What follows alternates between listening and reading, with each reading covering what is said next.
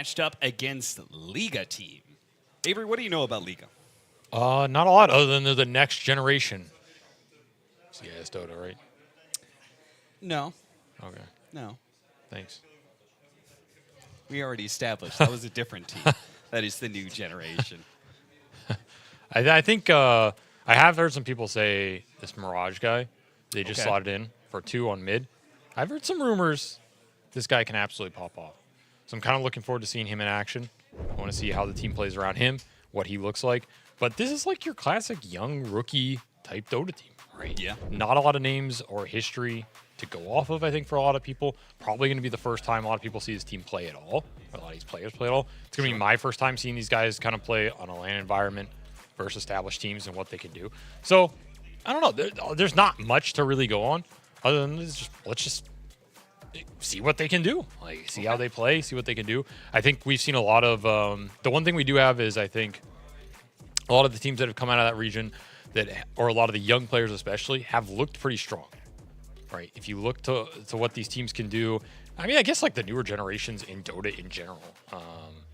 If you look at these 16 to 18-year-olds who have joined teams and come out and how strong they've been versus a lot of the quote unquote veterans of the scene, it's been pretty good for them. Really doesn't seem like, we put a lot on like, the LAN environment, the pressure that's there, but it really doesn't seem like too many of them really falter under that limelight. No. Which is kind of interesting. Maybe that's just different in esports where, like a place like Counter-Strike, right? Where momentum and emotion and that sort of thing seems to matter a lot more. When it comes to Dota 2, it seems like these guys are able to just, step up to the plate and still perform rather well. But of course, we just saw Aurora take on MOUZ in their opening series of the tournament. And well, they did it both ways, right? In Game 1, they took over the game nice and early and kept MOUZ out of it. In Game 2, they managed to make a comeback, so they kind of thrashed MOUZ on both sides of the table. They look pretty solid. I was I don't want to say overly impressed. Like, they weren't the cleanest games. I don't think it was up to the potential of what that team can do. But for a roster that has pulled players from another region, another team, and slotted them in and got a new mid player on top of that and kind of gutted the old squad. And they're showing up on basically first big LAN of the season. And considering our complaints or criticisms of some of their I think it looked pretty good. Good place to start. Yeah. They had a lot going for them, and they played a lot of different heroes, wide variety of style already in those 2 games. So promising. Yeah, very promising. And take a look at the Liga team. Bunch of young guys who have not seen much of the stage. We'll see how they perform with the spotlight on them against a more veteran team. Of course, this Liga team, you have a lineup that is, again, very new, but they also have an older name as their coach, who I believe is No Fear, who's been around the block for quite some time. But their lineup of Violent, Mirage, Alberca, 1J, and Pantomime, I think probably the guy who's been around the most, maybe Pantomime? You've seen him for a few years. A little bit.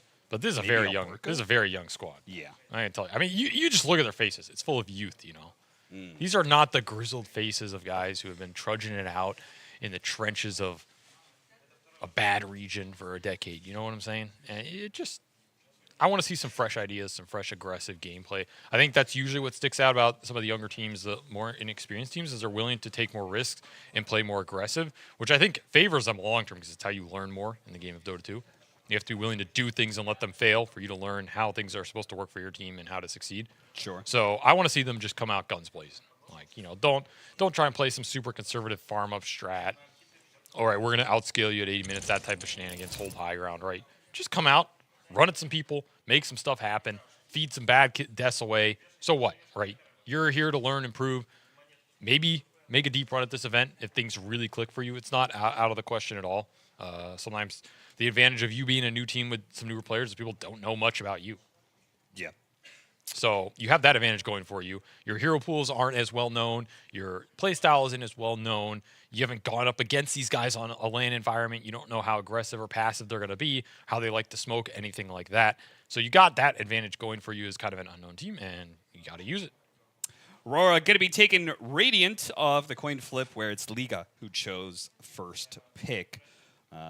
Again, what would you say the If you take first pick, what are you looking for out of that?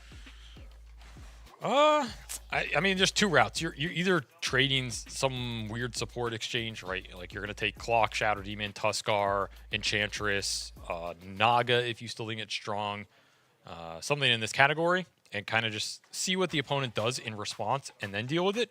Or you're going to come out and just assert a dominant core that you think we play so well or we think is so broken you can't do it. You guys can't beat our Beastmaster. Exactly. Beast, Bristle, Visage, Furion. I don't know. Maybe there's some other like weird carries that could make it up there, though we haven't seen a lot of them. Love how everybody Storm. still respect banning the carry Phoenix. No matter what, man. Yeah. It's a comfort thing. You're early on in LAN. You don't have a lot of game history to go off of, so just ban comfort. I will be curious if Storm Spirit makes it through, because that hero did not get through in the last series against Nouns. Yeah. Aurora banned at both games. That's a hero that could slip through here. I don't think Aurora are too keen on taking mid early for Abed. I don't think it's going to be straight up their alley, but I mean, it's Abed, so you could just pick him Storm Spirit, and like, what's he going to do? Yeah, nothing Sunbeam he could do. Take a page off of Bulba's book. Look at me, I'm the Bulba now. It's also one of Mirage's favorite heroes, so exactly. That's why I highlight that hero, and bam, take it right instant away. They're like the smiles all around, like we got him, boys. They left the storm in. Fools thought they were going to be able to get it for Abed. No, you're not in NA anymore. You don't have Bulba as a coach. You're not getting this storm. There is no high demand mid that counters Storm Sphere right away, right? Like you don't have a hero that you are instantly going to be like, oh, we got to take this right away, right? I think so you don't worry about your mid. The Puck Invoker bans were guided at this. I think both of those have tools to interact with the storm. They're not going to like that. They're not going to shut him down completely, right? I don't think any real storm player cares about anything, to be honest. But they're okay. Like you have Dreamcoil, you have Mana Burn. Tiny is the other. I mean, this is the classic, right? This is a very good matchup. Like Tiny does own Storm.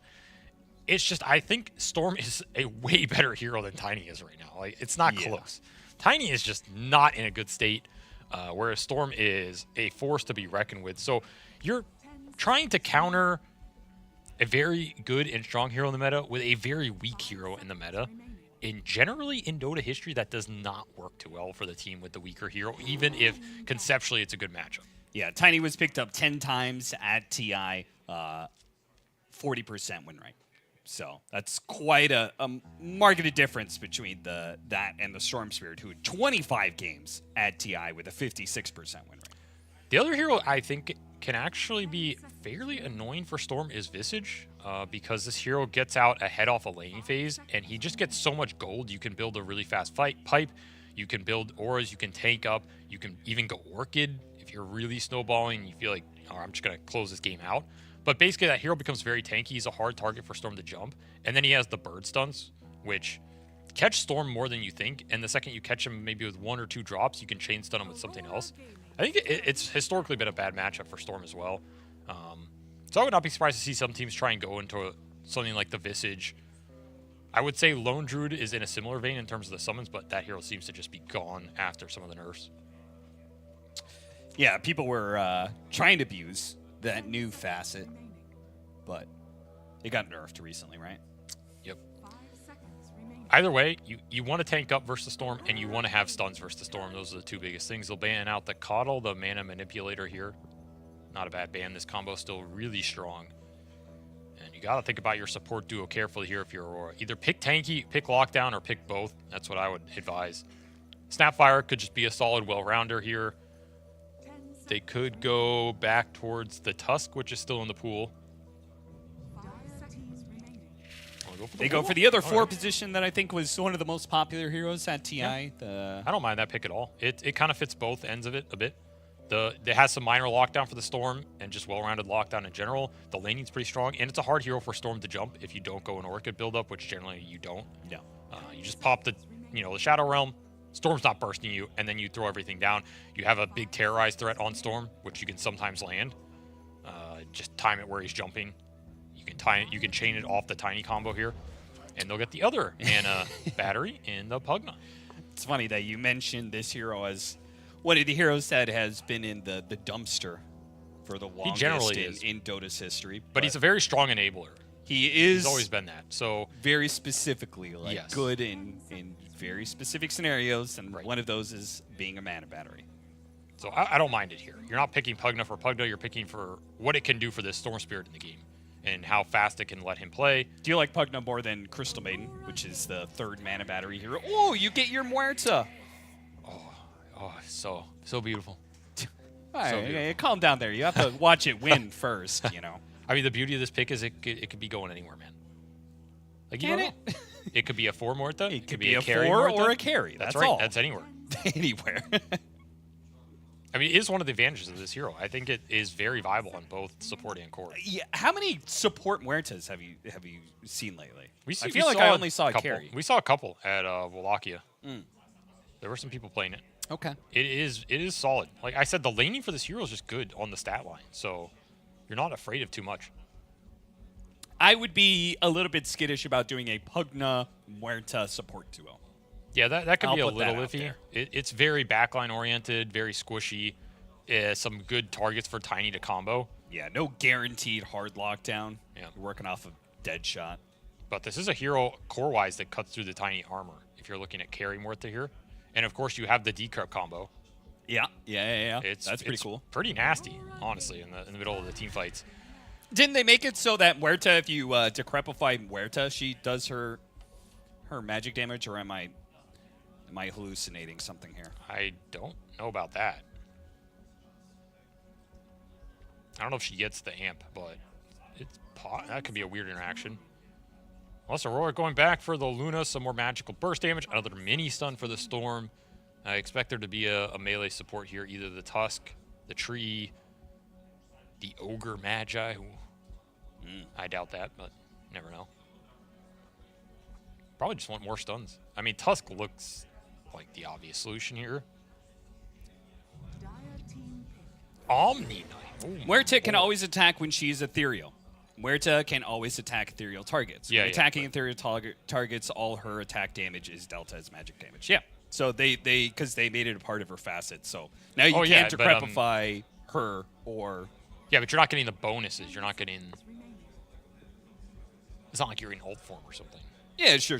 Yeah. I just meant that you are able to do magic damage Yeah. on ethereal targets. That's no what I'm saying. matter So Pugna can decrep her in the middle of the fight. And it's just purely good. Yeah. And he can decrep the Luna, for example, and Muerta can just shoot the Luna. Yeah. So it's nice all the way around. Though now you have this Omni Knight who's going to go in and give you the magic shield and the repel for some debuff immunity, mitigate some of the Muerta damage, throw some GA in the middle of this. It's not the greatest GA game, to be honest. You're mainly picking it for the repel here. Just buff that Luna, let him frontline. It's another tanky hero and a sustain hero that the Storm has to fight through. So I kind of like that idea. They felt like they had enough stuns between the Tiny, the Dark Willow, and the Luna that they didn't need another one. They are really trying to make this game hard for the Storm. They're picking a lot of tank, a lot of sustain, a lot of HP for the Storm to get through, and then a lot of little mini stuns to try and abuse him outside of that BKB. If you go, I assume we're probably going to see a Helm of the Overlord, but I'm just saying, if you go Aghanim Scepter on Beastmaster, you have really all-in on magic damage. If you get an offlaner that buys a pipe on Aurora, combined with an Omni Knight who's giving you tons of magic resistance. It's pretty scary. Yeah, there's not a lot to do to fight around it. This might be in a position where you actually want to just play the Muerta on the 4 and create a strong lane with the Beastmaster, give him a good start. You can do a little stacking and then just pick a physical damage carry. Some like Chaos Knight type hero or something. Yeah. We haven't seen a lot of CK. I mean, Alk could be interesting. Oh, yeah. Alk has been quite a menace lately. I also think Spectre could be interesting. Ugh. This hero is... I'm telling you, someone's going to play this hero at some point. This Bloodthorn buildup is... It is really obnoxious to play against for these backline support. You just get insta-bursted. There's nothing you can do about it. It would be a way to insta-burst this Omni Knight, but it's kind of an out there pick. Yeah, there was 2 picks of that hero at TI and 1 pick at PGL Wallachia, so... Yeah, but that doesn't mean some of the stuff isn't viable, right? It takes time to come into the meta. I mean, TI definitely would not have had this hero. I think the meta shifted a decent amount, that it's more viable if you're not afraid of getting pushed down. 5 seconds remaining. They banned the Tusk. So they think it's the carry Muerta here. They feel like they just got him with the Omni Knight. They're locked into the carry Muerta. And like, haha, what are you going to do into this repel that you can't deal with? Nothing you can do. They did have a Brewmaster option, which is kind of a classic Omni Knight counter. They opted for the Beast instead. They went the BKB lockdown. Inner Beast Aura is strong with the Muerta carry, which might push it that direction as well. So they go for the Morphling. Yeah, I mean, Doom Ban, that was a huge signal for this Morphling. Of course, they have the guaranteed pick, so it doesn't really matter. And they will put that Muerta support. I think this was the correct move. Some magic damage coming out from the Morphling, but of course, he can steal the Omni Knight spells. You can even steal the tiny spells. They're not bad in the mid game. And it gives you that big physical right clicker that's going to benefit a lot from the Beast Auras here. You could even go the Vlad's build up on the Morphling. I wouldn't mind it this game. Looks pretty solid. I like that build up a lot. And I mean, it just rounds out the lineup a lot more and makes this Omni Knight's job a lot harder. It's also a hero that can go in and pseudo assassinate this Omni Knight if you really need to. So put some more pressure on the Aurora lineup here to come up with something that can threaten both the Storm and the Morphling. Particularly the Morphling. I mean, what is Jabs going to play here? The offlane Ancient Apparition, is it time? Other counters to Morphling? Axe? I don't know about that. Axe into the Pugna Muerta sounds pretty miserable here.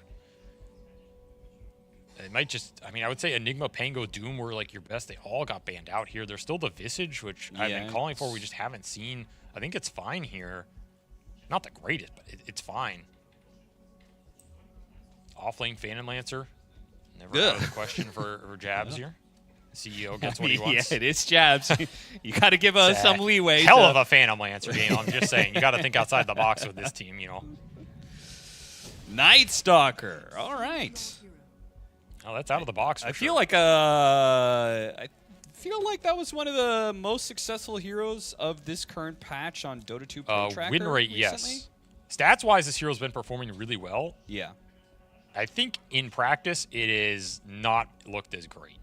Okay. That's my read of it. Something just doesn't pan out for him as well as it does in some of these like random pub games, I think. I'm not sure exactly what it is. It's just he can feel a little clunky. His scale isn't the greatest. His timings are a little awkward to play around, but if you can hit them and this hero can do his job, he can go in there with the AoE silence and really make Storm's life hell, really cripple this Morphling. The facet with the vision can be super annoying. Like, there's certain things this hero does that can make your life miserable, particularly for some of these heroes in the legal lineup, like the Pugna, like the Storm Spirit. It's not the greatest Morphling answer, but it can kind of just ignore the Morphling, take everybody else out of the fight, and then what's left, right? So I think in that sense, it works. It gives you vision to protect the Omni Knight as well. I don't know if it's the best hero to play through with the Luna, because generally this Luna, you want to get to your item timings and then use those timings to force objectives. Like, you hit a BKB on Luna, let's go Roche. Oh, well, it's daytime, we don't have Dark Ascension, now we have to wait another minute. You end up in situations like that, it can be a little awkward. Like, Luna wants to go when she wants to go, and you have to be ready. Yeah, so but Luna makes it nighttime with Eclipse. That's cool. Yeah, that is, yeah. You got me there, I guess. You got a little window. You got two darknesses. I mean, they banned the Phoenix, so they they're using that ban to their advantage. That's true. Can't do anything about that, guys. The Phoenix is out of the pool. And interesting pick. I will say though, just overall, I am enjoying these drafts and the games way more than the TI. Not the fault TI. Okay. But I think these games and this meta so far has been a lot more interesting as a viewer. You think it's a lot more open? There's a lot more opportunities for weirder picks? Like them picking Night Stalker here, I don't feel like this is, why'd you pick Night Stalker? They're going to be going high ground with the Horrors at 20 minutes, dumbass, you know? It's like, I don't feel like that. It's like, I could see this work, you know? I can see the idea. That you back on the panel. I like to hear that during the TI draft. What, we call someone a dumbass at TI? Dumbass. I would have said that. If someone had picked Night Stalker this last TI, imagine you're in a grand final against Liquid with their Visage, right? And you pick Night Stalker. You are a dumbass. Like, what are you doing, you know? There's no way around it. You can't argue against that. But here, you have some more room to work with. I can kind of see some of these picks being viable, or at least the pathway to victory. I don't see you getting run over so bad that these picks are just completely ruled out. I think that's a much better place for the game to be, from a viewer standpoint at least. You know, maybe the players are like, oh, well, I'd rather just be able to run a team over with my laning dominance and have it end in 15 minutes so I can go get some coffee and call my wife. But, you know, of course, Dota exists for the viewer, not the player. Of course, of course. Any weird facet picks? I mean, there is the Blinding Void for the Night Stalker. This is the one that I think is the most obnoxious. Just debilitate that vision. Remove saves as well, so you're not going to be able to decrep save somebody if you don't go on the Pugna. Like, if the Morphling gets isolated, It's pretty hard for Liga to deal with. It also is an insane amount of extra damage. Yes, I it feel is a like decent amount. people do not fully understand how much better Blinding Void is on just a damage aspect if you can get that extra part of it. But pretty standard facets across the board here. Everything you would expect. Huh, be cool to see how these heroes work out. I'm looking forward to seeing some more Muerta in the meta. I think this hero's really strong, so I'm gonna back the Muerta here. All biases aside, but I'm curious to see what Jabs can do with this Night Stalker. Not heroes that we've seen for a long time be popular in the meta. I'm not saying they're necessarily popular now, but could definitely find their place. Did Liga get 3 bounty runes there? Is that what I saw? I believe so, yes. They have the gold lead, so not often you win the bounty rune trade with a Morphling. Yeah, you get that. Oh, never mind. It was a 2-2 split. But either way, it also means we're going to be starting off daytime in the first 5 minutes. Night Stalker versus Morphling. I feel like this is not going to be the most fun laning phase for Night Stalker. But we'll see. Mid matchup, Mirage versus Abed. Abed is, of course, already warmed up from the series against Nouns. Ooh, rough first wave for him. Yeah. Got did forced not into go the well. tower. He has high base damage, but that CS just didn't line up at all. Q in trouble to the level 1 Morphling. Take a shadow run. I think gonna get run he's down. still dead. There's no way out of this one, I think, right? I don't He think got a he's little dead. bit of heal. But this is I don't know. Panto could drop the blast, and he's got a It's couple close. hits. Oh my, he is. Oh, it was so I mean, he's close, dead. but You he's can't- dead now because there's nowhere to run to. Panto, unless you could do a little loop around here. Okay, yeah, okay. yeah. Panto's got a creep wave coming in. He's going to take too much damage if he Really goes for bad that. trade, though, for Q. It does alleviate some of the pressure on Jabs early portion of this lane. Not often you're getting aggressive at level 1 Morphling, though. Yeah. That is a rare sight to see. Then our off lane for Liga is a Muerta Beastmaster lane against a Luna Omni Knight. I think Beast should free farm this. I think Muerta just... You can't trade here with the Omni Knight. Spells are too strong, too much mana to deal with. It's just going to be a pull and farm lane for the Omni. Luna get the stacks up later, but Alberca should free farm this, and 1J, you get a Lotus here, you maybe have some roam potential. You could gate top as well during this early daytime. So the other thing you have to consider with this Night Stalker facet is you're not taking the other one that's going to force the early night. So you do have some early wiggle room to abuse him if you can line it up. And mid so far, very even. There's one player in the world who knows his Storm Spirit matchups. It's that man right there. Who's dying first in this game? Give me your bet. Who's giving away first blood? I'm just saying, Q already almost died. I feel like that's a pretty safe bet. No, I don't think it's gonna be Q. I'm betting it's Q. I think it's gonna be Omni Knight. What? The Beast. It's always the Master one you Muerta? least expect. What that makes. What if nobody dies? What if this game just goes 50 minutes, 0-0, someone's throne explodes? I feel like that's the same odds as the coin landing on its side. Right, which sometimes happens. Great point, Austin. Lotus for Jabs. He's finding some farm in this lane. In fact, top CS on the team. He's very happy. Yeah, wow. This slate has gone way better than... I just don't I think they expect can to do pressure just- him. Like, what is Yeah. Pugna Morphling lane? It's not really a... There's no real synergy on the lane. You can pull and farm and, I mean, get some right clicks in, but... Night Stalker's he's a high armor region hero. He's not the easiest offlaner to bully. He can't necessarily do a lot of his own to pressure the lane, but difficult hero to force off. The downside of Night Stalker compared to a lot of the other meta offlaners is he just doesn't do Ancients. So you have to make the aggression work. You have to find the early kills and make sure that he can stay on the lane. Like maybe the I lane's guess not I just perfect. figured if you're also not pressuring Morphling in the first 5 minutes, he should have higher base damage than you, right? NS has pretty high base damage, but yes, I could see a world where Morphling out CSs you a decent amount, but it's not happening. Night Stalker continues to pull aggro and get the job done. Pulls are also going into this large camp for Aurora, which they should be super happy with. True. Oh, dance for the range creep. Dire structures are falling. And here's Careful that there, Omni Knight Carrie. death. Careful there. I'll tell you, Don't let Avery be right. no, it's okay. You can die. This is not a weak lane. Oh, No, it's the mid lane. You know, my second guess was going to be Storm. I just had a feeling. I didn't say anything because I felt like that would have sounded stupid, but I feel like this is like the draft where the hero gets picked up and you're like, oh, of course it was going to be that. no, hero. I swear. Okay, if you die now, I mean, come on, man. Like, come on, man. Could have just helped me out there. If anything, it's TA 2000. Taking a hefty amount of damage. It's a strong lane, though. Yeah, it for is. Liga. It's just not an easy lane to trade into. Tower is under attack. Which is why maybe you shouldn't even try. Just play defensive. Nighttime approaches, which makes the Luna and the Night Stalker whole lot Rotations to stronger. bottom, and Abed will help pick up a little bit of the slack there as 1J got aggressive, but can't seal the deal on that Omni. He gets some help on mid. He, in turn, helps the side lanes. It's, you know, a beautiful process of a helper around.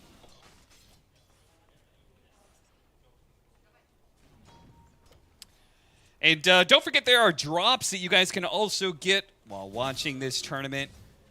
And there's a winner right there. Wolfrost got the Fiery Soul of the Slayer. Congrats. That's an old Arcana right there. A true classic. True. That's going to be something to look out for right there, that interaction. Trying to get the silence on the Morphling, sneak up on him, get the silence before he can morph into strength. They tried it there, they failed. We're able to get the strength morph off before the silence. And it is going to be the Helm of the Overlord build for Alberca. There's not a huge amount of stacks on either side yet. I expect this to be a game where probably both teams rather slay than stack. On one side, you have this Storm that you'd like to snowball through. On the other, you have this Night Stalker who, like I said, he's not going to go do Ancient, so No. kind of want to kill with this hero. Either make rotations or rotate to him. One thing to consider here for Aurora is how much do you commit towards trying to gank the Morphling versus keeping bottom lane secure versus the Beast who's going to start pushing you in.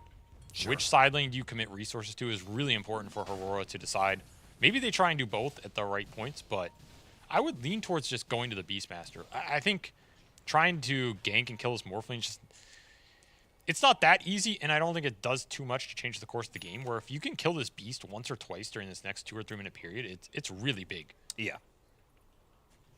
So I would not mind seeing the Night Stalker go to the Beast lane or the Tiny go there at least once in the next few minutes here, and just kill him, keep the Luna on the lane a little bit longer. Plus, I think it's harder for the Storm Spirit to counter-rotate on the Beastmaster lane, right? Like, if you were trying to dive a Morphling, you can't kill him fast enough. Storm's really well set up to counter-rotate. and Yeah, that's punish you, true. right? He could just TP, jump on you. Pretty annoying. Whereas if the Beastmaster is pushed pretty deep onto this lane, trying to pressure the tower, which he likely will be doing. Dire's middle tower. It's going to be the Storm making the first rotation here. He's swinging behind. So Aurora just abandoned this lane. Say Okay. they don't want to bring resources to it and they don't want to fight it. This will concede the tower, which then begs the question, what's the trade-off on the map? Are you going top to do the same thing? The trade-off will be some mid-tower damage. You're not going to be able to convert on this, though, especially into amp damage on Mirage. That was a deadly rune. So another reason Aurora decided to maybe concede some of that map movement, though they did come back. And I mean, that mid-tower pressure got the Storm to TV back, which allows them to go back in this bottom lane. Yeah, I think that was just a spur of the moment. Hey, he got an amp damage. If they really want to try and force it in bottom lane, we should not. And We denied should just Arcane. full on get out. But this is Liga staying on all 3 lanes effectively, right? They're getting farm on all their cores, which is kind of what their lineup wants. And this is the first nighttime interval that not a lot of action for Jabs, which you can say is fine for this Night Stalker. It's not an end-all be-all.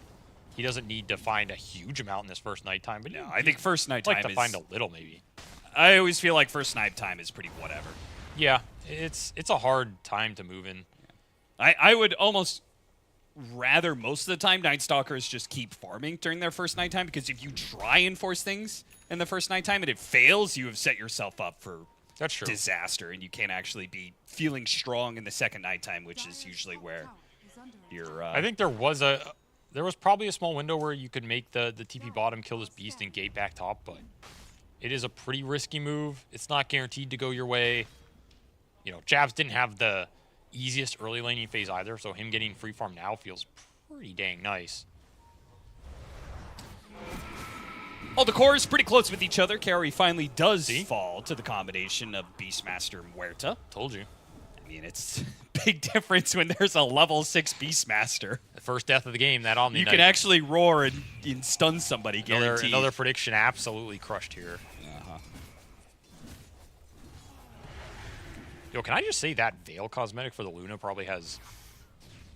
It probably has more polygons in it than the entire Morphling model. That is a high-definition cosmetic. Very nice. Hey, don't forget to follow the channel. Back to the game. 10 minutes in, 2-1.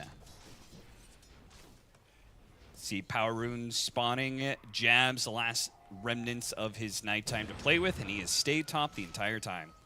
It's going to be Illusion Rune bottom for Mirage. And just farming up the Tiny. Get some hard camp stacks going. Power Runes really haven't gone Abed's way, but I mean, what can you do? Take what you can get. Another Illusion Rune into the bottle of Mirage here. I mean, he's gotten 2 of the 3. The other one got denied, but he hasn't been able to find any early kills. No extra Galvanize stacks for him. Very quiet early game. Yep. Which honestly, I don't know if Aurora mind. Not because they're Aurora, but I think their early fighting power isn't as good until the Tiny's online. They're willing to make a move. Level 9 on Abed. I mean, he has the nukes up. Really would like to just randomly run into this Morphling on a random neutral camp and chunk him down. Did end up going that Vlad's build, which I think makes a lot of sense here. Will open up the Roshan a lot earlier. Combines well with the Beastmaster. Going to make that ball super strong. Lets you kind of just stand your ground and fight back versus the NS and the Luna later. I like this Blink Dagger choice, though. This second nighttime is going to be so scary for Liga. A Storm Spirit, Muerta, Pugna, and Morphling. If you get blinked on and immediately silenced by a Night Stalker, there isn't really any counterplay for you. Okay, There's but no save heroes. Could go Midas. He could go Midas and see if he could get a Blink Dagger in the next 4 minutes. I'm just saying, he could go He Midas. hasn't bought the Blink Dagger yet. You know, yeah, He's thinking about he it. could be getting that charge up right now. It could be ticking. By the way, his tower's just gone to the Pugna. So, Panto doing some work. And won't get punished for it either. In fact, he may even find an opening to kill the opposing support. Q not going to die quite yet. Oh, here comes the Night Stalker. The darkness is going to be used.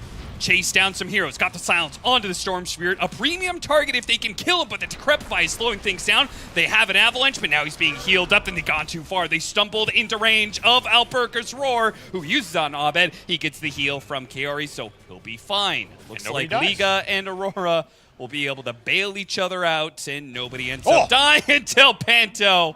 He separates too far from the herd, and that's when Jab strikes. But his nighttime is worn out, and he will pay the ultimate price for that kill. Slow down, tries to buy a little bit of time with the GG branch drop, but he will finally fall. Man, he had almost 3,000 gold in his pocket on that death.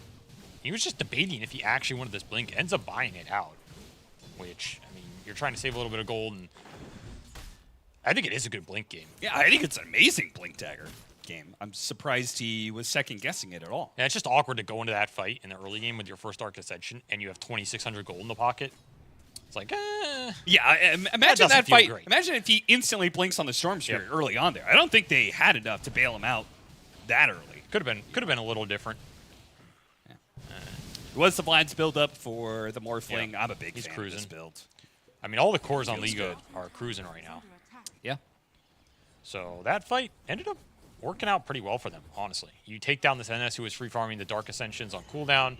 Alberca gets involved. Now he has that drum plus the helm. He's just going BKB, so no Overlord, but he's going to be really strong in terms of the auras. This ball is going to be rally. Good. Yeah, they are battling these towers, man, between the Pugna Blast, which has been leveled up, and these boars plus rally plus Yeah, the extra Pugna comes drum bottom. aura. I think that tier 2 is...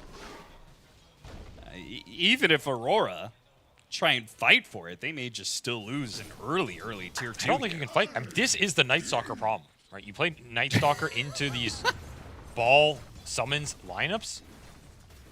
You have no choice. You have to Tries to get the deny, doesn't manage to get it and blink away. Okay, so. that is I don't know what we're doing there. Like, that's unacceptable. But I'm serious. There's no way. Unacceptable. There's That's no strong way. language. There's no way you let Jabs do that. Like, it's a lot of gold. He had darkness, though. It's darkness and you're going into a nighttime soon. I I- understand Liga It's a matter of and their principle. caution. It's a matter of principle, man. Like, you can't let him get away with that, man. Well, sometimes Where do you draw the line? not during nighttime. Or you're just gonna do Roche, let him walk in the Roche pit, and just take Roche in the Aegis? Like, where's the line? You got to draw it somewhere.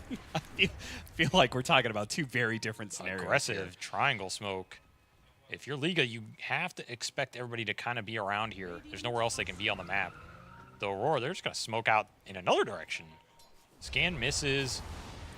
I feel like you were talking about there the equivalent of being at a club and seeing a guy talk to your girl versus like actively trying to kiss her. You know, I feel like those are two very different scenarios. You know. What are you talking about? What are you Just gonna talking let him about? do that, bro? Just gonna let him talk to your girl like that? I don't know if we should be bringing up scenarios where there's going to be, some beef involved right now in the current Dota environment. That's true. That's a dangerous prospect. It is. Another tower push. Combine the ball, put the blast in, and bam, your tower's gone. No deny for you, Jabs. Even during nighttime, No last they're did either. giving up towers. I feel like second nighttime. Surely that's where you draw the line. That's where Aurora draws the line. I mean, they have their No blink further. tiny, too. They tried to make this smoke. It didn't land on anything. Now they're kind of just grouped around TA2000 mid, inviting the fight. Will Liga take it? They're going to smoke another 2 5-man smoke. Just going to run into each other.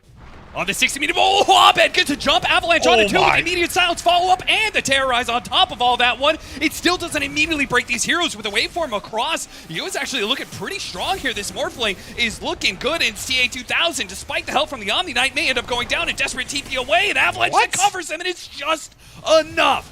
Gary will die, but he has sacrificed himself to keep his carry alive. How does he live there? And how did that not go so bad for Liga? That initiation looks so good for Yeah. Aurora, but it didn't mean shit. Oh, well, apparently this Night Stalker did 200 damage, so I guess that's how it didn't go bad. He literally did nothing, apparently. It's just the damage from his silence, or what? How's that even possible? That's got to be bugged. If you can see it a replay, Storm Spirit, okay, jump to the back line, hit that Pugna. Punish him for trying to bail out the Storm Spirit and can't quite get the kill. He heals up before the toss damage hits him. Okay, for now, Jab's going to use his shard to heal up a bit, give him some extra mana to work with during this darkness, but things are not really going according to plan for Aurora. I'm not gonna lie, man. I feel like that Night Stalker Midas sounding real good about now. You know what I'm saying? That's true. It's sounding real good right now. You haven't gotten any kills. Man blinks at the fight, silences like their entire team for 5 seconds, comes out, your carry's almost dead. Wish you got that Midas right now. As Liga, they're just gonna head straight into Roche. Like, all right, if you can't kill us, we're just gonna keep taking objectives here. Ball's too strong, man. Ball is too strong. Not enough damage in the tank for Aurora between this tiny Night Stalker. You throw out all these spells, and it's just kind of whatever. The Pugna helps you walk it off. You have Vlad's Aura, you have this Helmet Dom. Heroes are kind of tanky. Yeah, you're able to keep your own Luna alive with the help of this Omni Knight, but it's not winning you the fight right now. Need more damage to pump out here if you are Aurora, as this game is starting to favor Liga and the tempo they're bringing behind this Beastmaster with the Vlad's Morphling. They're going to play fast. They're going to continue to take objectives. If you can't take that 5-on-5, yeah, you can split the map, but NS generally is not that favorable at that type of game where you have to just split the map and kind of farm till later. He's not the best at it. 4-4, 2,000 net worth lead for Liga, who have full control of this game at this point in time. With the Aegis, we'll just see how much they can get during this window of time. Jabs, though, is split push to the other side of the map, has taken a tier 1 tower. This smoke from Liga is not finding any purchase quite yet. Yeah, there's been a lot of heavy committal smokes in this game. A lot of 4 or 5-man smokes. The upside for Liga here is they're making them while they're either making them into objectives or taking one. Yeah. Lose a little ancient stack, but that wisdom room goes. Come on.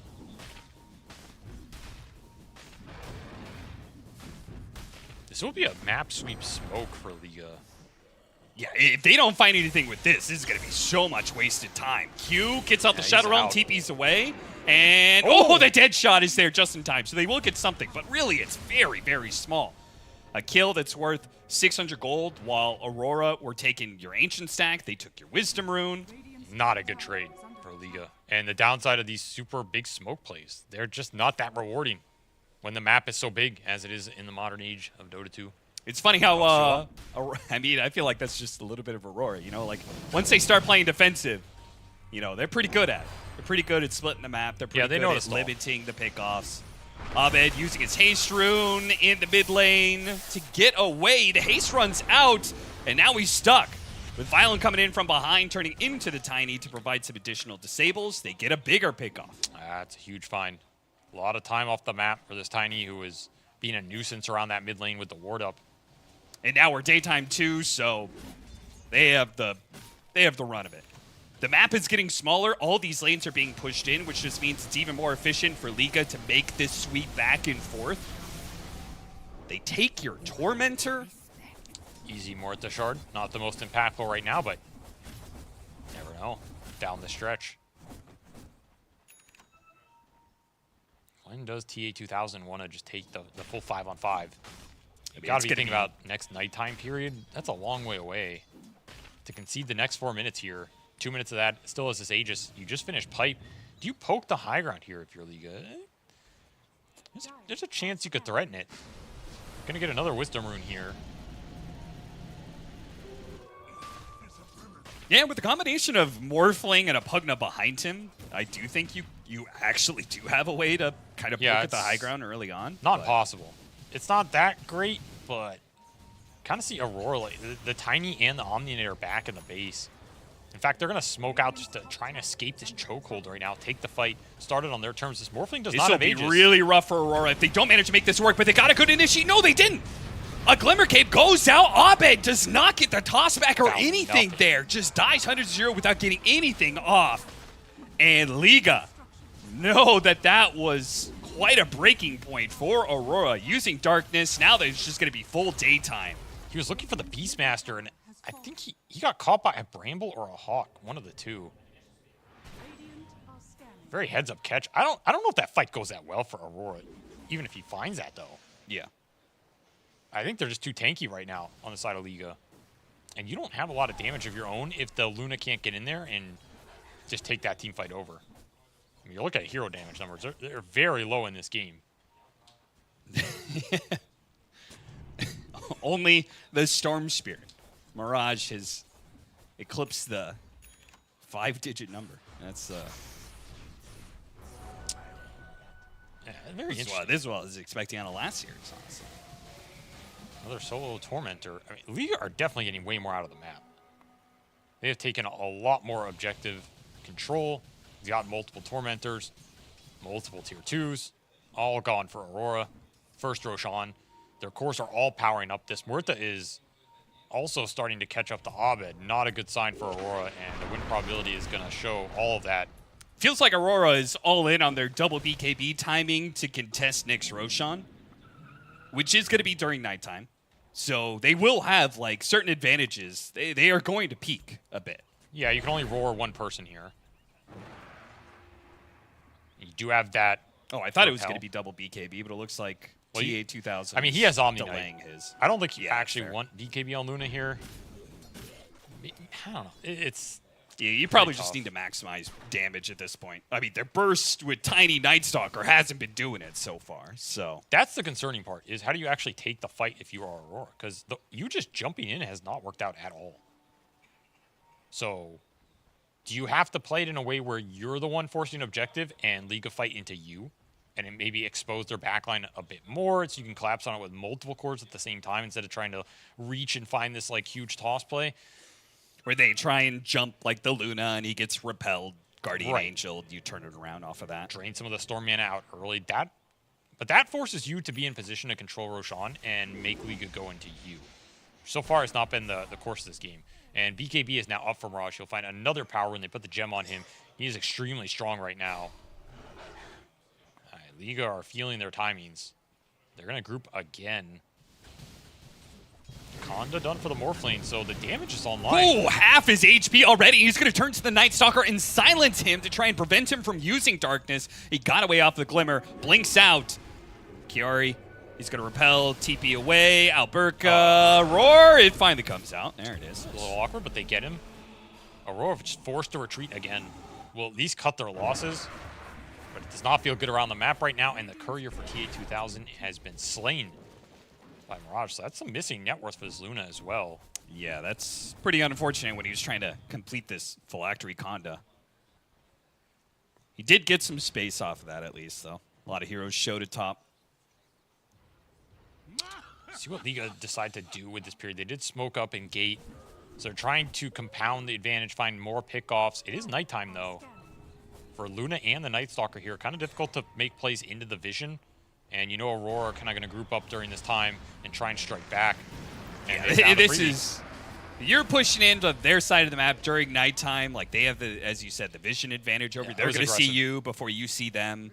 Very tough time to make aggressive moves like that unless you're playing around an objective where your vision's already set up. That's just not the kind of play that's going to work. Force you back to your side of the map. You got to think about next Roshan here. You need to put an Aegis on this Storm or Morphling if you think he can go higher on with it. And if you're Aurora, I mean, you gotta contest that. You have your Conda on the Tiny. You have a lot more damage than you did in those earlier fights. And you have your BKB Night Stalker, so if you don't want to commit a Roar into the Night Stalker, in theory, he's pretty strong, capable of taking out one of these supports on the backline at least. We did see the Morphling damage. It's going to be a decent threat into jabs. A lot comes down to the jump. Thanks to the mana battery, Mirage is always able to stay on map. Yeah, this top lane is the most important lane on the map right now. Both teams want to get this lane in as Roche respawns. And you looking for the BKB. I like this.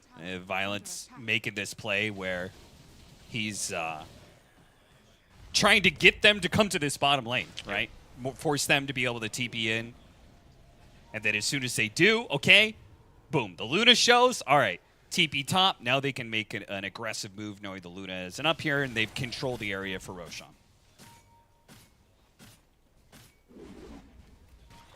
That'll be the level 20 for the Luna. Nice little talent to pick up. I mean, Kaori's not going to get a lot of XP in this game, but that is the way of the Omni Knight, the way of the Omniscience. Just got to get that one good fight with that one good repel. Push this Luna into position where he can deal the deeps as that Conda is online. Couriers respawn.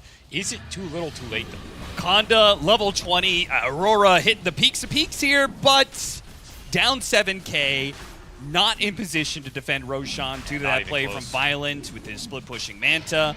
So they hit this peak, but they're battling into an Aegis. And a big net worth lead for Liga. I mean, Liga just had a lot of room in this game. Honestly, this lead could maybe be bigger than it even is if some of these MOUZ connected. Yeah. The MOUZ were a little clunky, but if they had connected, this lead could easily be 10 or 15k. You could be looking at racks. I mean, they've just had a lot of room to operate. There's not a lot of pressure on them. Rather defensive game from Aurora outside of those 2 attempts they made with the Night Stalker that just didn't work. Maybe that's forced them in a position where they feel like they have to farm for a later timing. They are going into this, it feels a little similar to that game 2 against Nouns where Abed, his moves early on weren't working, and so now he's just kind of farming away into later game timing. I don't know what, like, obviously with Furion, we all know Furion can look pretty good late game. I don't know if this Tiny is going to do quite the same. His Conda into Shadowblade build. Zero always has an impact late game. It's just not what it used to be.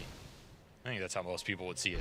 Yeah. Almost spotted him in time. Meanwhile, making a move bottom lane. Not good enough, though. Again, the Night Stalker struggling to pick off the supports. And another dead shot that'll stop another TP away from Q. That's some extra spell amp for the Muerto right there, just saying. Now, it didn't work for the Muerta. It's not going to work going for the Pugna either. Liga just doing a really good job protecting their backline, man. They have a lot of defensive capability. Multiple BKBs, 4 staffs, the pipe. Cores that can, you know, they have this BKB roar threat. that is going to shut the Night Stalker down completely. Morphling will just kill him in an instant.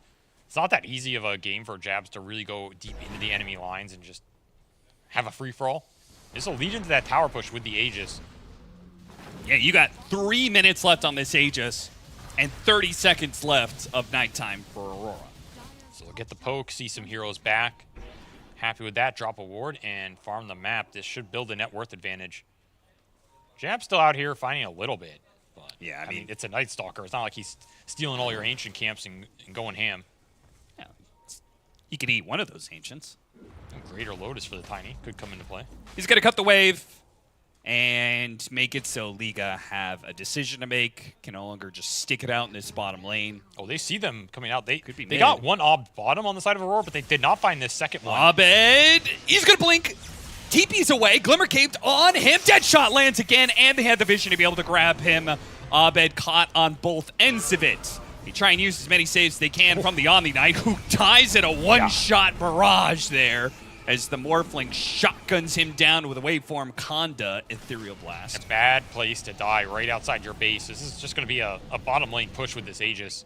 Get everybody back to full with the Pugna, and the wave is coming in. Jabs cut one of those, but he did not get the other one. So it's going to be delayed a little bit, but not by much. And the mid lane is also still pushed in. They got that illusion rune. That's a nice illusion rune for the Morphling. These are just going to go top and kill that wave.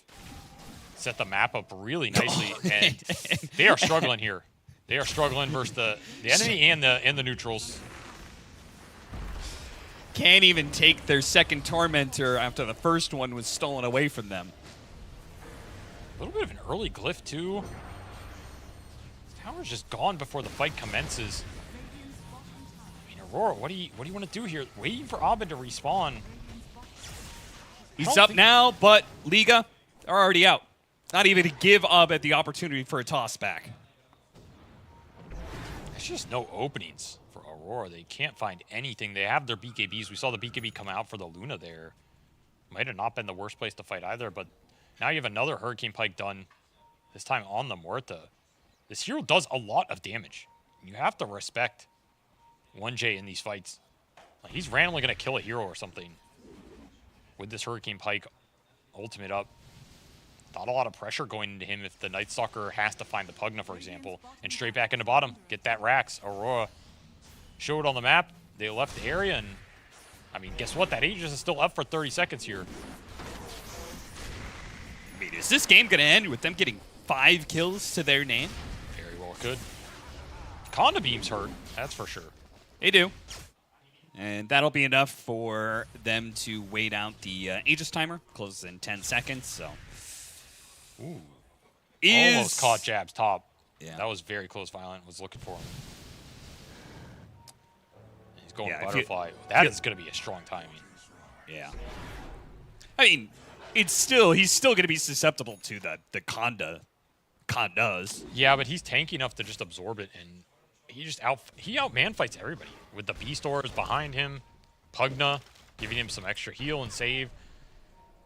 Like, you have a chance to burst this Tiny with the to burst the Morphling with the Conda Tiny going in and like a beam, right? That's a lot of burst damage. That's the combo you have to worry about. But outside of that, I think Violent's gonna tear some people up here. Yeah.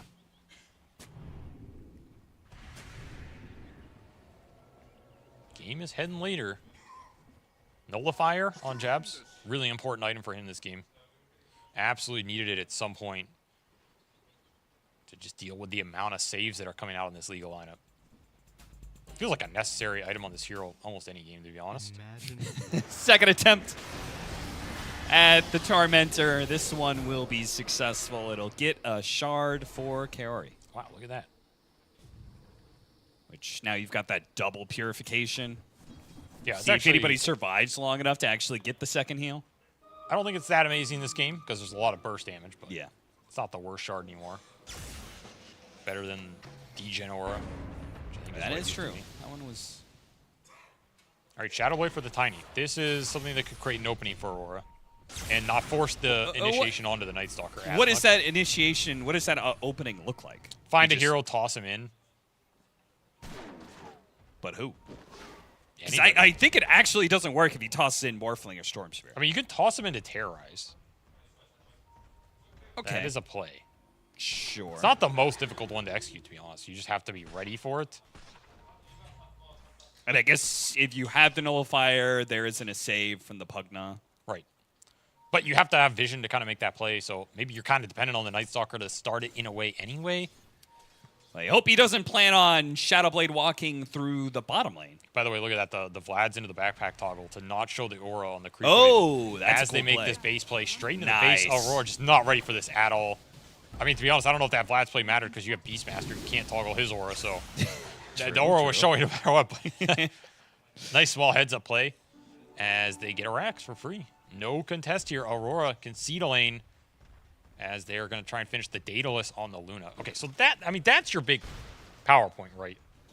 Like at this point, Is it? I feel like the Conda is the big power. Yeah, but the and then Conda plus the nullifier, and then the. Okay, yeah, but you know what I'm saying. Like, from this point onwards, the damage is not going to ramp that much more for Aurora. Kind of Okay. as good as it gets for a long time. The curve flattens out. So you really have to make this Luna pop now. Especially going into the next Roche. If you can't win a fight here in the next few minutes, during this nighttime interval, these next 5 minutes, maybe the most important 5 minutes in the game for Aurora, to get a good fight going off the Night Stalker with the vision, put the Luna to work, and try and turn this game around. Because the lead's continuing to build here in very small chunks for Liga as they build it up and up and up. Get more power runes, get more small items. Smorta's continuing to scale. Give them a little extra late game security and head towards that next Roshan. Radiant are scanning. So Problem this for- is the Roshan fight, surely. Yes, the problem for Aurora, though, is you lost this bottom lane. It's just going to push into you, and it's going to be annoying. I mean, you can just ignore it for now because you have tier 4s, but it's still kind of annoying. Almost level 25 on the Luna 2. Team 2000 would love that. Went for the Nemesis Curse. He's all in on the DPS. Rely on the Omni Knight to keep you alive. I mean, I'm just saying, if Roshan did a fast spawn, Aurora do not seem like they would be contesting it. Lucky for them, it's a little bit later, so maybe they can get to whatever they hope to be getting, if that's 25 on Luna. Is it possible they feel better about a fight where Liga have Aegis and are pushing high ground? I don't think so. Yeah. I don't know. Maybe more can go wrong.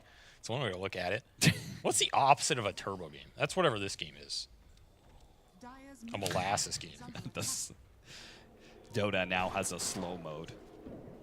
Yeah, you earn half the gold. Dire's middle tower. Whatever that name for that is, that's what this game. This has been a slow game. I guess maybe you just call it Aurora game. I don't know. Dire's middle There's turbo mode and Aurora mode. Sometimes this team just falls into this predicament. I mean, they're doing the best to claw this game back. Can't fault them. The 5v5 has just not been favorable for them since the early game went awry. They can win this next fight. Can definitely turn this game around. is under attack. A lot to get through in the 5-man ball here. Well, they are very clearly giving up Roche. So, despite That is your tough. That's tough to give up, your man. protests, That's really Aurora tough. say it's better for us to just Radiant make sure the game goes a couple minutes longer. They're just going to rely on this tiny high ground defense, which I understand. There's an argument there of even if they have Aegis, we can toss the first guy back. Yeah, that's a bold thing to bank on when you haven't managed to make it work a single time yet. Like, you haven't gotten a True. toss back a single time here. But high ground's are scanning. kind of guaranteed. There's no Hex or instant interrupt.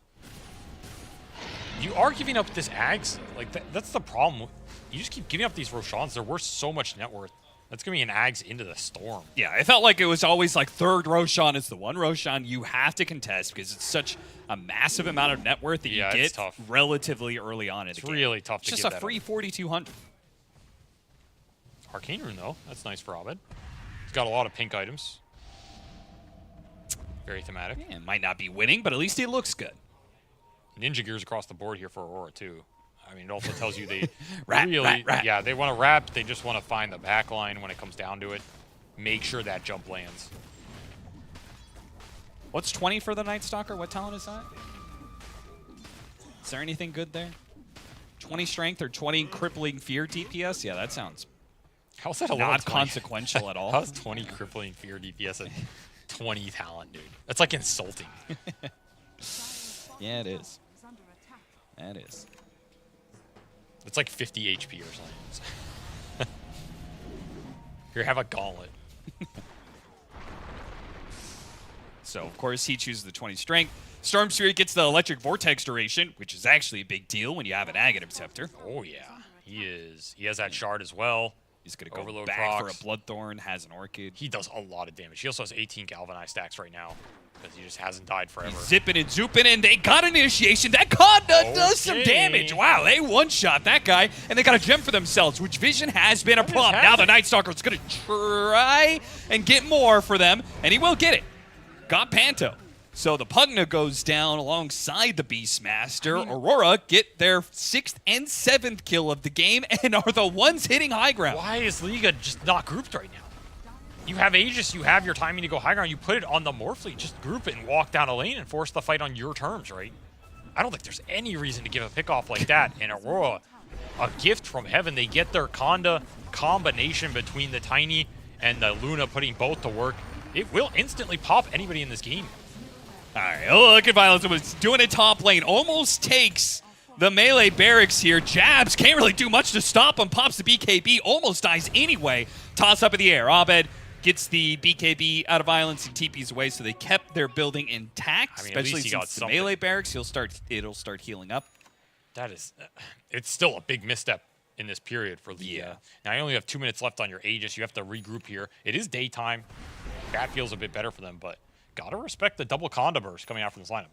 It's the one thing I think is still not going to be something that Liga has an easy time answering in this game. And Jab's almost up to another item. I mean, this game is not out of reach for Aurora. We've seen them claw back from worse positions. Oh, absolutely. Fresh BKB for Abed. You know, there's a lot of teams in the world that timer hits the 40, 50-minute mark. They're like, oh, damn, we screwed this up. Time to go next. I think for Aurora, it's, okay, guys, game has started. All according to plan. The warm-up period's over. Are scanning. 28%, I mean, that is... And it's That may as well be 90% for Aurora. It's an inaccurate judgment of this team in particular, their late game prowess.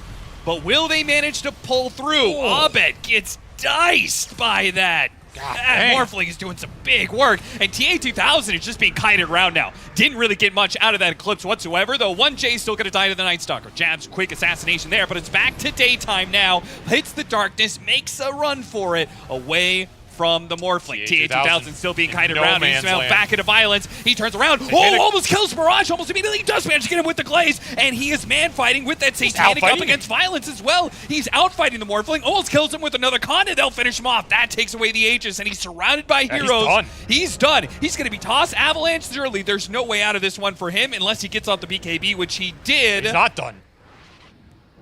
He's perfectly fine. I honestly can't believe he still had BKB up after all of that. I was assuming it was down. I also assume that. Held it the whole fight. Still a disaster of a fight for Liga as Aurora. 11,000 damage from Oh, yeah. He the Luna, did some 10 and a work. half from the Morphling. He It's did just carry versus carry.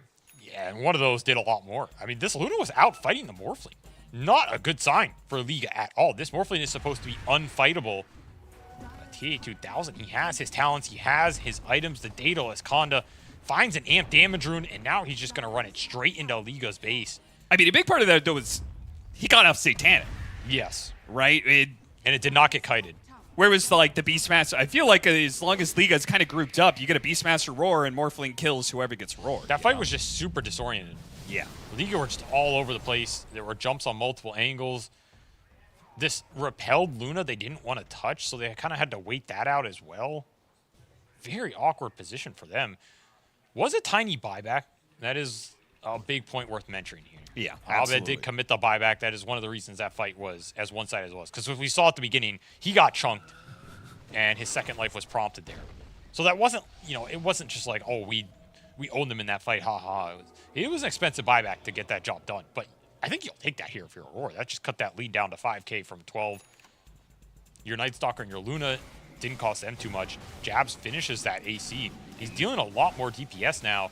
And the final item for TA2000 is he rounds out his true 6 slots. Boots be damned. It's going to be that butterfly. That is a slow Luna. My goodness. Yeah, he's not the fastest in the world, but the fight's coming to him mostly. That's one way to think about it.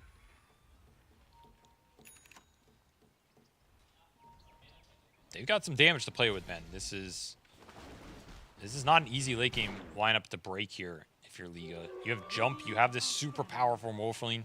He's also basically kitted. He's also repelling himself. So you have that. I mean, the Morphling is extremely independent. You don't have to bail him out or anything. Just what are you doing with everybody else in these fights? You might have to play more disciplined, too. Like, part of that fight was you took this Tiny down, and then maybe on the side of Liga, you're thinking, all right, this fight's ours to just take. We're going to roll them over. But they could also go into that fight, take the Tiny down, and reset. Yeah, I mean, I feel like they did a really good job of kiting Luna the first half of the team fight, right? And then they were like, okay, now we can kill her. And they were wrong about that. Yeah, so maybe that fight taught you some lessons. You take those into the next one here for your Liga and play a bit more disciplined, a bit more patient. It goes a bit better for you. As Aurora making an aggressive move during that nighttime switchover. Don't find anything. Liga take a very defensive position here. There's nothing to claim. Did lose that gem in the fight as well. Jab's happy about that one. Maybe this is where a little bit of inexperience starts getting to you, right? I mean, For you're sure. playing up against Aurora, who are very good at playing late game. It's their preference. You know, you start losing, you start fumbling some of these team fights, start getting scared, start playing super defensive and grouped up, which maybe that is what they should be doing at this point. Liga sitting on the high ground. Panto going to be spotted. Goodbye. He dies instantly. There goes your scouting mission. Yo, bro, go see what's down the hill. Report back. Death. That's what's down the hill. I don't know. Liga just have not found openings in the last 15 minutes, it feels like. woke up. Leave me alone. Something shifted in this game. 46 minutes in. I just woke up. Yeah. And now this next Roche. I mean, now it's looking like Liga are the ones who are just going to give up Roshan. Can they afford to? Well, we didn't think Aurora could afford to do that. I don't did, think and- they could. It's just they got away with it because that group up period with that Aegis was terrible from Liga. Yeah, it was pretty bad. Like, they did not group once with that Aegis in the end. Well, Gave up some bad pickoffs, never went the high ground. T2000 just forcing the high ground. Very casual. Team's not even here. yeah, I mean, with the tier 3, if he can finish off that tier 3, start getting those bouncing glaives. Hey, yeah, I don't think that's you stop. I don't think you can stop this anymore at some point. He's gonna Those back glaives up. are I mean, pretty- Jabs is literally showing bottom on a wave. Like, this is incredibly bold, right? You're basically saying we can win the 4-on-5 Yeah, because he has no way to get there. This is not a bot's Night Stalker. that is pretty. That's like a pretty bold gambit against the Storm Spirit on his. Yeah, base. I'm surprised that Liga didn't just jump that. At least see what happens. Maybe you don't kill anybody. They escape with a repel and whatever, but Yeah, at least like have a poke at that Luna, see if the supports show themselves, and you could jump on the supports. once more, it's Pugna scouting, trying to get the vision down. It's very awkward. We'll find Well, now it's going to be 1J instead, though he did manage to get off his ultimate here. So he doesn't die instantly, though he is caught in a bad spot. Deadshot, nice use of that one to push the Luna back, while Jabs runs into both Violence and Mirage. They'll finally finish off 1J, though, brambles, with man. 1100 damage crit. Make Can't short work escape. of the 200 HP left of the Muerta. Liga trying to get back. Abed ready to jump in with his Blink Dagger. Got the toss back. Avalanche onto the Morphling, though he did finish a Strength Morph. Barrage goes to the back line, catches a Dark Willow, and can't even finish him off. Oh, that Conda damage, man. And he runs into a Brambles, too. Pando actually has to give him a little bit of a heal there just to make sure he's going to be able to stay alive. Oh, Violence tried to get a toss back there onto Abed. Doesn't quite lay claim to him. So it's going to be a second lane of barracks. There is still a tier 2 up at bottom lane, but Aurora can take this and then back up and do Roshan. They try and jump in, manage to get the Aurora onto Luna, but that's not who they focus Storm, on. BKB. Storm goes to the back line without a BKB, got silenced up, and the Not Stalker is now going to die for it, and Violence cannot do the damage anymore to quickly kill these heroes. Couldn't finish off the Night Stalker. Can't finish 1J anybody. back down to the low ground, but he will be easily dealt with by this Luna. This The Luna, man. TA-2000 just standing tall underneath the glaze. They can't handle him. This carry is too big, too bad. You can't deal with it anymore. TA2000 having a perfect game right here. 10-0 on this Luna. Absolutely untouchable.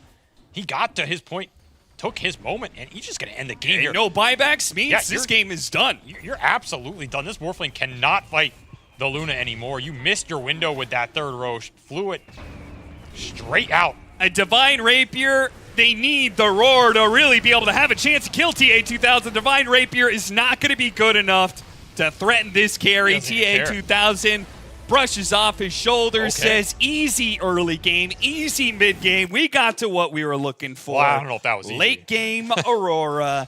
TA2000 closed it out, a deathless game. I don't know if that was too easy of an early mid game for them. I think they were sweating there. I don't know if that's a game they should win if Liga play that third Aegis to a better state. Like, if they just walk as 5 down that top lane, who knows what happens in that game. Maybe Aurora draw it out. Maybe they lose another racks, but they're still able to bring it back. I do think that game highlighted some of the strength of Luna. Like, if you can play behind this hero and get to the ultra late, hero's just incredibly powerful with the talents, the glaives, satanic buildup. If you don't have heroes that can kind of take that man fight without her being able to sit there for the whole duration, heal back up to full, becomes a little annoying. Yeah. Still, that was Liga's game to lose throughout and throughout, right? I don't think Aurora really made a good aggressive move for a huge portion of that. The early game was really rough. The mid game was not much better. This was one of the most demoralizing early game fights I've seen in a while. What an initiation that doesn't pay out at all. It just didn't do anything for them. At least TA2000 gets out here. The Omni Knight definitely proved his merit. Yeah, I mean, he bailed this Luna out a lot of times. I think Kaori played a pretty decent game, to be honest, given the position. This Night Stalker just felt impotent for the first 25, 30 minutes of this game. Was able to become a scaling threat, which is kind of interesting.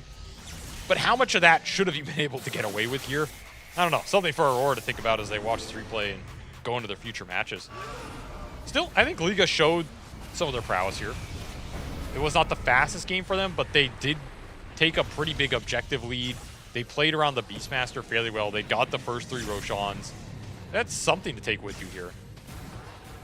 Failed to close it out, and that is, of course, the only thing that matters in the game of Dota. And here's the fight that really showed the prowess of this late game Luna. Level 25, they're kiting him out. Doesn't really get much done with the Eclipse. And there's the Roar at the same time as the Terrorize. So I guess that was part of the problem there, because now they don't have a stun. He gets off Satanic, and they just cannot do enough damage. Little misjump, gets the Storm killed. That Conda Beam was absolutely destructive. I mean, 1,100 damage Lucent Beam. Yeah, it's with hard. 2 Glaive bounces on top of that. Very hard to deal with. And like, your Morphling surviving, but there's too much HP to pump the damage into. Yeah. And we also just didn't see these Axe pulls really connect. Like, Aurora were honestly pretty well spaced in a lot of these late game fights. They just weren't giving that big clump. Again, another fight. Violence goes in on this Morphling, gets one target really low but can't finish him. Then he has to man fight this Luna, and the man fight's not close. You just sit here with Satanic. I mean, what are you going to do about it? Yeah. TA2000. Showing up twice today. now that he's really proven himself to pull Aurora over the finish line. I mean, that we talked about saying his praises for that gyrocopter game and what he was able to accomplish early for Aurora. Now, just seems like they had full faith in him to be able to pull it out in the late game. Again, a deathless game for him. They had 5 kills for a majority of the game. That's what I think is the impressive part. He Yeah. played an extremely clean game from a tough position. It's hard to kind of see the light at the end of that tunnel and believe you're going to win that game when you're just giving up tier 2s and Roshan after Roshan after Roshan, and you're losing map control, and you have some offlane Night Stalker. You don't know if he's going to find the farm or survive that team fight. It's a tough position, and he just ends this game 11-0, makes it look easy with like 960,000 GPM XPM. I mean, it should be noted, Violence also, it was a deathless game for him. He was also 4-0 and 4. Lost. It's just awkward for him. I don't know. Like, what is he? I'm not sure what else he was supposed to do there other than maybe just go a higher damage build. Like, end up with Daedalus, Divine Rapier. I don't know, right? Basically saying, if you can't kill me, then I need to deal more damage. That's the only thing I can point to. Yeah. Be a bigger damage threat. So all those kills we saw that are, you're getting a hero to 20% HP, 10% HP. The Omni Knight gets a repel. You can't kill that guy. The fight drags on, right? Those are the things that really stop that Morphling from being 15-0 as opposed to 4-0. Yeah. Those are small differences, though. You know, we're talking about small margins. They do make a big difference on these big lands, but what can you do? You know, that's the life of a Morphling sometimes. 4-0 on 4, I don't know. I can't critique it, but that's the only thing to point to. Yeah. It's a land that will give Liga more experience, and they have more games to go in this series. In fact, Aurora 3-0. Can they make it 4-0? We're going to take a break and come back with the fourth game of Aurora and Liga.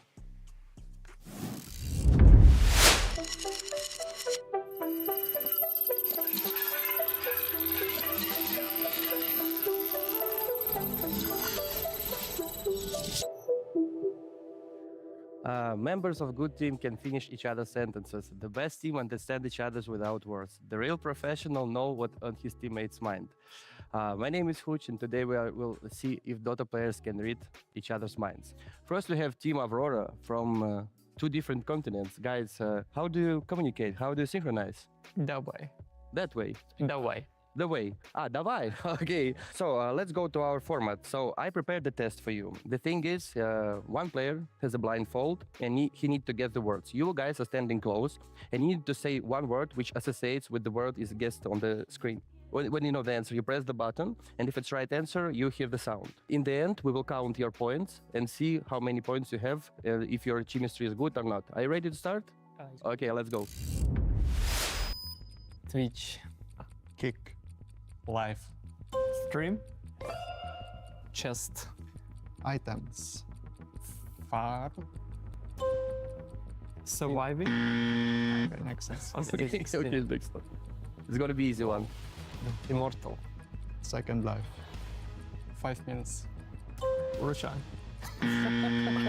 Okay, so it was a good start, guys. You guessed one word. Now you go for the second one. Post 4 and 5. Help. Supports. Nice. Naruto. Weep. One Piece. Anime. Nice. Cuckoo. Giga His Chat. name in front. Boss. His name in front. It's much better. 3 words. Very good job. With the next one. Upgrade Paris. Solar Crest. Nice. What is? I just said them. Where we are right now. City. Belgrade. New update. Patch. Nice. Meat hook. Dandy. Hook. Butch. You like to farm. Creeps. Nice. The caster. OD. Pixel. Nice. I should pass. XP. When you up. Level. Nice. Class Swex X or 10 skill. here. The here. Invoker. Margarita. Pizza. Stream. The Streaming purple website. one. Twitch.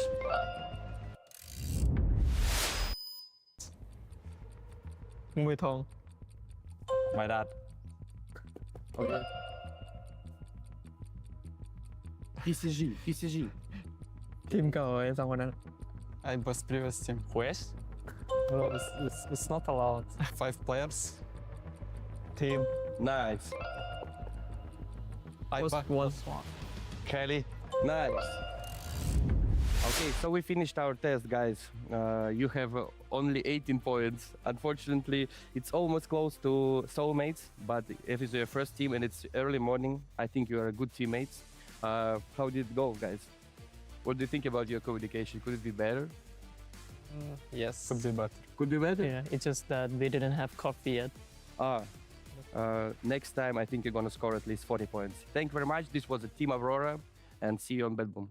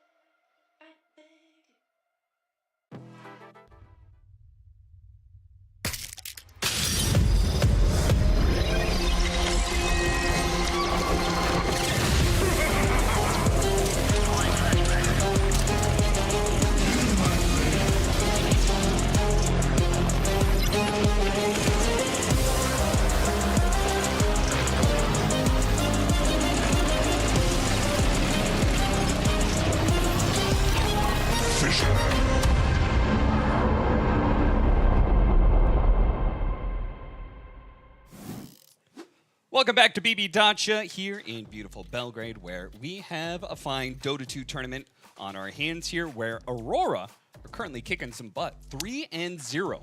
Good way to start off your group stage, man. Who would have thought, man? They are leading the pack of day one. Perfect group stage so far after a perfect game from TA 2000. Yeah. It's a lot of zeros. I But thought a lot you were of going to good say zeros. perfect game from Aurora. I was like, oh. No, but he had a perfect game. You can't fault him. That's true. Not a single death. I mean, you had some critiques about Aurora picking up this duo, but I would say Chiari proved to be very sacrificial in that last game. Perfect 5. And TA 2000 showed that he can be an aggressive carry when he needs to in that game 2 against Nouns. Right? I mean, so I feel like they've kind of bucked what you put on them Yeah, as like players from Beauty their of place on criticism. PSG Quest. Beauty of criticism, Austin, is that when you levy criticism against somebody, they have a chance to prove you wrong. That's true. And I look forward to being proved wrong. It happens a lot.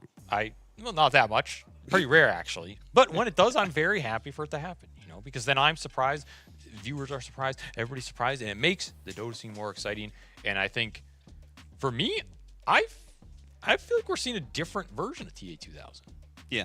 Just the feel of the game, how he's playing, how he's moving, he's playing with the team, joining fights. It feels very different than it felt for me watching him play on PSG Quest so Yes. far. We don't have the biggest sample size. I'm not going to make some crazy conjecture. I'm not going to say the man's been unleashed, or something, but it feels very different, which is interesting to see. It could just be a team environment thing, could be a meta shift, could be him adapting and changing as a player, right? Maybe taking things away from quests that didn't work, or maybe criticism that was put against him from teammates or something, or just learning and growing, adapting as a player, showing some different strengths. I don't know. It's very cool to see.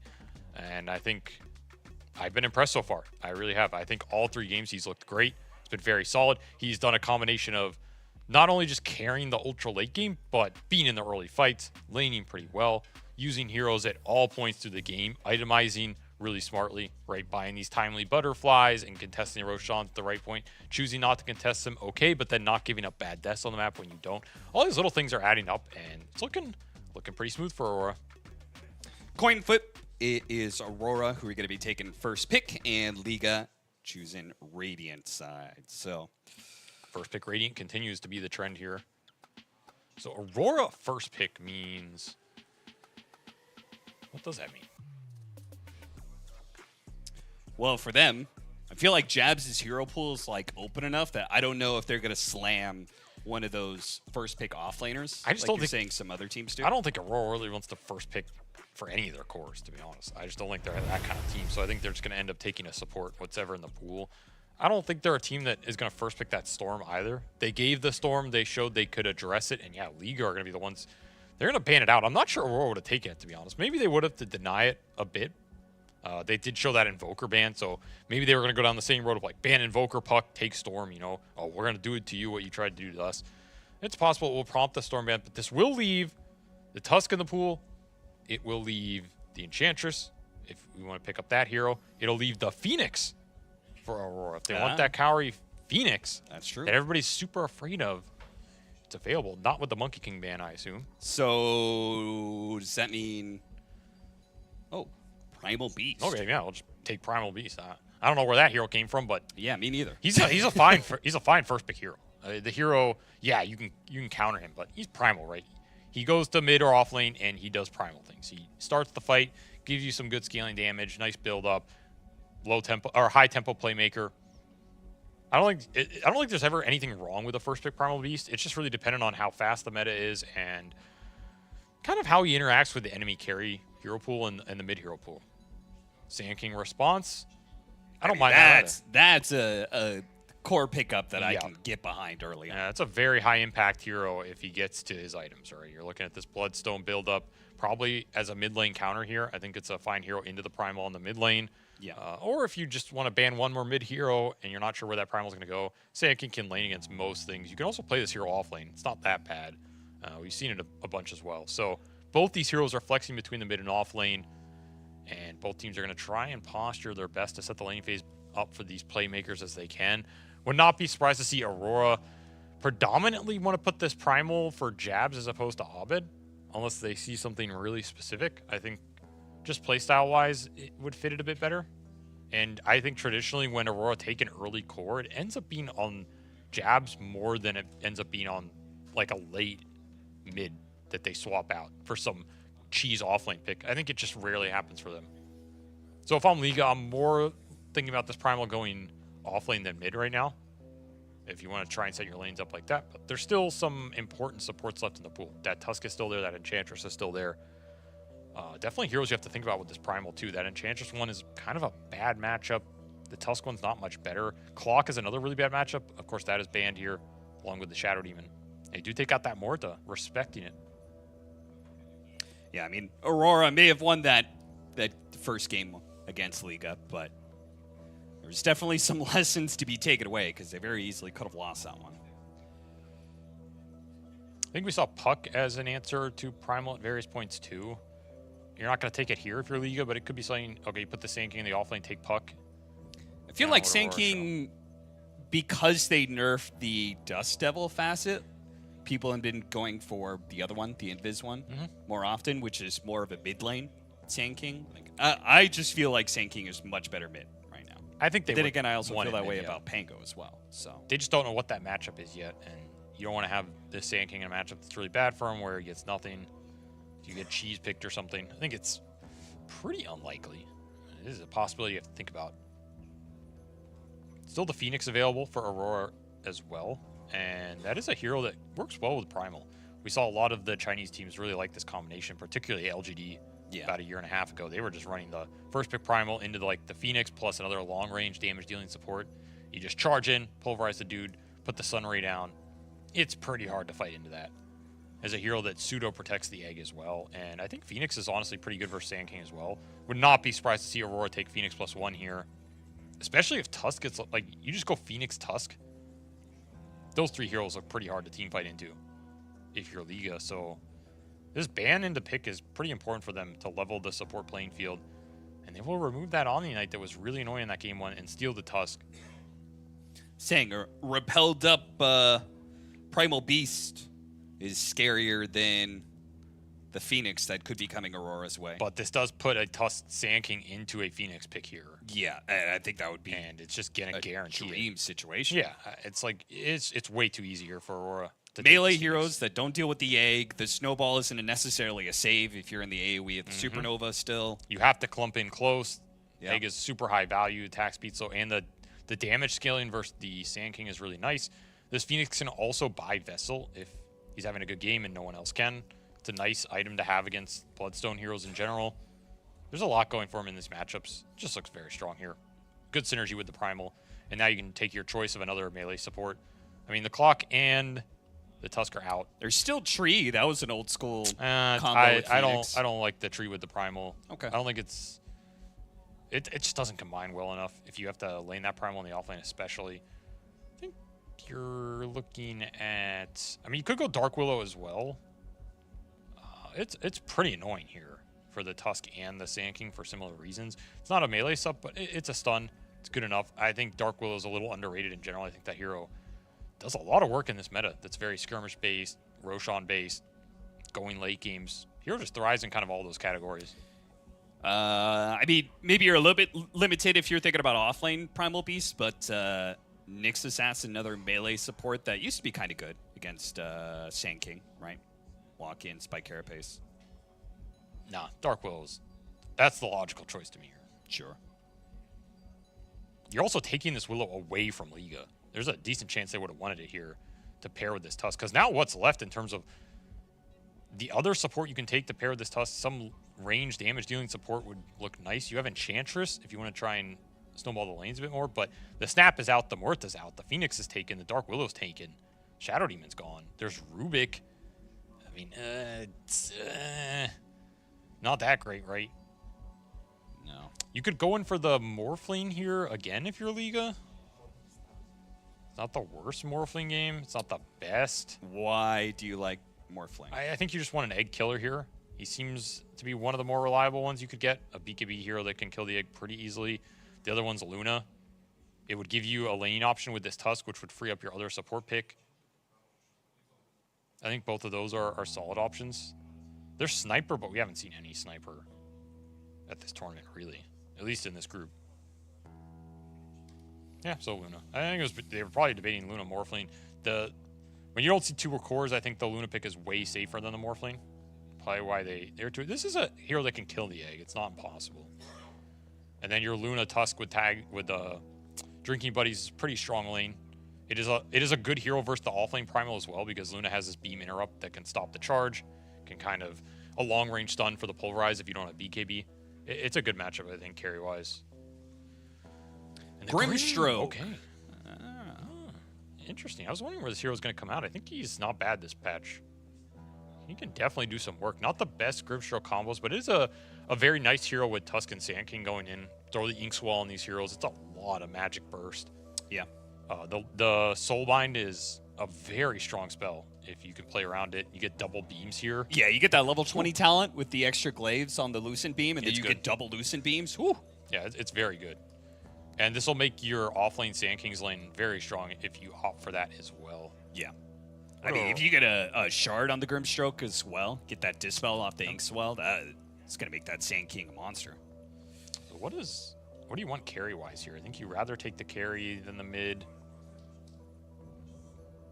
Do you take the Morphling? Turn into a little bit of Luna? Maybe. I feel like Troll is nice. I don't even know why. There's just Troll in my mind. There's like range carries that outdo the Luna. There's like SF. Oh, they're going to take the mid, actually. Okay. It's going to let 2 more carry bands get through, which are high value for Liga because they already have theirs. But they feel like Puck is too valuable to lose here. There are some other mid heroes banned in the Storm and the Invoker. Yeah. I mean, they will have really good catch to ensure like good supernovas, right? You trap them in a coil, get a grab on them off of the Primal Beast. They do ban the Sniper, so I mean that hero's still in the meta somewhere. You're gonna have to think about your Puck counters here, because you still have to ban the mids.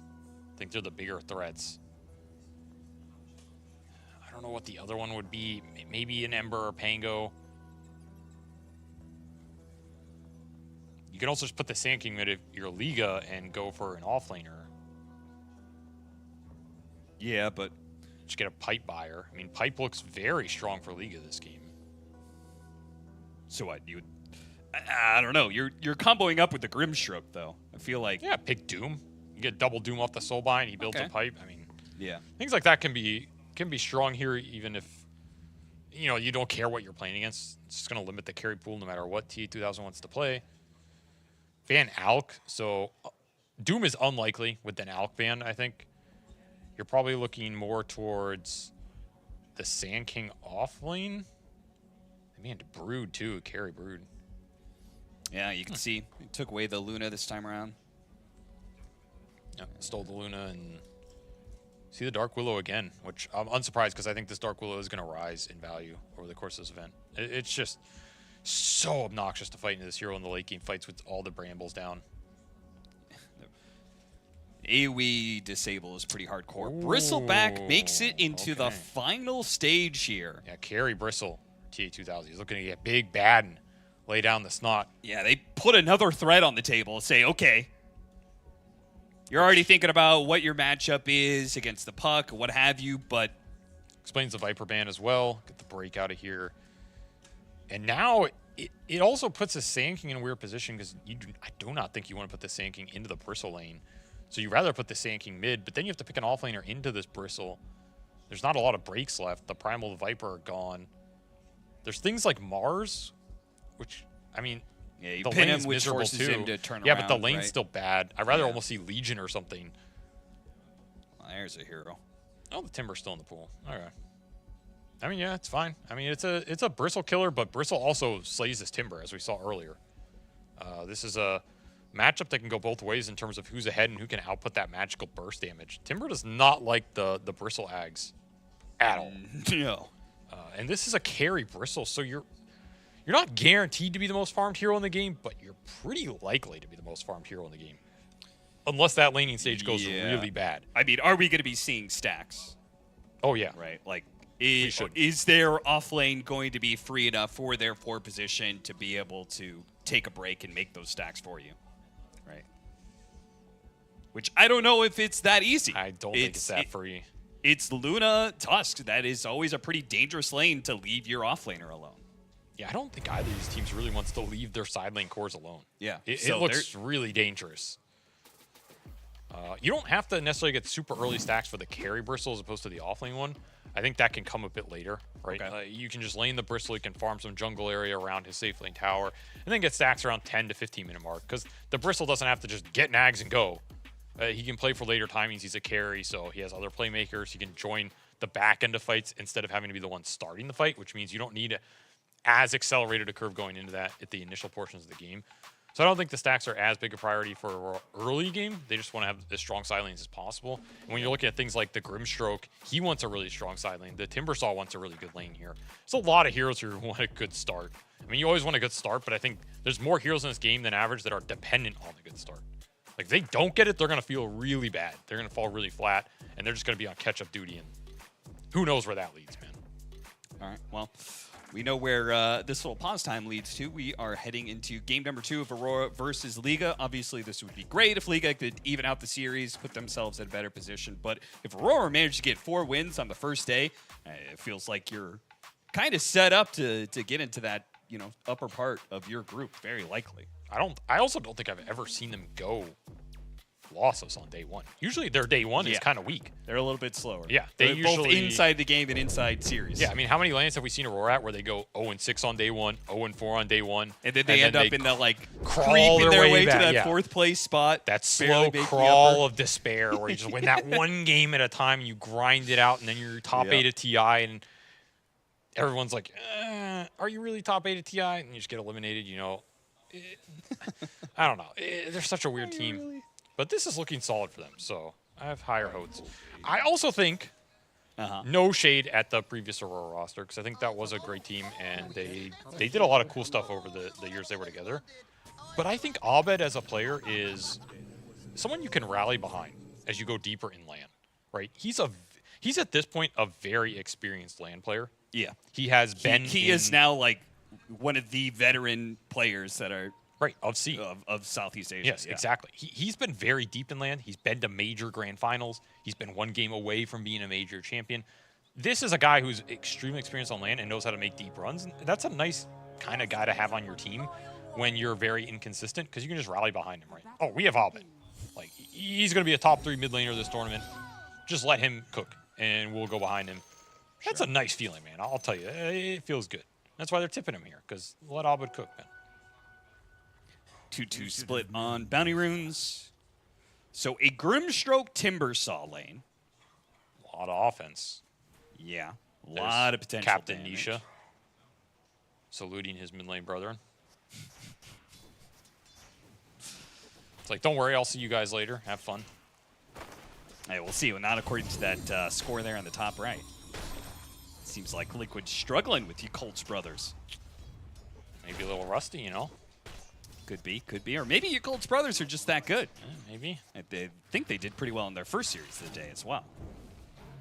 They have a lot to prove as well. This is probably the explosive lane in some ways. Who between this Bristle and this Timber kind of survives better? Yeah. And who can maybe just go for that all-in kill? I have to assume initially it is favored to Liga, though maybe over time as you get like level 3 on the Phoenix and the Spirit damage starts ramping up and is kind of always up. Early first blood though, goes to Violence, gets that and might be able to get jabs as well as the snowball away from Panto, and a nicely timed Lucent Beam stops jabs from being able to pursue and is going to be shard blocked in. He's dead. That's a nice double to start things out. Can Q get any sort of rebuttal as he comes back into play in lane? He cannot. They played that really well. And they got the kill in the top lane, so sure enough, it starts off well for the Timbersaw Grimstroke. Explosive start on the side lanes for Liga. Exactly what they're looking for with these lane combinations. Trying to punish these Aurora cores early as Cower, you are out of position. Yeah, that's a level 1 Phoenix. He just gets his level 2, dives away, but the final shot is following. It's not enough. How did he survive there? Single-digit HP is what he lives on. All right, that's a big life. He has salve, so he's going to be straight into fighting shape again in Alberca. Yeah, Buck, Alberca, you good there? Chill, man, chill. You got a salve. No reason to give that death away. And our mid matchup, Puck versus Sand King. Yeah, farm trade lane. Yeah. Don't expect much to happen there. Maybe who gets some power runes, who can make rotations. That's the standard stuff you're looking for. I think Sand King can absolutely freeform this lane, build up some stacks, and pull ahead of the Puck. But, I mean, Puck kind of... I mean, it's just Puck, man, you know? I don't know if this hero really cares about the lane too much anymore. He cares a lot more about that 10 to 20 minute mark. If his lane sucks, but he gets 3 or 4 kills in the 10 to 20 minute mark fights, it's as if the lane never happened, and I think he's way happier with that than some lane he randomly dominates, which I don't think Puck really dominates anything. It's fair enough. A hero that really doesn't dominate any matchup right now versus a hero that I feel like rarely loses its lane in Sand King. I mean, the Sound Shroud facet is just real difficult to deal with. You have a sentry in place, but it's always pushing the lane into you anyway, so it feels like even if you have the vision, you can't actually get aggressive on him. Apparently just full Liquid fans. Yeah, who's not a Liquid Mickey fan? on the side lane, Nisha in mid. So how many stacks are Liga going to try and prioritize first? Just killing heroes on lane? Especially when you have Sand King, Timber, Luna. These stacks are juicy, man. Real juicy. Would not be surprised to see it prioritized by this Grimstroke. I mean, even Grimstroke, he's an ancient queen. True. Let's not sleep on that. It's good. What facet did Raj he... gets a little too aggressive there. This is not the time where the water runes are Abed. spawning. Almost like he was playing, so he has to put his Sandstorm in a bad spot. Yeah, that was an awkward exchange for him. He should split the water rune still, or will he? He does have his support helping him out. Panto's making sure the Q isn't going to be able to take this one away. Inkswell, but the Quills are also building up here. Can they finish him off? This is close. It's going to be done with the Whirling Death. This is just too much damage. Too easy to kill Bristleback. Still, though, Mirage does end up dying. He does not get the water rune. Let him cook, man. Let Abed cook, I'm telling you. This man's heating up, finds a solo kill. Big win for him. I mean, anytime you win the lane, this Puck, that is just juice on top. Sand King was dominating that CS chart, but that's a big setback here. Also should note that Dire Sentry did block the hard camp on the triangle away from Liga. That's a big camp block. Again, This is a lineup that really wants those stacks. Just denying any part of that economy is going to feel great as this game progresses. Little plays make a big difference. Gets pinged out now as the Grim goes to stack, but damage is done.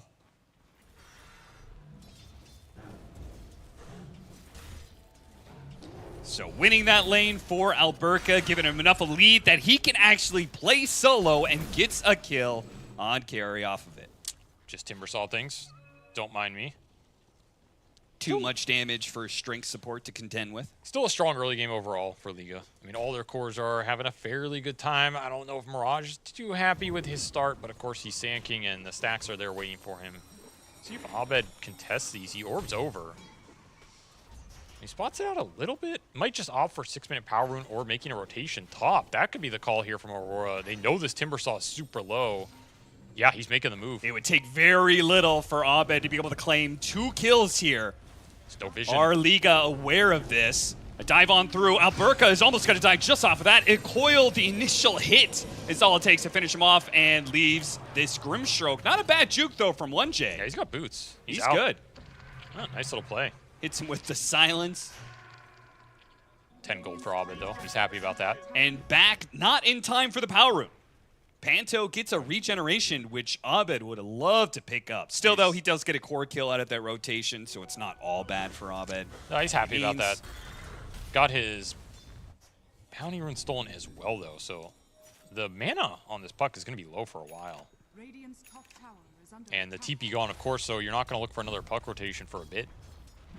Dire's bottom tower is under attack. As the Sand King makes his move top, Middle tower is but, I mean, what are you really going to do into this Bristle?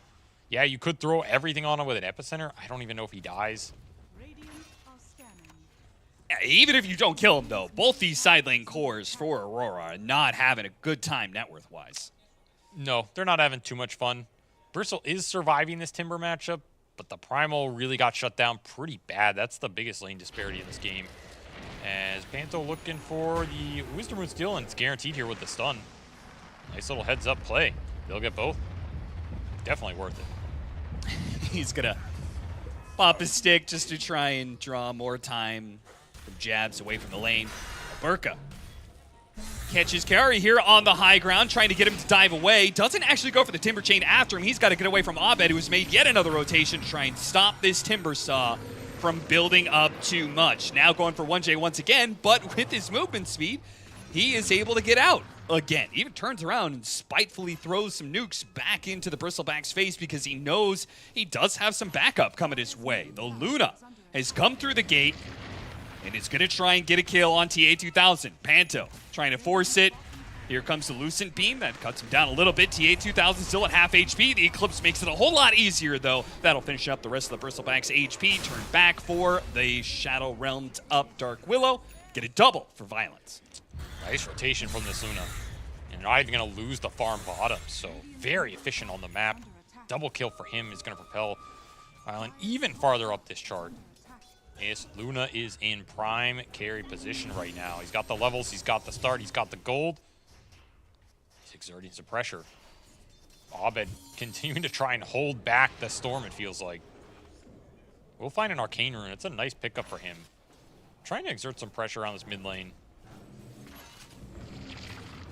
Has another kill attempt going into TA2000 here. A lot of pressure into this Bristleback early, man. Not had a fun time. He is dead. This Timber Saw is just too much of a counter for this Bristleback, and as you said, Abed is trying to keep back the tide of Liga heroes from overwhelming them, and does so by being able to find two of the supports up at this top lane. Still, though, the trade-out is bad for TA2000. This He's suffering. is going to be another test for him. I mean, we've seen him pass some tests with flying colors today, but I think this will be the first time where we see him really have a bad start to his lane. Yeah, this is the worst start he's had in the day for sure, and there's nothing really to fall back on here. I mean, we're seeing Mirage steal the only Ancient Sack, but that was the only one there. So it's not as if he had a huge amount to come back to. Yeah. Don't forget to follow the channel so you make sure you don't miss a single moment of the BB Dacha match. 8-6 as we approach 10 minutes in. Liga took a bit of a lead off this laning phase due to the side lane cores of Aurora. Having a rough time out here. 3,400 net worth for the Bristleback, bottom of all the cores in this game. Jabs has picked it up a little bit more. He's evened it out with the Timber Saw, in fact. We'll see what he's able to do with this Primal Beast, as he hasn't made any rotations just yet. Abed's going to have to do some work this game. This Luna's going to be a problem. Aurora's lineup does not deal well with the Luna this game at all if he gets this far ahead. It's a good matchup for him versus the Bristle with the beams and the Conda and all of that if you get to it. And he's like 2K ahead right now. So the chances that this Luna gets to a point where he can deal with the Bristle instead of Bristle asserting dominance on the game is pretty high. I mean, they have to be happy with that. You will have, at some point, BKB Primal Beast just... Isn't most of the fights he's just going to be going straight for Luna and grabbing him? Yeah, but that doesn't kill him. No, it doesn't kill him, but it sets up the Bristleback to get his combo on him. Right? Yeah, and then you get Soulbound, and then there's Sandstorm Epi there, and there's a Snowball save. I don't know, it's a scary lineup to just run headlong into. I guess I was thinking the same thing for Liga. I mean, they're running into a carry Phoenix.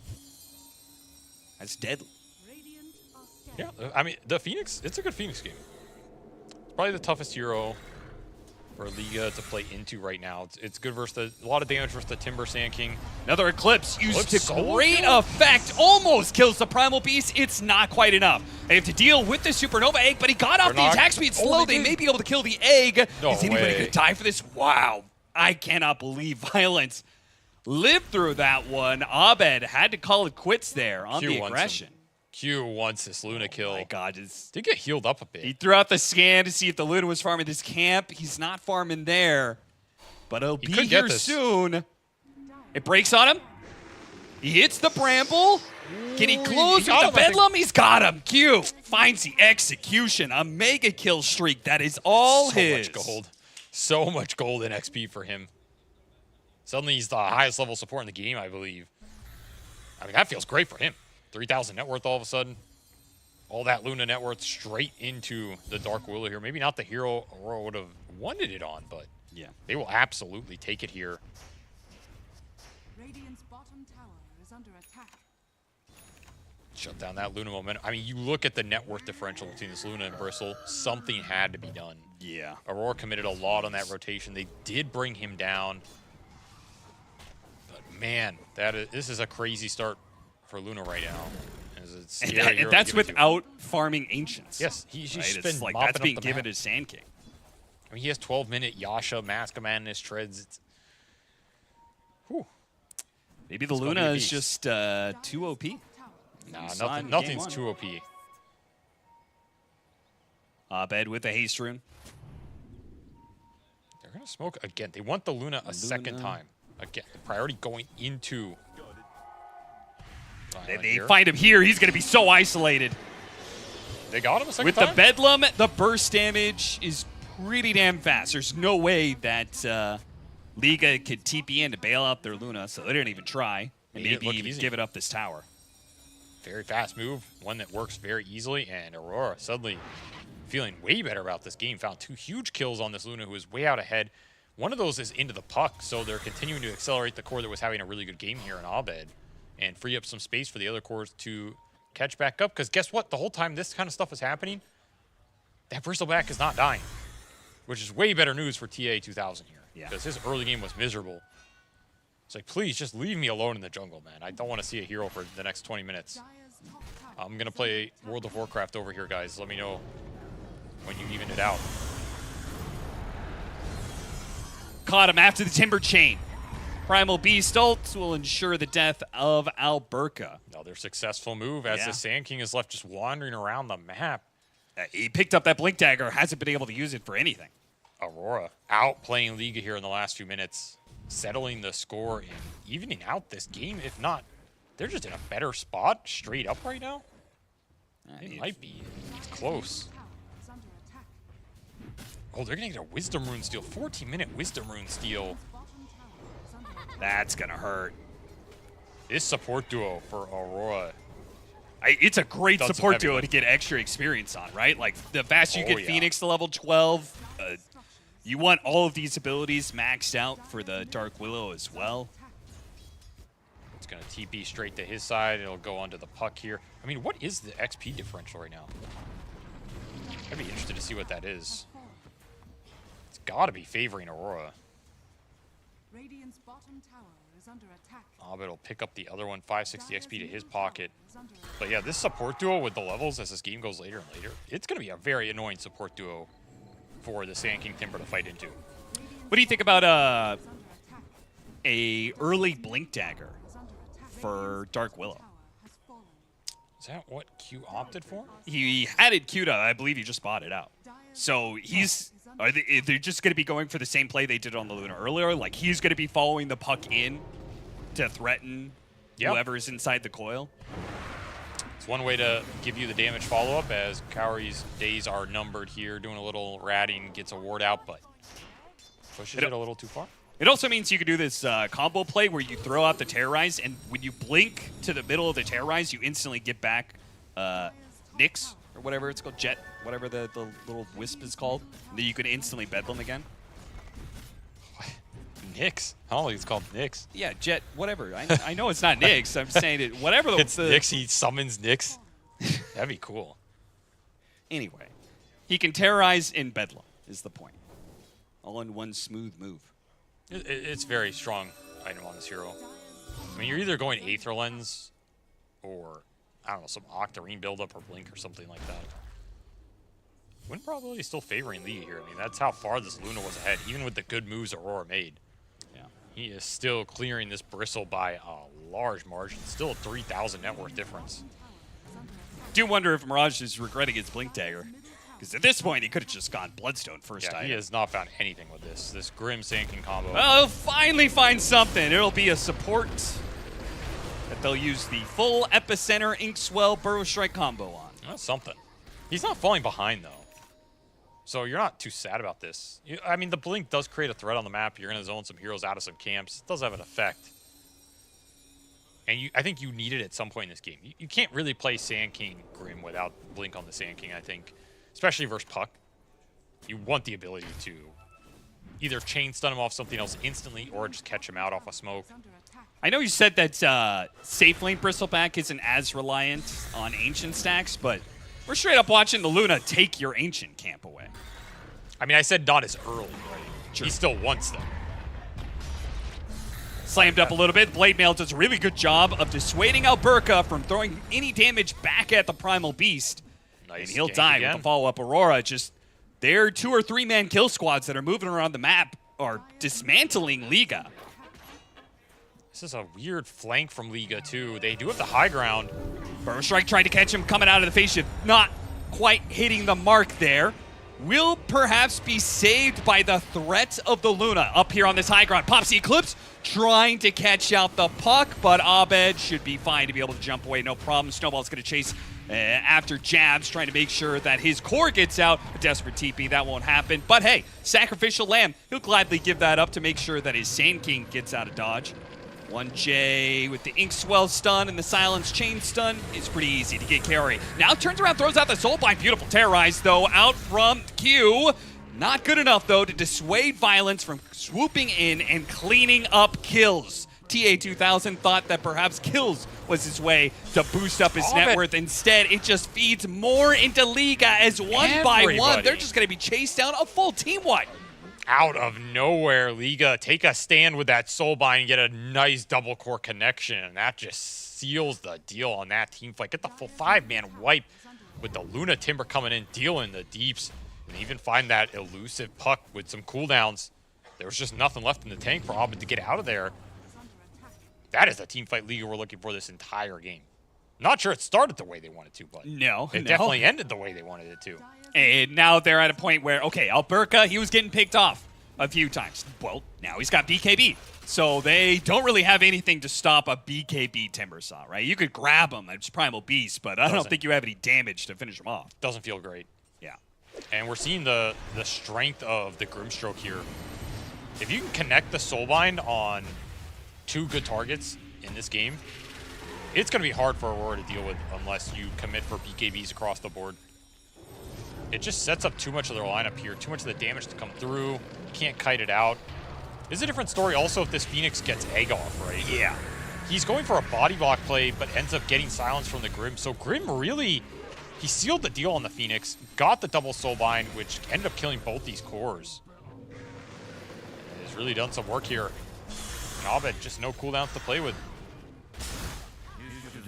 A misstep from Aurora after they had a start to the fight that could have been really good for them. Now leads them 7K behind. They were keeping the net worth even. Team wipe.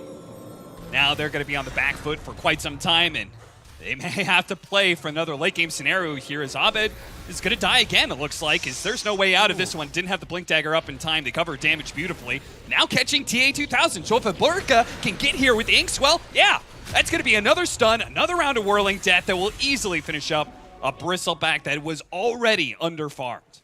Liga coming alive here in the last few minutes. Making moves, putting this Blink Dagger to work. All those early moves that did not work for Mirage, well, they're all working now. You're just finding kill after kill after kill. Will he get Q? No. Not enough there. They're going to force a lot off the map here from Aurora.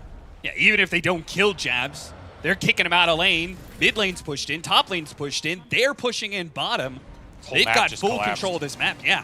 10K net worth lead just like that. That's what you want to see out of this kind of lineup. Just raw skirmishing, chain the kills into each other. The Luna can always connect those kind of fights, especially with the game he's had here. That net worth has absolutely exploded. It's now a 7K net worth difference between the 2 carries here. And if they do get the kills, they can take your Ancients, they can take your buildings, though. Alberca forced to use his first BKB. And that is enough of a threat that Aurora have to be able to back away. Between the BKB and the Eclipse both being used, only getting a support. No, they got actually 2 supports and TA2000 who stepped too far forward again. Abed caught by the Grim on the back lines. Aurora trying to kite that fight out and re-engage. Absolutely no hope of doing so. Take your buildings, take your Tormentor too. Liga, this is just picture-perfect play from them in the last couple of minutes. Yeah, 1J MVP of this game for me. I mean, this Luna's had an incredible start, but this Grim, 1J's absolutely controlled the fights here for Liga. He has made every move for Aurora trying to go into these backlines miserable with the soulbind and the little silence latch. Yeah, he's gotten a lot of really good Phantom's Embraces. 100%. Phoenix I mean, and connecting Puck. Phantom's Embraces on the Puck too it's not easy. But if you get him, it's so much value. Yeah. It really done some work here. And that was with the Bloodstone dead on the Sand King Courier. He lost 3K net worth on that. Mirage does not have that available. And they still demolished the fight. Is Bristleback ever going to be a hero at this rate? Looking I at mean, a no. Silver Edge for violence? No, I mean, this Bristle he's cooked in this game. There's no way around it. He is absolutely cooked. I mean, you're looking at 5 or 6 slot territory. It went from let Abed cook to He's getting cooked. who's I mean, who's now getting it's cooked on the side It's of even Aurora. more on Abed. Maybe Abed can pull an absolute rabbit demon out of his hat. I don't know, but it would take a miracle to turn this game around with the position you're in, because Puck's just not dealing that much damage anymore. Yeah, there's a huge difference from being behind with a Luna and being behind with a Bristleback. Yeah, it's not looking great right now for Aurora, but hey, they have made some good moves in this game in terms of just getting these gangs to connect. They have the BKB now. They still have this Ags on the Bristle. I mean, that's all he's got. That might be all he gets. His pick has not worked out at all for Aurora. They're looking for an initiation. Would still like to find the Sand King before that Bloodstone comes out on the Courier. Is still Chasing vulnerable. after them, Sand King sitting up on the high ground. He's going to be the one to break the smoke, and he burrow strikes away into the Sandstorm. Aurora do not find the immediate initiation they're looking for, and they got to be careful because they know now that Liga is set up around their Timbersaw with this BKB, it's not going to be an easy fight. They do get the grab on him, trying to burn him out with the Sun Ray. It's not going to be good enough, but they're going to be going into the Supernova. The BKB pop, and Violence just goes straight to it. Deals with the egg. TA2000 can't build up the damage to really go in. Not against that Eclipse anyway. He's still going to chase after him, though. Did do some decent damage to the Luna. With the shard, he spots a hero up on the high ground there, immediately silenced. Oh, with the epicenter, though, they've got the burst easy. A half HP Bristleback that is low net worth. Got the There's no Luna. match. They do manage to break it. Nice use there with Hurricane Pike. They snap the coil and kills the Luna. Kills himself on that little bit. They still manage to win the fight, but at least Aurora this time around will Mirage manage to wants get the everything. carry, even if they do get wiped in the process. Abed, 18 HP, a dream, blink away, TP out. He's To gone. Sand King find him. Mirage doesn't That have a is blink up of his own in time. So close. The shard proc with the extra epicenter pulse was almost what put it over the edge. Still no answer for these two frontline cores on the side of Aurora. The Sand King Timber with the backup from the Grimstroke. Just does so much damage in the fight. They did kite out that Soulbind. They lose their egg in exchange, but are able to recommit, find the Luna. That's worth something here. It's a huge prize to bring down. His net worth is so damn big. But you're not winning that fight. You're not taking map control. And now that Bloodstone comes in for Mirage. He's already on his way to his next item. Spooky times here for Aurora. Might be staring down the barrel their first loss of the tournament so far. Yep. Well, midway through this game, don't forget to follow Fissure on Twitch. Conda soon for Violence, and we saw how that Conda timing was very impactful for Aurora in Game 1. It's only going to be worse for Aurora on the opposing side of things with a Luna that has almost 20,000 net worth versus a Bristleback that can't even hit over the 10K marker yet. They just pop him so easily. There's no contest between the difference of these carries at this point. And if they get an Aegis, if they go high ground with that Aegis, I do not know how Aurora stopped them, even with the Supernova, Coil, Terrorize, what have you combination that they have. Like, they could hit those stuns. I don't know if they have the damage. I don't think you do. I think you have to rat this game out. Which, I mean, we've seen Aurora rat some games out. Puck is great at doing that. I don't know how successful you're going to be here, but sure, give it the old college try. Yeah.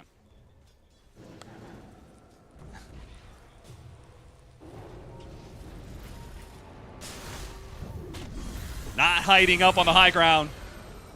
That is not a safe space. Mirage and his Sand King will follow you anywhere.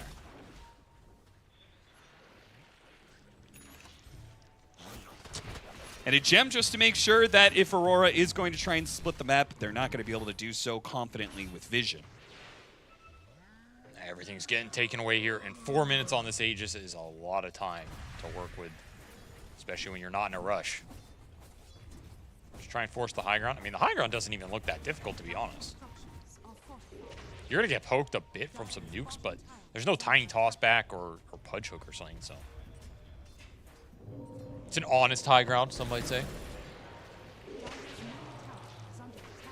Got to beware of that Blink, Burrow Strike, Inkswell, Chain Stun initiation. That's spooky, man. What do you think about dishonest high grounds? Do you think teams should be penalized for having a dishonest high ground? What is a dishonest high ground? Could you be clear about that? What about pudge hook with recall? Okay, so so displacement is dishonest high ground? Is that what you're saying? There was no, I remember there was one meta that there was a lot of high ground defending in it with the shrines and everything. Those were pretty dishonest. Well, Those are pretty dishonest. no, how could you, if everything's dishonest, just because there's 5 shrines inside the base? Oh, rest in peace, Abed. Sniper is a dishonest high ground hero. Storm's a pretty dishonest high ground hero. I feel like you're just describing any hero that's hard to go high ground against is dishonest. Nah, it's the way they do it, man. Old Techies was dishonest high ground. I would have given you that. He's pretty honest, I think. What? Yeah, he was the worst. Jabs, pops BKB, turns around. He's got carry nearby, but no other heroes. So there is no way they're turning around and killing anybody out of this. He will manage to get away TP out. He gets Liga to turn around and look behind them for a second, but ultimately, the objective is still the same and will remain the same even with a 30-second detour. Go high ground with an Aegis. I mean, and Alberca's not even waiting for his carry. Yeah, he's got his own plan. Does have an Axe here and a BKB. It's going to be a lot of Bramble Team that's going to have to wade through, and BKB will make it a little bit clearer for him to do so. So high ground commences. A very honest one, I might say. Maybe we'll take advantage of it. Maybe they should have had a more dishonest high ground. They needed it in this game. They needed to find a way to cheat this Luna. Yeah, they're not even going to take the fight. I mean, it's not a fight you can take. They have to give up 2 lanes to barracks if they don't want to fight a Luna with Aegis. They do still have the tier 2 up at top, so Aurora. Okay, BKB Bristle, that's their mark to go. And a low HP Luna, if you could somehow, jump in with the Shivas. Look at Jabs. He didn't have a BKB, and they knew it. They take down the Phoenix nice and easy. TA2000 puts a little damage back in, finishes off that Luna. Who cares? Back up with a second life and full HP. You can't handle this Luna a second time. Maybe with a Supernova and a grab, they can force her to run away, though. And that might just be good enough to buy Aurora a kill on a Tusk, perhaps. He comes back in with the Burrow Strike. He dies for it, but maybe that's a setup enough for a Burka to clean house as he comes in with the pure damage. Wipes out a couple heroes there. Is going to be burning out, perhaps. None of it's enough. Not the Brambles, not the Fire, not the Vessel. And Violence is completely uncontested now. He actually did a decent amount of damage for being down 30k on the side of Aurora, but not enough to win the overall team fight. And it cost them triple buyback. They're even going to lose Q. And yeah, this game is absolutely toasted, dusted, and roasted. Whatever adjective you'd like to use. Liga showing up for game 2 here. They did. After a game 1 that I think honestly was pretty favorable for them as well, though Aurora made some really good comeback plays. This one, they just closed it out. And the interesting thing about this one is I don't think they actually had some missteps after that early game, right? Yeah. They had a really strong laning phase. They killed both side lanes. Then it kind of faltered. Like, where was that transition period with the Sand King? There you go. And then they pull it back together with some good teamwork, some good handshakes, and they just slam that door completely, which is the thing you want to see. Even if that transition is a little murky, slamming that door, preventing any sort of comeback, just ending the game assertively with some big team fight dominance, that's going to feel good here as you claim a game 2 win. And Now you get to continue your road on this day one in the group stage and hopefully build some momentum off that. Yeah, it's what you want to see from a younger team, right? They take game one, they take that experience, learn from it, have a much cleaner game two. And they look pretty comfortable both games. Had some nice skirmishing drafts. I think this draft really came together around that Grimstroke, honestly. Again, I think 1J played it tremendously well. It was an incredibly obnoxious hero for Aurora to deal with. They took the Luna away from them, which, gotta remember, this Luna dominated game one. TA2000 had a untouchable performance on it. They took it away this time, kind of in a similar slot in that mid phase where you don't have a lot of picks to counter it or deal with it. And I don't think the Bristleback really did much to address it. You found some cheeky moves. Aurora had some okay ganks to try and bring this game back, but ultimately, it's the Luna Bristle net worth differential that decides this game. TA2000 can never get into a position where he can battle the Luna head on. He doesn't have stacks to make the recovery, and your team fights that much harder, that much more impossible. And then this one, I think this fight was a great showing because of the fact that Liga didn't get the initiation but still regrouped and found a way to get a good jump through that Sand King. absolutely. And this was Aurora just overextending, not respecting the turnaround potential. Yeah. The AoE that can come through. You were only down 1K going into that fight. And I think after this one, you get 5-man wiped, you lose map, you're down 7K. That's just brutal. And Abed, he had a very good early game in this game, no doubt about it. He's still 3-1-5 here. But these back-to-back deaths, they cost him so much momentum. And at that point, the puck, his window to kind of carry this game, it disappears. The heroes are just going to become too tanky. He's not going to deal enough damage on his own. And the chain stun potential is way too high to play this game without a BKB. So you got to go back and farm that. If you're TA2000, you're too far behind. Too many items to get in this game if you're Aurora. Bristle pick did not work out. No. Maybe it's a bit of a draft problem, but also just fine execution from Liga. See every single fight. Just some solid stuff. Aurora still managed to get a couple of kills here and there. There was a couple moments where I thought like they were beginning to put Liga on the back foot, get him off kilter. This is not a team that goes away, even if the game is... They're going to make it hard. Yeah, they're going to play it out. They're going to take every chance they can to go into that ultra late, maybe turn that game around. Even this fight, right? They're down 30K.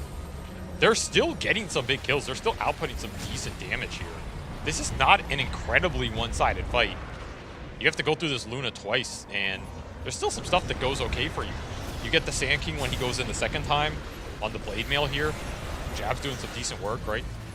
I'm not saying this fight is like super close. You're going to win the game off this, but still some okay execution. It looked like a damn near impossible fight to play out. Yeah, for you're not Aurora going to in win the that. first place. You're not going to win that. So nice comeback game for Liga as they tie this series up. They stop Aurora's onslaught. They're now no longer going to be 4-0 on day one. They will drop a game here. They can bleed. Perhaps learn a bit. I think this was also maybe the more awkward draft for Aurora of all four that we saw. I see how this draft works, but the Bristle pick did not do it for me. I think you want another carry that is a bit stronger blind on that lane from the safe lane and brings you a bit more power in the mid game without being as dependent on being ahead. Because I don't know if your supports are going to have to play around the other two cores. So you're not guaranteed to get a lot of the early priority in this game. Like, they can't go and stack Ancients when you have to play with the puck primal. So yeah, how much farm and priority is going to go into this Bristleback here? Unless he just has an absolute free farm lane, which you don't know because you don't see that last pick. Yeah, I mean, at bare minimum, if you're going to be taking this Bristleback that late, you've got to ban out one of the best counters in the game, right? Timbersaw, who is not just like an off-meta counter that is like super good, but is a hero in its own right that has a very successful win rate. For sure. It's a great answer to the Bristleback, and we saw in this game too. But, of course, finish up the series there. 1-1 apiece. We can talk to Jenkins and see who he's got for an interview here. That's right. I was definitely listening to what you were saying, Dota Capitals. We're here with Pentamem. Congratulations. Thank you, thank you. I gotta ask. It's just standard. Game one. Did you guys throw? Was that a throw? I don't think it's like throw. It was only because our draft was a little bit worse in late game. So when they get every hero, 25 on Luna, it's very strong. One of the strongest hero at level 20, at level 25. So it was not a surprise for me that we lose in late game. Our Beastmaster got into ours, not Aghanim, and he can't catch people alone. So we should catch them earlier, and at minute 40 we should go S5, just one lane, but we try to split and fight them, and they catch our Beastmaster and they try to snowball us. So it was hard. But I think when we got third Aegis with Aghanim on Storm, if you just take one good fight 5 against 5, we could win this game. Fair enough. Do you think Luna is the best carry of the patch with all the other ones getting nerfed? I don't think it's like the best one, but it's easy to open. Luna can play like every game, even into 5 counter picks. It's and his spikes very clear to everyone. He's level 20, his Khanda and Aegis very easy. So you just need to like play a little bit different. You need to put more pressure on Luna. You need to run early in his triangle like we do in second game against Bristol, because we have Luna, but we need to play like this against Luna. So it is how it is. Do you ever feel bad in a game when you're just decimating a guy so hard? Like, Bristleback had nothing, dude. Do you feel bad about that at all? Was that intentional that you were like really trying to shut him down? Yes, it was really intentional. We got active runes for Sand King. He didn't have a best mid lane. He died 1 against 1. But anyway, when he got power rune, he need to put pressure on map. And we decided just to run top, even don't use smoke, so and it works. And before it, we were wondering like at minute 5 we could go and gate with Luna, but we decided to play a little bit slower. But we could do even earlier that, because Bristleback is not the hero who come back late. It's just Stomp hero. He need to fast tag him, win his lane. They need to come to him and help him pressure lane, but they didn't do it, and we pressure him. He died after TP, and now at this moment I understand that it's gonna be easy for us. Okay, thank you for the very thorough answers. Appreciate it. I'll get back to your series later today. Good luck, and we will get back to Cap and Avery, who will be a lot less thorough than our boy. Thank you, Jenkins. Thank you, Pantomime, for that interview. That was great. Yeah. I love those answers. Yeah, super detailed. Yeah. Which is always cool to see. Insight into the team, how they're feeling in a moment. I do think they threw that game one, even if he doesn't count as a throw. But, you know, whatever. I'll let him get away with that. Yep. All right, well, we are going to be going to a break here pretty soon as we head into our third series of the day. Take a break, go to the bathroom, Follow the get channel. something to food. But the one thing that you should do, Avery, Follow the channel. follow the channel. Do that. All right, we're going to go to a break, come back with our third series of the day.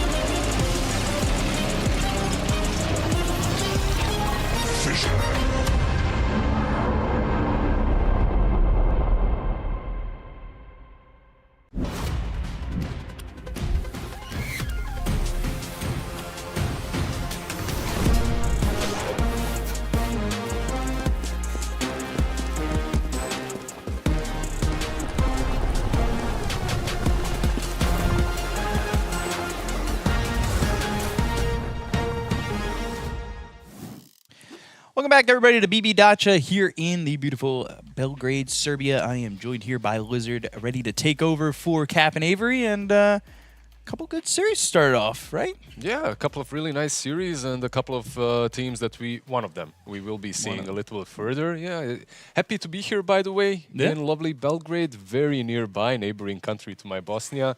The biggest event that ever was in this region, at least when it comes to Dota. So happy to be here. Yeah. How easy was your flight getting here? I was staying in line in the airport for longer than the flight itself. Full flight takes Yeah. you longer. Yeah, all right, that's not bad. Well, how long's the flight? Like an hour?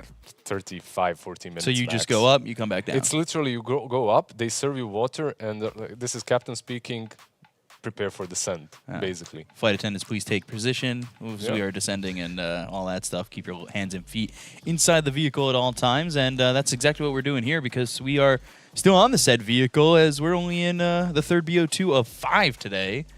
So it is going to be interesting to see what's coming through and where we're going to be at. It's Liga against Gaimin on this one. And early prediction, thoughts? Well, Liga coming in hot. I feel like after the last game, they should be feeling very, very good about themselves. Not even only the last game. Like that first game as well felt like a little bit of a throw later on by Liga. So overall, I think they've got a good chance versus Gaimin Gladiators, who are yet to put up a performance with their new carry. So that's an interesting one. Of course, Gaimin are definite favorites for majority here, right? But it depends. Let's see how Watson does with them. Yeah, it's going to be interesting to see Watson for Gaimin, and it's going to be my personal favorite on Liga 1J. I love watching him. He played with Nigma over at the Snow Rui event, so I don't know. I liked him when he was playing there. He played really well, and it was on LAN. Now he's back on LAN, and I'm excited. They're an interesting squad. They had a couple of stand-ins as well in the last tournament, like in Valachia. They played with Chrysalis. That was also looking all right at times, but never truly like competing on par with most tier 1 teams. However, right now they're looking really damn strong. Like that last series, I'm looking forward to their future and what they can maybe accomplish versus GG. So with Liga, you know, you're talking about them having stand-ins and everything like that. Coming out of that first series, it could have been a 2-0. Definitely. Should have kind of been a 2-0, but the interview with Jenkins, they ended up talking about, you know, they didn't exactly feel like it was a throw. It didn't feel like they were... the posture, the way he was talking to Jenkins, it didn't feel like they were mentally defeated because of something like that, especially because they came into the game 2 and won. Yeah, it was like we needed to win the game early enough. We couldn't really go late because we didn't scale as much versus them. Right. And Liga, they didn't manage to close the game out that early on. So because of that, I feel like it's easy to drop the game when you're playing for the early game, right? Like it's a little bit harder to go far. So taking a look at this Liga roster coming at you. I love this. I don't know if you're a big fan of esports like posing, but it's one of my favorite things. I'm usually not the biggest fan. But I don't know what it is. Is it the colors or whatnot? But this is looking like I don't know. It's giving me like 2000 hacker vibes, you know. I'm in the mainframe. Exactly. Like the Matrix. But at the same time, for some reason, it truly does fit. And at the moment, it's looking really nice for me. Like you were talking a little bit about 1J, like his position 5 that just gave the interview. They're both Belarus, so there's some synergy there. Pantomime has had some pretty solid performances so far, not only in this tournament but in the season. And on the other side, like we have some players that are like hero specialists, so you can expect something from Alberca, from Mirage. Like you can expect games where if they get completely banned out, they might not look like the top tier players, but if they get their heroes, like they can beat anyone. Yeah, and speaking of rosters, let's take a look at Gaimin Gladiators rosters. We got them coming in and multiple familiar faces, but then of course the one big change coming in with Watson in the mix. So Watson's stylish, by the way. Again, a lot of great esports poses here, but Watson, I think he tweeted about it, and everybody was like, "You look so stylish in the GG jerseys." I feel like they get a lot of praise for their looks. Just look at Tofu. This man should be a model. Like I'm done with his esports arc, like You're this ready for his bottle arc? dude, like he should be selling some underwear or something. I wouldn't go that. You said that.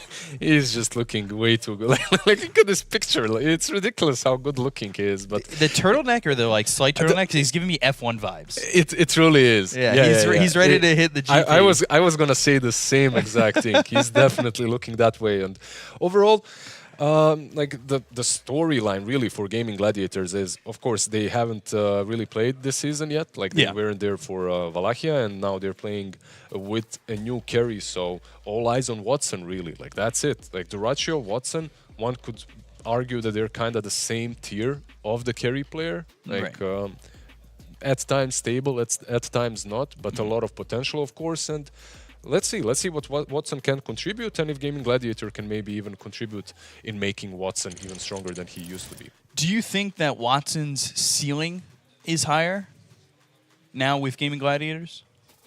I feel like it could be. At the same time, I feel like Duraccio is perhaps a different style of a carry. Right. Like he is omega sacrificial. Like he's able to go in there, just create stuff happen. He's going to be playing constantly on the enemy side of the map. Most of the time, even somewhere where he probably shouldn't be farming or pushing in, which is something that could backfire very often. And maybe some games were lost because of that kind of a playstyle. But overall, with Duraccio, this team was successful. Like I have absolutely nothing against him as a carry player. I think he was good. I know there's a lot of hate in Twitch chat on Reddit, like calling him out. But their results didn't show that. Like exactly, they played well. Exactly, because Dota, there's always like a bigger picture, right? Like if he is the one maybe feeding or doing something crazy, there's definitely a compensation happening somewhere else. And for them, it worked out. Like if you look at the last tournament in Heroic, very similar to their offlane. Like the Vailama, the hate that guy was getting from Twitch chat, from everyone, sometimes deserved, sometimes not. But he was creating space. And that space is all that they needed to take the grand finals. Yeah, that was quite the storyline. And we're trying to, plant the seeds of a storyline here, get the roots going and everything like that. Alberca taking a look at his best heroes with the Enigma and the Pango being on that list. I assume those were pub stats, 37 games last week. He's I went through the stats as well. And these are all basically pub stats that we've got right now that we're working with. So a lot of them aren't playing as many pubs as I would expect them to, considering that they weren't like playing competitively. Right. So I assume there's a lot of maybe there's a lot of just screaming happening. Of course, there are screams happening, but it's interesting because I look at some players and I still see that they have like 60 games in a week, which is kind of ridiculous. And then you look at someone else and he's got like 8 games, right? Like, but it all depends. Like the TI winner, Nisha, infamously doesn't play pubs. Like the Blitz, he told this in so many interviews, he needs to beg him to play a couple of pubs every week. Right. So to each his own. For some people it works, for some it don't.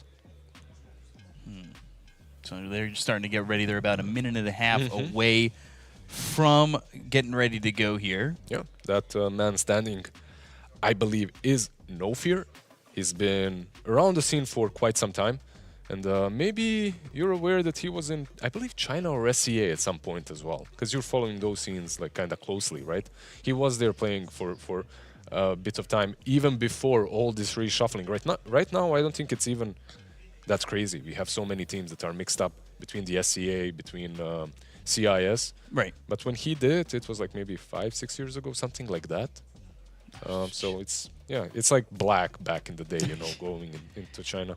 Playing for Vici and winning ESL 1 New York and all that stuff. We're starting to see a lot of that. We talked about that yesterday when we were doing rehearsal. We were kind of like seeing how the scenes are kind of meshing together a little bit. You've got obviously Aurora with 2 CIS players, and they're kind of mixing it. I love it, truthfully. If it's something I always wanted the China scene was like that little bit of mixture. The most you'd get would be that Malaysia mix or something. And I feel like with China it's so difficult because of the language barrier. Well, there was that rumor at one time that like Shadow from Wings was learning English and he was going to move to Europe, and then he played that one epicenter with Liquid, and that was about as far as it ever went. Yeah, speaking of mixes that are happening right now. I think 23 Savage just got confirmed for OG as well as 9 confirmed player together with 9, which means that they. I looked at 30. Sorry, not 33. I looked at Seb's recent gameplay, and he's spamming a lot of offlane. So I think that there might be a 5 coming in. We'll see. We'll see. It's an interesting place that they're in. But of course, most of these teams that are playing right now, like Liga, this is also the first time in the season that they're playing with the full roster. Yeah. Like in the previous tournaments, like we mentioned, they had a couple of stand-ins. So everyone, more or less, is kind of on the same place, which is, I don't know, I feel like it's good. Like, obviously, the last tournament was a blast, with the grand finals being one of the best. But, yeah, let's see what they can do when they have their full rosters up and going. Watson, SF, I think is one that I'm looking at. Like, this hero is ridiculous right now. You a big SF guy? I'm not like a big SF enjoyer player. Right. I love playing against it. Yeah, 'cause Usually, you're usually in the offlane when I'm watching you. yeah, I because I'm spamming Visage. Yeah. I'm that dirty boy. So Visage is I don't think Visage is a dirty pick anymore. I mean, like, you know what the problem is? Like, so many of my heroes just get put into a place where they're broken, and then I Yeah. feel bad playing them. But it's also free MMR. Anyways, I do think that Visage is one of the most broken heroes at the moment, especially into an SF, because that hero is also played quite a lot. The other two that we've seen from Watson, we've seen Muerta, we've seen Morphling. Like, these two heroes have one thing in common, and one of the, not maybe the main reason why they're in the meta, but they are also really good versus Bristleback. And I feel like that's one of the reasons why why they're getting more love.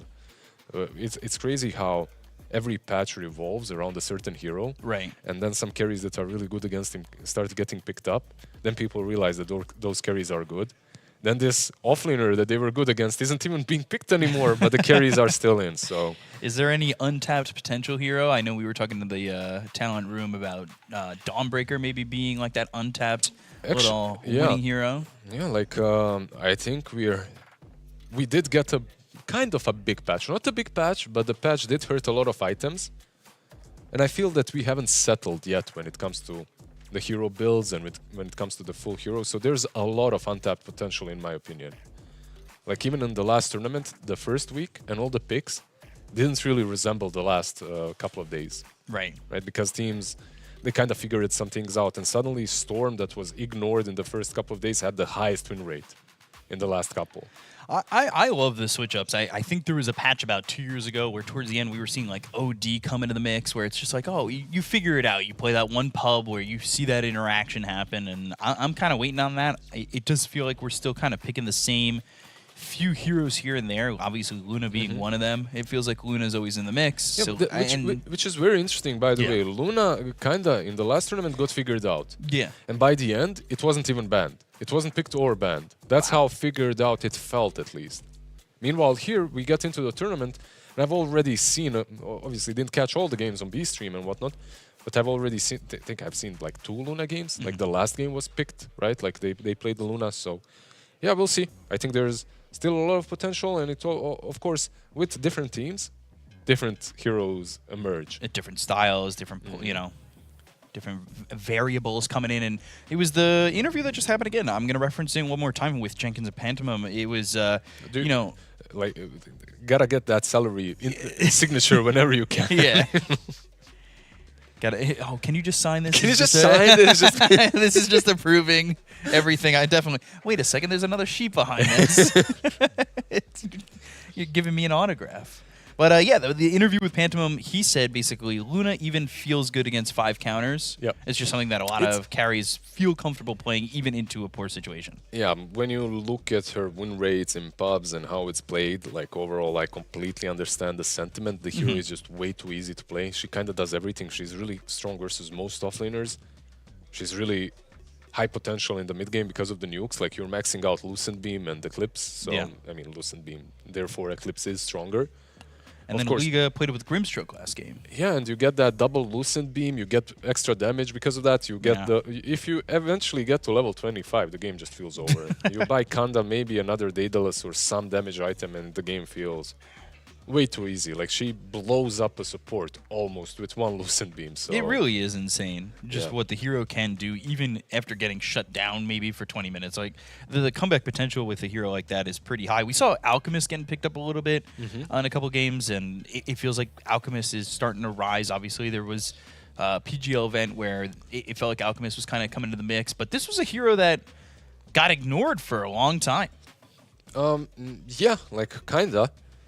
I feel like it rose in popularity with the last couple of nerfs, like in the last patch, because he didn't get nerfed by any means. Like Right. all his items are still strong, and he's also a very good, potent laner. Like you combo that alchemist with something like an Ench, and you can basically win versus a Timber Saw, you know, versus a Visage. You almost don't care what you're playing into, and even if you lose the lane, acid spray, go to jungle, farm up, you still Get a end Radiance. up. Yeah, you still end up on top.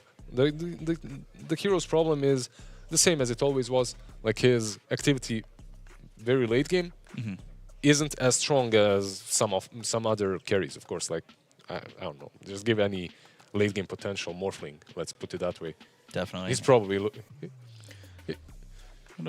It's very interesting to see like what everybody wants, and you know, we've seen Drowse, we've seen a bunch of other carries, and you know, we're just waiting.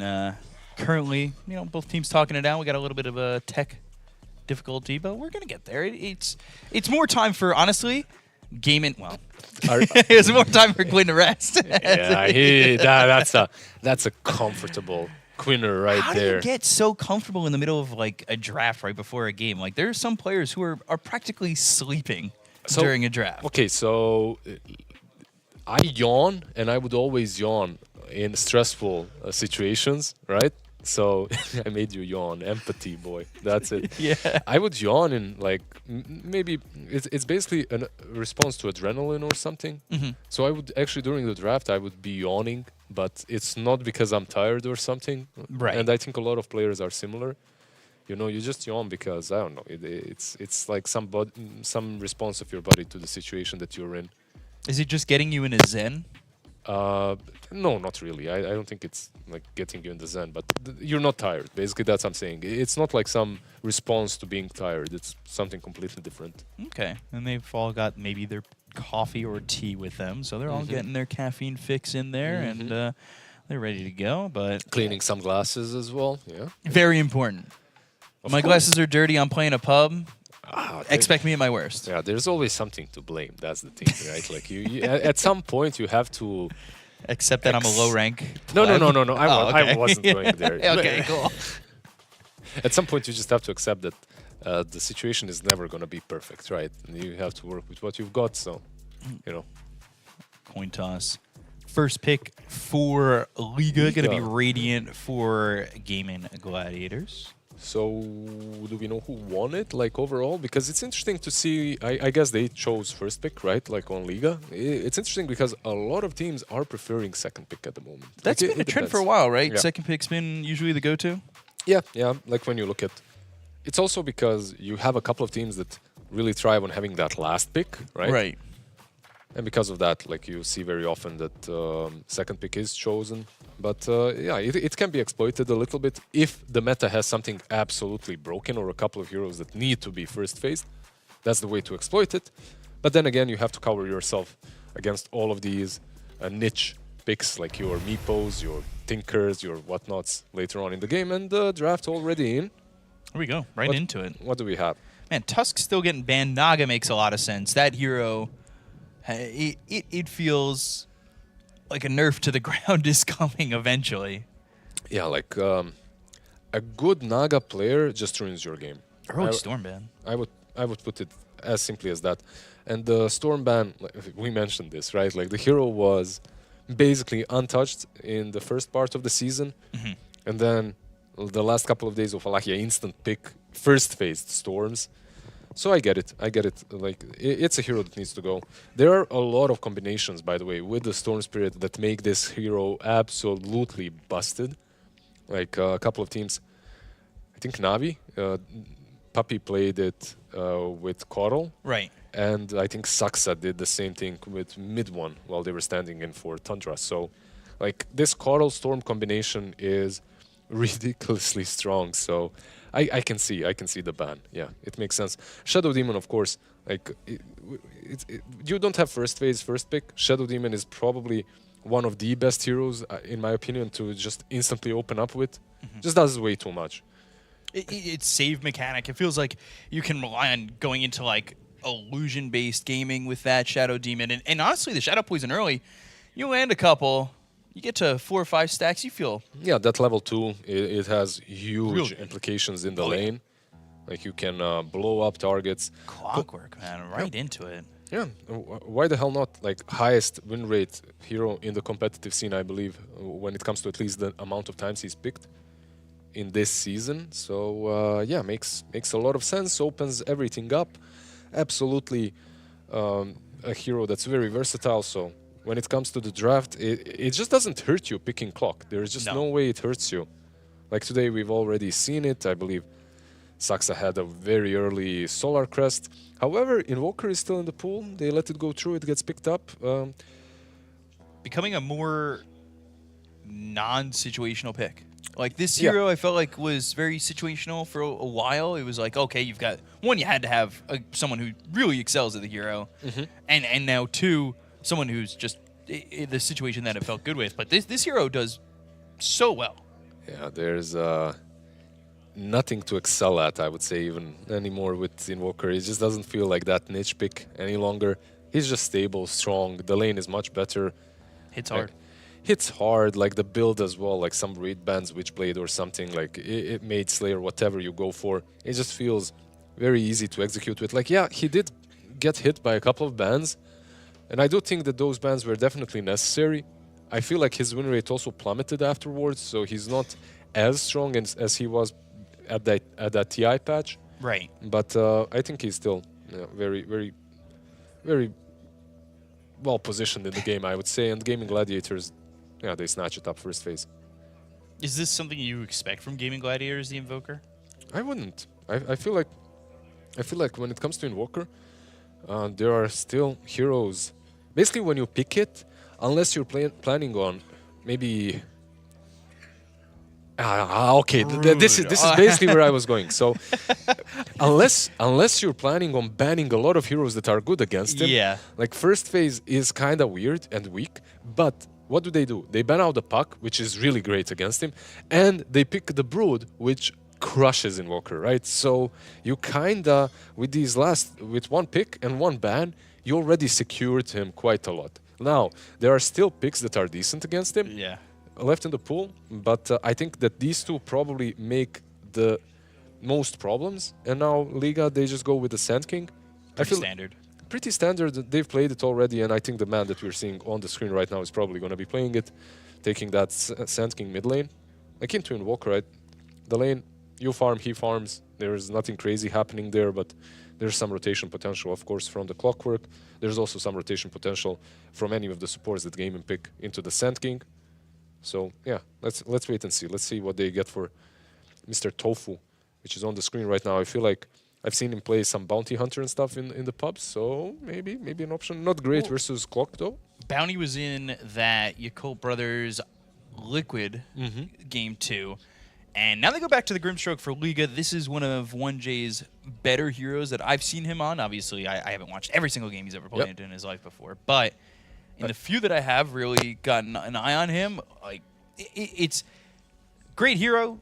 Also, the combination with the Sand King feels really strong. Inkswell always feels strong. Yeah. Hookshot, Inkswell, just having that like back-to-back lockdown. You know what? Like what I actually wouldn't mind in this game is him going for the other facet.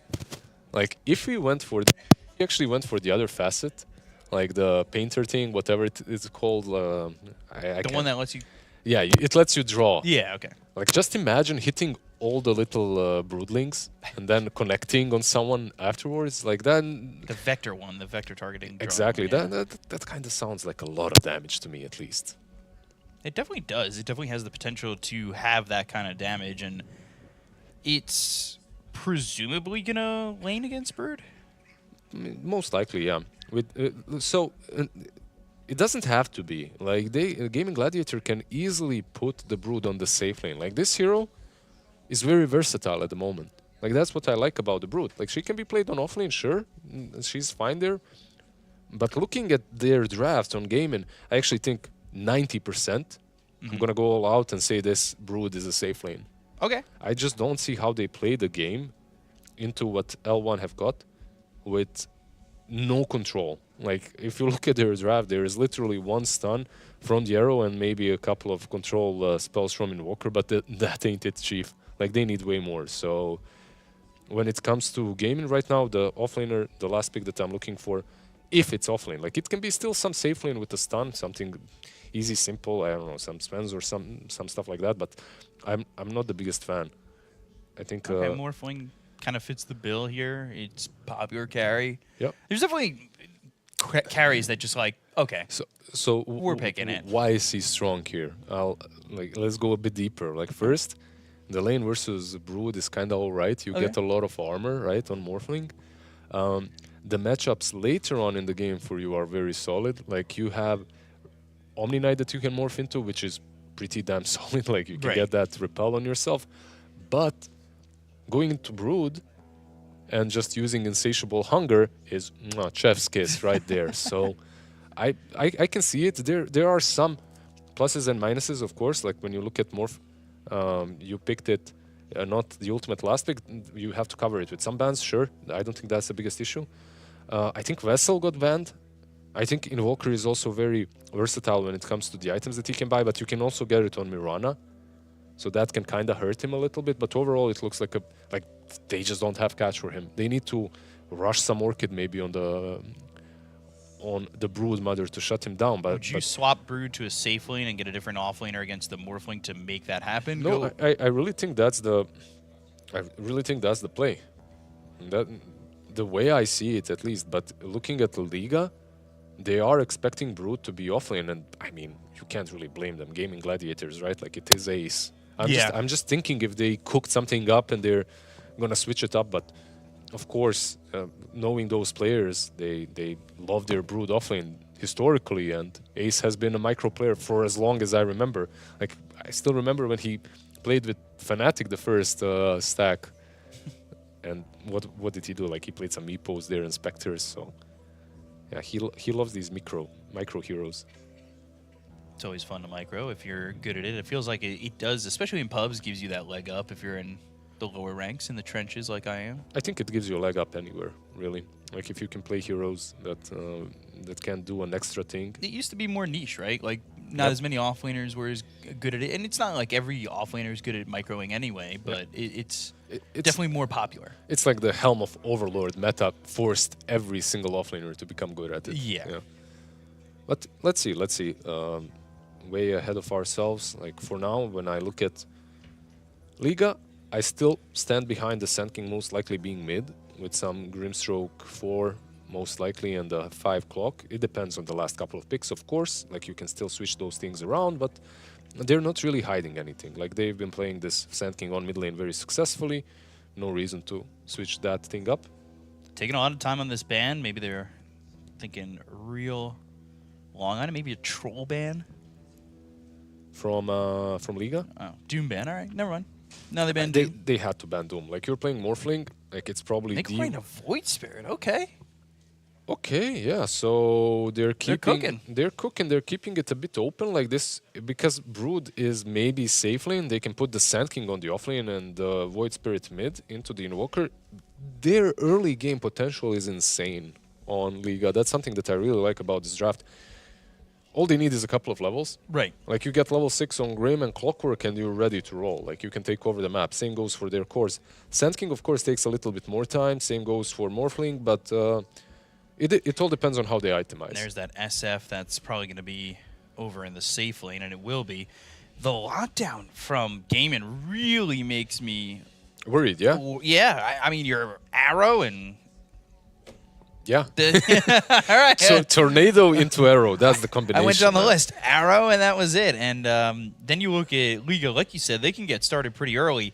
Wisdom Runes are going to be very important at the 7-minute mark for this team. If you're able to make that jump, Astral Spirit, have the lockdown, Inkswell, Burrow Strike, like Hook Shot with the cogs, Adaptive Strike, there's just so much here. And Yeah. I am worried for Gaimin unless the lane's kind of an ace pressures and they tighten up the map maybe a little bit. I think it really boils down to that. If Ace gets a really good lane and he starts like pressuring mid lane because he took the safe lane tier 1 tower very early on, Right. everything can fall apart for Liga before they even hit their timings. And that's something that you can be looking for. And look, Morphling is a strong core. Like, he's probably on my list top 3 ultimate carries in the game. SF, however, at the moment, with that long-lasting presence, is looking pretty damn solid as well. So I'm not sure. Like, overall, I like both drafts. I'm really disliking GG's inability to catch heroes. Right. At the same time, they're not playing for that. They just want to roll the map. So who are you going to pick if you had to predict? Like, just looking at the stature of the teams, I'd go with GG. Looking at the drafts, I think Liga's draft is a little bit easier to execute. I agree. I'm going to go with Liga. I just think the lockdown's going to be too overwhelming. I think as long as they secure that first like 7 to 10 minute mark and they don't really fall too far behind, they should be in a position where it sets up well for them. It all depends the if they can. lockdown is crazy. It is. It all depends on how well they execute their strategy. Yeah. Gaimin Gladiator are a seasoned team. They have a new carry, sure, but they play this game so damn well. Yeah. And on paper, they are the favorites. So it's really difficult to go against them when they're bringing some new tech into the tournament. I'm expecting them to cook, like maybe some early Orchid on the Broodmother to open things up and pressure the Morphling even before he reaches that Manta timing. So. Right. And I think that, again, I hate to harp on it and make the same point twice, but I think the Wisdom Rune is going to be very important. You do have heroes like Mirana and Brood that maybe can invade. If you can slow down the supports from getting that, that level 6, and then your supports are much higher, you get Solar Flare out there, you've got the ability to really just bring the pressure on where maybe the lockdown isn't as important. Maybe you take the game. I think, for me, Liga, that's the most important timing. That's 7 to 10 minutes. Yep, and also the laning stage itself. Like, I feel like SF and Omni, this is a combo that we really didn't talk too much about. I feel like SF is one of Watson's most comfortable heroes, and now you're playing it also with an Omni Knight, like this lane. Let's see. I think it should be very easy for them. Then again, there is some potential for an outplay coming, like you're playing versus Grim and Sand King. Let's look at these. Let's look at the Instigate. Okay, so he went for Inkswell. He's not gonna be a Picasso this game. He's not gonna be painting any crazy strokes of fate. Expanded armature, pretty standard there for Clockwork. Yep. Sand Shroud, so increased radius, and the Sand King invisibility on it. Yep, So there is absolutely nothing different. This is all stock standard that we're seeing here. I like stock standard. Yep. I mean, there's always some fun, right? Like when you see a different approach to the game. See if they can get this first blood. Ace really trying to just pick up this bounty rune. He is in a lot of trouble. 3 heroes here, and Ace is going to go down, giving up first blood to 1J. There you go. Like, this is the man that you wanted to see that first blood on, and I mean, you wanted to see him do well, right? Like you were praising 1J. It was without bias, just yeah, of course. Yeah. But I have to say, it's, in my opinion, might be one of the worst heroes to get that extra gold early on. Like, Grim is mostly about the levels. Of course, it makes their offlane easier, but if you get that, let's say, first blood on Clock and he gets boots or something like that, like the lane just becomes ridiculously hard. But still, though, very happy with that. And they also got the bounty. Yeah, they also got the bounty. They took that away from him. And one of the things I'm looking at for Gaimin Gladiators, and this is kind of a conversation for when the game kind of goes a little bit longer, but they've got supports that build more so into the aura items that they might want. Like Mirana definitely could build Guardian Greaves if you want it. Can go with a Solar Crest as well. So, maybe the Brood's not so beholden on going for I'm not sure. just like, those items. I can definitely see Celery doing it. Like, I can see him buying some Glimmer Solar Crest. Mirana's, it depends on the player, really. Sometimes you can see them going very selfishly. Tofu definitely isn't that sort of a player. Like, he goes, plays for the team. So, like you said, I think that it opens up Ace. If the two of them, if they share the load of building all those pipes and whatnot, Vlad's Solar Crests, like maybe Brood can just insta-go Orchid. And I think that's necessary.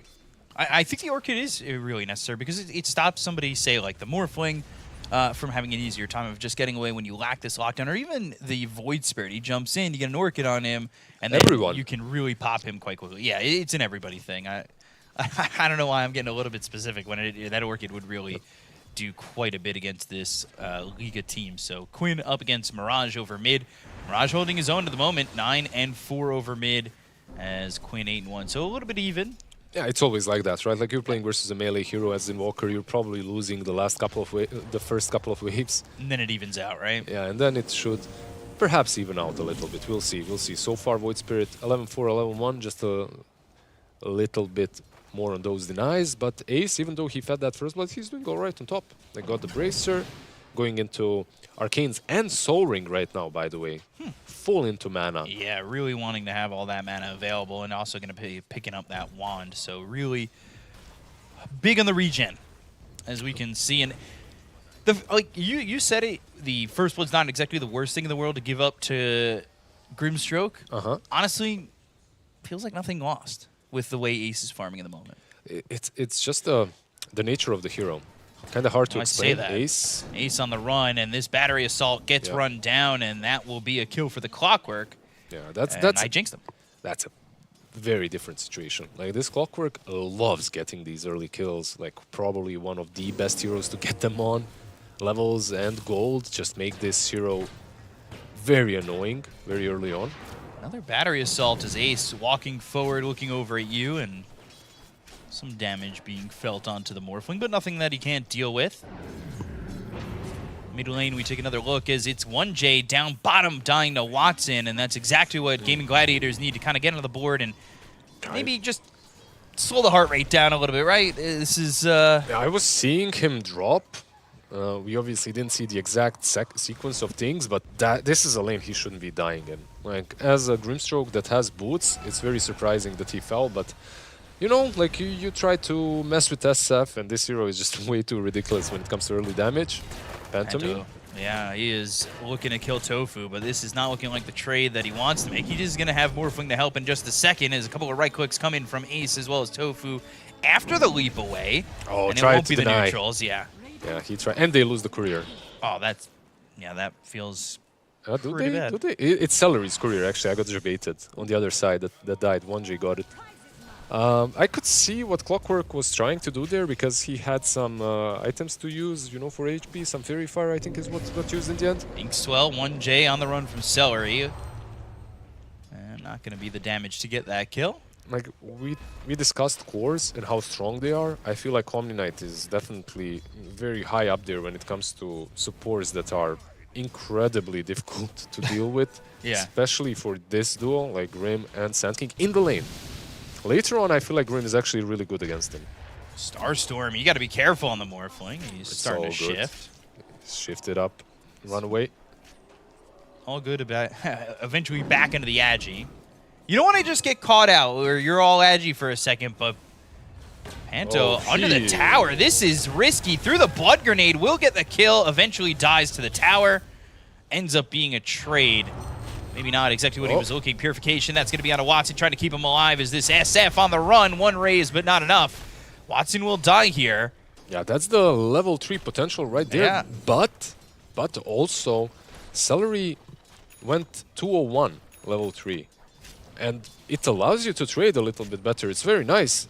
But if he had that repel, you know, like in the lane, SF is not dying, for sure. Like he can just shrug them off and maybe even turn on them. Peculiar choice, but every player reads the lane a little bit differently, and he's definitely pressuring this Grimstroke quite a lot. He's got boots and he's just constantly hitting him. But I just don't know if the pressure on Grimstroke alone is going to be enough. They've brought 3 heroes here. Inkswell, Tornado, Quinn trying to run, but the cogs are there with the expanded armature. They've got the silence. Celery's in. Going to try and keep Quinn alive, but he is getting run down here by 3 heroes. They'll at least trade for Panto. But the Astro Step, the Aether Remnant locking down Celery. That's another shot onto this Omni Knight. They'll end up getting 1J. That's Tofu getting the kill there. It's a 2-for-2 over mid, which Mirage survives, and Tofu's the only survivor for Gaimin Gladiators. Yeah, bottom line here is you lost your mid laner, right? Like, and if you're Mirage, I think you're very happy with what just happened. Right. Like, Liga should I feel happy about it, but minute 7 is coming up, and they need to make sure that they get those wisdom runes. Like you discussed it, you talked about it. Clockwork is actually going for the Radiant one, but I don't think he's going to be there on time. If he gets there, it's against Omni Knight. They scanned for it. They're going to try and make it happen, but he's just not there. He's just not fast enough. Like the mind was in the right place, but the legs are too short. The heart is willing, but the body, it can't keep up. Yeah. Well, right now, we are seeing that Ace sticking towards the top of the net worth. Actually, Quinn, even despite the death, he's up there as well. Yeah, like Mirage. Astral Step, though. Mirage coming towards top, and they're going to try and get this kill. Purification and Ace. Hey, okay. It's still called Repel, right? Like, it got changed so many times. Bot lane SF. Silence, Watson looking for the Requiem, but the Inkswell stuns him. Now the Burrow Strike's there. Watson dies, a Requiem in death. 1J will fall. They will try to kill off Alberca, and he will eventually die to Tofu. Dude, I just want to see Tofu go full on, some right-click damage. This man is having a blast of a game on Mirana. Like, he is... Look at that net worth, by the way. Close to Mirage somehow. Yeah, Mirage, even though like his lane got ganked and he kind of got the kill on Quinn, he's not really having the best time here. 3k net worth versus 3.7. Yeah, this is good enough for Gaimin Gladiators right now, where I'm starting to worry about Liga. This is the timing in which that I think that is most important to Liga. They did get the kill on Watson a second time, so they are shutting down the SF a little bit. His farm maybe not as good as what he would like, but yeah, it's not terrible, honestly. I think the biggest difference maker right now in the game is this level on the Brood. Like, you get your Broodlings out, and now the question is for Liga, who can you send up there to defend against the Brood once those Broodlings come? I think the only real answer is Alberca, right? Like, he's the one that can do it. Maybe Void Spirit as well, but... You could Astral Step them all, but... Yep. The Inkswell, too. But you're going to get run down if you're not too careful on the Grimstroke. The problem is you just don't want to be there as Void Spirit. You want to open the map. You want to do plays, maybe hunt this SF down with a couple of supports. And their supports, when it comes to hunting Invoker and SF, are really good, but not if Celery is around. Like, he's the one combo breaker that they need to Phantom embrace him or something. It makes life a little bit rough, so we'll have to see...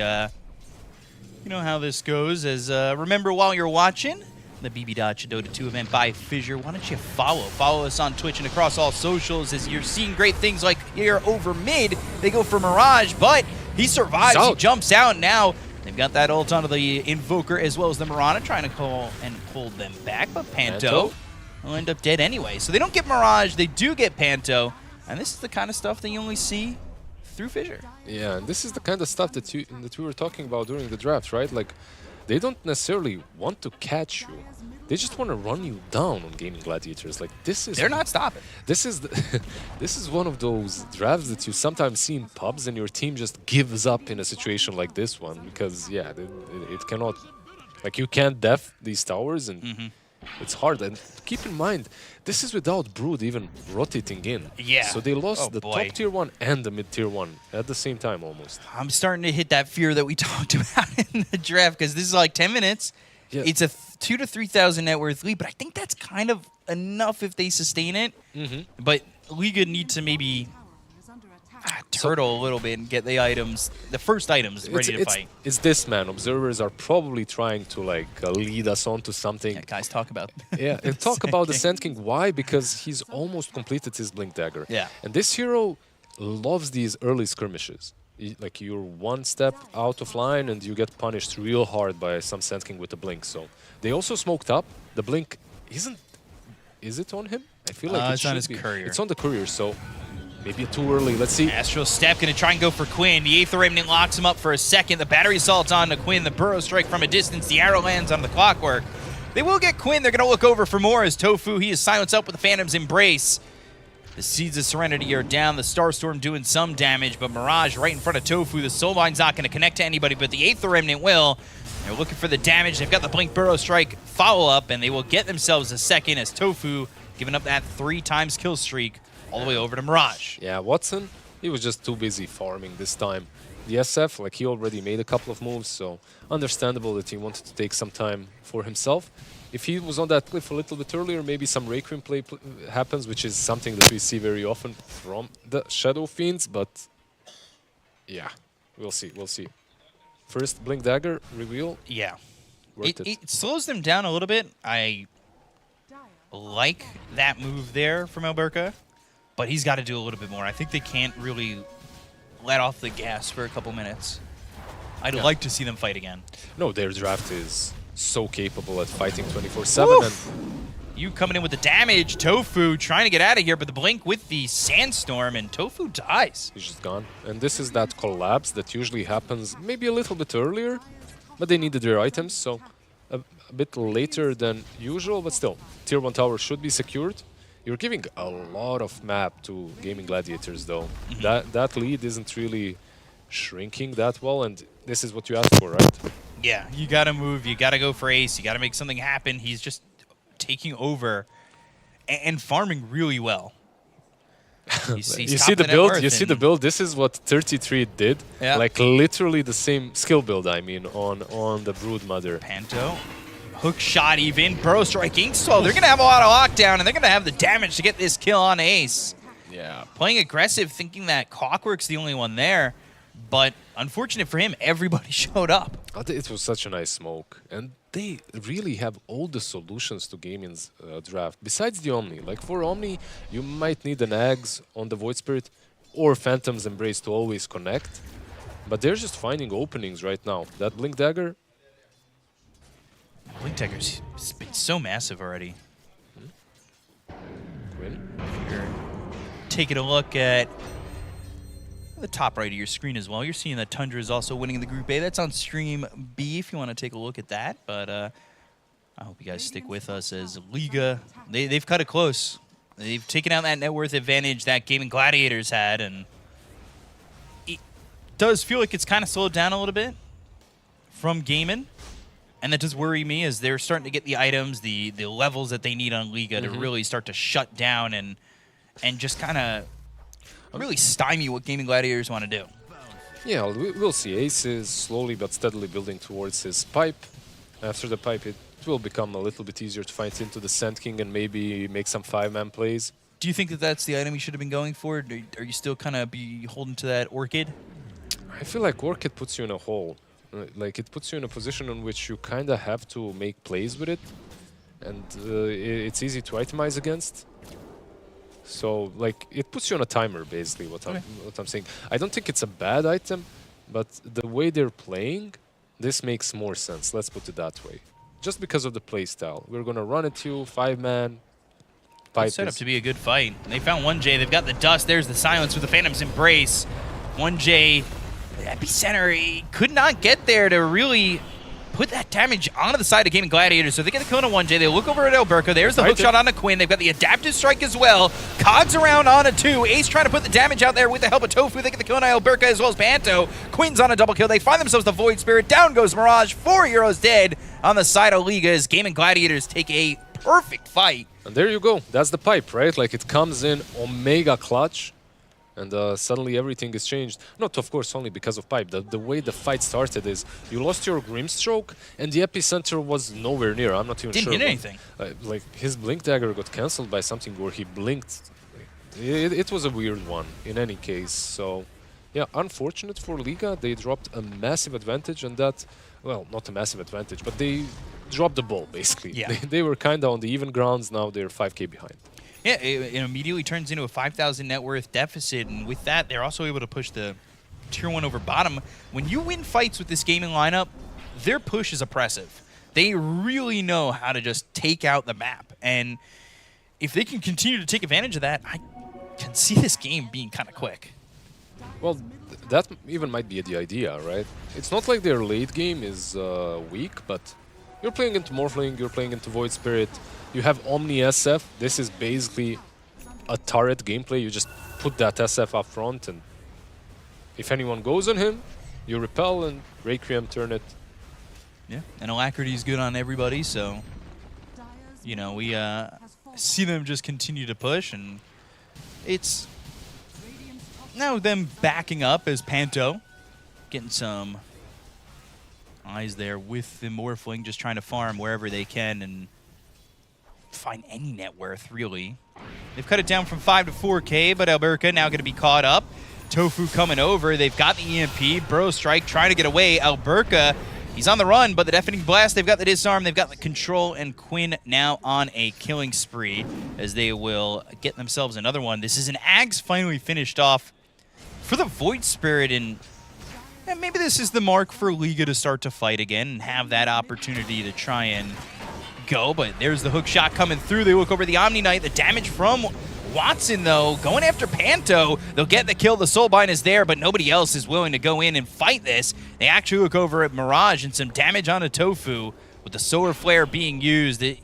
It's not a lot onto Mirage just yet, but now they'll look over at 1J. Yep. They've got the Ink Swell going, but it's not going to matter. It'll pop in death, and that is another kill here for Watson. He is on a killing spree, and he got himself a double. And they will take that top tier 2 tower eventually as well. This is just turning into a death ball at this time. Like, this Omni Knight tends to transform drafts into exactly that, and I feel like Gaimin Gladiators, they have a really good read on how they should be executing. Even though there is an Aghanims on Void Spirit, I feel like it's just...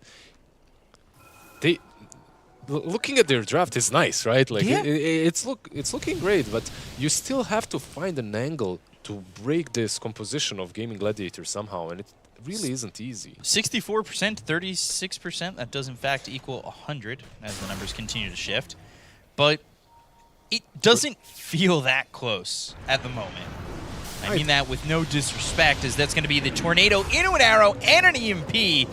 You've got no mana, you're going to try and leave now. Gets a little bit there from some Arcane Boots, but they won't chase this too far. I thought maybe they'd want to go for it, but the rest of the team is going for Roche, and they've got themselves an Aegis. Yeah, very simple. Good Roche-taking capabilities from SF, of course, and the Brood Mother.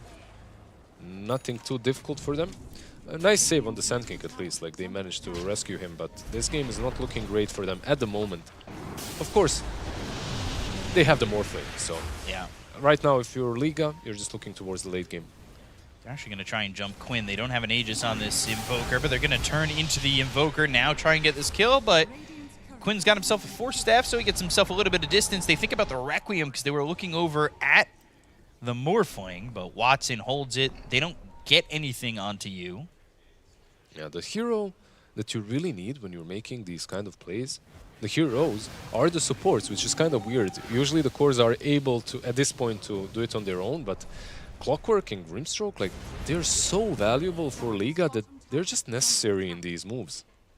Yeah, very important to have that control, that constant control, as they try to get these kills, especially because Quinn's got that Force Staff. He's able to make some distance.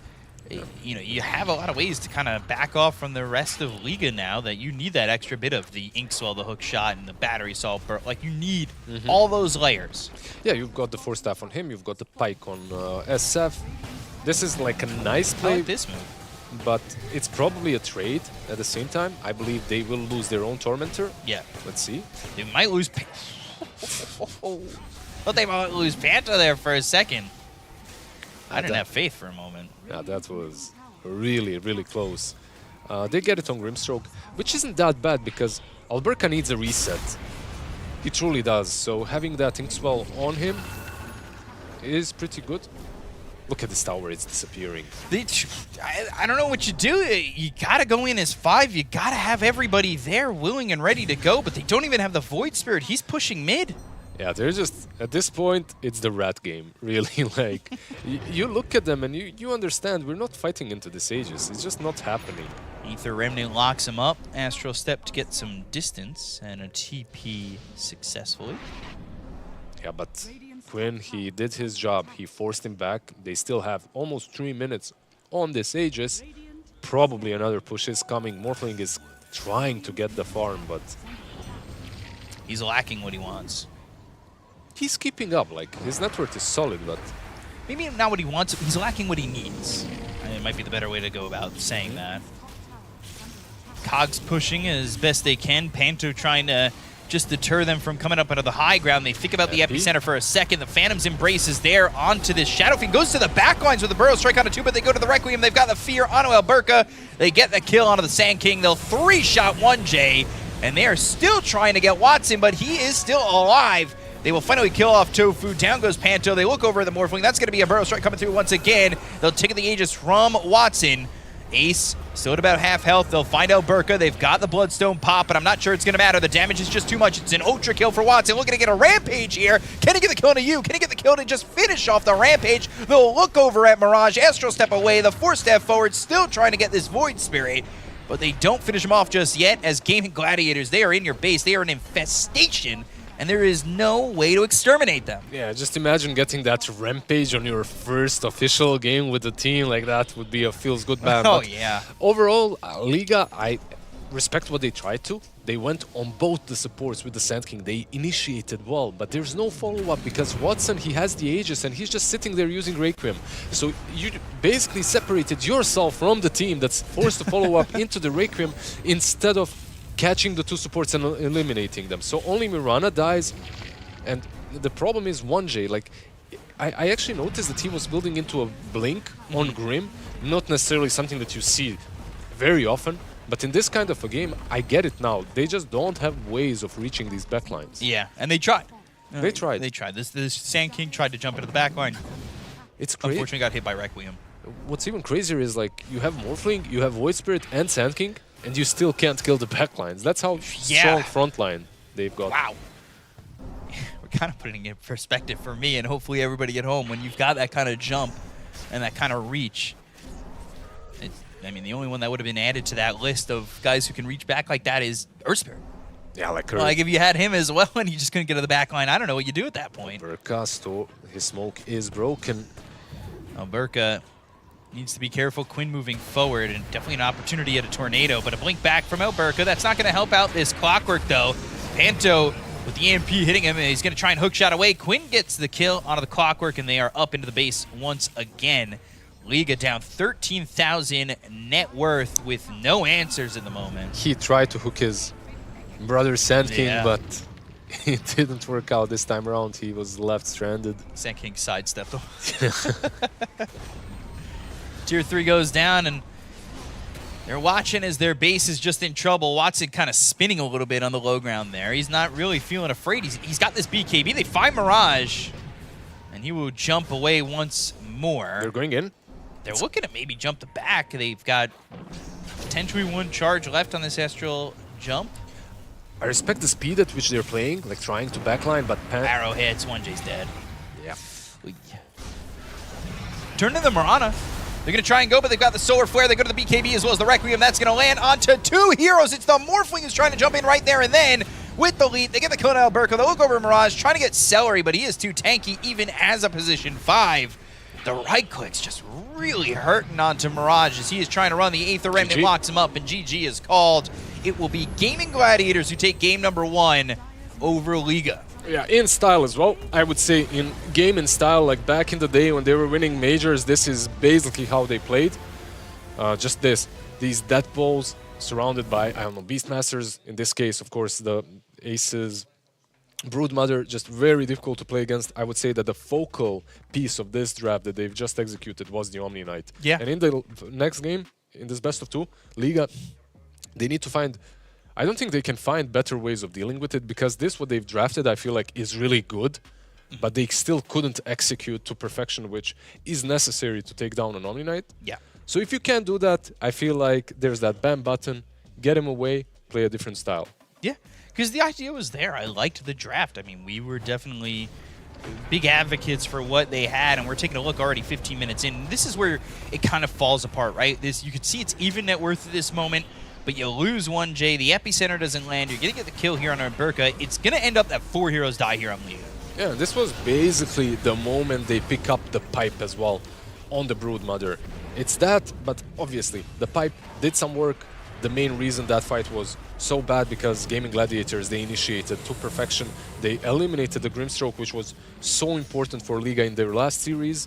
And then they followed up with the kill on Sand King, who, unfortunately, you know, sometimes sometimes it hits, sometimes it doesn't. This time he missed every single spell, and he paid the price. That happens, and there came a point where 1J really couldn't survive either.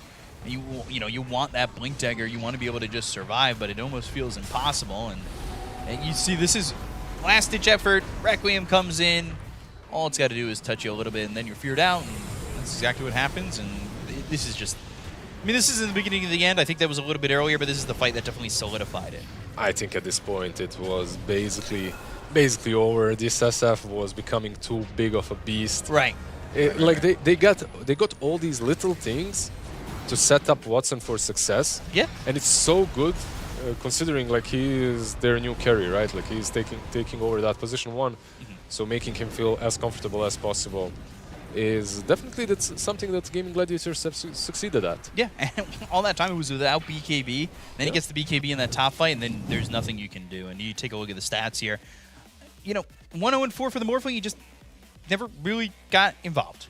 It was a little bit too little for him to really feel impactful. What's up with Brood's back? Like, she's been carrying her teammates. Like, they're kind of crooked, but yeah, overall... What are you trying to say? Nothing. Just Morphling, of course, 1-0-4, 0 deaths. Yeah. Like, this man had a decent Morphling performance, but it's difficult to make this hero work if you're playing into a death pool, because they will end the game before you come online. This hero like literally is looking for that point in the game in which he can jump the backlines, eliminate one target, play off of that, which basically never came for Liga. Yeah, it never really opened up for them at all, and it felt like, yeah, the 7 to 10 minute mark that we talked about was very important, but it was everything after that as well that became more and more important as, you know, mid kind of fell behind Mirage, fell behind Quinn. Things didn't exactly, you know, they looked all right, and I think that the lane was okay, but had it been a jump to the next tier of better, it would have, I think they would have had a much easier time dealing with this death ball. I don't know. The lanes themselves, honestly, weren't that bad. They got the SF, they killed the Brood Mother as well, so I'm not sure just how much better you can ask for. Like, maybe the mid lane, but overall, I don't think the lanes where this game was lost. Yeah, definitely. It's very interesting to see what they were able to accomplish for the side of Gaimin Gladiators and what Liga could do. And remember, you know, to see all these matchups, to see such great Dota like this, you got to follow us on all socials on Fissure. So if you get there, it's like it was right here. You know, you saw it. Just follow Fissure, and you'll be seeing more games like this. So, you know, follow us. We'll be back in a moment. We're going to take a quick break. We'll see you in a second. Stay tuned.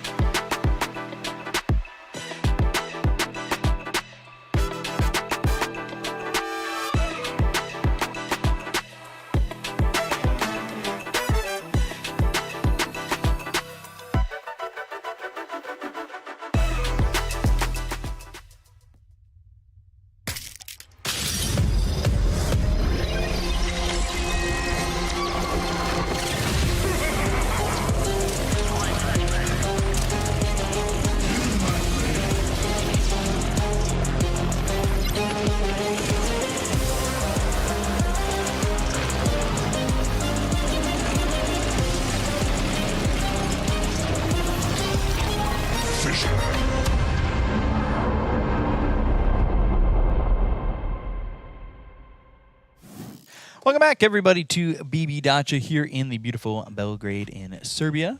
I am BCOP, joined here by Lizard, ready to give you game number 2 between Liga and Gaimin Gladiators. Game 1 saw Gaimin kind of do their thing. They deathballed all the way through. They won their lanes. They did their thing. And now you're coming into game number 2, hoping that Liga even up the series. Because in a round-robin group stage, BO2s, every game is important. Got to make sure that you get something out of this, and pulling off a win over Gaimin would be huge.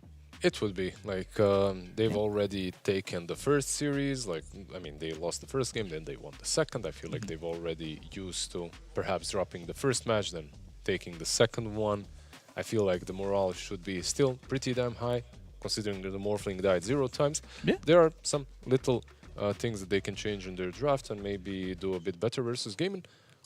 All that to the side, like Gaimin, they performed really damn well with their new carry. I feel like they executed the strategy that they were going for, like in style, and I feel like I can already see that Gaimin are getting their identity back. Like when it comes to the way they like to play Dota, this man, I feel like we didn't really talk about the Invoker way too much, but he was doing a lot of work when it comes to combo breaking and just scouting everyone with Ghost Walk. I believe he also did the most damage in the last game on the Invoker, so yeah, gotta look out, not only for that Omni Knight on position 5, but also for the Invoker on mid. Yeah, and that was their first pick, and not only that, it felt like during the lane, yeah, he died during that gank where they brought both supports over from Liga, but he was farming so well that it was fine.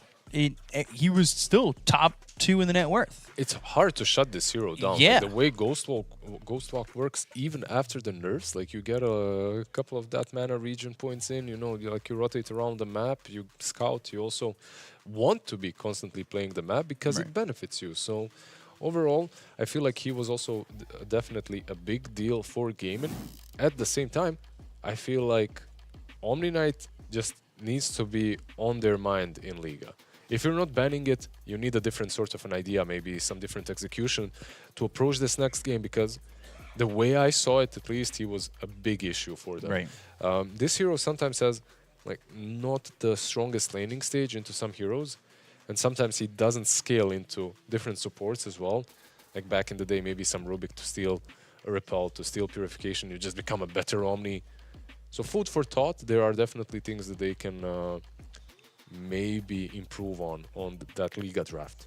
So let me ask you, speaking of the Liga draft, if you had to change one hero in their Game 1 draft, what would it have been? Honestly, I wouldn't change their draft. I feel like their draft is just pretty damn good. By the way, first pick now for Gaimin. Yeah, and Radiant for Liga. Yeah, so basically we have the same priority but for different teams, right? Like they get the priority on Gaimin Gladiators, they instantly pick first pick, and for Liga, they're the ones snatching that Radiant away. So both teams like being first phase, first pick, and both teams like being Radiant. Which is contrary to the norm, right? We were talking about a Game 1. Usually second pick is the go-to, so... I feel like 90% of teams would still want Radiant, but second pick did become very popular. Not recently, like it's been popular for quite some time. Especially for teams that have hero spammers, you know. Right. Like if you have some good abuser on something like a Huskar, like a dirty man, you know, that just likes these dirty picks, like that's when you... Visage. Yeah, sure, like Visage. I mean, not necessarily, because that hero is first phase material, like at least second stage material, so... I'm thinking like Huskar, you know, like you pick that guy at the right moment, the game feels very over. Do you think we see it here? Perhaps, maybe. I know it's so early in the draft for even start thinking about Huskar, I mean, that's a hero for the much later stages of the draft, but the hero that does get banned out is Sand King. This is a difference, like the other two we are seeing already, the Shadow Demon and the Naga, same thing from L1, but Gaimin Gladiators, they do ban out the Sand King. Like, he was still a pretty big issue for them, like he farmed all right, they pressured the map very nicely with him. He got an early dagger, but most importantly, Liga, they demonstrated that they can play it capably on offlane and on mid lane. Right. Like, usually this hero, I don't like him on offlane. Like, on offlane, he feels just kind of mediocre, but they did all right with him. So, yeah, understanding the ban there. Now the Clockwork getting banned, so we are seeing less of the Liga heroes so far. Do you ban the Invoker? Let's see. Like, they have a couple of issues that they need to face. I think SF in Wallachia was one of the first phase bans as well. There's SF, there's Brood, there's Invoker, there's Omni. Like, all of these heroes kind of need attention. Some of them are perhaps a little bit easier to counterpick than others. They ban out the Puck. Listen, they have first phase. Puck banned out, maybe the Invoker and Brood is something that they can steal, you know? Like, we'll see. Yeah, this is going to be tough. They'll have back-to-back picks, obviously, with a ban phase in between it, but maybe we see Liga kind of give Gaimin their own draft back at you. We tend to see that. You get beat pretty bad like that, you understand the heroes well enough. Sometimes you want to throw it the other way around, but there still is this ban here for Gaimin, and they're going to ban that Tuscan immediately right back into the Invoker. They're not even going to give them that opportunity. Oh, yeah, because, yeah, they have the first phase, right? So they grab the Invoker. Let's see. Pango against them.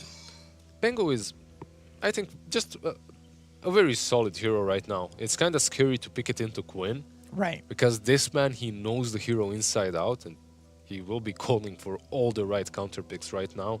And there's a few that people are experimenting with. I've seen some Bloodseekers into the Pangolier. I've seen the resurgence of Grimstroke into Pango as well. Some hero that has like a Roar, Beastmaster. Something similar to Roar is Pulverize, Primal Beast. You know, once you get that BKB, you can get on top of him. And of course, a lot of these ranged glass cannon carries that just don't care. You know, you just stand and you kill him while he's rolling. So there are options, but overall, Pangolier for me, he just seems, ever since the switch up on the facet, like everyone is going for Thunder Roll at the moment. The faster one, right? Thunderbolt, I think, or Thunder Roll, not sure. Thunderbolt. Yeah, exactly. Yeah, he just looks way stronger in team fights. My only question is, do they just, go back to SF, right-click him down, make his life... Obviously, SF was the final pick, so again, kind of getting ahead of myself in terms of what they want to pick. There are bans in front of it, and Luna getting banned once again.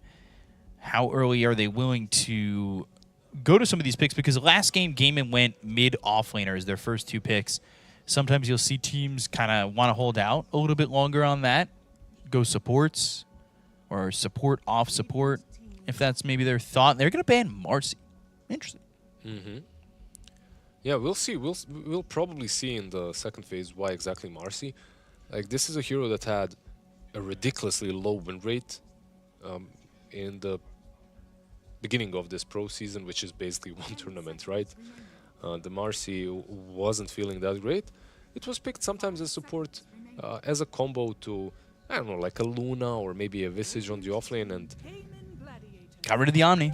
That's the big one, though. I really think that this hero just needed to go. You didn't have ways of dealing with him in that game one.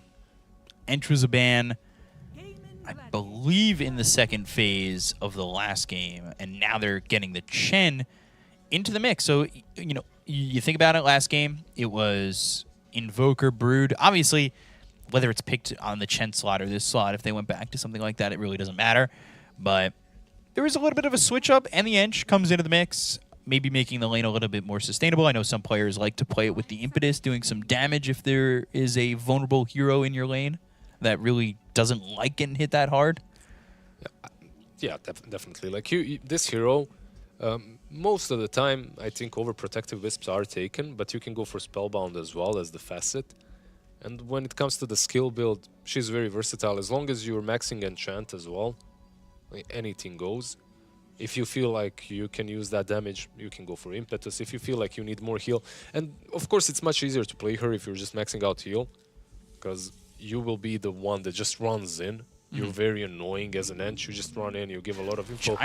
I feel like Gyro wasn't only good for them, it was also like a snatch pick away from a Liga, because Gyro feels also very nice into the Chen, and now you're throwing a question at them. Are you comfortable enough picking that Morphling again into the Gyro? Because maybe this is even a better matchup, right? But Gyro could also be a support. Keep that in mind, right? Like, they could switch things up. Like, we have seen a couple of Gyro supports too, but they're basically testing. They're basically testing Liga right now.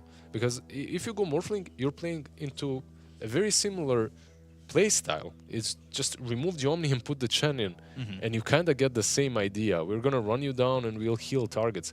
Although I have to say, Chen doesn't feel nearly as strong at that as Omni Knight. Yeah, obviously Omni Knight getting banned right before it, but now if you want to make this Gyro potentially flex, you got to pick your offlaner here. Because you can't pick the other support, you'd be showing your hand, and maybe they leave, say, an IO pick for their final pick for the side of Gaimin. Yeah, they don't have. I would say they're maybe looking towards an offlaner right now, if they want to keep it that way. Yeah, they don't have the ultimate last pick, so because of that, probably they would have to pick the offlaner, which also is a problem if Liga just leaves their carry for the last pick, right? Which they just might. So you pick an offlaner and then you get kind of countered by something. It's not a feels good man in this patch. Right. So we'll see, because they've got 2 picks come their way here for Liga, and only 45 seconds remain. Yeah, there's a lot of options for them. Enchantress just opens up the draft for you on that position 1. Like Morphling versus Gyro, most obvious one. Alchemist as well, played quite a lot recently, strong laner together with her. If you wanted to steal their strats as well, there's something like an SF. We've seen some Drows this morning into a Gyro. I feel like Drow into Chen and Gyro is a little bit scary. Like, they can run you down with Invoker scouting you. Dazzle. I just love new tournaments, man. Like, a meta just resets and things just go from scratch, right? And we just get a Dazzle, and I just wonder if this is maybe a core, maybe a support, not even sure. Like, I've seen not a lot of Dazzles recently. Do you come into a tournament with a completely open new book if you were participating in PGL Wallachia, or are you jaded by the last event? I feel like... I feel like I just got my answer. You just completely go into something else. Yeah, I mean, fair enough. Like, the first game wasn't great when it comes to their execution of the draft that they had. The draft was good. It's just that the playstyle that Gaimin brought didn't suit them at all. Fast. And this Nyx, it checks all the right boxes. Like, it's really strong to scout out the Invoker. It can find him. If you're Vendetta, you can find, even without Vendetta, of course, you can find him because of your facet through Ghostwalk. It's good versus Gyro because you can always use Carapace against him. And most importantly, probably the main reason why it was picked, it negates the ability to kill off Enchantress's creeps, and at the same time you get that hero to kill off Chan's creeps, right? So you're protecting your position 5 or 4, and you're at the same time kind of ruining the Chen. So Right. it does make a lot of sense that instant kill on the creeps that he's got is very valuable in this game. Sounds like it checks a lot of boxes. And Primal is an offlaner, so you do kind of keep it open. Maybe now you want to go to the gyro support. Would you lean that way with what you've seen in their draft so far? I mean, you called it yourself. If they pick an offlaner right now, there's a huge chance that they last pick a support, right? And, Yeah. Flex the gyro, or maybe last pick a carry and flex the gyro anyway. They're still kind of keeping it open. We'll see with Liga's bans what they think is happening. But Liga's draft is out there, man. Like, this is... I look at these heroes... You see 3 supports? It's not 3 supports. Like, Dazzle is a good core. It's not very popular right now, but it is a hero that used to crush certain heroes in the mid lane, especially if you're playing like a Nep versus an Ember or something melee. You just run them out of the lane, right? Right. And he is a lane dominator, but I don't know. I don't know. This is some chaos that they need to bring up. With this draft, they need something chaotic as the last pick as well. I'm not sure what's it gonna be. Maybe even the Morphling again, but I'm expecting them to not play the normal style of Dota, basically. I want to see if Liga have a lock on this. I'm wondering what they're banning. Are they going to ban carries? Are they going to try and... Yeah, they ban the Alchemist. So they're maybe expecting the gyro to shift over. Yeah, that's basically it. That's basically but they might also... I mean, truthfully, they might also ban IO. You could just do that as well. Force the gyro maybe into feeling like it should go support. You ban the Alch, you ban the IO. Now you know what you're going up against. You've got the final pick anyway. It all depends on how highly they value the hero. I do believe that it's one of the strongest combinations, right, with the gyro. Slark. I will say IO in this game with an Nyx Assassin could just be food anyway. They're just expecting a carry, basically, and that's what they're saying. Or they are saying that these 2 heroes that they banned out are the most problematic for themselves. So they banned them out. 10 seconds remaining. And, you know, like later on in the game, you pop a grave on someone. Slark just loves hitting them even further. They go Morphling, so... yeah. Okay, All right. so basically what happened is they stole the Morphling away from Liga, right? Like, we've mentioned this hero for Liga ever since Gyro got picked up. They took it away. What's a good morph target, though?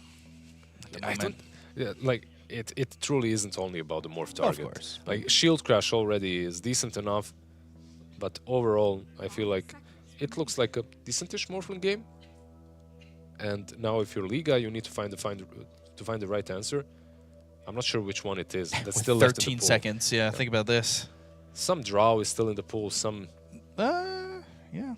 I guess doesn't feel great. I have to agree. Like, their draft is looking very wonky, and they go with the TA.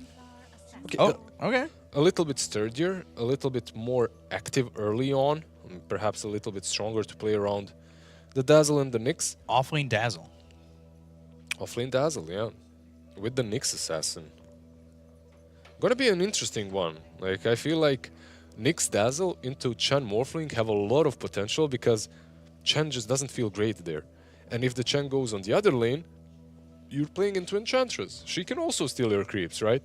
It kind of goes back and forth there, but still... Is Chen just an ult in this game? Penance and ult? So, basically the way this matchup works between Chen and Ench is eventually Chen does bring enough creeps, so he doesn't care about Yench or Nyx. Right. And he also brings a lot of auras. Okay. And at that point, the ulti plus all the auras kind of overwhelm the team that has this skirmishy kind of support, such as Ench and Nyx. So overall, I feel like Gaimin are doubling down on what they did last game.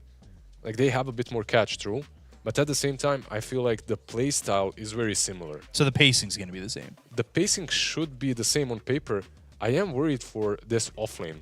Like, this Nyx plus Dazzle, to me, even though it looks wonky and it's definitely out of the meta, I feel like there is some potential for them to pop off. Definitely true. I'm trying to think about my prediction because we trusted Liga with a draft that looked like it was on meta, had a lot of lockdown, had the ability to kind of check all those boxes and what should have been, at least in my eyes, maybe an easier game, but it wasn't as easy. And now, you know, you look at it, and I think I'm going to go Gaimin Gladiators this game. I think it's really hard to not go Gaimin Yeah. Gladiators after the performance that they put in game number 1 because they're honestly looking like a little bit of a stronger team at the Yeah. moment. And Liga, they have to prove to us that they can stand up and fight properly because that game 1, it was a 25-minute beatdown. Yeah. The second game, it needs to be a little bit better. Yeah, so we'll see if Gaimin Gladiators can get it done this time or if it's going to be Liga. I mean, Gaimin, man, they looked like they haven't missed a step. You come in with a new carry and you don't miss a beat like that. Like, this is a confidence-building series for them in some ways, especially that first game felt like a confidence builder for sure. Dude, that's the dream for every carry. Yeah. You join a team, you have some Omni next to you, he's healing you, he didn't get a Rampage, you're getting some Ultra kill, you're hitting barracks, you don't even have to join too many fights. That was the dream scenario for most position 1s. We'll see if something similar translates. I think the game is a little bit harder for them this time around, and there is some potential for a quick turnaround by Liga, like the TA, Dazzle. I feel like these are all very fast-paced heroes. So we'll see how game number 2 goes. By the way, shout out to our obs, Stubborn and Roland. And their names on the screen real quick. Thank you, guys. Always got to shout out the obs. Just like you should shout out your support for dropping an obs. Yeah, is there anything crazy here? Right now, I'm not seeing it. What is worth to mention, of course, Thunderbolt is picked by the Pango. Yeah. The Poison Bloom, of course, from the Dazzle. And Is Scuttle a different one than usually picked? Because I know some Nyx Assassins like the other one. I'm going Scuttle 90% of the time. I value unobstructed pathing way too much early 15 on. seconds, yeah. It's massive. And Spellbound by Enchantress, by the way, which is not too conventional. I feel like some players go Spellbounds, but most are taking actually the Overprotective Wisps. The one that activates every 250, right? Yeah, you just heal more, right? Like you Right. heal more. It's much easier to play the game in a wild way in which you're just running in.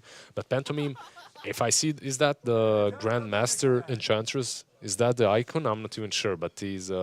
It's not the level 30, because that's the one with the Morphling. But Never that's the level mind. 25, which I think... I don't know. I don't have any heroes with Grandmaster or whatever is after it. So I never couldn't tell you. mind. Then it's not worth mentioning. You know, only level 29. Yeah. Not level 30. Oh, Yeah. gosh. So we do see the support Gyrocopter. It'll be interesting to see how Tofu lanes here up against you. Yep, this hero has some positives and negatives, of course, as a support. Positives are just incredible amount of damage that you're bringing to the table. Negatives are no catch. Homing missile isn't it.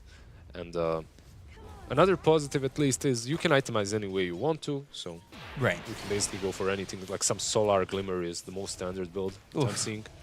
Oi. The poison blooms, and man, Celery. One poison touch, and he's going to take about 65% of his health and damage. One thing that you have to worry about as a Dazzle here is not to overstep once Nyx maybe makes some rotations, like later on. Like, it was always a problem for an offlane Dazzle. You can never truly leave this hero alone. That's the problem, right? Like, if you leave him, he's not a Timber. He's gonna get rotated on and he'll die. So, as long as they protect him, I feel like he's set up for success. What we didn't see much in game number 1 was going through the Twin Gates to rotate. Yep. So, like you said, if you leave this Dazzle alone and all of a sudden you just get somebody coming through the Twin Gate, because I do kind of expect 1J to go through the Twin Gate if Nyx Assassin does kind of fall under the same, kind of fall under those guidelines of a hero that would go through the Twin Gate to try and get a stun out there. Yeah, I feel like there's potential on both sides. Like bot lane as well. Enchantress can do the same. Top lane, like Chen can even rotate. Oof. 1J getting first blood for the second game in a row. Yeah, this time it's very different though.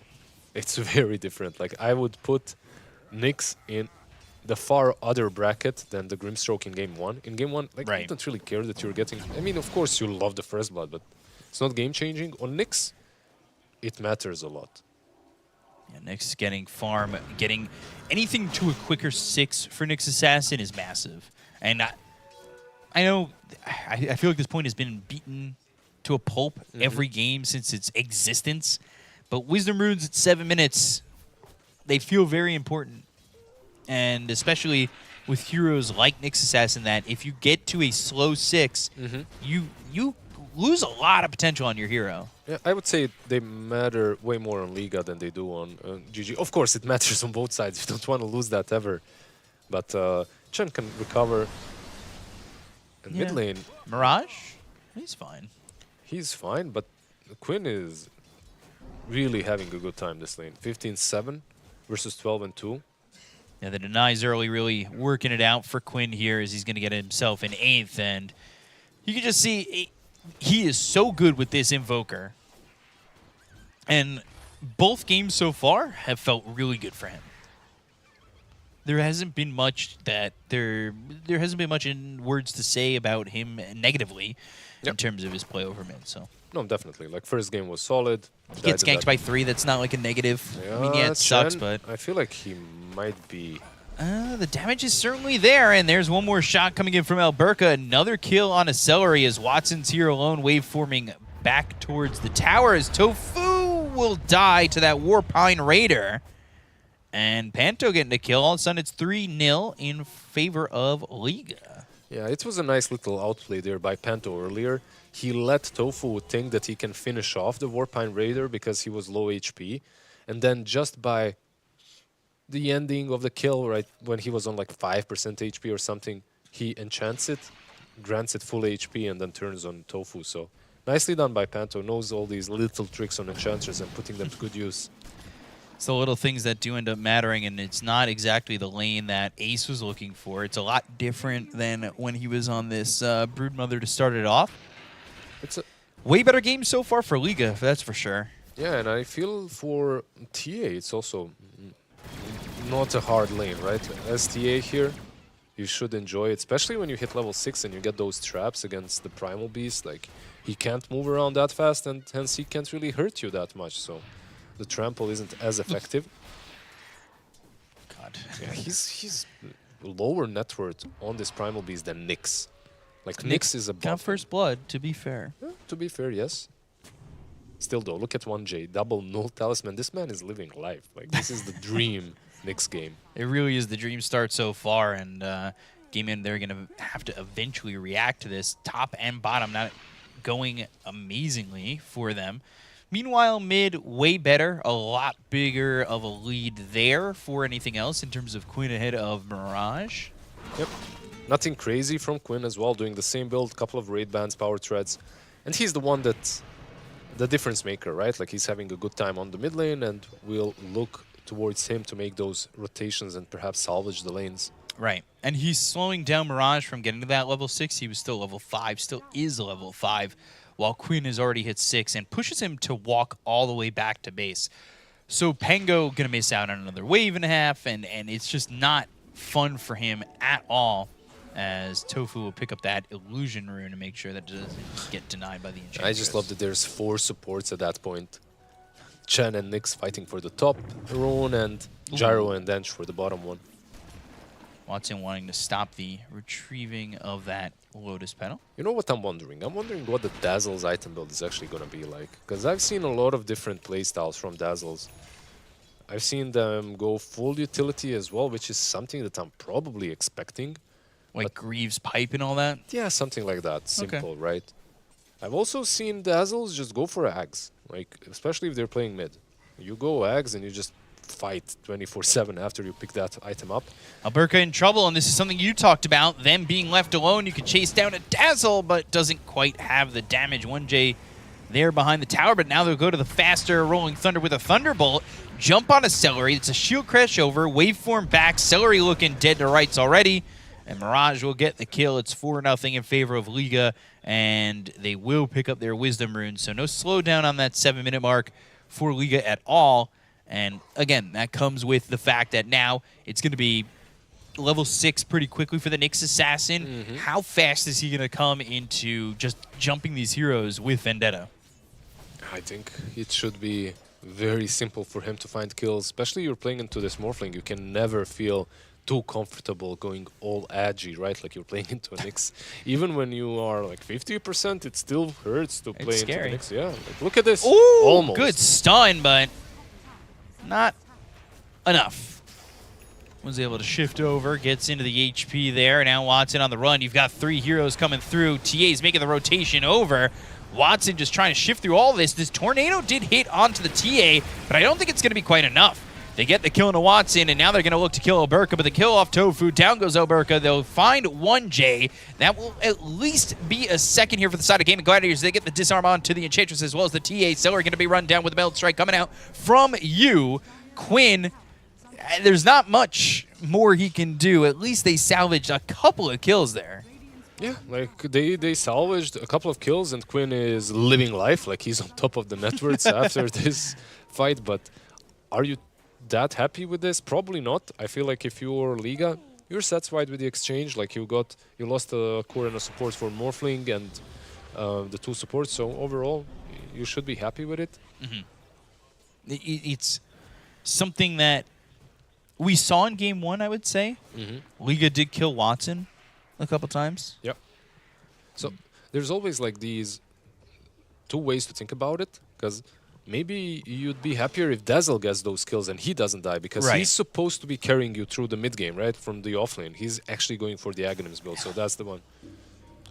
Yeah, it's going to be interesting to see what Alberca does. And you can only see it here with Fissure, so, you know, just remember to follow us on Twitch. Hit that follow button down below. It is about, I would say, 2 centimeters below us. And as that's going on, 1J going for the stun onto Quinn. EMP looking over, and they've got the mana away from a couple of these heroes. The tornado lands onto Alberca. They've got Tofu coming from the back, but Quinn, he's looking like he's dead to rights here. Alberca gets that kill, and now Tofu going to try and fight with the help of Celery. They go after Alberca. They've got this Wind Raider over with them, and they will get the kill on a Tofu. No, they can't get this Dazzle just yet. The Adaptive Strike isn't enough.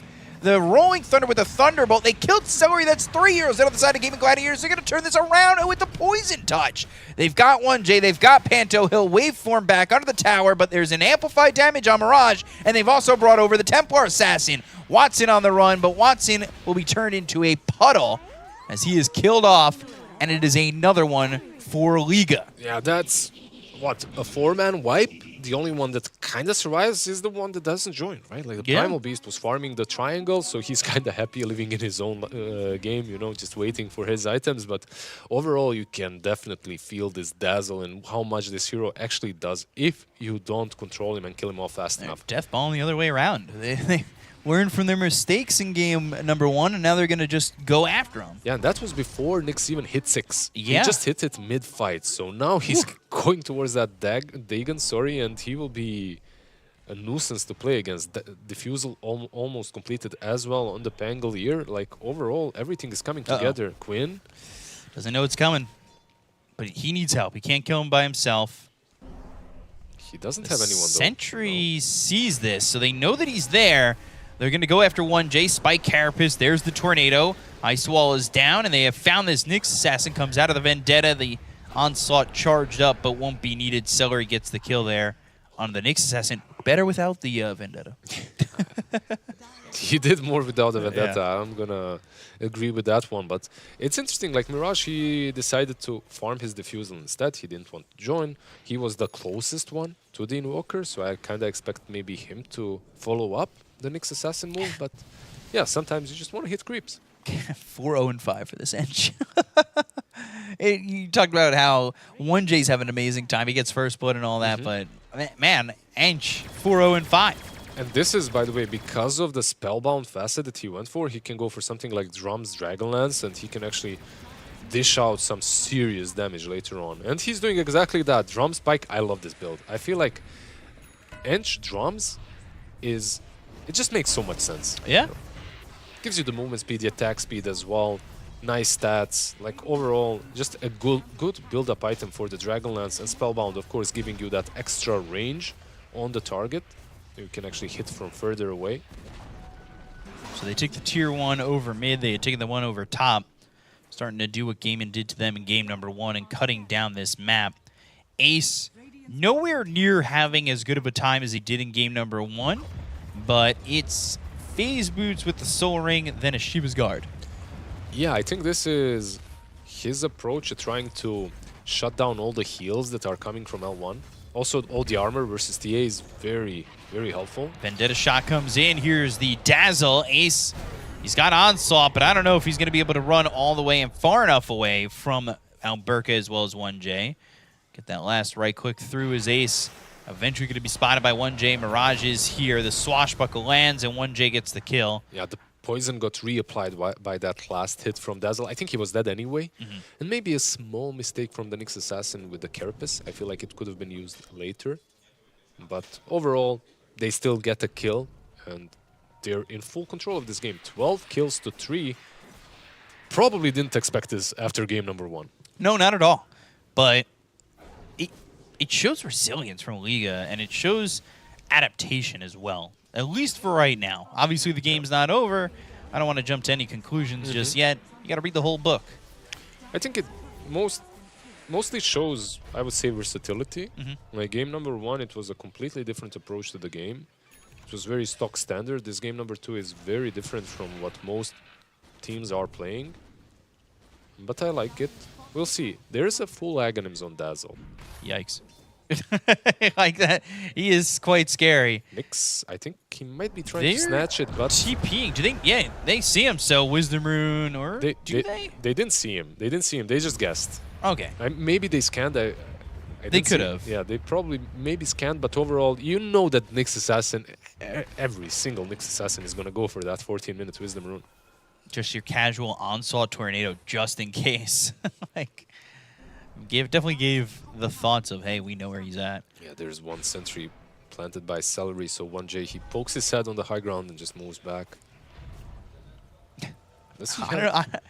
I don't know why you saying he pokes his head over and goes back. It reminded me of like David Attenborough on Planet Earth. But Ace, he's going to try and onslaught away here. And the TP, the Rolling Thunder is going to be coming a little bit quicker. Oh, but not in time. That was that Thunderbolt. Now on the other side, Alberca's going to be in a little bit of trouble. The homing missile not needed, as they will finish him off and get this Dazzle, Ags or not. Yeah, once again, 404. Grave was not found on the Dazzle. This build is kind of stock standard, I feel like, all memes aside. Most of the time, it does bite you eventually. Right. You get killed because you don't have it, but it's understandable. You want to be as oppressive as possible in the laning stage, so you go for that build. Yeah, immediately the Obs knew. He goes into Vendetta. Look at Watson. Yep. Just make sure we see just in case. Yeah, 1J, he does lose that unobstructed patting now, but he's still in Vendetta for quite some time. See who he finds. Quinn going to be trying to walk around in Invis, but if he spots the Nyx, you got to know that you're being seen. They've got a lot of heroes up here towards top. They're still leaving this Primal over in the bottom lane for the moment, but they're going to look to try and get a kill here, at least on a Panto. It's an easy one to get. They rip through this Enchantress, but they don't get the TA. Yeah, even with the other facet, even with the different build that Enchantress is cooked, like there is no way she survives. So It's a lot of gold. it's a lot of gold. Like he had a pretty decent streak up to that point, right? Four kill streak, yeah. Yeah. But they were trying to push without the full setup. Like Dazzle wasn't there. Nyx was kinda on the cliff anyway, so on the high ground he couldn't join. Good thing the TA, for them at least. For Liga, good thing TA managed to escape. So far, and going into the Desolator is the TA. Top of the net worth by 1,200 over Quinn, who is second. Tofu as well as Celery, not as much gold as these supports on the side of Liga, who are very farmed. At least for the moment. But the net worth deficit, it's changing up. Yep. I feel like one thing that you just somewhat mentioned, the two supports on both sides, the scaling. Tofu in trouble and dead. I don't know why I said in trouble. He was dead on the screen the second they went for him, and now they're going to look over at 1J. They've got the Pulverize, and there's the Shallow Grave, finally found and finally surviving. The Rolling Thunder will land. He's going to bounce off. They've got the Meld Strike coming in. They're looking over at Ace. Hand of God, all is healed, and now they're going to try and turn it around with a Tornado landing on a 2. It hits on a 1J. The Sun Strike off the mark, but they will get the kill anyway onto the Nyx Assassin. They will stun up you for a moment, but Ace a little bit too far in. He'll end up going down. 2 heroes dead on the side of Gaimin Gladiators, as now they need to start to run. They've got the Desolator flying out of the TA, so if this fight takes a little bit longer, maybe they have a damage amp coming through. Tofu with the ult, they get a kill on a Mirage, they'll look over at Alberca, and they get themselves 2 more kills on Gaimin, something that I don't really think Liga needed to give away. Definitely unnecessary. Like, definitely unnecessary, but also Gaimin, they just baited them so nicely. Watson hiding behind the trees, knowing there's no vision there. He goes into that Nyx form and stuns the Pango, sets up. That was the second stun of the fight that he landed with the Impale, like you can see on the screen board right now. 2 Impales, and both of them were pretty damn impactful. So the fight that looked very bad for Gaimin, where they lost Gyro and their offlaner for, what, for only the Nyx? No, it wasn't the Nyx until after they re-engaged, right? I mean, the re-engagement, yeah, sure. Like, that's what I mean. Like, it was 2 for 1, and then in the end, like, it was way, way better for Gaimin. So, should be happy with how that went. I'm wondering what Tofu is gonna buy as well. Like, this gyrocopter, like, the world is your playground. Like, you can literally buy anything on this support. Like, the last time I saw a gyro as a support, in the end, he bought a rapier. So that's way far down the line, of course, but we'll see. We'll see what he gets. Like you said, the world is his playground right now. And my question is, you a slide guy? You a monkey bars guy on the playground? What, for I mean, I hope you don't mean Monkey King Bar. I don't think he needs MKB or anything like that. I feel like he's more of what do you call it when you do this? Like, you know, when you are... the rocking horse thing? The rocking horse. I feel like Gyro... Dude, my playground when I was a kid actually had a helicopter that you climb in and you just rock on it. You know, you go back and forth. So I can imagine that. But most importantly, that's the kind of a support playground. You know, like, you just go for these items. And he's going to complete his arcanes into Greaves. I like that. I feel like another option was to go for something like Glimmer and Solar Crest as well. But you are playing into Ench, and it's a little bit difficult versus all the Dispels, but let's see. Quick pause coming through, and headset is going to be the marking, and 52%, 48%. Yep. All right, so pretty close when it comes down to percentages. Do you think it's that close? I feel like they have the 52%, maybe because of TA and the Aegis. I think it's perhaps not that close, depending on how these next 4 minutes go. Because if they don't manage to close this game out with the Aghanims, with on the Dazzle that is, and the Shard now, I feel like Morphling might once again take over the game. Definitely feels like it could be that way. And Ace finally got that Chivas. Yeah, Ace has the Shivas, which is extremely helpful versus the TA, versus the Dazzle. And of course, one hero that we kind of really didn't talk too much about in the last game, and this one, Invoker, is doing damn well, and he's keeping up his farm together with the TA, just a 1k behind. Yeah, a bit of a surprise maybe, because, you know, TA naturally a very solid farmer. And Panto going to get that shard off the Tormentor pickup.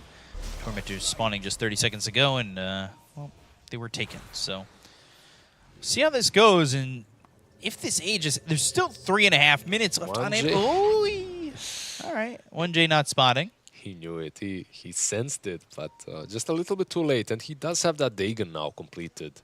Dagon, which will allow him maybe to even pop the gyro on his own.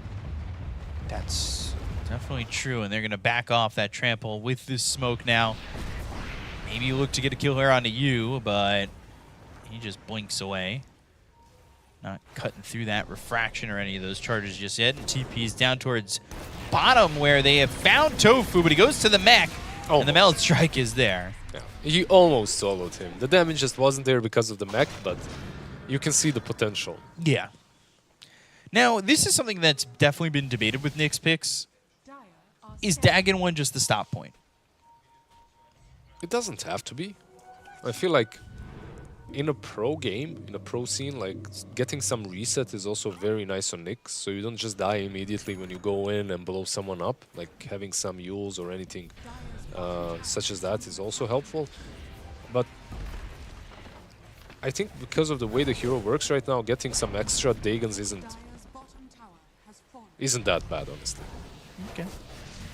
So 2 minutes left on this Aegis. No fight just yet from Gaimin Gladiators, but 1J who spike Carapace and passed Quinn, but Quinn was moving so quickly that he didn't exactly have the time to react. They go and they jump with that trap that got the silence onto the Primal for a moment, but they look over at Morphling. Watson's in a little bit of trouble, but now he turns it around onto 1J. The Rolling Thunder with the extra speed from the Thunderbolt, not going to be enough. The Tornado lands from Quinn. They're going to shield crash into a Pulverize. Now the call down is used. Swashbuckle onto the low ground. Centaur. He's trying to go. The Sunstrike unneeded. They get the kill there. That's 2 heroes gone. And it is Gaimin who come out ahead in that fight. Was that a Ravage by the Centaur? He got like, the neutral had like a 3-man stun. That was kind of funny. It wasn't controlled. I think maybe Enchantress was controlling it. I'm not sure.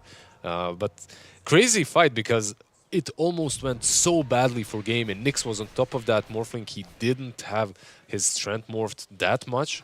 Could have been popped. It could have been popped, but fast reactions, of course, saving him. And the way it started as well was so interesting because Nyx, because of his facet, he sees the Invoker that runs over him. Yeah. But he doesn't have the movement speed, like you mentioned, to keep on top. Because he spiked Carapace immediately, and this is where he sees the morph. And that Manta, man. If not, like, he's dead. Watson was so dead without the Manta. Damn, that was close. Let's take a look at this Centaur. Let's see what it does. It doesn't look like it's a neutral. It's just a regular neutral. Bam. That's the most control we've seen by one hero so far. Man, that was really good. Get that Centaur signed for a team. I mean, I love the Centaur and all the stuns. What I am missing, though, is Centaur's Hadoukening a hero. Like, you know, you're running... The Ancient Satyrs? The Ancient Satyrs I never liked. I hated those. Especially when the Acolytes were rooting you. But the normal Satyr, like the purple one, just Hadoukens and kills you. There's something about that I want that back. You know, let them Hadouken people. Especially the range was like 1200 or something from downtown. You see a Morphling die full Agi from that? Yep. We need that back. It's crazy how fast this game is. Even though they just lost the fight, they're instantly going into the tier 2. Yeah, it's, you know, you lose it 2, you've gone down about 1,000 net worth. Obviously, they're not aware of the net worth, but still having that confidence, even despite losing that last fight. Now an amplified damage picked up by Quinn. He's going into the BKB, which I believe is getting delivered on that courier, so he'll be working with that. And Watson, he's sitting third of the net worth right now. It's still all TA, but you, I believe, only have 2 charges right now on this TA and on that Desolator. So let's see what else they can get, because they are going for the data list. They're going to want the Crystalist, have that extra bit of Quinn, their fight. Nyx is on him. Ooh, they're looking. They're trying to get the kill here. Quinn with the BKB, though. Now the onslaught. They're going to try and turn it around and go for 1J. Look at the damage coming in from Watson as well as Quinn. BKB will run out for a second. And now they're going to go to the call down. They've got the Sunstrike. They'll get this killing of Alberca. And that's 2 dead on Liga, who started that off trying to go for Quinn again. I mean, that's how the last 2 fights have started. They just have not been able to secure the kills. Yeah, the Chen ulti just saving lives as well. Quinn having that BKB at the right moment. Like, he just completed it. And also the whole team playing so nicely around the goal swap. Shiva's always being there. Slowing down Panto, and now the Sunstrike connects, but they just don't have the damage. Yeah, the one hero that's killing that Enchantress is the Morphling. So they'll push this tier 2, and while you're watching the push, you are watching BB Dacha here on Fissure. So if you want to see us for the rest of the event, if you want more exclusive updates and behind the scenes, you're going to have to follow us on all socials. So hit that follow button below and follow on Instagram and all socials as well. Now let's see what 1J follows. He's going in. The stun is there, but... Impale, 4-staff back. Ace trying to survive. Shiva's Swashbuckle, they get killed. Look at the damage that came out quick. Thought maybe that he'd be able to at least escape from that with the 4-staff. Yeah, without the Chen's ulti, I feel like they do have what it takes to take these targets down. But they need to combo. It's no longer 1J alone. Like, the Nyx Dagon isn't going to cut it. It's a lot of damage, and you can see that he is moving towards Blink Heals. I like this. Like, if you snowball and you can afford a couple of Dagon charges, sure, go for it, you know? Have a blast, win the game on your own, but that's very rarely the case. Very rarely indeed. And 17,000 damage. You talked about how Quinn had the most damage on the team in the last game on that Invoker. He's doing it right now. Not really feeling as much damage yet, I would say, from the Morphling, but when he gets involved, you're sensing it as they go for Mirage and get that kill onto the Pangolier, while Yu is going for the tier 2 mid. He needs desperately to roll up. Like, he doesn't have that shard on the Pangolier. Ench has one, TA has one, Dazzle has the shard, but he does not, so it's kind of hurting him. One cold snap and he's just gone. Another thing that needs to be considered is Morphling is, I believe, very close to a Kanda, if not completed. Like, he has that Kanda, yeah. So the game completely changes now. Basically, Watson, he has one job, that's probably to just jump the Dazzle and eliminate him instantly, because he can do that. Like, he's able to 100 to 0 the Dazzle. Burko spotted on this creep wave. They might be able to get a kill if he stays a little bit too long. They are looking to maybe get behind that tier 1 tower with this smoke, but not a lot of time remaining on it. They'll get the kill on the courier. That's Ace's BKB. The onslaught stops the TP, though. And Sunstrike, again, unneeded with the Kanda and that adaptive strike. They have more than enough damage to get 1J. Yeah, maybe the courier kill was unnecessary because they already understood what was happening, and you could see the Dazzle TP'd from the top tier 1 tower. So they anticipated this gank. And now, because of Nyx being dead, they can't really contest this, can they? Yeah, I guess the other side of that is his BKB was then killed, but now that you're not taking advantage of no BKB and going for this, that timing doesn't matter. Go for the banner. Still a pretty good item. I like the banner, even with the changes. So the BKB on that dead courier right now for Ace, so he'll have that eventually when his courier respawns. Tier 1 tower top, finally going to die at about 30 minutes into the game. Got to be careful about where you're hanging out, and now the pressure coming in from Gaimin Gladiators. They've got an Aegis, and we've seen it before. We saw it in game number 1. You get him an Aegis, and then you don't back up. You just go. They did it with the SF for Watson, and the missile flying and landing onto the Nyx Assassin. Yeah, you just don't want to go on Ench. That's the problem. Like, Panto was hitting, didn't kill it, was hitting the missile. If you go on Ench, you're not going to have a good time. Like, this hero just doesn't die fast enough, and it's such a low priority target right now. Yeah, unnecessary to kill at the moment. TA close to that Daedalus, and that should be flying out. Tofu not going to catch that courier to get that kill, but they are going to take over the outpost. They are sticking around. Yep. There is top and bottom outer towers remaining here for the side of Liga. Yeah, keep in mind that Pango does have that shard as well, so he's not as easy of a kill any longer. Tofu? 1J just following, and they're going to go for this, but he misses the stun, so now Pulverize immediately stop, but now they've got the silence with the Rolling Thunder coming through. As the Poison Touch from the low ground, TA trying to do some damage to get the kill onto 1J. The Rocket Barrage, the Rolling Thunder, still just not doing enough damage onto the Gyrocopter at all. Watson's going to go into the backlines. They've got themselves the Hex, but do they have the damage? Watson with the Manta Style goes after Mirage. The Sunstrike's going to be off the mark. And they do not kill Watson, who is very aggressive with his Aegis. I think they should be very happy that they only lost the Nyx, because that was kind of iffy there. Not only did Nyx miss his spells going in, I think he got forced out by the Enchantress. She has, I think she forced him into the enemy team. Maybe some miscommunication. Yeah. Because that could have ended basically by Nyx just running away, and that's it. You reset around the tier 2. But instead they got forced into a very unfavorable fight. Low ground into high ground is never great. Could have been, it could have been the Force Staff from Quinn too, right? Yep. Maybe trying to hit Tofu. But, you know, doesn't matter now. 2 minutes left on this Aegis. As they start to back away, they were going to want to kill the creep wave top. And then it looks like they're going to push that top tier 2, take all the outer towers, and set up for maybe a high ground fight. Basically, the point is, like, you're playing into a Nyx, but you're no longer afraid, and you don't really care about the traps as well, because Watson, he's got a gem for quite some time now. Gem and Aegis. You are basically free to do whatever you want to on this map. Creeps pushing in, and Kanto just trying to sproink and clean it up. But need to be careful. You get jumped and you might just die real quick. And, well, almost said there. But they've got the Shallow Grave and a lot of heal. And all of a sudden, with the Nature's Attendants back up to about full. But the pressure is there. Like, that was almost an instant kill. That was Watson without Skadi, by the way, which is now completed. And in the inventory, the gem, he has to pick it up. He dropped it on the ground for someone else to take, but no one listened to him, so it needed to be reclaimed by him. Quinn just losing his full Lincolns on the courier. Hurts. That sucks. It's a lot of gold to be without. Yeah, especially at this time, it's like 2-3 minutes wait time. You have to chill. They know TA is there. Quinn coming in. Tornado out of both as the Ice Wall is down, but the Rolling Thunder now looking over. But TA already backing away. This call down way too late.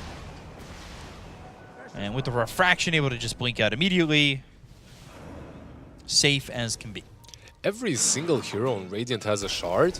They have 2 Aghanim Scepters. On the other side, it's only the Chen with the shard, and that's it. It's just kind of interesting. You don't really see it. You don't really see this disparity that often. All or none. Yeah. Or all and none. All and almost no one. Yeah. Yeah. Yules for Tofu on the courier. And again, now they go to the high ground. They've only got 10 seconds left with this Aegis. But backdoor protection is up and running. Yeah, it's up and running, but bot lane is pushing in mid lane as well. And she's trying her best to push in top with the creep. At least trying to for the moment. A little bit surprising maybe that Gaimin don't fully commit. They had that one fight opportunity to try and do so over in the jungle when they had the Nyx Assassin on the high ground. But other than that, there wasn't much in terms of fighting before potentially going for the high ground. Yep, you get into a point in which you kind of value your late game potential, I guess. You know, like you have this Morphling Invoker, you're happy with taking this game further, and you just chill. You know, you let them. You don't have to necessarily push in the high ground unless they poke out. Eventually they will. So you can control the game, maybe smoke up like this, find a pick-off, and then push. 1J seems like the target perhaps to go for. They will scout him, but the movement, yeah. Yeah, then you just get Vendetta, and it's homing missile technically coming through, so eventually he'll be stunned. Eventually, yeah. They're still following him, though. Like, Walker is still running. Spike Carapace, Sunstrike, Tornado, and now 1J is legitimately in trouble. Guardian Greaves, another homing missile for his trouble. The Centaur trying to help out 1J, but now they found Watson. He doesn't have an Aegis. Oh, drops the gem, and he's dead for 75 seconds. That was Yikes. a massive outplay.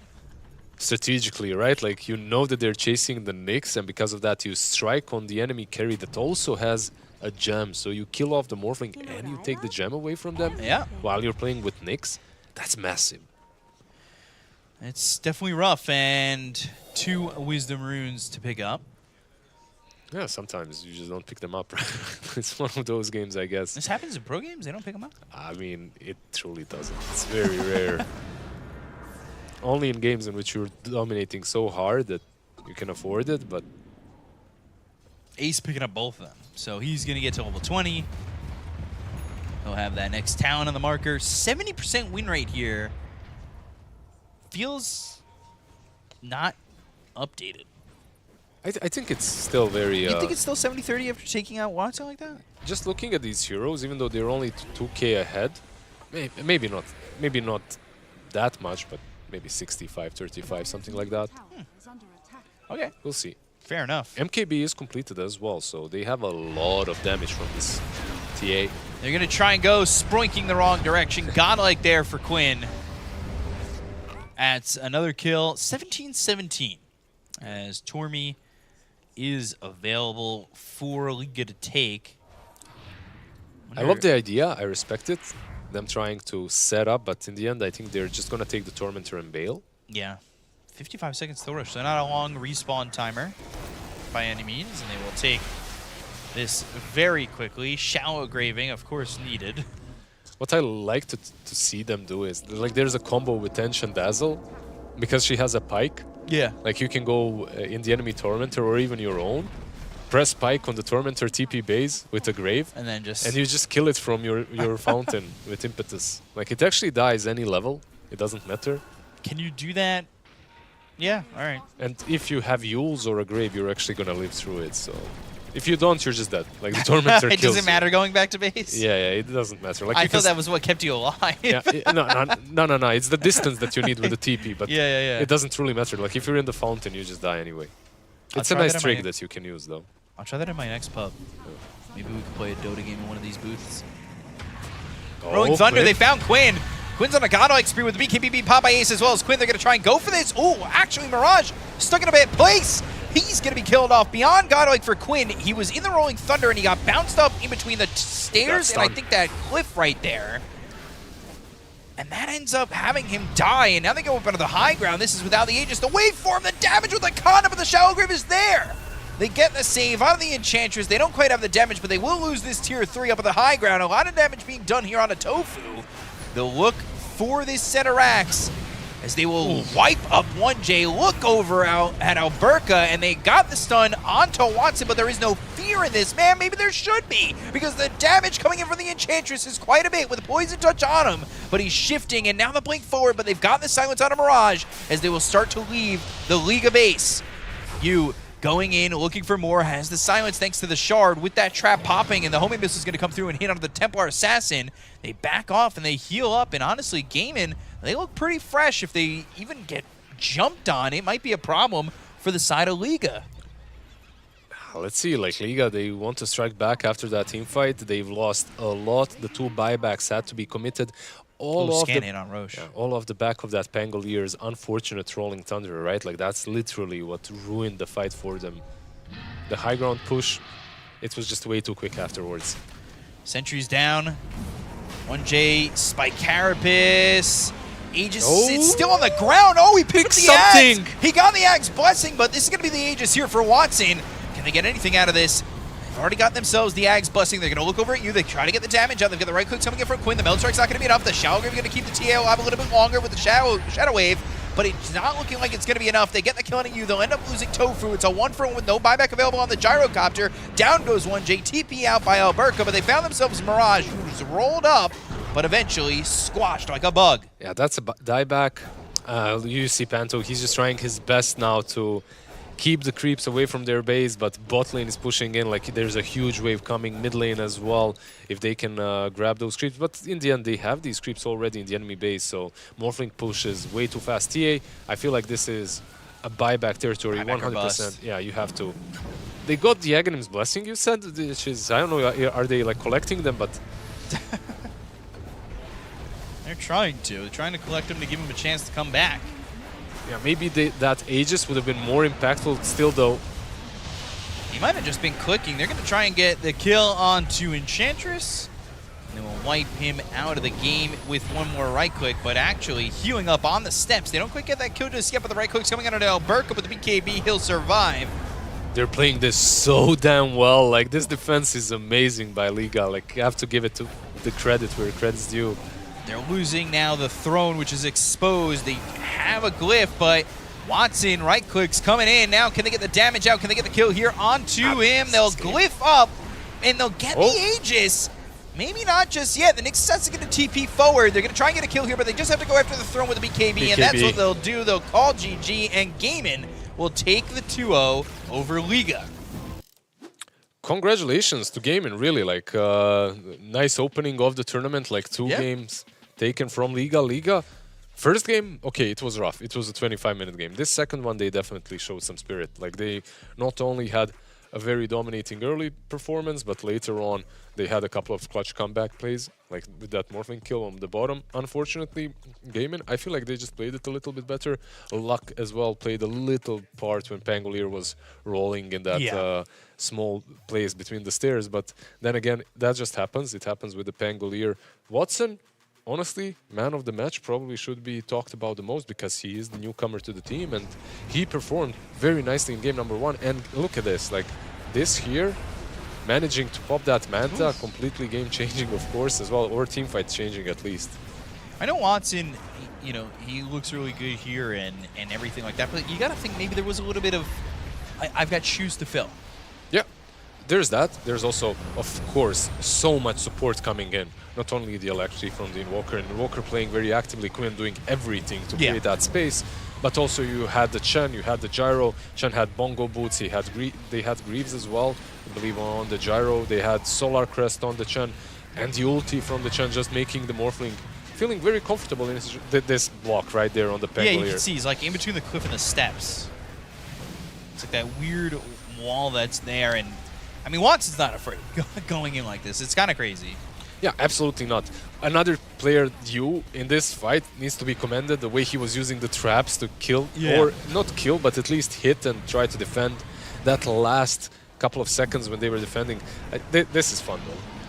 Yeah, so he picks up the Aghanim's, Aghanim's Blessing, and then Watson just gets the Aegis because 1J had Vendetta and the free pathing and almost walked in and took it. That would have been pretty monumental, but unfortunately, then of course the TA is kind of singled out there, and once they kill TA, everything else falls apart pretty quickly. You just don't have your damage deal. This was basically the Hail Mary play, right? Like that one smoke that you go for. They were only one side down, but you can see that they were in a lot of problems, so they tried for that crazy play. Pango had no buyback. Usually that fight is probably advised against, but you're trying your best to perhaps make a comeback into this very strong Morphling. I respect it. Didn't work out in the end.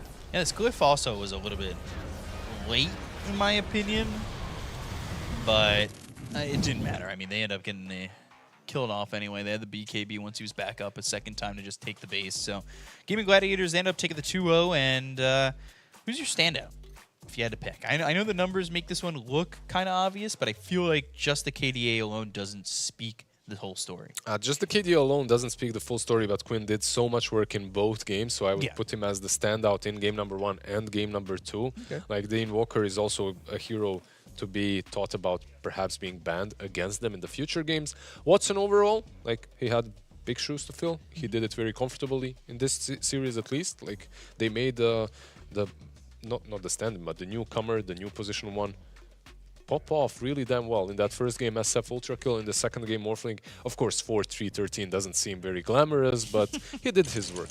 It must feel really nice where you just come into an environment where it's just like, all right, well, we're going to make your game really easy, and we're going to open up for you. Just play carry. Yeah, just do it. That's the craziest thing about Dota. Yeah. Sometimes you can't really rank the player's performance very nicely because there's just so many moving parts. This time around, I feel like he just did his job very nicely. Like in game number 1, he was there when it was necessary. When it wasn't, he farmed. With Morphling, he didn't make any unnecessary moves. He never died to Nyx. They got that gem really early on. So overall, of course, everyone knew that already, but there's a lot of potential with Watson as position 1 for GG. Yeah, we were talking about it before we started this series. What was the ceiling that we were going to see from Watson?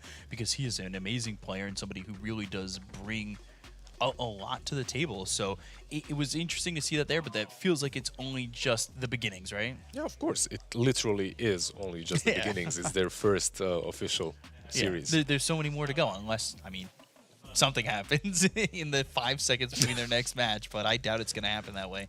But it looks pretty good from them. I really got to commend them, so it looked really good, but I feel like a breakdown from a veteran of the team is going to be nice, so we do have ourselves an interview with Jenkins as well as Quinn, so we're going to send it their way. I like the jean jacket. Hello. Thank you for the compliment. Can you say that again? I like the jean jacket. Thank you. I don't remember my question now. You just come in with the jean jacket comment. Okay, well, let's start with the obvious one. You got a new carry. Yeah. How's he feeling? How's he fitting in? This is your first series having this guy on your team. How's it feeling? It's good. He's a nice guy. He's a very different personality from Anson. He's much more quiet and reserved. Anson is like, woohoo, I'm a goober, you know. And Watson is not that. At least not yet, you know. I mean, we've only been around each other for a couple days, so you know, still figuring things out. But it's been nice so far. Probably felt pretty good to get a late in the draft Morphling in that game, didn't it? Is that nice? Is that a nice thing you can draft? Yeah, I mean, he's very good at this area. He has like 16,000 games, I think, give or take. So it's nice. How many Grandmaster heroes does he have? Do you know that? I don't know that, no. How many do you have? 5, I think. That's a lot of time investment that you've spent getting those Grandmaster tier heroes. You guys skipped the PGL event. What's the reason for taking that event off? Because some teams had new players and they didn't take it off. I mean, to be honest, we were just super tired after TI and wanted a break. Like, I think even before like we decided anything at TI or how TI went, like before TI, we decided we're not going to play this tournament because it just like it's a very busy pack season, and I don't know. We're take the breaks where you can, you know. Makes sense. So the meta has changed. Patches came out since TI. Bracers are nerfed. Can I do like a bit of a meta quiz with you here? And I throw you a hero. You tell me why they're OP right now. Okay. Yeah, sure. Invoker. Q. Pangolier. He's not. Really? You don't think Panga's OP? Nah. Okay, Storm Spirit. Every other hero's trash. Fair enough. And we'll see if B-Cop and Lizard agree with Quinn that every other hero is trash in the upcoming segment. Yep.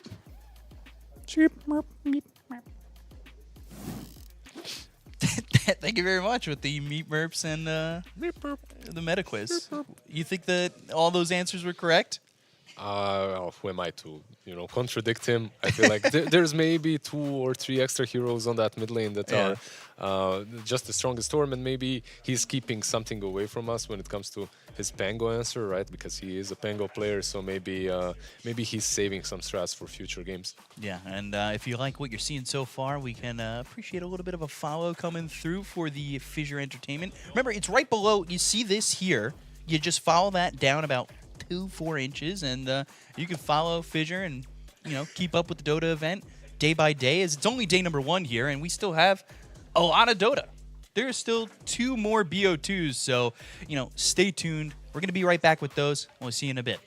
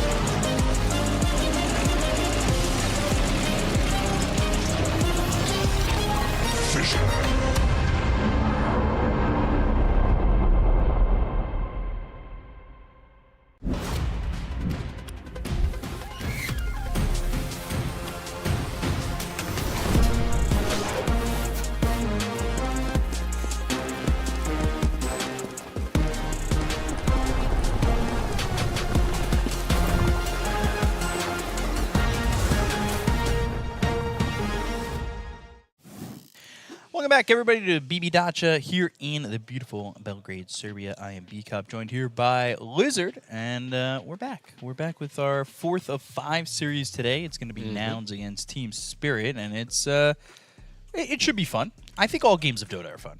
Yeah, 100% Right. it's going to be fun. Look at these guys. Like, some unfamiliar faces on Team Spirit. Yeah. Team Spirit, like, making a huge reshuffle. We have Malik, we have Rue as well. Like, of course, Satanic, kind of known in the scene, but no one actually saw him on the grand scene. There was one tournament that he stood in.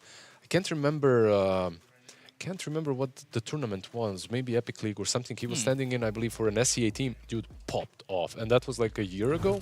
So I'm looking forward to Team Spirit, honestly, and seeing what this team can actually do. Like, Team Spirit, you expect greatness, but it's completely different, right? Like, Yeah. everyone is new, more or less. And we take a look at today's schedule and the results we've seen so far. Aurora 2-0 over Nouns earlier, and then they split their series with Liga. Liga went on to lose 0-2 to Gaimin, and we still have the 2 series that follow, which is Nouns Spirit and Falcons Spirit to round out the day. But on the B stream, you had your Colts Brothers against Tundra. They split that one. Then they also split with Liquid 1-1.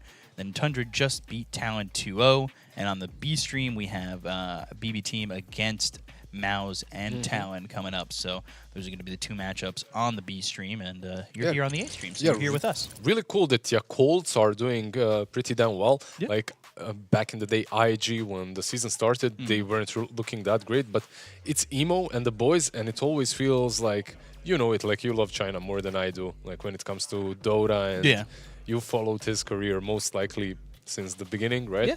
He's out there. Like, he can lose a series, but he can win it just as well, easily. He can make things happen, and we're going to get a quick video here of the Nouns roster, going back to analyzing everybody's stances here, the esports stances. It was very muscular.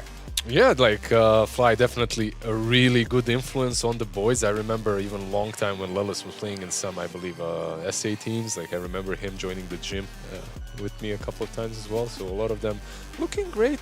Cool bunch of boys. At the same time, the results today at least haven't been that cool, right? Like, they haven't been that great. NA's last hope isn't doing that great at the moment, but maybe they're still finding themselves. They switch things up a little bit. Copy playing that mid lane, of course, instead of Stormer for quite some time now. I feel like there definitely is a lot of potential, but when they start playing versus tier 1 teams, like like Dota, there's this peak where there's like 5 teams, Falcons, Liquid, whatnot.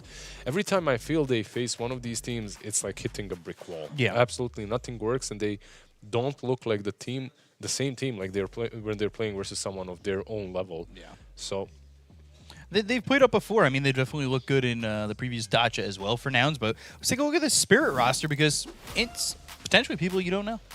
yeah, it definitely is. The man up front, of course, Mposhka, you do know him, but the others, they might be a little new, especially this guy. Like, Satanic is definitely new to the scene when it comes to his age, one of the youngest players here, right? And overall, I would have to say one of the players with most skill. Because what this man is doing in pubs, at least, is on a different level. Every time I play with him or I watch him play, he's like carrying games easily. So looking forward, I feel like the scene is getting a refresh of new position ones that actually carry the game and just completely make a difference. Yeah.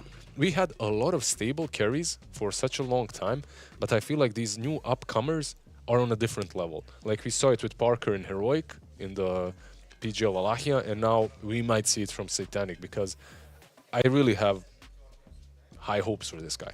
Yeah, it's going to be interesting to see him with Team Spirit. We talked about how Watson had big shoes to fill with Doraccio and what he left over at Gaimin Gladiators, and now it feels like even bigger shoes to fill here for Satanic. I have a couple friends of mine who make fun of how old I am all the time, and the phrase that has been getting said to me the most recently is, "Did you know that Satanic's half your age? What did you do with your life?"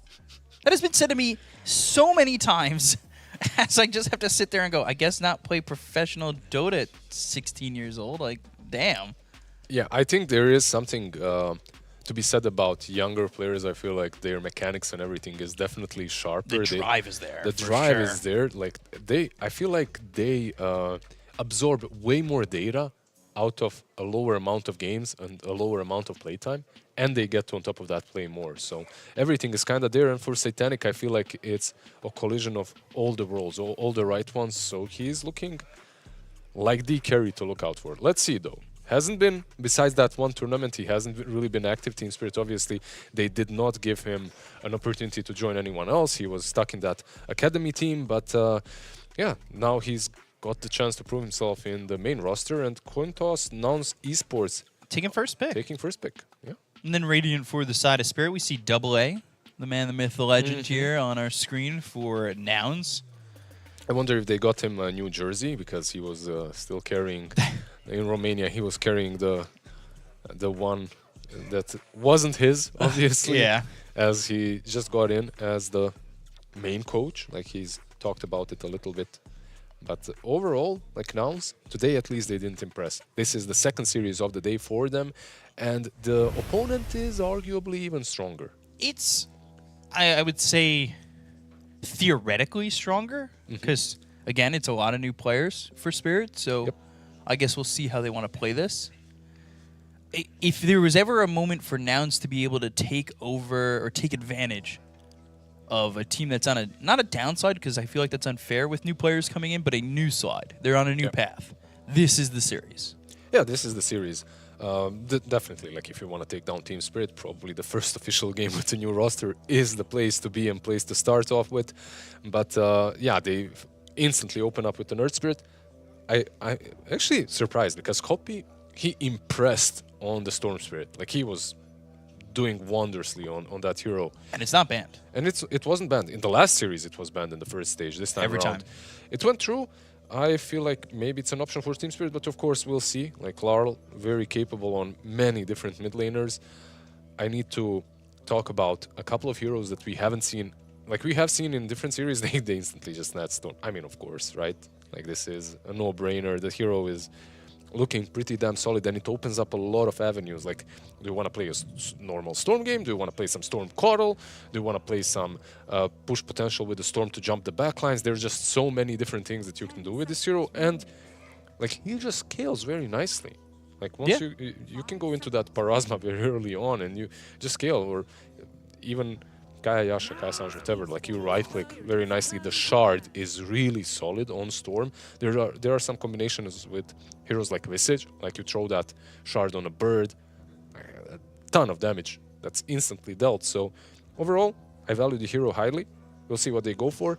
One other thing that I've noticed from Team Spirit, they're spamming Dawnbreaker in pubs on different players. Okay. So there is like, they play it on offlane, they play it on mid as well. So there is some flex potential there. Obviously, we already see the mid, but we'll see if they pick it up. Usually, what I come to understand is, like, the players, they stop trying to hide their strats when it comes to heroes, and they're just playing in pubs. Like, it's no use, because that Dota 2 Pro tracker, like, it sees your 18th Smurf is listed. Like, you just can't hide I any don't have longer. those anymore. Come on, man. Yeah, of course, of course. We just have shared accounts now. Yeah. My main account's definitely my Smurf. I swear to God, I'm not that bad at the game. don't look. What's it funny though? My Smurf had higher MMR than mine. You're trying harder. Yeah, most of the time. And also the bans aren't there, right? Like you don't get targeted. But let's see. Storm, first pick. Let's see what their ban will be. The last ban for the second stage. What were the bans from Nouns? All memes aside, we have a Tusk and a Clock, so just your very solid position 5s. Tusk, of course, both of these can be 5 or 4, but very solid laners that enable a lot of potential tier 1 carries. So some Luna, SF, all of these heroes love laning with something like a Tusk or Clock, so This, in the last series, was the phase where we kept seeing Luna get banned. Mm-hmm. So I'm interested to see where we're at. It's very interesting that the meta of the tournament is different a little bit in comparison to the old tournament, because in Wallachia, like you actually didn't see Luna that much in the last couple of days. However, you did see the Dark Willow. Dark Willow feels like an S tier support at the moment, if not higher than that. I don't know what tier is higher than S tier, but it feels so strong. Which is very interesting because the hero wasn't really picked early on. You know, like in the tournament as well, a lot of other supports took priority over her. I feel like, yeah, she's still solid, she's strong, and both facets are most importantly good at different games, right? Like sometimes you can go for that damage in Shadow Realm, sometimes you can go for Brambles, extra Shard, extra with the couple extra of Brambles. Yep, exactly. The Shard is also very nice. That's a good point. Like the Shard later on. And if you have a hero combination such as Storm, like you can just follow him up. There's always some kill potential there. It's also nice, of course, Terrorize, just one of the better ultimates the support can have. And sometimes you put that together with a Puck, but obviously Storm's already picked here. Yep. And also, sometimes you go to the double fear, right? You just go SF. I always like when I see Dark Willow, you don't necessarily have to have it, but when you see an edge, you like to have some burst on your side, right? You don't have to, but it's nice. When I see Dark Willow, I just want to see a lot of AoE that goes through the Shadow Realm. Exactly. Beastmaster and Earth Spirit already kind of bringing that. When you look at the supports, there's something like a Phoenix that's available. Not that great into the Storm, but I feel like one thing that Nouns have done very nicely already is they have just enough control. You know, like they're really set up in that way. Like you have the silences from the Earth Spirit, you have some stuns from him and the initiation. Also, of course, from the Beastmaster, you have the Roar. Overall, I feel like their opener, even though it's very open because you kind of gave away your two cores, it's good into the Storm and the Dark Willow. I'm wondering if this draft to you for Nouns is screaming like Drow. Another silence, maybe, you know, a heavy right clicker. Is it something that you're looking at because of Yume and what he plays, what he does? A little bit of that, a little bit of also like, you know, you get the Primal Roar, you want to keep this Storm from being able to ball lightning away with maybe the lack of control at the moment. They played it today as well, but to no success, right? Like they already had the draw, so there's that. Yeah. I feel like if that's their full comfort zone, sure, go for it. I hate it when people lose one game and then they give up on their pre-planned drafts. At the same time, like, yeah, you could, but Storm is, even though you're kind of owning him with the silence, he's owning you as well because he can jump you, right? Right. And when you get to the back lines on a Drow, sometimes your life can become a living hell. E.T. Medusa. What a double A, kind of giving the face that I had right there with a Warlock anti-mage. Instant. All right.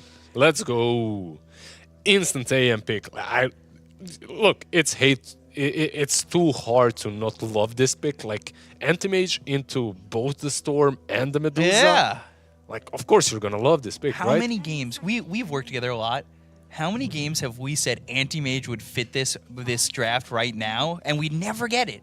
And now we didn't have time to say it. They picked it so quickly. Yeah, and they have so much control for him, like so much setup as well on the side of Nouns, I mean. Like, you have the Chen to carry you through that little skirmishy 10 to 15 minute mark, Beastmaster, Earth Spirit as well, the Pushed anti-mage. open the map too, yeah, honestly. And the thing is, like, as anti-mage, like, you can actually fight earlier. Like, you don't have to, but when you're playing into a Medusa, you can join these skirmishes, perhaps go through the Twin Gate, jump on her, you know, like, it's not like you should be too worried about trading these skills with her. Right. So, even though she is one of the better heroes when it comes to farming, and the speed at which she does that is probably the highest in the game, or one of the highest ones, so... We'll see. I love the aim pick. Heroic did something similar into the Medusa position 4, though, and they didn't have any fun. Like, that was like a rampage minute 16 AM or something. Like, he was absolutely popping off. I think maybe there is something to be said about some potential of an off-lane Medusa or something, but I really think... I'm not sure that you can do that. I feel like at this point, you made this draft. Now you have to make it work somehow. Would you ever shift to an off-lane ET? I mean, there is some potential in that hero as well, but the momentum has been nerfed a bit.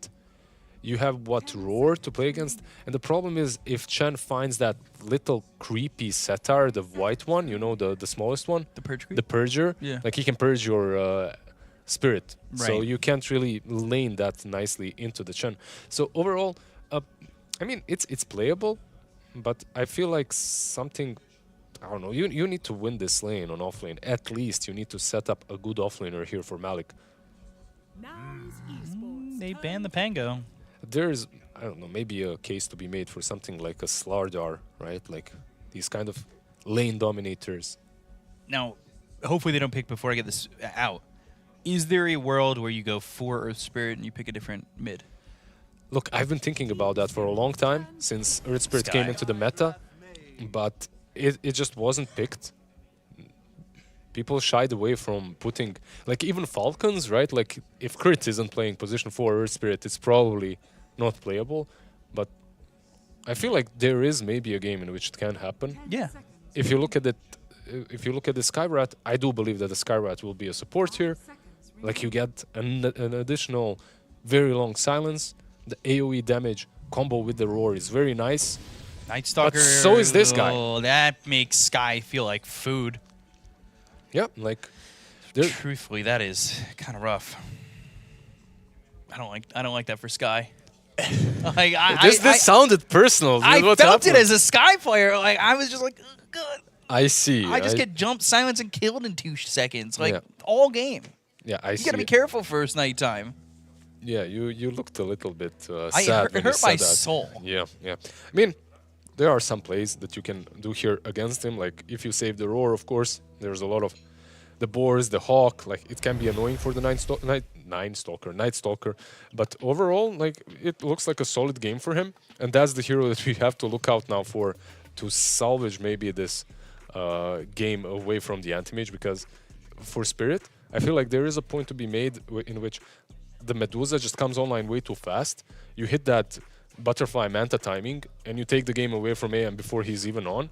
However, that timing got moved a little bit. Like the game, the way the game is played is just not the same like before, where it's like 20 to 23 minutes on average. You get Manta, you get Butterfly, and the first Aegis, and you're ending the game.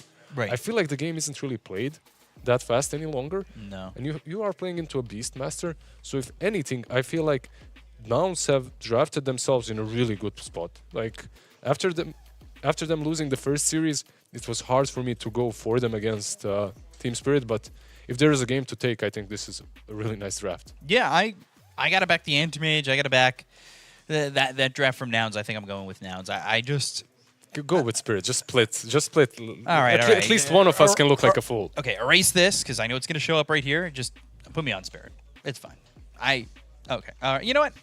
Yeah. All right. That works. You put you on Spirit. There it is. Okay, I'm happy with okay, that. that works as well. Okay. You know what? That's fine. I appreciate that, guys. I'm gonna look like the potentially smarter smart one, I yeah. hope so. I mean, because there's I'm not. There's so much potential with that Right. draft. Like the Anti-Mage into Storm and into Medusa, you must be salivating right now, right? Like just looking, who do I jump on? Who do I take mana away from? Who do I mana void? There's just so many targets, but with one hero that you have to be careful of course, that's AoE Crippling Fear from the Night Stalker. He can hunt you down through the game. Dark Willow to follow up. There's a lot of potential for some pickoffs, but overall, yeah, I like the aim pick. Yeah, I like the AM pick. I think anti-mage players around the world just went, oh my god, we're so back. We're so back. You get one game picked in like years, and then all of a sudden, you're back. It's like one hero that no one wants to be back. though. I don't mind anti-mage being back, truthfully. So, I'm just going to say it out loud. I think anti-mage should be back. I think the community thinks anti-mage should be back, and this is a community that I hope is going to be very positive because we're looking for you, the community members, like our guy @bad_phantom. I add the underscore when I say people's names, but I don't know if you guys do that back at home. But if you're nice, if you're a good person, and maybe you're in the chat and you're just rooting for your teams, maybe it's Nouns, maybe it's Spirit, maybe you're rooting for me and Lizard. I don't know. Sometimes people just don't like rooting for teams. You could be the community member of the day. We got community drops coming your way, and it's only with positivity. So if I see negativity, I'm going to look right here. All right, we're good. You guys are good. No negativity yet. I'm waiting. I mean, I know we're on a little bit of delay, but I'm just saying, it's looking pretty positive right now. So all they have to do is not spam Not spam. and share positivity. That's it. No spamming. There's literally zero spamming. If lot I of- see spamming, I'll stop the cast. We have that power. I mean, you guys talk about it all the time. Casters start the game. We can also stop the game. Yeah, I think you didn't know that. We can do that. I expect a lot of smiley faces in the chat. That's one thing. That's the I only expect. thing. Yeah, It's positive, That's the right? positive spam. You know, you can't spam baby rage anymore. Well, let's see. Let's see how positive they are in this anti-mage pick, because it was always that very volatile hero, right? Yeah, it's definitely one of those heroes that I almost feel like people are scared to play, right? 30 seconds. Yeah, Do you want to be the guy who puts anti-mage in the dumpster for another 5 months because he played it so badly that, nobody wants to pick it again? It truly is that hero. It's one of those, right? Like the game goes badly and no one wants to pick it after. The meta is such that all the carries, more or less, have a lot of potential going back into the jungle and farming up, right? Right. By the way, I love the mana thirst, by the way, on AM. That facet is Gaining pretty damn damage nice. with low mana? Yep. Is there anything... there isn't anything that's kind of crazy out there, right? Like all these facets are kind of stock standard. We're going to see a mid lane Storm into Earth Spirit Larl. Obviously, the first time I saw this guy on Storm, he lost, like, he was 0-10 and he bought a Midas trying to recover. But then, like, I'm not sure if it was a one-off game, but he improved incredibly afterwards. And that was before he won TI with Spirit as well, so... Back in the day. That Back gives in me... the day. That story is similar to the story I tell about God King, about how he played Terrorblade in his trial matches and just bought first item Midas and got destroyed. Didn't God King always buy, like, Halberd and... He was big into the disassemble meta. He always bought, like, Halberd plus one item. I can't remember which one it was. I just remember him always doing the same build, like Manta Halberd or something. Yeah, it was like Not Manta sure. Halberd S and Y. Yeah, yeah. So we'll see how this bottom lane goes. I'm interested to see how the Sky plays out because Sky, we don't see it too much. Yeah, I feel like this hero is maybe forgotten a little bit too much, specifically in games such as this one, when you're picking your support last and you need some extra control. Like, the silence is, I believe, the longest silence in the game that you can get on a point-click target, right? So overall, I feel like with the Beastmaster as well, there's just a lot of nice combination with the Roar, and also, like, you have built-in boots. That's how fast you are, so you can go back stack and also be in the lane, Right. always on time. Well, we'll see as Maposhka just kind of playing in between the tier 1 and the tier 2. I didn't know that this was a lane right here, but I guess it is as we take a look up towards top and Yuma on this anti-mage. I'm excited to see what it does. That being said, only 5 CS. Dude, this little Setar is omega annoying. Like, if you remember a long time ago, it was the Harpy. It goes mid and it just spams your mid laner. This time around, it's just this Setar. He goes in, he burns the mana away from Storm, and he secures the rune. Meanwhile, Chen is just trading on top lane, so he's still, like, kind of helping out the anti-mage. But he's also helping mid. And he's also helping mid, yeah, so... A lot of impact from Fly. Yeah, definitely a lot of impact. We'll see as Laurel, he's sitting top of the CS chart, but going back and forth with Copy there. And interested to see how Gunnar and Lois do with this combination, too. It's a very interesting matchup right now, like the two spirits, Earth versus Storm. I feel like Earth Spirit has maybe more playmaking potential after the laning stage, but the Storm Spirit definitely scales more later. And I'm not sure which one they needed on Team Spirit, because you also have a Medusa. So that mid game is what scares me for them. Like, you have Storm, you have Medusa, Larl, and the Night Stalker. They really have to do a lot. Is the build on Anti-Mage just Battle Fury Mantis, though? I think so. Nothing's changed in 10 years? I mean, every now and then there's some brave soul going for like a Vanguard or a Vlad's or Echo Saber even. But I think the build is basically always the same. Missed that one. Yeah, missing that, but like you said, every now and then we'll see something different when it comes to the builds, and we're right now it's all seeming pretty standard. Copy will probably see that Blade Mail like we've seen so much from Earth Spirits. Yeah, can be the Blade Mail. When it comes to Earth Spirit, I feel like the hero is also very versatile with the builds. Like someone like Thompson doesn't even go boots. Like a couple of bracers and that's it. It just rolls around the map. Aurora doesn't have a lot of mana. Yeah. This is going to be a roll and a kick to the other side of the river.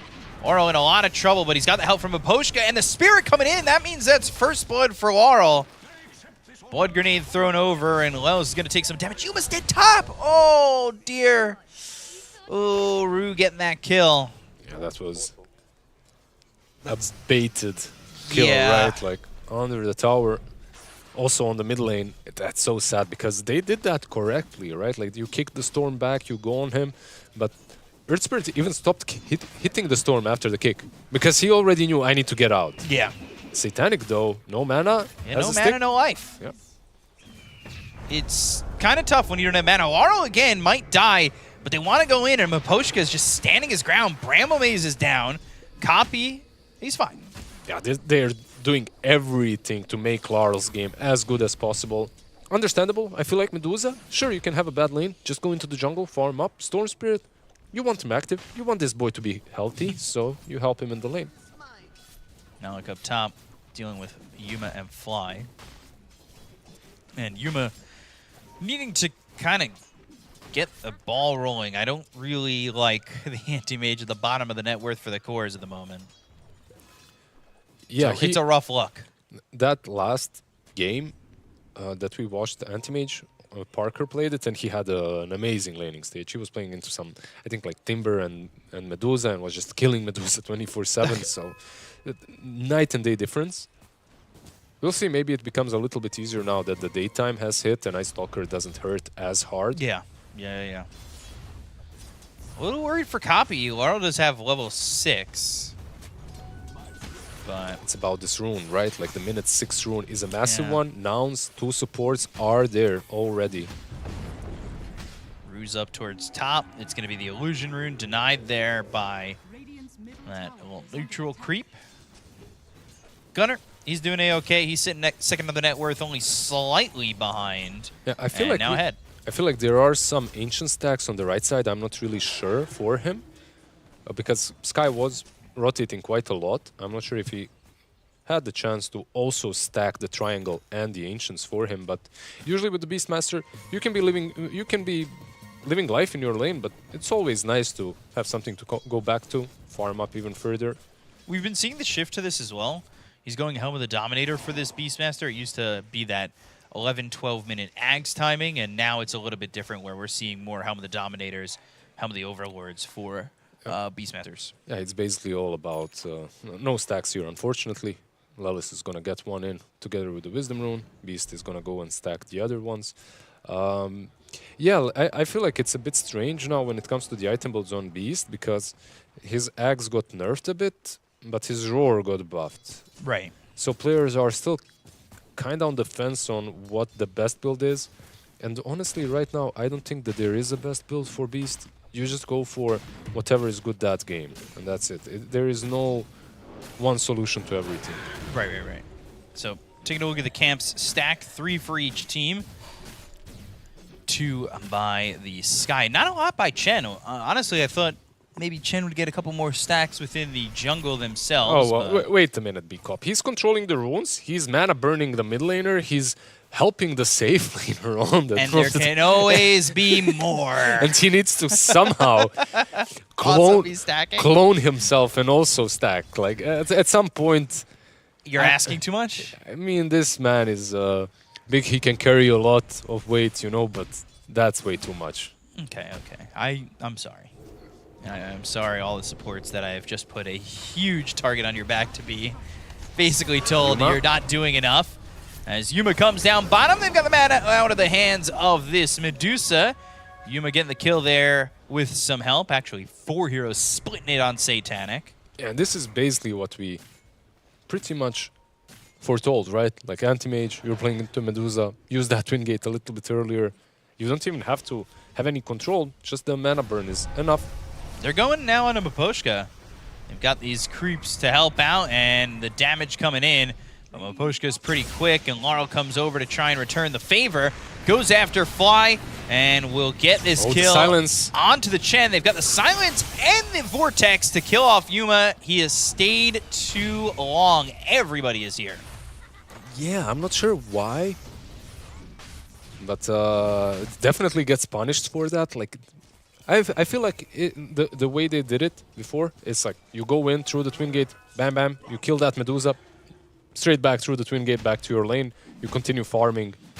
This way, he just got punished very damn hard, and it hurts. Like, he's still the bottom of the network. And even with that kill on the Medusa, he's not gaining that much ground. He's level 6 now, so he's going to have that ult. You can just kind of pop the Medusa. But you also have the ability, if you're in the right position, to pop this Storm now. Yep. He ball lightnings in too deep, you blink in, you pop him. Of course, it's always one of those heroes that you have to worry about as Storm, but right now, if you're Team Spirit, the only hero that you truly worry about is Gunner's Beastmaster. Yuma back again, man. He's trying to get something out of this. They get the silence, and they will get this kill. And they'll get the courier kill. Satanic backing further and further back. I'm just wondering, yeah, if you're playing around the Beastmaster, right, this is definitely nice because he also has the Roar, so you're not that worried about the Night Stalker. Right. But it is nighttime. Yeah, so we'll have to see as, you know, life goes on here at the BB Dacha, but we've got Fissure on the case. Follow Fissure on Twitch. It's on the bottom right-hand side of the channel that you are watching right now. And if you're watching on YouTube, smash that like button. Give it a thumbs up, and we'll be back here tomorrow and the next day, and then potentially the next day because tiebreakers, and then the next day, and the next day, and the next day. It's a long tournament. We're going to be here a while, so you better be following and watching as Ball Lightning and the kill easily onto Fly. Yeah, like these kind of situations, maybe AM could follow up on, but of course you can't be there every time. Gunner will be farming the jungle, Yuma farming the bot lane. I feel like the way Team Spirit wants to play this is very obvious. Like, just make roll in. Ooh, they got Laurel. That's a big kill. That was, I assume, with Roar, and the roll in, they have the Geomagnetic Grip to follow it up. The Magnetize is there. Actually, no, they don't even have Grip yet, so no silence there from Copy. It's just the Roar into the kill. Malik, he rotates in just to defend a bit. But this is a huge clash of styles. On one side, you have the Dominator, hold that thought, mid lane. I feel like Sky's got his ult if they're not too careful. yeah, they're just happy with that, right? Like, you open up the map a little bit, you take the tier 1 tower, you go back to farm. Like, on one side, you have all these beasts, these summons, the Chen and the Beastmaster bringing a lot of auras to the table. Yeah. On the other side, you have a team that just wants to get pickoffs. Like, even if you look at the Night Stalker, he's going all in with the Blink, right? So you have this Blink Night Stalker, you have a Storm Spirit to jump someone, and most likely their targets will... Well, their target is the Anti-Mage, right? Like, that's the one you want to go for. 5 stacks from the Dark Willow. Yeah, Rue really thickening up the jungle with some butter and flour. That is exactly how you make a Rue, by the way. And getting some stacks, getting some potential farm out there for Team Spirit. Yuma, meanwhile, going for the Battle Fury. We have talked about that. And that is the build and blade mail coming through for the Earth Spirit. So Lelis, I don't know if he was spotted in that sentry. I believe not. He knows that they don't see him right now, at least, but he might run into a sentry.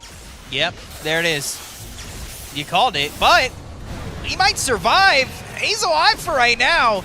They had the help from the Chen, the Hand of God. They're going to get the kill on Aposhka. They're going to look over as now they've got the Fear onto the Beastmaster. The damage is coming in, but the roll from Copy is going to be a little bit short. They go to the Primal Roar. It's onto the Dark Willow. Down goes Rue. 2 heroes are dead on Nouns, and nothing lost either. Just look at all these units. They're overwhelmed. Like, you just can't play. And keep in mind, every single skeleton is also giving damage to everyone around. There's just so much damage from what I call trash. You know, just units everywhere. It's not the heroes that are the problem. You just can't even click on a target because this is Warcraft 3 RTS. This isn't Dota. It's just an army running you down. Meanwhile, it's fun. You've got this Blink Dagger and stuff, but right now, for Team Spirit, at least, it's just not working. One team's Zerg rushing, the other one's playing Terran. Pretty much, yeah. Protoss even. Yeah. The slowest of the three. Yeah, hide behind your pylons, your towers in this case. I try to put some cannons down if I can. Fly moving down here with 2 Warpine Raiders and a Centaur. As Arcane Boots finally picked up for Lelis as well. And in an attempt here to go for Gunner, they've got the sleep, they have the Brambles, but they don't follow it up. Oh, no, nice they hooker. follow it up behind by going for Lelis. They've got the damage this time around to get the kill here. Earth Splitter's going to be on a dead body of a Sky, but they get that kill. Yeah, I just wonder at this point, would it be worthwhile for Gunner to get like a Blink Dagger? I think he's not going for that. I feel like if I didn't see it properly, he went for... Yeah, he's got drums, right? Yeah. What's the Vitality booster for? Is he getting like a Crimson or something? I'm not even sure. We'll see. But drums are also kind of in the same direction, you know, you get movement speed to get on top of targets. Right, and I think he is going for the Crimson. Yeah. So Crimson on top of the drums, like all in auras. I wouldn't mind to see a Blink, you know, just one hero that can follow up with the Earth Spirit. Well, now you've reached a spot where, you know, you don't have your Battle Fury for the Anti-Mage. Obviously, you're going to get to a point where you're going to be able to farm a little bit quicker, and he almost has that. But the Manta style has been picked up for the Medusa. Yep. And you haven't taken advantage. You killed him twice. I don't think they took advantage of the fact that they really could kill him at any moment they wanted to. But it's kind of hard. I like what Nouns are doing. They are just creating space for their anti-mage. They're also controlling the map, pushing in. Hunting the Medusa is just...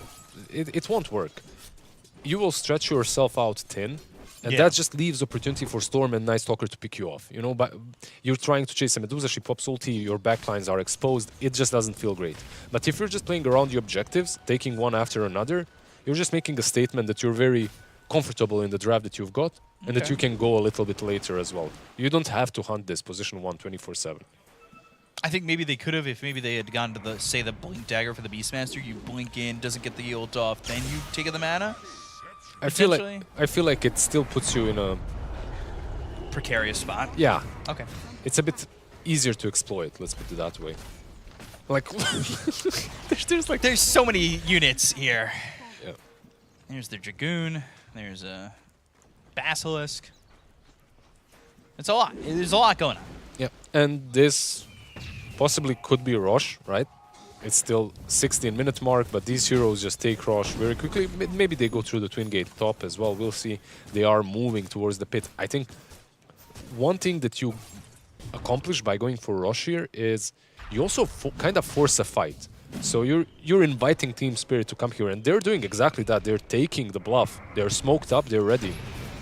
Anti-Mage isn't going to be near this, though, but he does have a tier 1 to TP to Skywrath Mage in trouble, trying to survive through the silence. They do the mech and the Hand of God. Lella's surviving, going to drop down that ult. Now they've got the silence with the Geomagnetic Grip. It's going to be a silence there on the Malik, but now the Ball Lightning comes through. They've got themselves to terrorize on it too. Gunner, though, with Copy, they've got the roll. They get the kill to Laurel. They end up losing Lelis, but it's well worth it when you're able to kill a Storm Spirit. Gunner's still looking for more, but Malik able to walk away, or, well, really fly away from the side of Nouns, and now Yuma in as they want to go for Roche. You can get why they're doing all this utility now, right? Like, a Skyrat, there is no way. Like, okay, you're a disciple of Scions, sure, but you shouldn't be living that long. Versus a Night Stalker and a Storm, the fact that he lived that long enabled them to kill the Storm.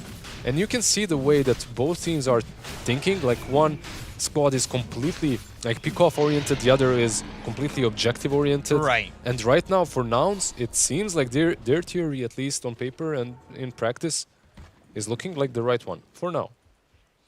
For now? Wait, why didn't he get the water rune? Didn't he? Yeah, never mind. I think he was digging in the river, but they didn't. Or he I think he canceled the dig. That's what happened there. Could have been that. Unfortunate. Accidentally. Yep, happens. Right now, Satanic just continuing to farm, going towards that Butterfly BKB on the horizon. You like that new ability for Medusa the Gorgon's Grasp? Yeah, I think it's pretty valuable. Like, makes her a little bit stronger in the laning stage as well. It's solid. 7-7 at 18 minutes into the game. Lucky number 7 for everybody. Also, that said Yuma Axe, right? After Manta? Man, okay. I respect it. Just throw a bunch of illusions at them. Yeah. And see if it does anything. I mean, okay. It's definitely frustrating to deal with. Roll comes in, the silence is there, and they will get this kill on him out, showing how easy it is, especially with the amplified damage. Yep. Not even needing to use Roar in that situation. I feel like right now Team Spirit are in a spot in which they just want to get their BKBs and the Butterfly and Medusa. And these are the power spikes that you're basically waiting for. And if you're Nouns, you don't actually have to wait for anything. You can just use this Aegis to continue taking objectives and control the map. Like, Skyrat, of course, there's one weakness with this hero. Hold that thought. Roll, Geomagnetic Grip has the silence trying to get the mana out of his hands, and it's not even going to need to be drained out that much. You just ult him. Copy losing the BKB career. That kind of stinks. But still, now they're starting to find a stride, and they have this Beastmaster pushing top. He still has Roar. He still has an Aegis. This is kind of teetering on the edge. I know it's only a 1,000 net worth lead, but it does kind of feel like there is a lot of control for Nouns. Yeah, if you look at the heroes that got that net worth, it's mostly Medusa that's making the difference, right? Like, Satanic is still on top of the net worth charts. Like, he's 2k ahead of the Beastmaster and the Anti-Mage and the Earth Spirit, so he's making a difference. And the net worth is close, like you said, and I think the biggest change will be the BKBs, right? That's what we're waiting for, the BKBs and the Butterfly. You can see as he's got this Butterfly soon, it seems like it's leading to a high ground defense, right? Probably, possibly. I feel like you're not really that far ahead on Nouns or feeling that comfortable right now to be pushing a high ground. I think what you're aiming for is another pick-off with Roar, perhaps. Right. And I'm seeing BKB, but I'm not seeing, like, Lincolns. On who? I would say, like, Storm, maybe? Would have maybe wanted a Lincolns if you try to avoid getting roared. I think it's a very good item this game. An argument could be made for a Lotus as well in someone. Yeah, rolling right into He's got shield. Crippling Fear, and has that shield rune, so he's going to soak a lot of this damage, even popping that Blade Mail. Rolls over the cliff. They're trying to take out the Obs. Now Fly in a very vulnerable spot, and he's going to be very dead. The Obs was worth it.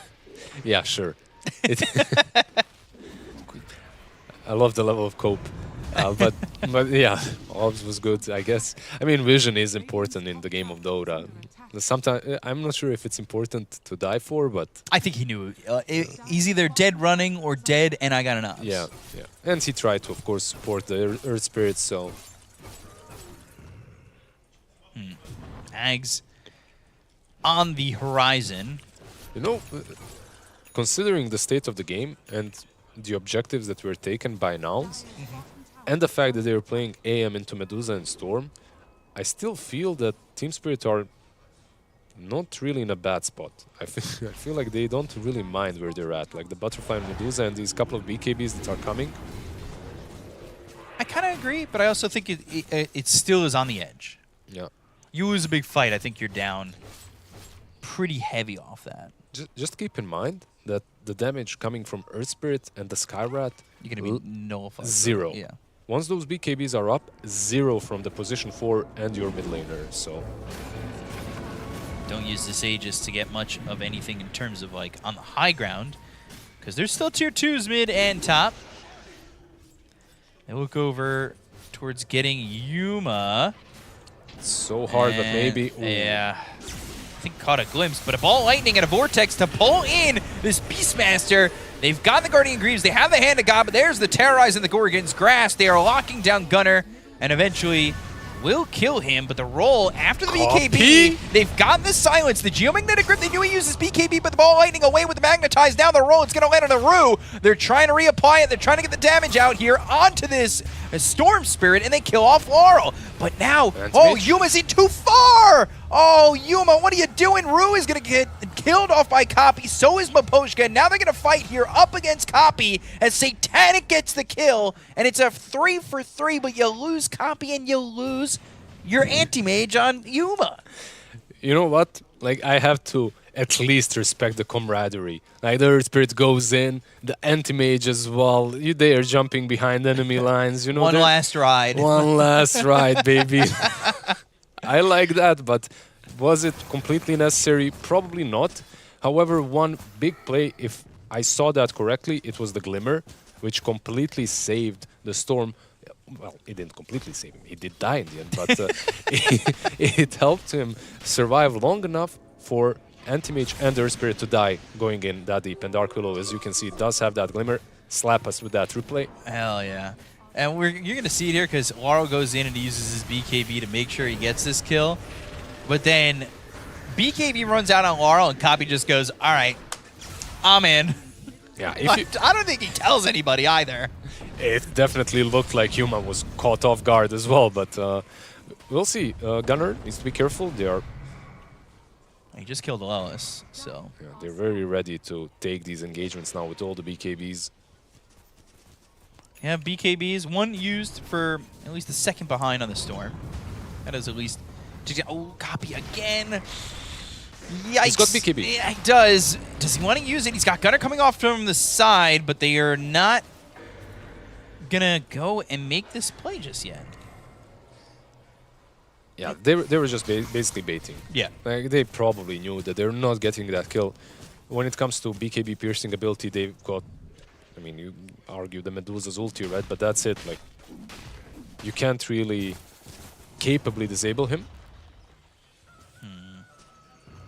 It's been quite the game so far, and remember to hit that follow button down below. It is on the bottom right of your screen telling you to do so and never miss an epic tournament like this BB Dacha here in Belgrade, Serbia. It is bottom right on your screen if you're on Twitch. It's bottom left if you're watching YouTube. And if you're watching somewhere else, I'm not really sure what you're doing at this point. Come watch it here. Come watch this amazing tournament. It's 12-12. It's been 7-7. It's been 5-5. These teams have been pretty even. But a roll away. Now a ball ending with a Vortex on a Gunner. The silence. Now the crippling fear. They're going to have the silence, but the BKB's going to be popped by Malik. And now they'll go to the Curse Crown. They have the damage to get the kill on a Gunner, but do they have the ability to save him? Not looking likely. Malik on a killing spree. And this is the BKB timing. Yeah, and this is also a very big problem for them. The fact that he doesn't have a BKB. Fly as well. Yep. Hit him, Fly. Yeah. Keep right. Oh. All right. I had hope for a second. Yeah, nice attempt. Nice attempt to escape, but didn't work. Like we were talking, this not having a BKB on Beastmaster, he is buying it, by the way, and that's when everything changes. But Team Spirit are a caliber of a team that if they see a weakness, like a crack in that armor, they will exploit it, and they're kind of exposed on now. Oh, Copy. Forced to pop that BKB and TP out. But that's the difference of BKB usages right now between this Nouns team and Spirit. Spirit's been using their BKBs to fight and play aggressive. Meanwhile, it's Nouns BKB TP. Yeah, I feel like they're hitting this critical mass on Medusa as well. She's got Daedalus. One of these next fights, they can even fight. Just not go for pickoffs, just force a fight around the Rosh Pit, let's say. I think that's maybe on Team Spirit's mind, 63% win rate. And like the way I see Nouns is they really had to make sure Beastmaster isn't dying first. Like, he controls everything. He's the one that kind of ties the draft together. Without that Primal Roar, it's very difficult to take a fight. They're just running you down. With Primal Roar, you can kill off the Storm Spirit. You can kill off maybe even the Medusa, right? Without it, you can just run back. Press BKB TP. They have no idea this Roche is happening. And it's so fast as well. Leaving that banner there. Aegis to the Medusa, by the way. What this tells me is they're going for objectives, basically. Okay. Like, if you give it to Storm, you're kind of expecting the game to maybe continue more. a little bit longer, fight more. Storm Spirit, obviously the best Aegis carrier in the game. But if you give it to Medusa, I feel like you're about to hit some buildings. Both Wisdom Runes picked up by Nouns this time. And we saw that the Ags was picked up at the Anti-Mage. We haven't seen it in action just yet. They haven't really clashed at all. There's some vision towards that high ground side on the right of the lane placed down by Maposhka. sorry, placed down by the Sky. Mm-hmm. That I thought Mapushka may have seen, is what I meant to say, but... Yeah, I'm not sure how useful those dire wards are at the moment. Yeah. Like on the sides, they can scout out the Tormentor and Wisdom Runes, sure, but... Little late Null Talisman here for Dark Willow coming on the courier. Copy, he's done this a lot.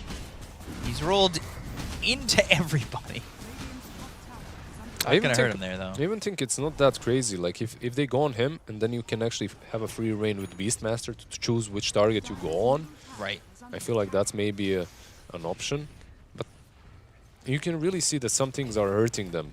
Like, they went for all these auras, but the BKB wasn't there on time, and they didn't have a blink on Beastmaster as well to maybe pick your targets. And now they're in a position in which they had kind of full control of the game, and now they have zero control. And they're just waiting for this guy right here on the screen to come online. This feels like a pub. Not like I. And let me explain that first. Not the game doesn't feel like a pub. It's that moment in a pub where you're like, when's my anti-mage getting involved? That's it. That's all I was saying. I wasn't flaming. I wasn't doing none of that. None of that. Yeah. You can flame a little bit every now and then. I think no one is going to take it against you. But only positive thoughts in the chat, by the way. You want to be the community member of the day, get that community drop. You got to be positive in that chat. Smiley faces. I'm watching you right now, chat. Look at this. Ball lightning in. Terrorize even thought about they'll get the kill and a copy. Easy kill. BKB's going to run out in a moment on Laurel, but it's not looking like it's going to matter. And Yes, like you said, objective gaming with the Aegis. He didn't even use the ult. Like, he still got that Stone Gaze available. He's got the BKB, by the way, as well. So even if he loses the Aegis, most likely. The jump in is there, at least for the moment. BKB early from Malik. Now the BKB from Gunnar. They're going to look and maybe get their attention, but the Force Staff back onto Malik. That gets him out of harm's way. They're going to drop down the Mystic Flare and get the kill onto the Medusa. Can they get him a second time? Curse Crown pops after the BKB runs out on Gunnar. They've got the silence thrown over from the Skywrath Mage. That's going to be on to the Medusa. Trying to throw these illusions out with this Ags and get this Medusa low on mana and maybe get this kill. But they've already lost a set of racks over mid. Don't really get much for their trouble. Every time we click on Medusa, there's another item.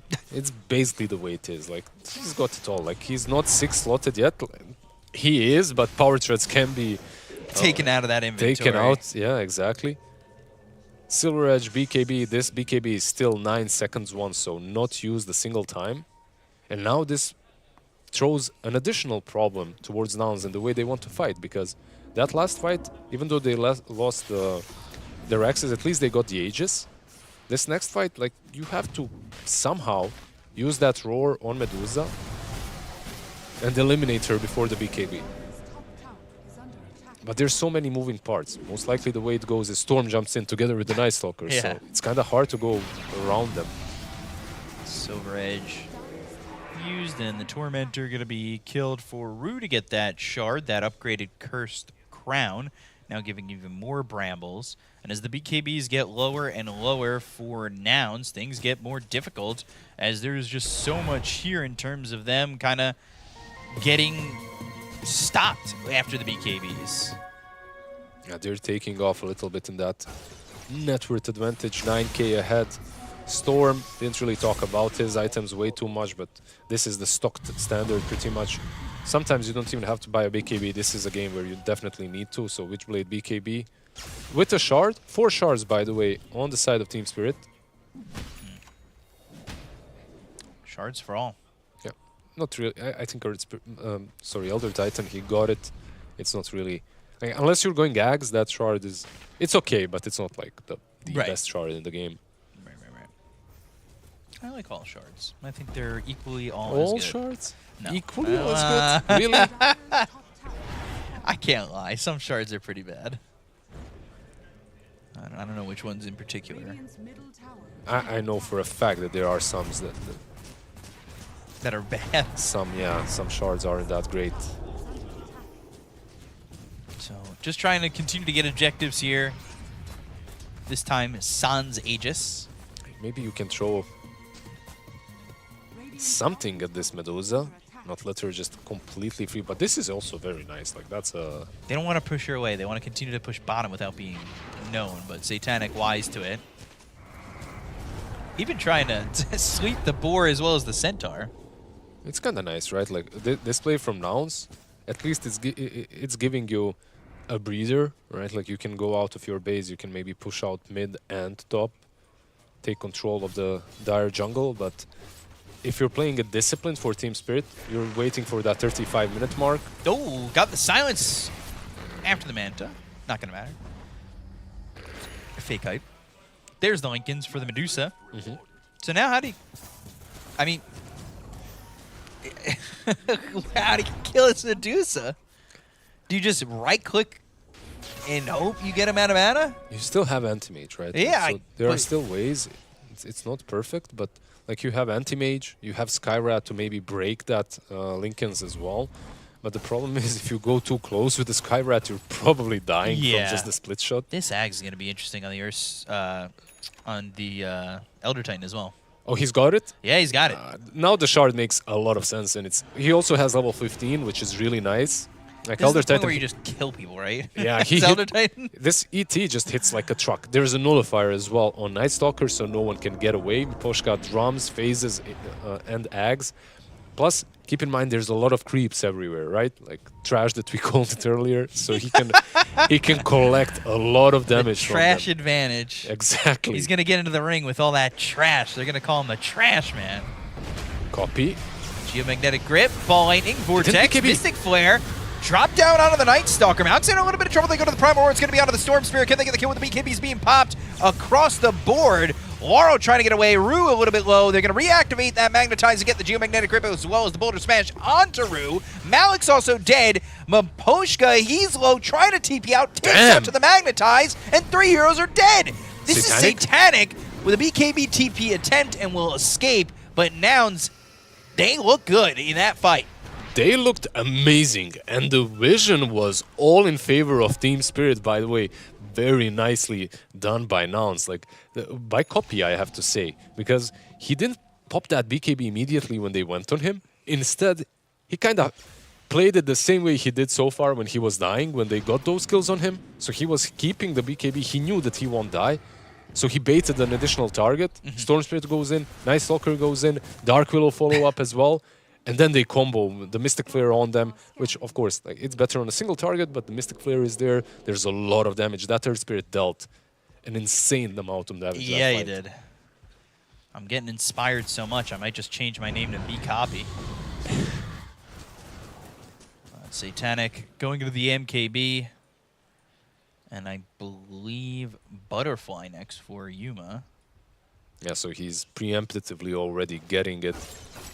You see that Eagle Horn, you just click the MKB instantly after. Uh-oh. Yeah, you usually don't show, right? Like, you get a Butterfly. I've seen a lot of pros just try to not show as much as they can. Yeah, like usually these kind of items, right? Like Butterfly, Blink Dagger, even Pipe in the last couple of patches.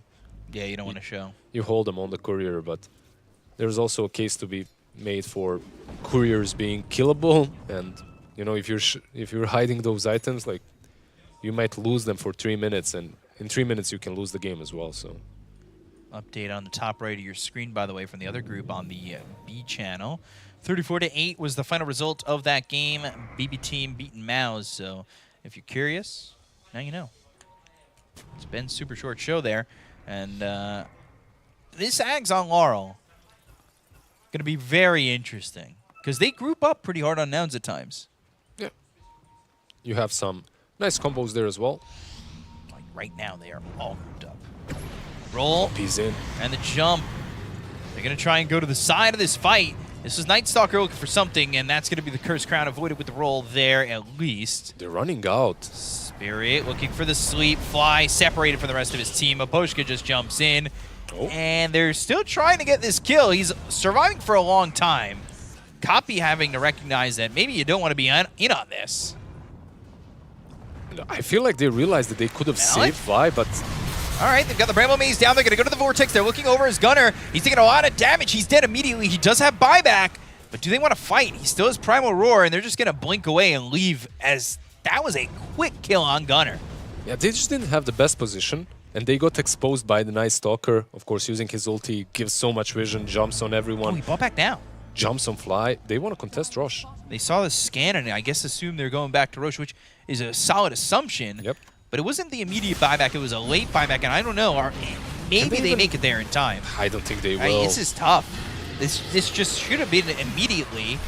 And unfortunately now, Roche is dead before you get there. I think they still take this fight, right? Yuma leading the charge. That is risky business. That feels bad, man, you know? You arrive to the party a little bit too late. There's absolutely no one. Okay. And that is kind of tough. Yep. Beastmaster buying back. For nothing, unfortunately. Refresher cheese on the Storm Spirit. You already talked about the Aghanims. Like, it's really strong on him.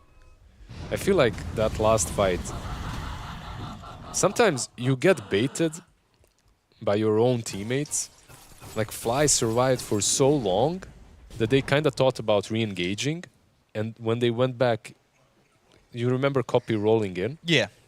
And also it was like the Beastmaster Gunner, he kind of followed him a little bit. That gave just enough time for Team Spirit to catch them.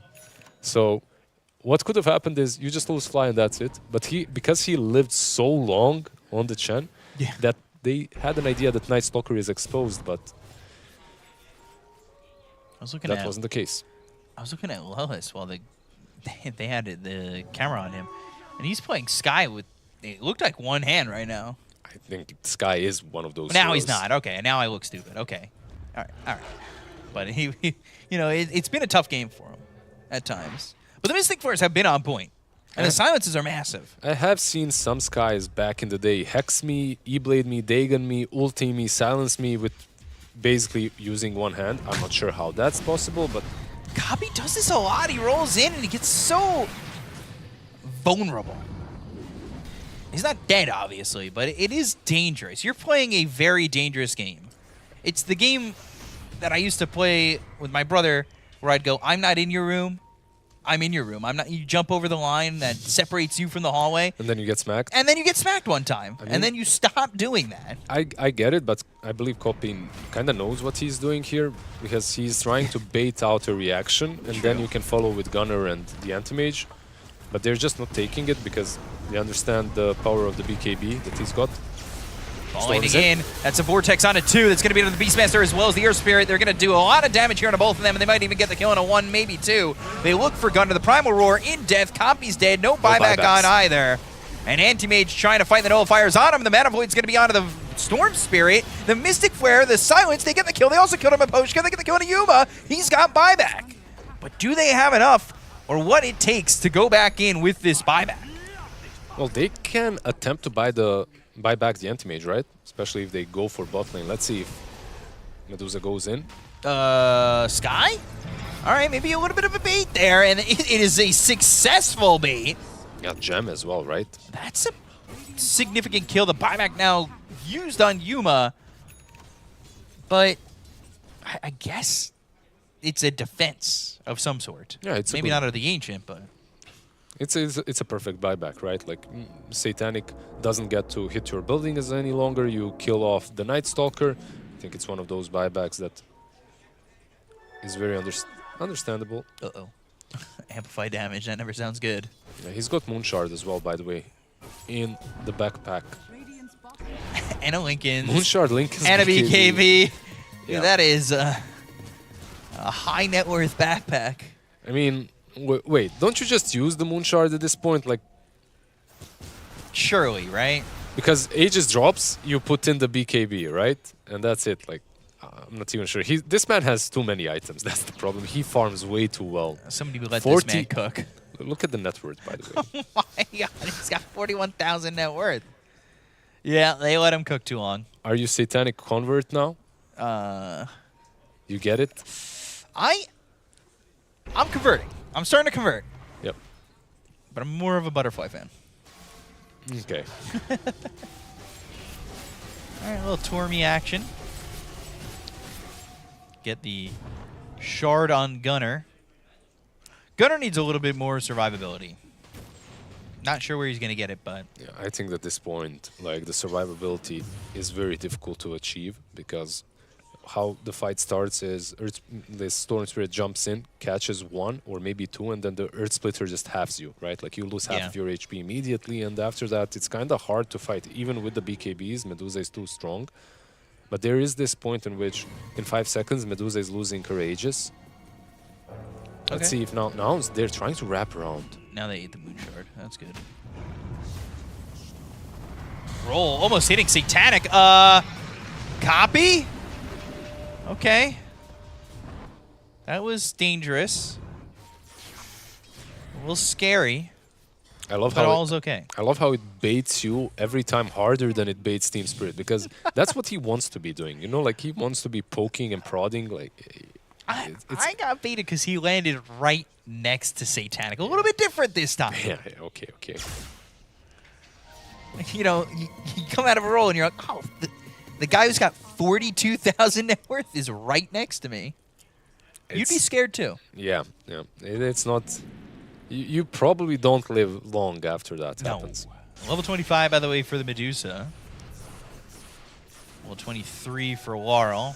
That was a Lotus Orb as well on the Dark Willow, right? Like they're getting we're talking about all these big items, but these small items, Lotus isn't really that small, but all these items, like even a Force Staff on a Dark Willow, they matter so much. The like Force Staff saved Laurel initially in that fight that happened in the top lane when they were taking the center racks. What's really interesting about Team Spirit is, correct me if I'm wrong, but they have 0 aura items, right? Like they have nothing. Like the Night Stalker, I don't think he has a single one. He's got Blink, BKB, he's got Nullifier. The only aura that they do kind of have is the Natural Order on Elder Titan and Drums. That's it. Okay. Like a completely different style, completely different approach to the game. Or at this point, it's just the friends we made along the way. And now they're trying to make a jump here that could be important with Roche back up potentially in a minute. Now they're going to go. They go for Yuma. They've got the silence. It's going to be a Vortex out of 2. They should be able to get the kill to the Skywrath Mage. He's in the backlines with the Terrorize on him. It's Fear still on the Anti-Mage. Oh, Yuma! They locked you down forever. You may not be coming back into this game, as Copy is dead as well. 3 heroes die on Nouns, and nothing is lost for Team Spirit. The way that starts. Like they see Satanic, they jump him, and the Roar is not there on time, he BKBs. That's just so sad for Nouns. 5 seconds to hold for, because it certainly hasn't been 7 minutes. 0 damage, 4, 1. And look at the damage from Earth Spirit. Oh yeah, I mean significant, sure, but he needs somebody else to do something. Yeah, definitely. I think your Anti-Mage farmed for 46 minutes. You kind of want a little bit more. Yeah. But that one was not really on him. The initiation was there, but Satanic just too quick. Lincoln's was there, and by the time you pop it and use Roar, he's already using the BKB. 65 seconds. No buyback. GG's just called. Yeah. All right. So Spirit, they take game number 1 over Nouns. I love this as well, by the way. You have the BKB in the backpack, and you have Lincoln's when the BKB is on cooldown. And then when BKB isn't on cooldown, you kind of put it in your inventory and put the Lincoln's in backpack. So kind of playing around that as well. Just maximum efficiency that you can achieve when you have like 50,000 net worth at this point. And quick hands, right? Definitely quick hands, yeah. Because you got to be swapping in, out. And you could see that, you know, honestly, just, the conversation on screen, what do we do? What can you even do? Yeah, I don't think they're happy about that one. This is also their 3rd consecutive loss, right? Yeah. So it doesn't feel that great. And especially doesn't feel great in this fashion because they had like some really nice plays early on. Like this Skywrath living here, and then they get a kill on the Storm Spirit, and I believe on the Night Stalker as well. This is basically how I imagined their gameplay will be. Fight around the Rosh Pit, get some really important kills, and then pressure maybe even high ground. But at some point, I feel like this was the fight, right? A bit of a throw, I would say. Right.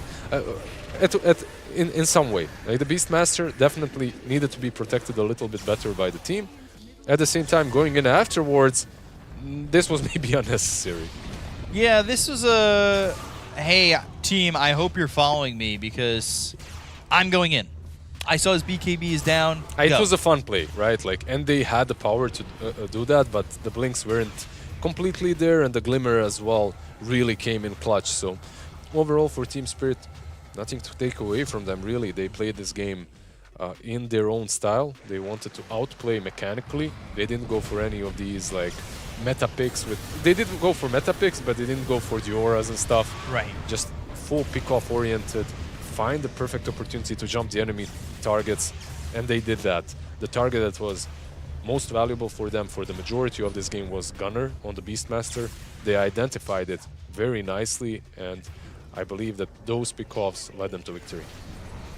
What else would you have liked to have seen from Gunner? Because I don't think it's on him. Like, sure, like you can argue for a Blink or a BKB, but at the same time, I feel like you have a Chen, you have a Skyrat, maybe something more defensive on them for him, you know, just to bail him out of danger once they jump in. Right. But the trick is, like, I don't think there is saving him if he gets gone on, unless he has a BKB as well, right? a tough game for Gunner in that one, knowing that he is villain number 1 in a game like that, and unfortunately, Spirit knowing how to shut him down pretty exclusively.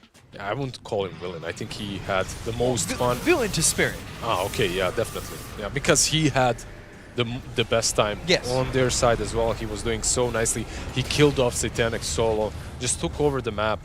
They identified that and they dealt with it.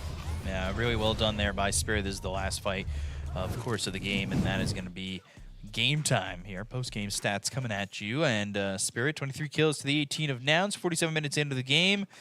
Yuma, 556, not exactly what you want to see, but at the same time, it was Spirit. They did really well, and I think this Night Stalker last pick was huge. Yeah, it definitely. I feel like Night Stalker is one of those heroes that's a big hit or a big miss. Like, it can really fall flat if the laning stage doesn't go that well. His laning stage went well, and he kind of just flew out of control afterwards. What also is very nice that we are seeing on the screen is Copy's damage dealt. Like, this man, it was a first phase, first pick Earth Spirit. He still dealt 30,000 damage. At times, like, you could see his roll-ins were a little bit crazy, but I really think that you need to have that craziness in you if you're playing Earth Spirit. Like, you need to be creating a chaos in fights because that's basically your role. Yeah. And then you follow up with all the damage. The itemization as well was pretty solid. So overall, yeah, Team Spirit, we're just better in this game 1, but I'm expecting just as fun game 2. Yeah, definitely. I mean, Satanic having a good debut, and it was a really good game from Spirit. We'll see if we see that in game number 2, but it's going to be after a quick break, so we'll see you guys in a moment. Stay tuned.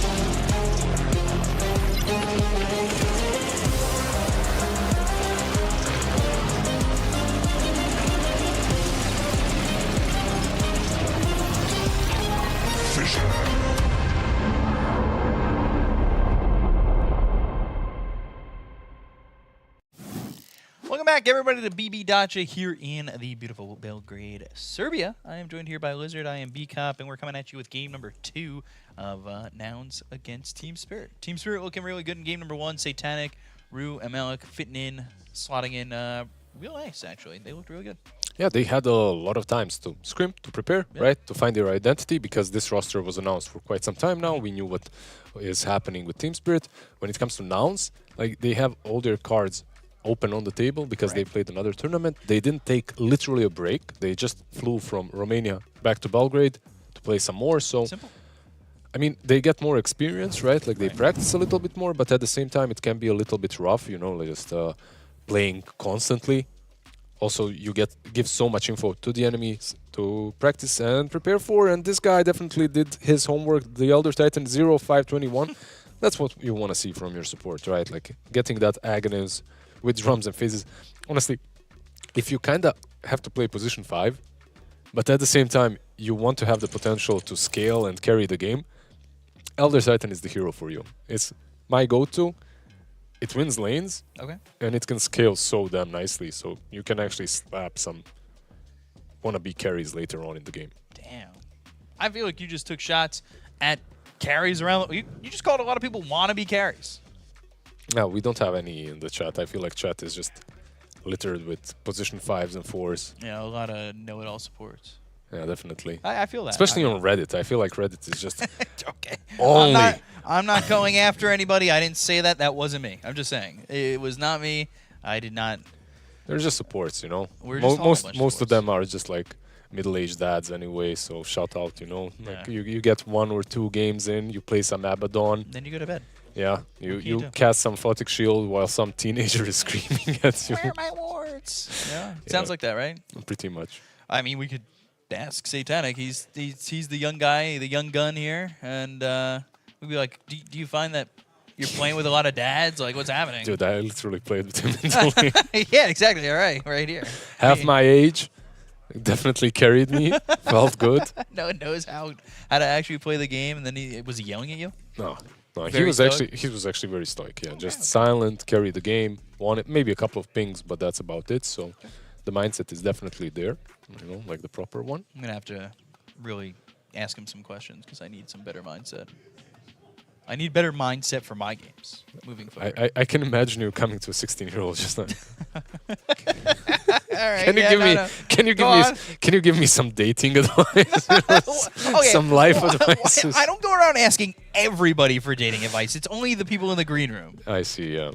Of course. It hasn't worked. Anyway, I guess we move forward. God, I didn't think my dating life was going to be on call today. You know, we've got game number 2 coming up. Yep. If game number 1 is anything to judge off of, I think we're in for a fun game number 2 as well. Yeah. I feel like game number 1 delivered. Like, we had a lot of back and forth. We had, like, I wasn't sure who's taking it for the majority of the game. And then it clicked. You saw that one little piece of everything coming together when Medusa got the butterfly, the BKBs came out on the Night Stalker, on the Storm, and then it kind of became hard to play on the side of Nouns because you kind of all in on a lot of magic damage and also on this one Primal Roar that you were playing around. So the Chen and the Skyrat aren't necessarily very famous for bringing a lot of control, but another coin toss, another first pick chosen by Team Spirit. So that's something that we've cast what this is like our fourth game. Yeah, this is going to be our 4th game. And all out of all 4, first pick was chosen. So teams are starting, at least these teams that we are covering are favoriting the first pick. Not to be some psychiatrist wannabe, but the vibes between the shots between teams looks very different. Like, Nouns seem a little. It's been rough. Look, like, I'm not gonna hide from it. Like, looking at the way they ended their run in Wallachia as well, that looked rough as well. I think Falcons eliminated them, or was it the upper bracket Falcons? I'm not sure, but one of those losses was to Falcons, and one of them was really bad. Like, they played some Huskar mid, it didn't work out, and it didn't work out in a very strange fashion in which Huskar had no one to play against. They didn't have a mid lane on the side of Falcons. They just had Malrine rotate around, so he was just literally hitting creeps. I think these kind of losses do get to you, and it's a quick turnaround too. The thing is, like 1 or 2 losses, it ain't bad, you know, in competitively when you lose a couple of games. At least from my personal experience, it's really difficult when you have too many consecutive losses. Yeah. It just hurts your morals, you know, like it hurts. You just start getting doubts in yourself, in your teammates, in where you're going. But these guys, I'm not throwing any shade, they have a lot of experience, so I'm pretty sure they can deal with, like 4 or 5 losses in a row. That's not a biggie.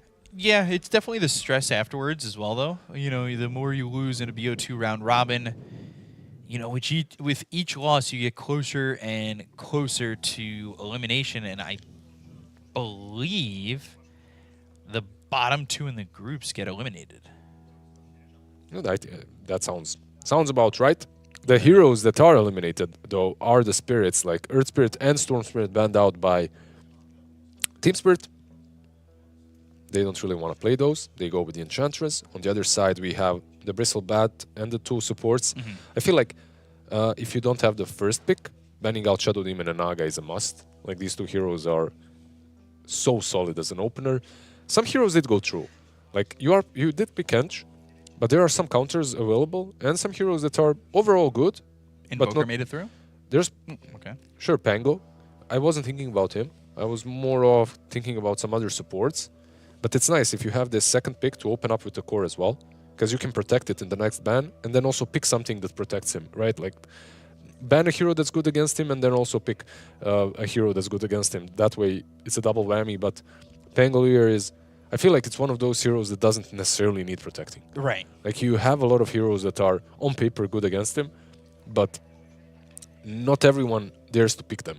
Like a Bloodseeker position 1 isn't really a hero for every position 1 player. Right. And Nick Sassa getting banned. We saw this in the previous series. And was something that I expected a bit more. Like, I expected maybe a Nyx opener, but it also opens you up for weaker lanes on Nouns, and that can be exploited too, so they didn't go for the Nyx. Understandable. There is a Chen that Fly played. There's a Clockwork left in the pool. I really like the way Nouns play around Clock. I think Fly is a mean position 5 Clock, so something that you can ban out, but instead they go with the stock standard Luna ban. This is where we're seeing a lot of Luna bans. Right at this mark in the draft. Yeah, it's not first phase, but it's normally second phase. Yeah, because you can get hit by this Tusk plus Luna or something like that, right? They do have the first phase, so they could pick the Luna. Basically, you can pick the Luna if you're Nouns right here, and then like you can pick. There is a 1 hero at least. There is 1 left in the pool that's good with her on position 5. There's Tusk. There's Clock, Omni Knight as well. All of these heroes work well in tandem with her. Some teams on Wallachia also experimented with that Witch Doctor as well. So there I'd love are to see options. some Witch Doctor. Yeah, if we cover any MOUZ games, you might. Like Bangan constantly. Yeah, that's his like go-to. Plays it. Did he? Let me check. I actually want to see if he picked it in that previous game because they were just playing against BB team. So let's see. They do take the Tusk in the end. So they did not pick it. They actually went Lich, Phoenix, Beastmaster, Tiny Bristle. And then I feel BB like team went into that Dawnbreaker. That I feel like all the teams that have played in Romania kind of saw a natural progression to the meta in the tournament. Right. And they kind of have a better maybe understanding of which heroes work, which don't, and are bringing that meta here. Right. But sometimes it doesn't really matter if the skill discrepancy between the two teams is too high. We see both of them. Like, this is what we mentioned earlier. Tusk, Clock, both of them left in the pool. Both of them get picked up. The interaction between these two, I actually like the Clockwork into him. Just like the Facet having those wider cogs is nice into the Tusk. Like, you can lead him in. The Battery Assault as well. Yeah, sure, with Snowball he can dodge the majority of your damage, but overall, I'm a big Clock enjoyer here. And into Pango, he needs roll up. Like, once you hookshot, if you get on top of him, it's very difficult for the Pango to use the Rolling Thunder away from the battery assault. That was something that we didn't see with the Pango in that first series that ended up kind of being a problem because it wasn't an early enough shard. And the Pango suffered because of the fact that they didn't have that roll-up. So maybe Was that against the Clock as well, or was it some other hero? It was Clock, right? I think it was. Yeah. Or was it with the Clock? In any case, the Clock is against him, and now they take the puck away. Puck, every single team I feel like is trying to find a way to deal with him. So far, for me, the best response to a puck on mid lane, I know there's a lot of players that don't like it, but Monkey King. Like, you win that lane, it's a strong laner, and they pick it. Like, you can follow him through the game, like you can get on top of him. From the trees, you can start things off with a stun. You match his aggression. You don't really care about his ulti because you can pop that Wukong's command on top of it. Right. And overall, it's just a solid pick against him. Yeah, the Monkey King also, once you said it, it's just like, copy plays this hero. Yeah. He knows what he's doing. Does that... it presumably throws Gunner on the off-lane Pangolier, but I'm not the biggest fan of off-lane Pango. I actually like it. It depends on the laning stage, of course, what he's playing into. But overall, I am a Pango offlane enjoyer. It depends, really. Like, there was a meta in which he was kind of weak on the offlane. I feel like this hero right now doesn't have Lich. any huge counters. And we get the Lich. Yeah, we just talked about the Icy Boy. Yeah, not my favorite Icy Boy, but one of them. I hate him. Do you hate Lich? I hate Lich so much. What happened? Did you get hit by more than half of the chain frost? This hero literally made me abandon the pro scene. Oh my god, you want to talk about it? We got time for some therapy. No. Let's focus on screw Lich, that's all I'm gonna say. All right, fair enough. Screw sitting behind the tier 2 tower and just eating creeps. I mean, back in the day. Sacrifice days. Yeah, sacrifice days. At least, like, I do like Lich right now. I feel like the hero is in a good spot. I feel like the Frost Shield buff is a little stronger than it looks in the last patch. Like, right. It's kind of, most people just glanced over it. I think Frost Shield is pretty solid. I think in the laning stage as well, it brings a lot of problems to most heroes. However, I don't think it brings problems to the Clockwork or the Enchantress. So I'm not sure I dig... I like their draft, but they don't have a lot of control. And I don't like the Lich into these two supports. And now the carry as well. Yeah, this is a Morphling carry. I feel like this is the litmus test for if you're going to fit, if you're the carry of choice, right? Because so many carry players play Morphling. Obviously, everybody does. But there are definitely grades when it comes to what kind of Morphling player you are. I'm not going to name any names at all. I really am not. Fly. Stop. I wasn't naming names, dude. Come on. I saw it in your eyes. You can't do that. I was finally trying to be good. I was finally not trying to say names. You can't throw me under the bus like that. It's not fair. Why did you defend yourself then? Did I guess right? Yes, dude. Did I know you too well? I know you too well. It's like, first and foremost, I knew it was a Chinese player because you just watched that scene 24/7. And then who can it be? It's, of course, Fly. Like, he's very volatile, let's put it that way. There's levels to Morphling players. Yeah, Let's just put it that way. That's it. Some Morphling players die to Rocket Flare, and some Morphling players know how to shift edgy and strength and just get out of every fight. Yeah, I think there is some... I said that Lich into these supports is kind of weak. I feel like there is... I've seen some matchups in which Lich just shows up to a Morphling's lane and spams him, and you can't morph down because there's like a Lich hiding behind the trees just nuking you with 3 mangoes. That can happen here because we've seen Tusk 5 so many times. Yeah, it could. Like, on paper, it's possible. On paper, this Monkey King could be a position 1 as well. I still think that from nouns, this most likely, like, you picked it for the mid lane, right? Like, it's a very good matchup against the puck. But if Team Spirit isn't careful, maybe it could also be like some last pick DK or something, something nasty into puck. I don't like it. I feel like Monkey King, out of all the on-paper counters, is the best, but they could also do some TA, like go all in. Please put do the monkey TA. safely. I'm sorry, DK. DK's boring, man. I'm gonna be that guy. I think DK is a boring hero. Oh, sure. I mean, right now I don't think he's as bad as he Yeah. used to be. Yeah. I feel like he got some really nice He's kinda changes. cool now. He's kind of cool. He can scale. Some arm at SNY. Daedalus, like he hits like a truck. So there's a lot of scaling potential from him. Big black dragon, man. Come on. How can you be upset? Of course. They ban out the Dazzle, so interesting. Like the Dazzle on the offlane today, we've seen it once.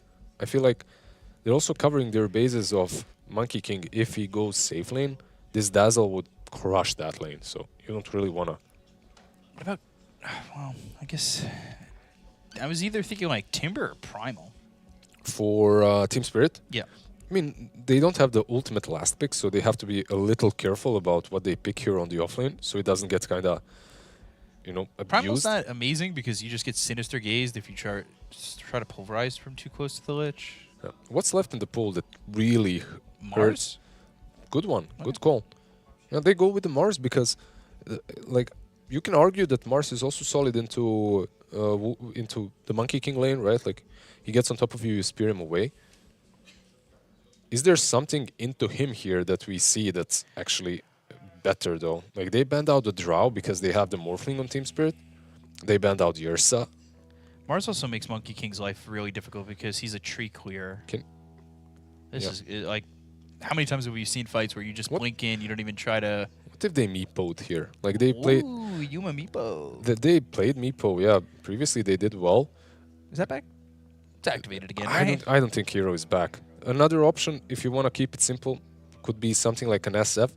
I don't think it's great, but an option, and you play out the game like your lane is really damn strong if you're laning with the Tusk or even the Lich. Okay. You guys are going to hear this. This is going to be audible high five to Blizzard for calling that. There we go. Hell yeah. There we go. Yeah, I mean, that's... Look, I didn't... I'm casting for the first time in a really long time on a LAN, and I get to watch the hero that I have like 3,000 games on or something. You were just at... Wait a second. What are you talking about? What? It's been a long time since you cast on... Weren't you just in Romania? Yeah, but I was paneling. It's not the same. Oh, okay. You're taking your paneling expertise all the way over to the caster panel. I like this. Yeah, All right, fair enough. flexing here, but Physically and mentally. I mean, look, I like the Meepo pick. On paper, there are no real counters to him, Right. like on paper, but eventually this Morphling is the ultimate win condition. Eventually this Morphling just takes over the game. And I don't think the Meepo is like your win condition here, let's put it that way. I think it's a hero that can completely dominate the mid game and eventually should fall off. Right. And once he does that, it's on Monkey King to pick up the scraps and actually bring in the additional damage that they need. Right? Because it's really good. Once they get the Axe Shard on Meepo, he's basically unkillable. Like, they have no ways of getting him. So I have some BBD lore for you. Mm-hmm. Back at BBD Dacha in Dubai, Okay. it was the final group stage matchup between XG and Nouns. Mm-hmm. And they played this Meepo. Mhm. And they obliterated Ame. Mhm. And then Ame didn't win another game of that event and got dumpstered out of that event. So it's like a curse. If So you it lose can to- be a curse. If you lose to this Meepo, They you... destroyed Ame in that game. They helped close the rift. Now, if you don't remember the rift, back in the last Dacha, there was a rift and it was opening up and there was a lot of potential danger. But we fixed the You rift. closed the rift? We closed No the rift. Cthulhu coming out. Yeah, I see. there's nothing coming out of the rift anymore. We closed that back in February. But now here, more lore, maybe... I'm not sure about the rift, but yeah. Do you Please think I'm just continue. do you think I'm making it up? I believe you. All right, cool, because it happened. There was a rift. I mean, I swear. I think, Yuma, I have faith. Put me down for Nouns again. I don't care how many times I lose. Just put me down for Nouns. I have faith in this Meepo. I just can't go against Meepo. I'm all in for it as well. Let's put me down for Have you played for Meepo Nelson. on your Steam Deck yet? I have. I played Meeple on Steam Deck, and it was yikes. Like it's. I thought you were just I saying tried. it went I great. tried. I played like 10, 15 games of Meeple on Steam Deck. I literally gave it my best to make it Fair work enough. because it would be fun to win. But nah, you go back and play some clock on it. That hero is easy. Earthmind, by the way, instantly picked up by Meeple. We didn't see why. Probably they tried to catch someone here. Maybe They got first blood. they got first blood. Oh, Very nice. okay. So first blood, it was the Mars who died, Uh-huh. and I'm gonna guess Meepo got the kill because he tipped. I'm just gonna go with that. Kind of hard for him to get that, right? Rooted, Laurel. What, you think Meepo getting first blood is difficult? I mean, only if you let him right-click it, right? Like, he doesn't have pull. Ah, he has the third assist. mind. All right, he Yeah. got the assist. Yeah.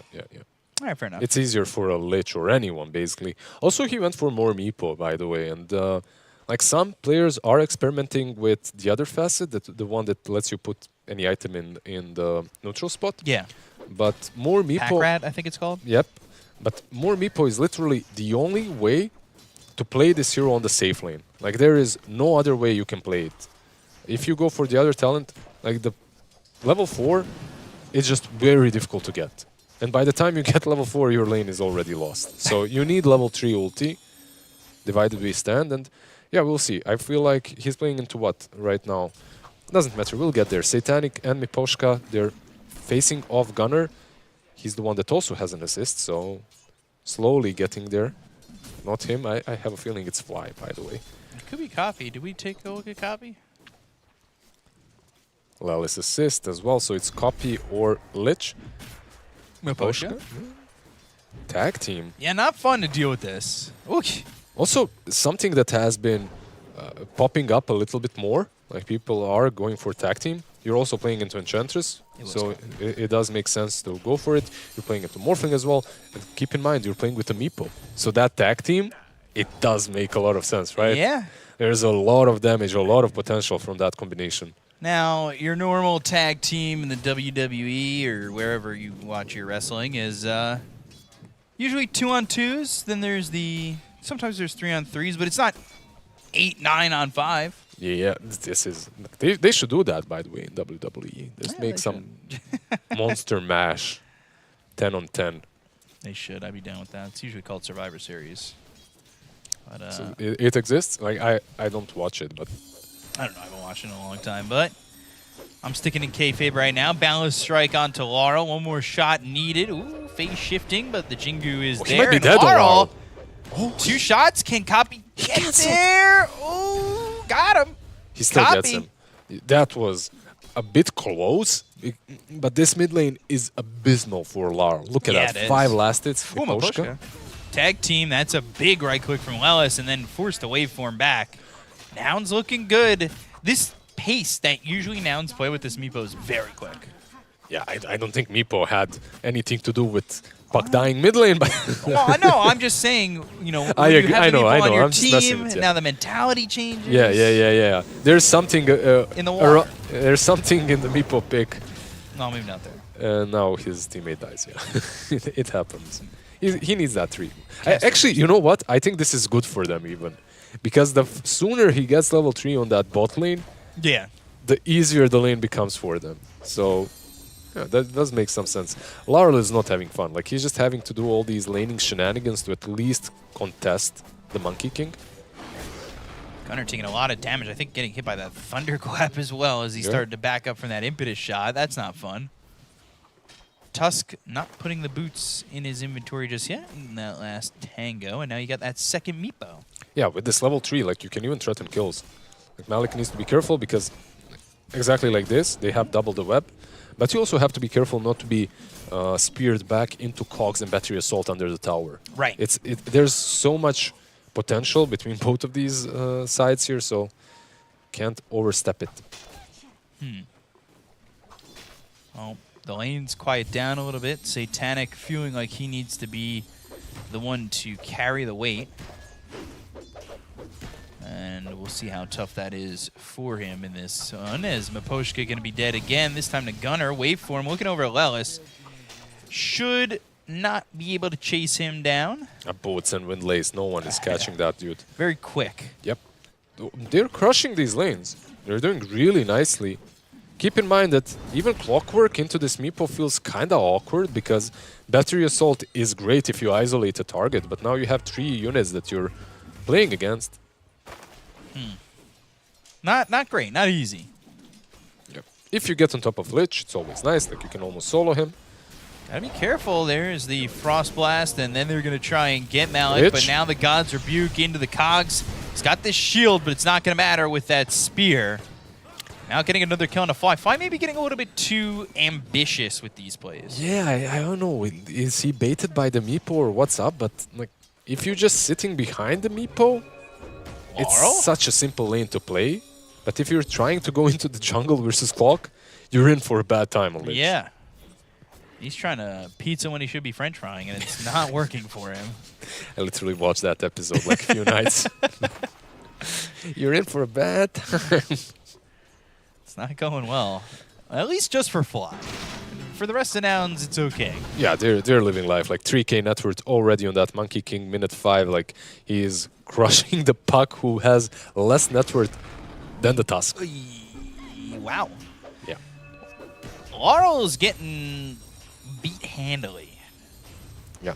This is the reason why we discussed the Monkey King pick.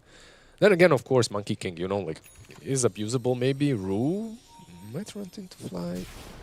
He doesn't have the speed, surely. Yeah. He's controlling the runes, basically. Yeah. So he'll do that. And then this Centaur will stop Gunner from getting that Lotus and then actually putting him into a precarious position where he needs to swashbuckle onto the low ground. He's farming in pace with the Mars as he's going to eat an impetus shot. But for now, I mean, they'd like to have his game be a little bit easier and better. And they'll get another kill on a Fly. So all 3 deaths so far. On to Fly. Blood Grenade slowing down Rue. They've got the shards. There's the net and a kill for the Meatbo. No, it's going to be Lowe's. He gets it. There are just some games when you're playing Lich, you feel so bad because this is what I told you about. There are some games where you play Lich and if there are heroes that get on top of you, you know, like they're just abusing you. Yeah. It doesn't feel great. Like out of 3 kills that they have, all 3 are on Lich. But let's see if Poshka manages to snatch this one. There are no stuns, of course. He has no heal, though. Poshka? He has no heal. Yeah. That's wisdom times 2, basically. That feels great. It's a free kill, right? Yeah, and 2 heroes got credit for that, or were involved. So you're giving up that experience, and you're giving up the wisdom rune. Is there a hero that moves the map faster than Monkey right now? I don't think there is. Not with Simeon's Stride. It just feels too fast. Too furious sometimes. It really is kind of crazy. I'm just going to look at you. I saw. I caught that in my peripheral. But he is furious at times, and you're seeing it here. And the Meepo's starting to get up there, too. He's sitting second in net worth. Yeah, the 2 of them are definitely having a good game, and when you're playing with like a Monkey and a Meepo that are this farmed, look, all 3 cores, 3 top net worths are on Radiant. I think Pango, all he has to do is buy some pipe or some greaves, just go all selfless, you know, you don't have to play for yourself. Gunner the Selfless. He's trying to. Balance Strike not going to connect. Man, getting bounced on these cogs is a pain. It's very annoying. Dream Coil, Fly again. I've seen this one before. I've actually seen this 4 times now. But there always is that thought where it's like, all right, we've killed Lich 4 times. Yeah. Somebody else, please. Can we get anything else? They use the Dream Coil as well. Yeah. It's a nice little bit of extra change that you get from that Lich, but eventually it kind of stops mattering. Certainly. And Twin Gate coming through is one of the Yumas. Yeah, keep in mind that if he goes on Satanic, you can't waveform away from that. Uh-oh. It's on cooldown still. Rolling Thunder. It's like they're waiting for him to waveform, but they've caught him, and they'll poof, they'll kill him. Satanic's dead. That tag team is playing a huge part. Oh, yeah. Yeah, so the waveform was actually on 1 second cooldown. So that's why he died. Copy in trouble. Cogs bouncing him around. The spear connects with the arena. They'll get the kill. Snowball's not going to do enough. It was unable to pull in the Monkey King, but they're still going to get this kill in a Rue, and now Gunner comes over. So you need to be very careful. You've got the blood grenade thrown over, fly off to the side, but they don't catch him, and that could have been even more. Yeah, he's got no Rolling Thunder. He couldn't really accomplish a lot, but he was there for the morale support, you know. Shows up, scares them with a Pango, but... It was definitely a good move there from Nouns, but you know what's a good move? Following Fissure on Twitch, press that follow button down below. It's going to be on the bottom right of your screen, and you are going to get there. Follow us for this amazing event and all the ones that followed, because, you know, if you're following Fissure on Twitter, you would know that they announced the schedule through 2025. We got a lot of events to watch. We'll see you there. We'll see you there potentially next week, too. Get your tickets. Speaking of tickets punched, Meepo. He's punching a ticket right now. Doing well. Yeah, definitely. Going for that Dragonlance build into most likely Ags next. Maybe a Blink, we'll see, but most likely Aghanims. It is the way I copy. I mean, I was really thinking to myself, surely they see this tree. I did, of course. He's trolling a little bit. I like that about him, you know. I like that. Like watching Copy and the way he plays, he's got a lot of weird moves sometimes, but it's like fun weird, where he's kind of poking the enemy at the same time. It's kind of messing with your head. Yeah. I like that. My brain does a really good job, by the way. When every time you say you like what Copy's doing, my brain eats up the good parts of that, the euphoric parts, and just stops thinking once you add the E to that, and just, oh, Cop's doing a really good job, and I'm like, hell yeah, I am. Thank you very much. I just eat all that up. Yeah, B Copy. Yeah.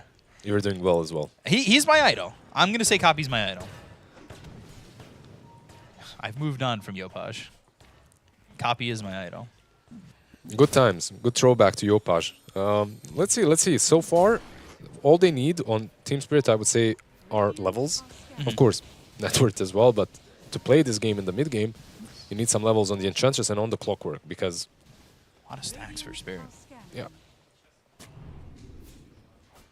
Taking out knobs, knowing exactly where that was. Gunner also TPing out.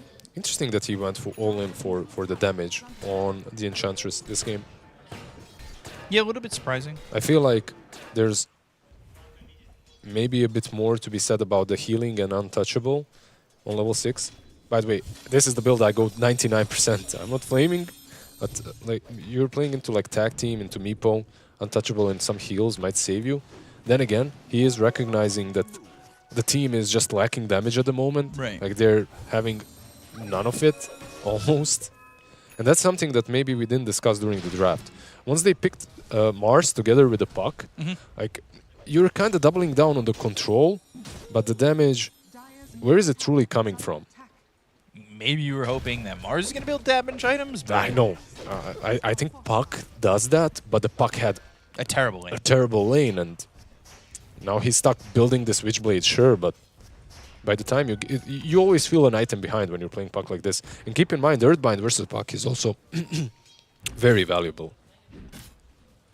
Haven't really seen much movement yet from Nouns after the last one. They made a couple minutes back.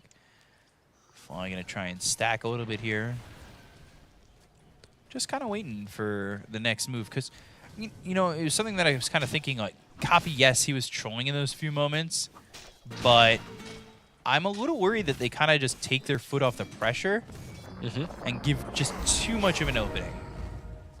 I feel like there's also this case in which you try pressuring too much, and then you feed away all your advantage. Right. And I think that's something that they're trying to avoid, because right now you're definitely getting more out of the map than they are. Your Monkey King is very fast-paced, like he can be anywhere, he can be farming 24/7. And your Meepo as well is farming like 2 different camps and the lane. Right. So it's really unnecessary. Like you've already won the laning stage. You can wait out these big items and go for maybe rush into a big fight. Smoke on 2 heroes. Now 3. Hook is there now. Let's see if they can hit something. Lois stepping up into the unknown. Maybe does he know that these heroes are here? I think he knows. There's no one showing. Hook shot Lands on a Lelis anyway, and now he's going to be bouncing around the cogs a little bit. Spear avoided thanks to the snowball. Now the Rolling Thunder, the arena's going to be used. It splits the fight a little bit, but they have this Rolling Thunder on the steps. They go to the Wukong's command. They'll get this kill into the Mars. It's only a matter of time until they kill off Malik. And it's a great move by Nouns, a spectacular move by Lelis to avoid the incoming damage. It's so much easier to play the game this way, right? No need to make any plays if they can go on you, and then you can counter. I'm not sure like what they were thinking. The damage there just, it wasn't there, you know? Even if they connect.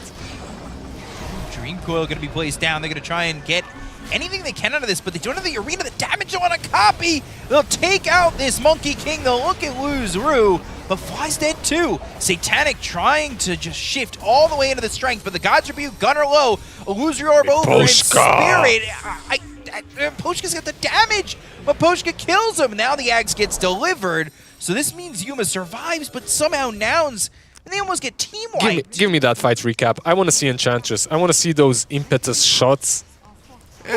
You know, for a position 5, 2k he did more damage than his Morphling. You went but look at how much more he did. He went absolutely ham. He was like, this damage that he was dealing, it was very valuable. You know, like Puck, he gets a lot of these AoE hits, so his damage obviously is a bit inflated. But Enchantress just gets one hero after another. Also, you can dispel Shield Crash, so Pangolier isn't as tanky. Overall, this was a huge power spike for Nouns, where they are playing with the Aghanims on Meepo. They were playing with it after. They lost that fight, and I think it got delivered As after. it was getting delivered, yeah. Well, in any case, the first tags, it didn't work out. Yeah. And now you've got this Orchid on Copy, but Copy, he just kind of stood there in that fight. Yep. Not really what you need from him. And he has basically just power treads and a raid band to buff him up. Orchid is there for the catch. It's good, like you're playing into Puck, I get it. But you have to be a bit more careful with your positioning. yeah, definitely need to figure it out a little bit more. This Pavis or Pavis for some of you. Gonna do a lot as well. Double arms like right next to each other. That is a support stream if you get a sentry in between both. All things said, like you have to keep in mind that I feel like Nouns are still in control. They're not feeling bad about the state of the game. Yeah, they're going to try and go here onto the puck, and this is some quick damage on Aurora. They want to keep him shut out of the game. Hook shot comes through, though, and they will trade Gunner for that mega kill streak from Aposhka. Look at this build, by the way. The skill build on Enchantress. 4-4-0. I mean, this is... You don't see this a lot. You don't see this often. Please don't copy it in your pubs. It's not going to work. Like, you will be out of position, you'll die. Do it. Copy it in your pubs. I mean, sure, do whatever you want to. But it's a... Yeah, he's making it work, definitely. He understands that they have so much control that they're missing damage from the supports. Right. They're missing damage in general, and he's bringing it. Like, he's definitely bringing it. He's actually going for Dragonlance instantly now. So absolutely no utility from him. Gosh. All in damage. Following this courier. Oi! Some stuff on the ground. That was a little dangerous.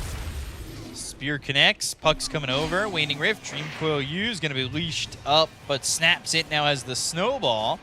All the way over to Satanic. And Lelis, he's still alive. One more shot. Finally gets the kill. It actually goes to Lara. I thought that was going to go to Satanic. Yeah, they used a lot of spells to kill off a single task. Meepo has a blink now, by the way. Going for that Skadi next. Makes sense, right? Like you're playing all, you're getting all these items that are good into Morphling. Did he just show with that blink? Yeah. Because you usually really try to hide that. Meepo? The blink. Yeah. I mean, I'm not sure how I feel about it as well. Like, I feel like when it comes to initiation, they have a lot of it. But it does definitely help him blow the target up. You know, like he can be the one that goes in front. I'm just worried that... So basically you have this axe, right? Strike. The net. It lands. They've got the silence. The snowball in the Walrus punch. It's not going to matter. The hook shot means 2 are dead now. Yep. Aurora and Rue. They go down. Definitely helpful. Mega kill right there. Puck is not having a good time. Which is weird, like look at the net worth between him and the Monkey King, considering how crushed Puck got. It was that one fight. Just brought Yep. it right back. One fight and he has the same amount of net worth as the Monkey. He Kind got, of crazy that it just came back like that. this is Roche, right? And it's a very quick one with a tag team. Tag team making things easy. I think they don't contest this. Puck is They dead. should. I mean, they could hook shot, but they don't even have it. It's on cooldown at the moment. Yeah, they scout it with the rocket, but this is a very difficult one to contest. I know that hook shot's down, but usually somebody stands out of the pit when there's a clockwork in the game. Yep. Blink dagger for Gunner now. So he'll have that. They'll have that Blink dagger with the Rolling Thunder. And BKB soon for the Mars. Again, I kind of want to see Copy doing a little bit more. I don't know if you agree with that. I feel like there's a lot of impact that he's having on this game that isn't maybe very obvious. Right. Just by jumping around the trees and giving a lot of info and just pressuring the puck by existing with the Orchid. You know, like the puck, it's very difficult for him to free farm and skip waves and split push as easily as he'd like to, just because there's a Monkey with an Orchid. But we'll see, yeah. One thing that you don't see announced is a lot of utility, like Lele says, a Blink Dagger. And this Butterfly might be pretty big from Satanic. Keep in mind though, Butterfly is great. Losing Gru isn't.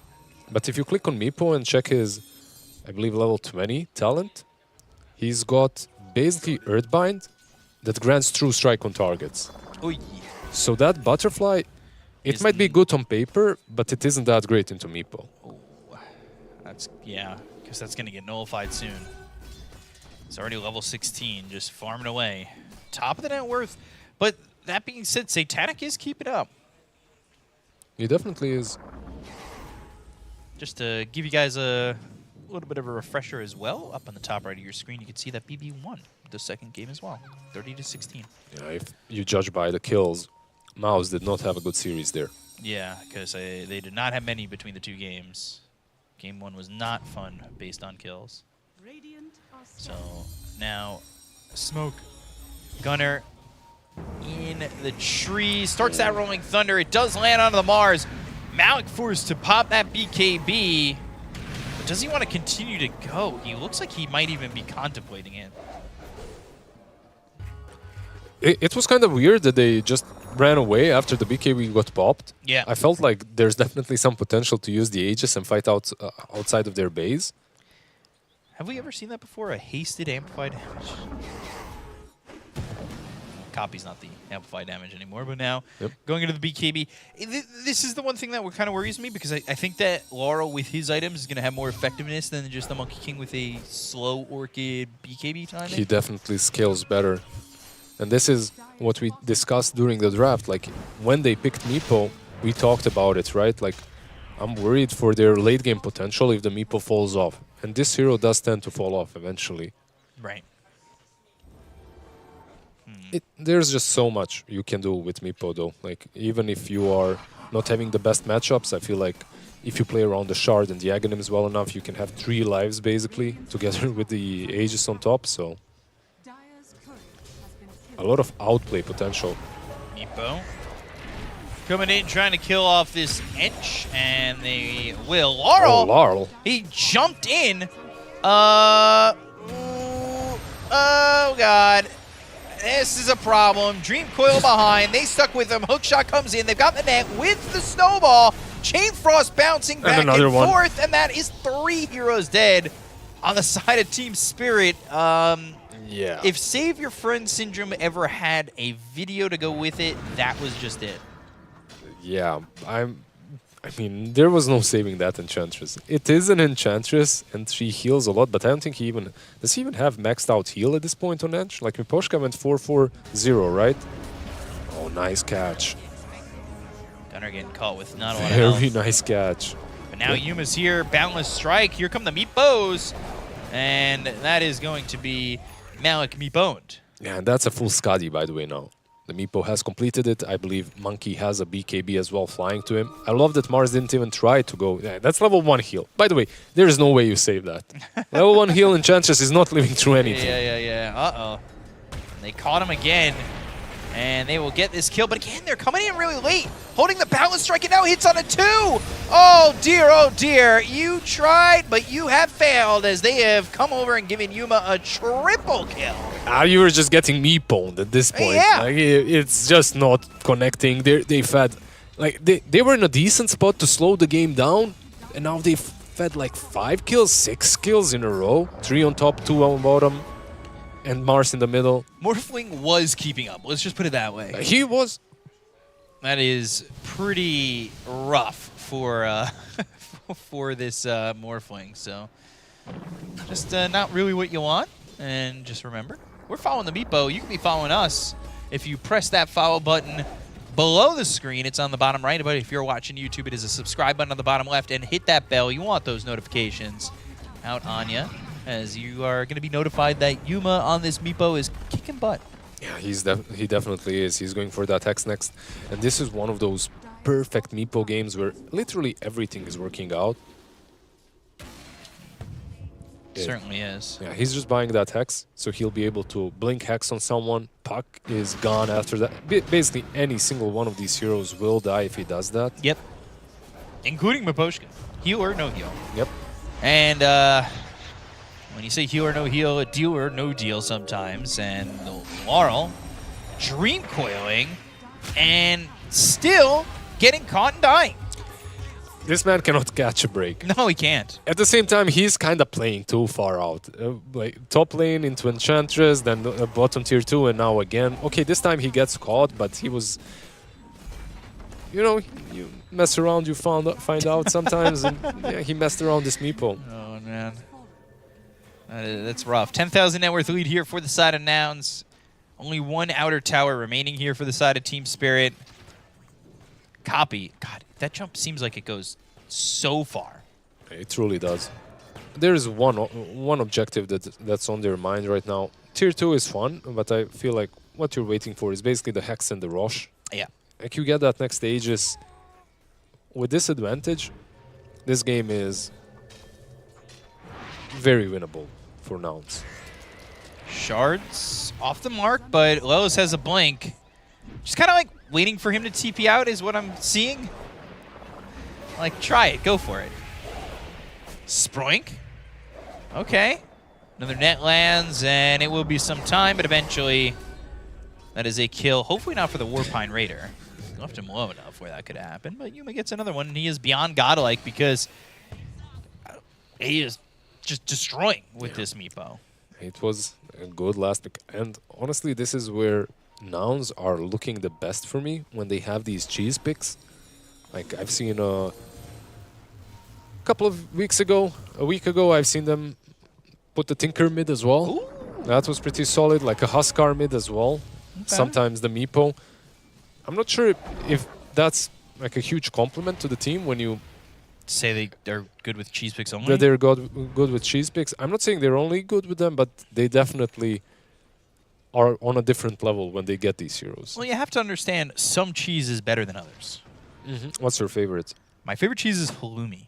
Halloumi. Yeah. Okay, you like it grilled or? Oh, yeah, I grill it up. Marinated in honey. Dream Coil. And then a Wukong's into a Boundless Strike. Laurel. Dead again. Marinated in Wukong's command. Yeah. That ain't fun. That ain't fun at all. How many times Laurel's died? 10 times? No, I'm not. That's an exaggeration. But Diffusal, the inhibit. They've got the Walrus Punch. Not even going to They might just call attempt it to so. use BKB. I feel like they're still in this game because Morphling is just not dying and he's having a good game.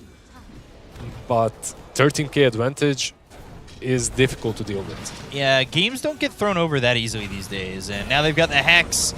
They look over at Enchantress. It's another kill for this Meepo. That is 12-0-8. And they're going to go for the Clockwork. Another net. The Rolling Thunder. They will get Rue, and now Satanic is choosing to fight the snowball all the way over, but it's not going to land. The BKB is going to run out. And do they eventually jump in? No, they're going to go for Laurel again. Oh, Laurel. I think Laurel. I think 10 is close, kinda. Yeah, it might be. Oh my gosh. Yeah, it's a difficult game for them. Difficult's even an understatement. One time Morphling chooses to fight, he just doesn't have anyone to fight with. Like, he goes in, he pops the BKB, he's alone, basically. Guys, where's my team? Yeah, it's one of those games where, as a carry, like, you can, you know, like, you can blame a little, play the blame game a little bit, but it's been hard. Like, the mid lane got completely shut down by the Monkey King. The offlane matchup wasn't easy. Right. 13-0-9. I'd like to pick my MVP. It's not over, though. Games don't just end unless you call it GG. So there's always a chance that Satanic kind of pops off. He's giving them a chance. Yeah, but I feel like they needed a chance like 5 minutes ago. Yes. They needed to stop the bleeding and just start one good fight where they have a lot of control coming from the puck and the Mars, and then Morphling kind of runs in. Now this is a problem. Morphling is dead. Oy, oy. Yeah. Satanic. That's for 80. No buyback. No. Yeah. Okay. Eventually you're gonna slip up. Like, eventually in a game like this one, you have 0 map control. Of course they're gonna find you with one smoke. He was playing this game very nicely on the Morphling, but... Blink, Hex, and Walrus Punch. It is a dead Enchantress. They've killed Enchantress so many times, the hero might go extinct. Yeah, she's endangered for sure. It's not great. And there's still 40 seconds without this Morphling. But they haven't pushed objectives. They've got another kill. Roche might be in the cards soon. A lot of nice items coming from Fly. He understands what he needs to do with the Meepo, like going for that Vlad's Solar Crest, like both items very valuable. One in Mega Meepo, the other just valuable in general. You can also buy some pipes and stuff, but this is pretty perfect. And this is basically where the game is most likely concluded, right? Like, you get that Aegis on the Meepo and you just run down mid. You have that Blink Hex. You can dive for a target, like for a Puck or a Morphling. And then get back up, fight another day, another time. They almost have level 25 on Meepo. Yep. His level 25 talents are kind of cool as well. Like, you can have almost an instant poof or some more HP. Okay. Instant poof sounds pretty good. Yeah. Amplify damage on copy. By the way, you think Yuma bought just straight up the Crimson Witness Meepo item this year? And was waiting for this moment? Probably, yeah. Probably. Or he got it, right? He was there, so he probably got a couple of those chests. True. And it's, I think, the cheapest Crimson. There's that as well. Well, there's not few Meepo players. Yeah, we are endangered. Like, the Meepo players are... Well, this is not the easiest kill. Whether you like it or not, they've got the Hex. It's on a Satanic. Hook shot comes in. Maybe enough of a save, but there's the Mega Meepo with the Arena going down. The Chain Frost is going to bounce around over to this Alpha Wolf and then back over to the Clockwork. Copy's going to be low on health, but they'll go after Laurel. They've got the right clicks coming in with the Rolling Thunder as well. They get the kill on Laurel. They'll lose Fly and Lelis, as well as Malik now dead. They'll buy back on the Mars. They'll find themselves Gunner. Maposhka healing up. Now they've got themselves the God's Rebuke, and the damage coming in from Maposhka is huge. Morphling's in trouble, though, in the Wukong's command, trying to shift, trying to get out of the circle. And unfortunately, Copy gets the kill, and there's 80 seconds without the Morph. Yeah, it's just too much. Like, he's trying his best to keep these two strongest cores. Oh, another Hex. But not another kill. Not yet. Poshka deals a lot of damage. You have to respect that a little bit, but at this point, Aegis is still there. You have the Shard, you have the Aghanims to work with. He's not... I mean, you can see he's dealing a lot of damage, but it just isn't enough. Padding those hero damage stats at the moment. Ooh. Okay. Back to mid. 2 feet away. Has this Aegis for 3 more minutes. They have this outpost 90% to 10% now. Don't worry, that is not a healing salve glitched on your screen. It is copy coming over. As they smoke right outside the base. Where will they go? Where are they trying to go to just finish this game? There's no Morphling to kill again. It's a nice play, right? Like you smoke. Jump in, Laurel. Oh boy. 16-0-11 here for this Meepo. Shards on the money. And with the shard, the shards are sharding even more. Yeah, it's very extended. Yeah, kind of hard for Gunnar to go through all those shards and the cogs, right? But just enough time for Meepo to jump in. Just Now enough control. he's back. Yep. They glyph, they balance strike, but now the waveform, they're going to try and get the kill on a Gunnar. Turn into the Monkey King. The balance strike is there. The God's Rebuke comes through, and Gunnar now dead for 16-0 buyback. Gotta be careful about what you give up. Yeah, 2 minutes with that Aegis, they still don't want to take that fight, right? Like into Satanic is still scary. Like you lost your Pangolier, that's the majority of the control, so you move back. Like once the Daedalus is up on Morphling, like they actually have enough damage to take down even the Meepo. But the problem 6,000 health? Even at 6,000 health, because they have Vessel. Like you can actually pop the Vessel on him. It dishes out a lot of damage because of that HP, and then you get the Morphling hitting him. I'm not saying it's very likely. You're saying it's possible. It's a non-zero chance. Non-zero, 10%. Okay, 10%. I mean, you saw what Gaben told us. You know how much 10% is? Gabe went 90-10. I'm not gonna fight All right, Gabe. show the percentage again. Even what harder is now. this? Look, they had this Aegis, and they didn't still take the tier. They still didn't take the mid Raxes. They only took 1 Rax out of all of this. They're in a completely controlling position, but you know, mistakes can happen. They didn't take the mid racks.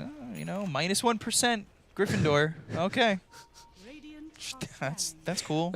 I never understood those points that they were giving away. It's like, whose line is it anyway? The points don't matter. Yeah. I think there was only like 1 movie where they were like the winner of the school year was, you know, Slytherin. Yeah, I think they were biased. There was some bias involved there.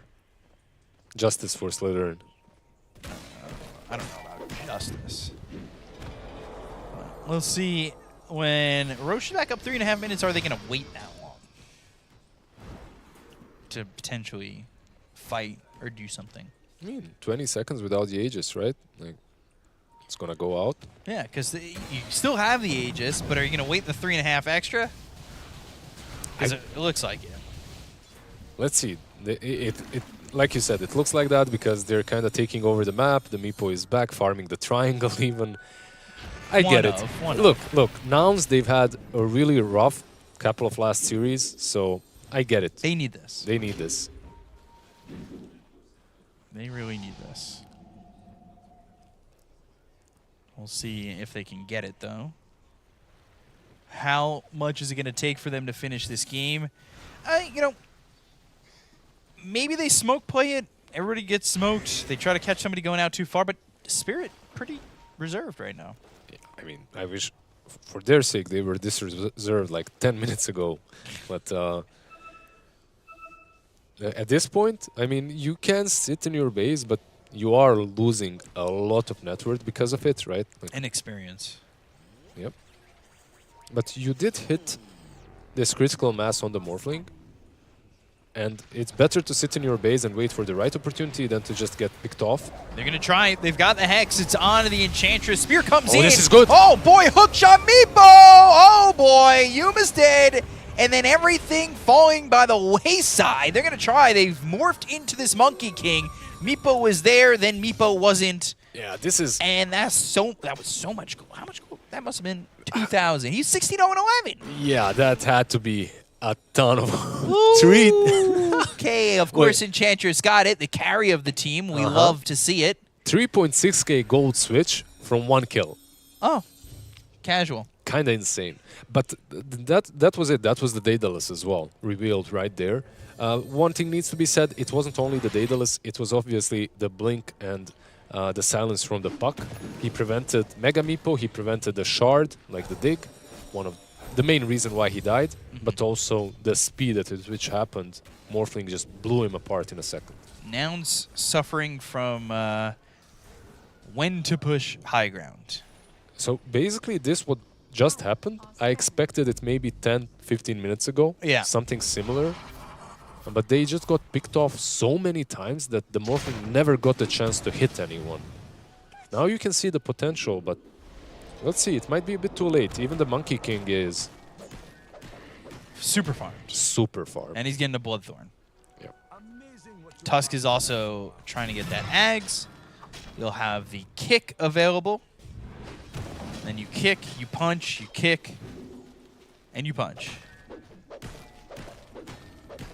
And hope that you get a kill out of that. What's the kick for here, by the way? What's the target you're going for? Separate somebody, I guess. But usually, like, you have a really good target that you're going for. Mars out of the arena, maybe? I don't know. Like, if you're playing versus some glass cannon, like a Drow, you know, or a Medusa, Luna, heroes that you want to throw out of position. But, like, you toss the Enchantress, she kind of enjoys it. Morphling as well, can morph through puck as well. He can get away. This is... I know it's a 23,000 net worth lead, and maybe this is a little bit of bad math, but I think one more really big fight for Spirit. Oh, Satanic is that caught. Could be it, but Satanic caught the arena. Oh, God. God's Rebuke was not enough. It was actually the balance strike coming through and just ripping him to shreds. Ooh, Spear. Not great. He refreshed. Malik. He doesn't have the mana for the arena, actually. And they also get the kill on Laurel again. Laurel dead for the 11th time. And he bought back.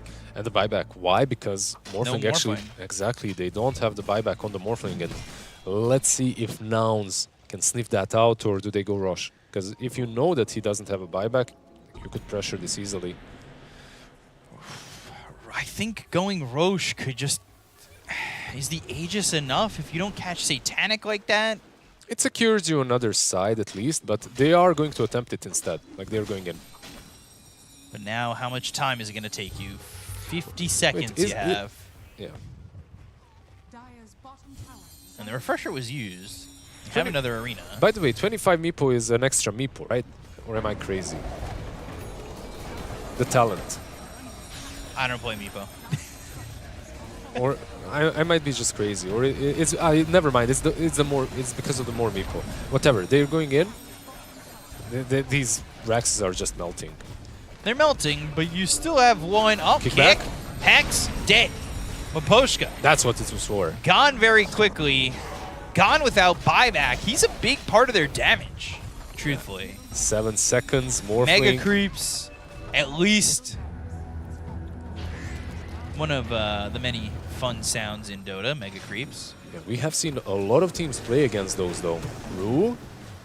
Jet packing away and surviving. I think he just wanted the wisdom there, but doesn't get to pick it up. Do you think Team Spirit contests this rush now? Or do they just def? That's the only question. I think you have to. Giving 2 lives to Meepo just feels so dangerous. Yep. But I don't think you get there in time. I think it's already dead. Truthfully. With the tag team, it's gone in a second, yep. There's no way over to it, unfortunately. So now you give Refresher Shard out, Cheese, there's a gem down because there's too many items. It just goes back to 36,000. And I thought maybe they were one fight away, but now... They were. Honestly, like, when you were... I was completely agreeing with you when he got that rune. Like, he got the Arcane rune, he moved to high ground. Right. If he doesn't get blown up there and they win that fight, this game is, I would even say, favorite for them. Yeah. As crazy as it sounds. But because he gets blown up without a buyback, without anything, they just get mega'd. Sometimes it's just that simple. Not easy, but that's all they needed to do. Missile Blade for the Pangolier. Gotta be careful about this jump in. They have cheese and everything, and they're gonna get the kick. They're gonna look for the Clockwork, who has buyback. Gotta look for the moment to go for it, but the blink over to this Enchantress. They've got the arena down. It's gonna be onto the Tusk. Can they get the kill here? At least on a one. They go to the Wukong's command. It's gonna be around everything, but they can't quite get it just yet. They finally get the kill on Alelos. They'll end up losing Malik for the buyback of the Clockwork as well as the Mars, but the Sinister Gaze, look into my eyes as I kill you and take out Laurel 2. That's gonna be the game. There's no way back into this. GG. And Nouns with the Meepo take game number 2 and split the series with Team Spirit. Yeah. Uppercase GG from Yuma. Like, they needed this win. Yeah, they did. Yeah. It wasn't the hardest one. That also needs to be said. Like, it was a Meepo game. It was a cheese game, right? But overall, it was a really good performance as well. And not only by the Meepo. Like, he did his part for sure. But the mid lane, that was basically what broke Satanic and the boys. Yeah. Like, Team Spirit just couldn't get their foot into this game when they just didn't have a mid laner. Like, Puck had an abysmal performance. I mean, it's a hard lane. That's the problem. Like, he even managed to make a small comeback, right? Like, get back into it. But every single lane besides that mid lane wasn't going that well. And a couple of help your buddy syndrome kicking in. Very much so. Maybe case can be made that they're freshly formed. So they're still testing some things out, some communications. But yes, trying to save that Enchantress on top lane definitely hurt them in the long run. Maposhka's the captain, you're trying to get some points with the captain, Ah, right? that's what it is, If yeah. I save the captain, if I save Maposhka, then I'm going to be the guy who gets I get to pick my hero, right? Yeah, this is the highlights, right? Like, the Enchantress position 5, he did have a mega kill streak, by the way. Yeah. So it does make sense that you're trying to help him, but in the end, not only do they lose the puck, but also the clock. They really stuck with Puck really well. Despite the illusory orb, the phase shifts, the jumping around, like they just kept with him every single time. They were like, oh, he's away. No, he's not. Yeah. Oh, he's okay. They were on him. And here again, I believe Laurel dies once again after, both of them. Clockwork. Like, this trio was unlucky in some situations. Yeah. If you can call it that way. But it is what it is. Like, all credits to Nouns. This was a really good performance. Again, I have to reiterate, not only from the Meepo, Yuma had a fantastic game at some point, like 12-0-8. He died once. Gave up 3,000 Gave up 3,000 gold, but only once did he die. Yeah. Only died once, but you could see it got a little sketchy, and then they brought it back. Yeah. Because I think if, God forbid, Nouns threw that game, which they didn't, just saying, God forbid. It would be rough. Like, mentally, that would be a be difficult one to recover from. Yeah, that's the bookend on the event, I would say. But they win this, and now it gives them a little bit of hope. You know, you could pull something off like this. It's a team like Spirit. Yes, 3 new players coming into the year, but definitely a team to be respected, especially with the praise coming into the event. Yeah. You know, this is a big win for you. I think there's also one extra thing that comes with this victory. Like, every time when you join a tournament and you win with Huskar, a Meepo, or Brood, or something like that, some similar hero, it basically gives you a free ban. From this point onwards, every team that's playing Nouns, if Nouns have the last pick, has to worry about that Meepo. Yeah. Or maybe from now on, if you're playing Nouns, you're selecting last pick. You're not letting them have that last pick opportunity, because this can happen. Yeah. And it's been known that Yuma's a Meepo picker. Like, it's not something that's, of like, course. completely unknown here. So now it's just reiterating that, your point, and reiterating in their minds, hey, we got to watch out. This Meepo could be a thing. And maybe seeing a pick like this work like this maybe also puts Nouns in a position where they want to play that Huskar. Maybe they want to go to something like Viper or Tinker, or try these cheese picks. And Whatever works, right? Exactly. Whatever works, and if you can get it to work, you're good to go. 42-18, though. 18-1 and 15 for the presumed MVP of Yuma. And a lot of damage done by Malik. Actually the most damage done on the team. It's a little bit of a surprise. Yeah, and when a Mars is doing the most damage on your team, you know that something might be a little bit off. A little bit off, yeah, not connecting. Morphling, however, like, he never got to actually utilize his hero. He never got to actually deal some damage because there were so many pickoffs happening before. But overall, like, 18-1 Meepo, he needs to be commended. Like, this is the most valuable hero and the player on this game. However, Monkey King as well made a lot of it possible by not only dominating the puck, but also building the right items to continue pressuring. Like, I was worried for their scaling, but the scaling wasn't a problem because they were getting pickoffs 24/7. Like, they were just getting so many heroes with that Orchid on Monkey and the Simeon Stride. He was everywhere on the map, and he also kept up with Network, so nice performance. And you're getting the thumbs up from Lizard. You're doing something right, and it's double thumbs up. And speaking of two thumbs and people to listen to, it's Jenkins with Fly in the interview coming your way. That's right. We have Fly here. Fly, I got to get something out of the way here just so we can have a normal interview. Is that okay? No. You're a big muscle guy. You go to the gym. Yes. So after that first game, how do you feel about Anti-Mage as a hero? We lost that one, right? Yeah. Yeah, I don't like him. What can I say? Because that was like Storm Medusa. It doesn't get better than that, right? It was juicy, but, you know, still didn't work out. Honestly, I think we could have won that game, so I won't blame the aim too much. Yuma's also watching, so. Well, you did pick a Meepo in the game, too. That looked like a kind of perfect Meepo game as well, and you went for it. What are your thoughts on Meepo as a hero? What are the conditions for picking Meepo? When you go 0-3 on the first day, it's like slap the Meepo. So the conditions were met. You know, we needed that win. You only pull it out once in a while, so yeah. Fair enough. Who do you think would win in a fight? 1,000 chickens or one lion? I mean, the chickens. They will all just jump him and keep, like, pecking, and eventually he will whittle down. Like, you can't just kill, like, 500 chickens and not get away with it, you know? Right. And why do you think Lion is not picked as a hero in Dota right now? What makes him weak? It's a good pivot. It's okay some games. I will say, like, you know, you get some overthrow practice in, you get the cleave talent, it looks funny, you farm some camps after you use finger. It's, you know, maybe Save will bust it out or something, I don't know. That is the good facet, right? The one where you get the melee attack, even if you're not actually building for the melee attack. I think so, yeah. Fair enough. As a position 5 player, how do you feel about the bracer nerfs? Are you missing having like 3,000 HP at 25 minutes into the game?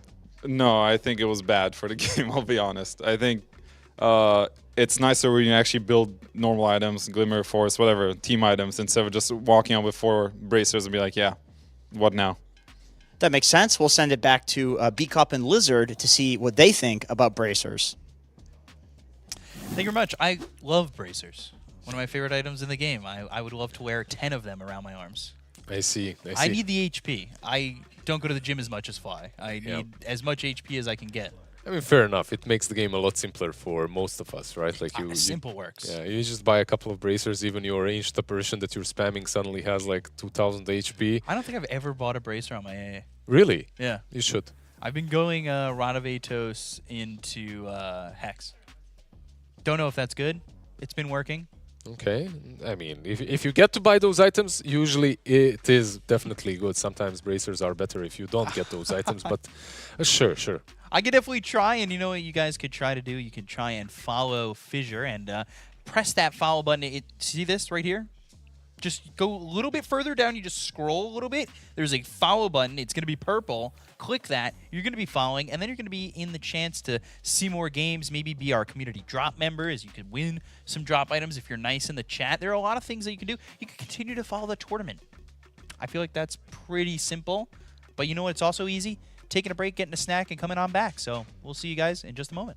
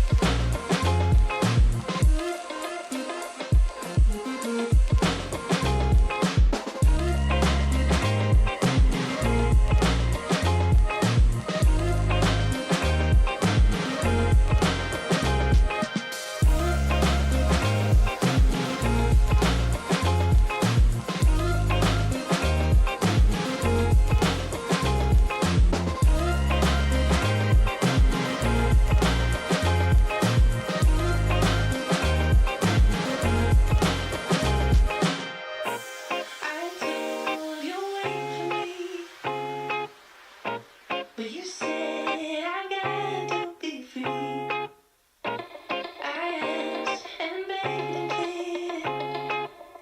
I begged.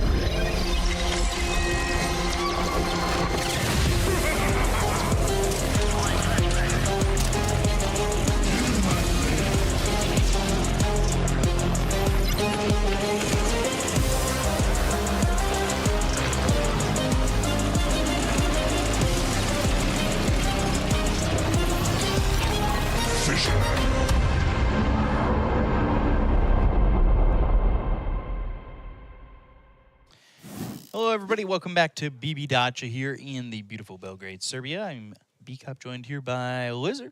We're back again. Final series of the day. It's going to be Falcons against Team Spirit. Should be a fun one. Should be exciting, and I'm kind of hyped.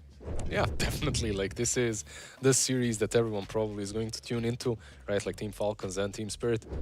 Team Spirit, of course, not what they used to be, right? Like a couple of changes. Also, Team Spirit that lost to MOUZ, not something that you see very often, but MOUZ playing really nicely in that last game. Yeah. Team Spirit, however, something to prove, perhaps, right? Like, you have the Satanic, the standout position one that everyone was talking about before Parker became popular. Right. And, yeah, we'll see. We'll see how well they fare against Falcons. Falcons that were really good in the last couple of months. Didn't really perform to their standards on TI, but that didn't get to them. Like, in multitude of interviews that they made, like, they stated that they're kind of slowly getting into the season, taking no breaks. One of those teams that did attend Wallachia, unfortunately for them, didn't win it because of a certain SA team that took it all. Never say those words before. Yeah, the first time, actually. That was literally the first time that an SA team. But these guys that we are seeing on the screen, there's so much potential. Like, game one from them was absolutely on point. Game number two, it was rough. Like, we went for some tea. We saw them there in their little camp, right? Like, talking to each other. And it was a bit... There was some tension there, understandable. But it was quiet. It was quiet, yeah, of course. You know, they were just kind of doing their thing, maybe regenerating the mental will going into this next series, because this is a big one. This is probably what will be their toughest test, I would say, in the group. So if you come out of this, I would say, with one win, I'd be pretty happy. But when you come out with 2 wins, you'd be pretty happy as well. Yeah, absolutely. I think draw here is the most likely scenario. But Team Falcons, they had a lot of time to improve. These guys right here, they played pretty damn well in Wallachia as well. And they had their own style. That's something that I really like about Falcons, because when you look at this team, you kind of already know what kind of heroes you're expecting. That was intense from ATF. It really was. You know? I mean, sometimes hug is all it takes, but as well, like these kind of... you know, like the cutthroat. Yeah, cutthroat animations, but by ATF, interesting. I mean, it's cool. It makes everyone look very damn cool, and yeah, we'll see what their playstyle is and if they will adjust anything since Wallachia, because they kind of got exposed in the grand finals. I feel like Heroic figured them out, right? And I think everyone and their mothers were watching that grand finals because it was kind of hype. And most of these teams here, including Spirit, probably have an idea about what to pick against Falcons and how to play against them. Because when you're on top for such a long period of time, like almost a full year, right, you will be dissected by everyone. It was, I would say, similar to the LGD situation. When LGD was at the top, everybody watched all their videos, all their streams, all their games. And that was the answer in a lot of interview questions, right? Who do you watch to get better? Yep. And a lot of the answers back then were LGD. Now, it's probably Falcons. Yeah, definitely. They are the ones inventing the meta and setting the standards for most other teams. Right. But they're also the ones that are most exposed because of that, right? Like this genius sitting behind them. This man right there, he's made so many good strats in this game, back in his prime as well when he was playing. There's so many different strats that this man brought to life. I still remember, of course, his techies that he's infamous for, but also like his minute 12 agonyms on Keeper of the Light. This is a throwback, by the way. A really far? Don't ask me. It hurts, but the coin has been tossed. Yeah. First pick Radiant. Yep. Team Falcons, like usually in all of their series that I've watched them recently, and I watched a lot, they've picked second pick. So they're very happy with this. They get what they want anyway. And they get the side they want. And they get the side they want. So I'm pretty sure they're happy with it. This man right here, Yatoro just talked about him on his stream as well. This man just doesn't care. Like 4400 Enchantress. That's a build of a man that can do anything in Dota, right? And honestly, he deserves it. Like this kind of a player that has won TI twice, I feel like at that point you can't really say anything about his builds. No matter Right. what he goes for, yeah, you just have to bow down and say sure. Maureen, 13 games this week, only a 38% win rate. So he went 6-7. I think would be the Quick NA maths right there. no 38%, probably 5-8. Yeah, that's more like it. Yeah. I think. But yeah, we'll see. We'll see. Like he's had some pretty rough games recently, officially. That is, he's had some really rough plays versus Analog as well in the grand finals that he just played. So we'll see how they adapt. Like basically, the way I see Falcons is they have this tri-core that's just constantly active at all times. They don't need like a big win condition on Skitter because they just have the opportunity to have such talented cores that any single one of them can carry the game. And then on top of that, you get someone like Crit on Hoodwink, and it doesn't matter, right? Like he's gonna be the one dishing that extra damage needed. This man, however, almost 70% win rate. Yeah, so he's 20-10 out of 30 games. Yeah. So that's minus yes, well, the last game. Yeah. Just don't even think about that last one. So my question becomes, what you saw in Lakia against Falcons, I mean, so many teams do the strat ban ATF. Yep. Were we still going to see that in this series? So the way they did it is yes, to an extent. So what you can do is you can ban certain heroes that you can't counterpick, right? Something like a Doom, perhaps, that you don't want to counterpick with certain heroes. And then you can snatch a Satanic Morphling, perhaps, which prevents him from going Razor, which prevents him from going Bristleback, right? So you, just by picking a certain hero, you can ban out a couple of ATF's heroes. Right. To an extent, of course. They're still playable, just not amazing. Okay. Okay. Well, we'll have to see when we do get in the draft what the idea is certainly going to be. It's coming up right now. And there's the Doom ban from Spirit. So you're saying, I mean, do you first pick Morphling? I don't think so. I don't think so, but it is an option that they can go for down the line. And when you're playing versus Falcons, and when you're playing with Satanic, you probably want to have that Morphling option available to you, so you ban out the Doom. Let's see what Team Falcons actually do, because right now, this is basically to be expected from them, like the Naga and the Shadow Demon. And then we get the Malrine Sand King banned out, of course.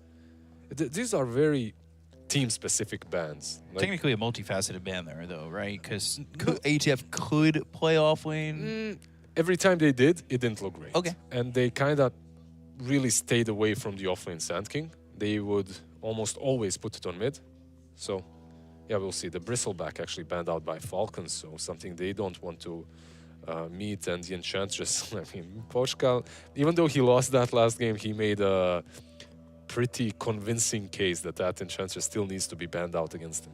Yeah, definitely did. And we'll see what they ban next. As you could kind of see, Miposhka is got the notes.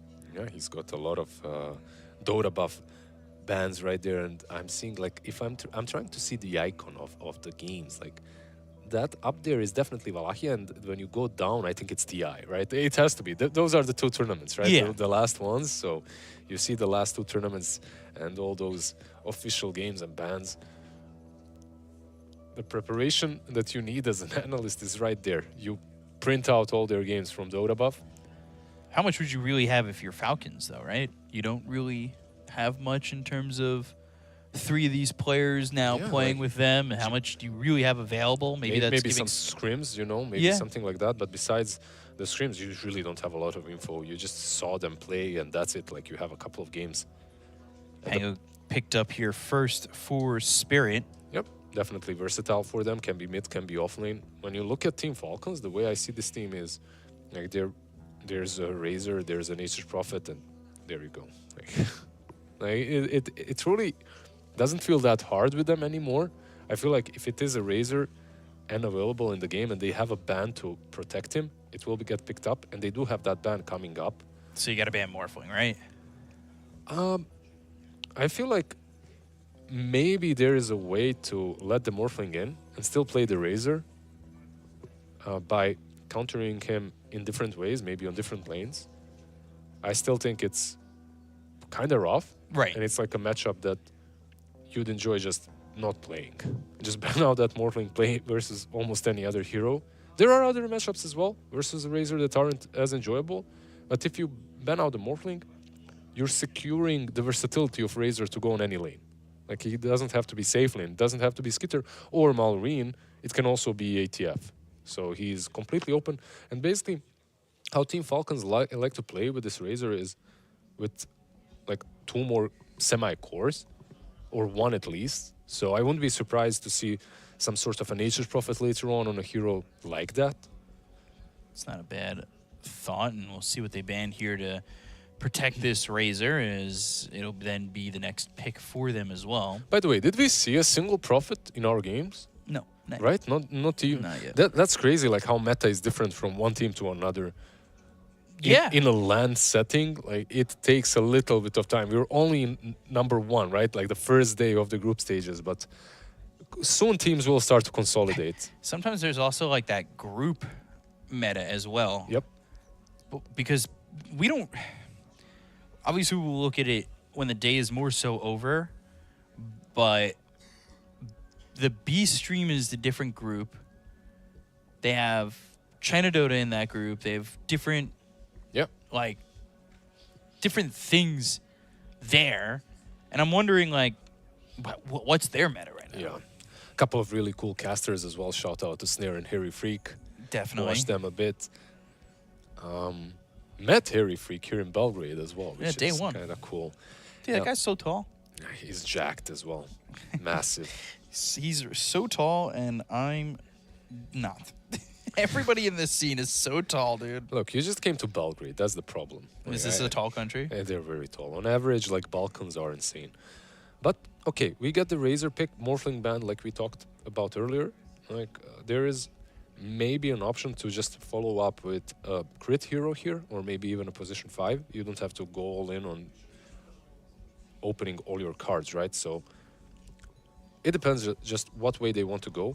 It's crazy that in this series, Luna is untouched, right? And this is what I told you about. Like, Luna in Wallachia at the end lost all of her jazz. I don't know what. Right. You know, like, she just wasn't valued as much. And this is usually the phase in which they get picked or banned.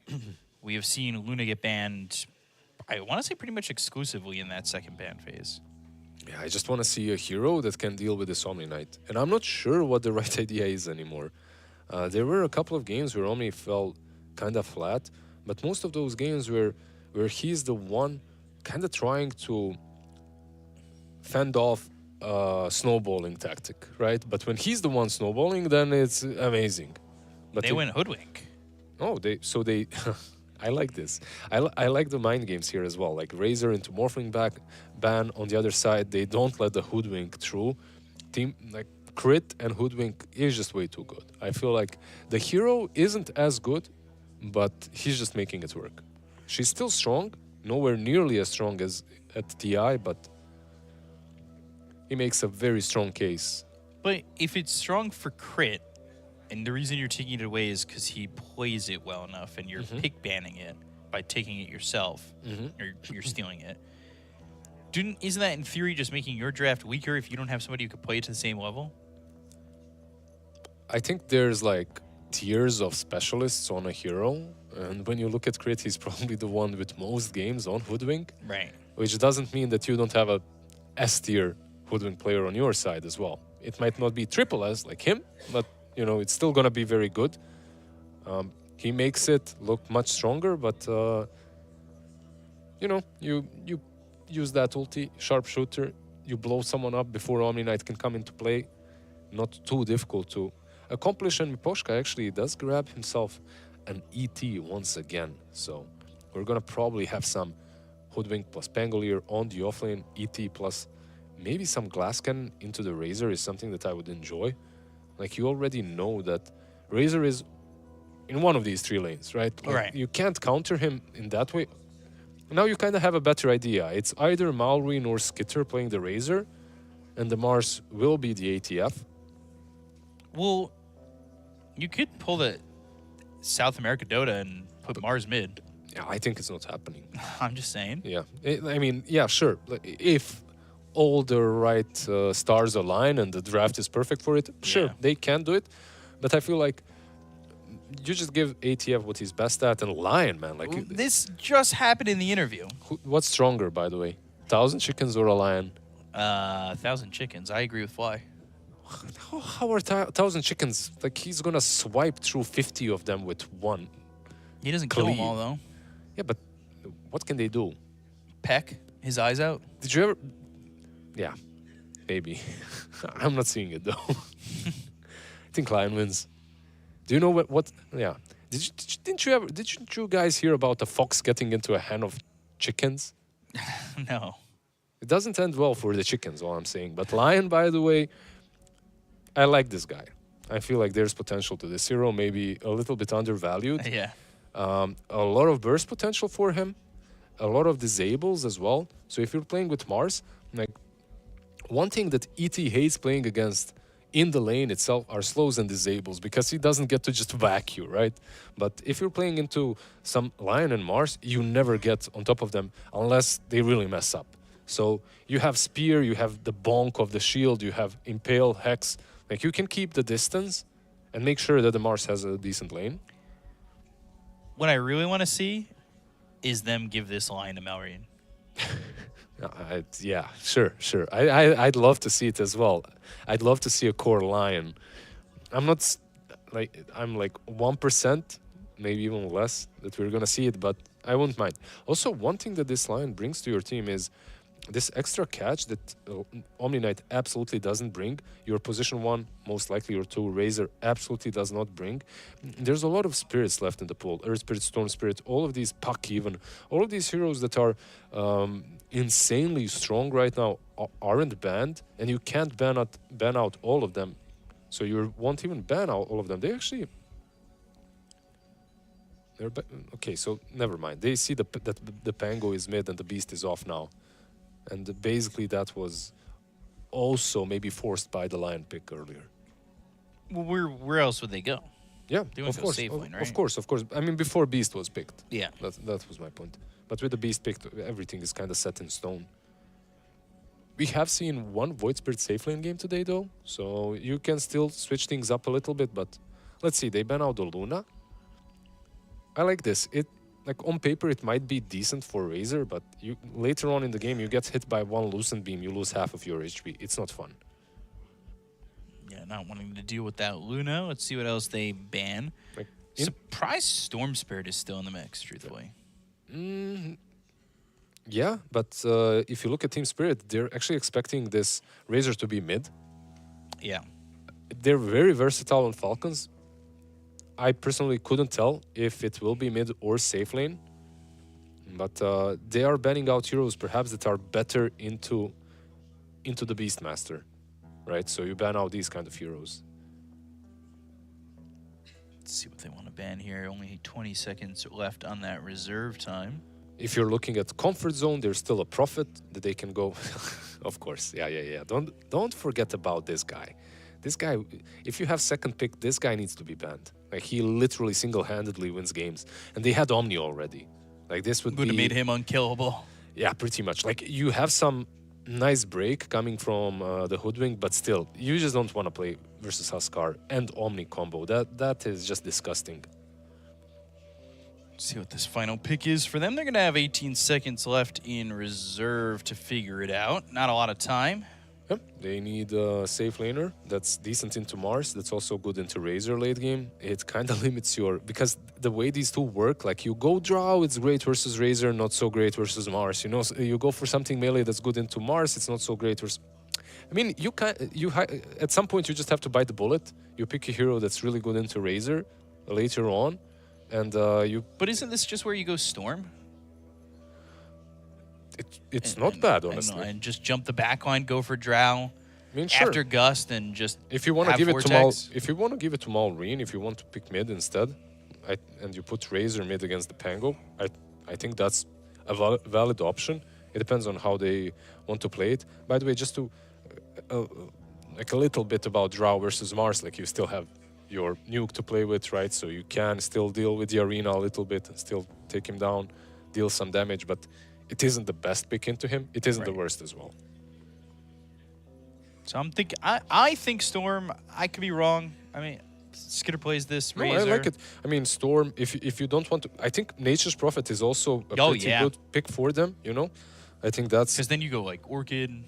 You don't have to go. You can do anything. You can go Gleipnir. Like you can go Mjolnir as well, right? And just play behind. Storm. You have so many options. Storm or Prophet, depending on where they want to pick it. They go. Never mind. I mean, I did see him play this. Like not only him, a lot of carries are going back to the Weaver as well. It is a solid Weaver game, right? But like is this just like a Lincoln's first item Weaver game? You don't have to go Lincoln's first here. Like you're playing into a Beastmaster, he's got Roar, but you have Omni Knight, so it's not really that important to go Lincoln's first. And I don't think it's even the best item because you have a lot of AoE things to worry about as well. Like you have the Echo Stomp, you have the Satanic with some silence. You also have the Pangolier with Rolling Thunder.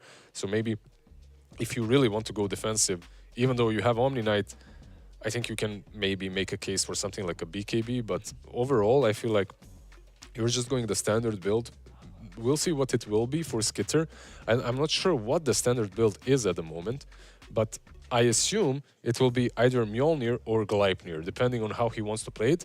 I think Mjolnir is good for him and his scaling, but you are playing with Razor on your side. Yeah. And to make his game a little bit easier, they do have control, but to make his game a little bit easier, maybe getting that Gleipnir would still be worth it. Yeah. The little bit of lack of control may be a bit concerning. Gleipnir definitely answers those questions, and then you have the ability to go Gleipnir, have the link, you have Weaver that does everything. Like you said, I'm parroting you. But if you had to pick a team, what would you go for? If I had to pick my team, where would I go for? Dude, these drafts are very solid on both sides. It's kind of hard to just pick one side. I'm going to go, I don't know, I'm going to go with Spirit perhaps. I feel like the Beastmaster, Malik, he had a really good performance last game. At the same time, Falcons are looking like on top of the world in Dota right now, even though they lost Heroic. I like their draft, but I think Falcons are maybe a stronger team at the moment. Okay, so you're going Spirit. I'm going to go Falcons. I'm just trying to like play the both sides. I'm being very diplomatic here. We've been kind of together on a lot of things. Yep. So I'm okay with it. I think we're at least one of us is going to be right. One of us gets to feel happy about their predictions, and then the other one gets made fun of. Yeah.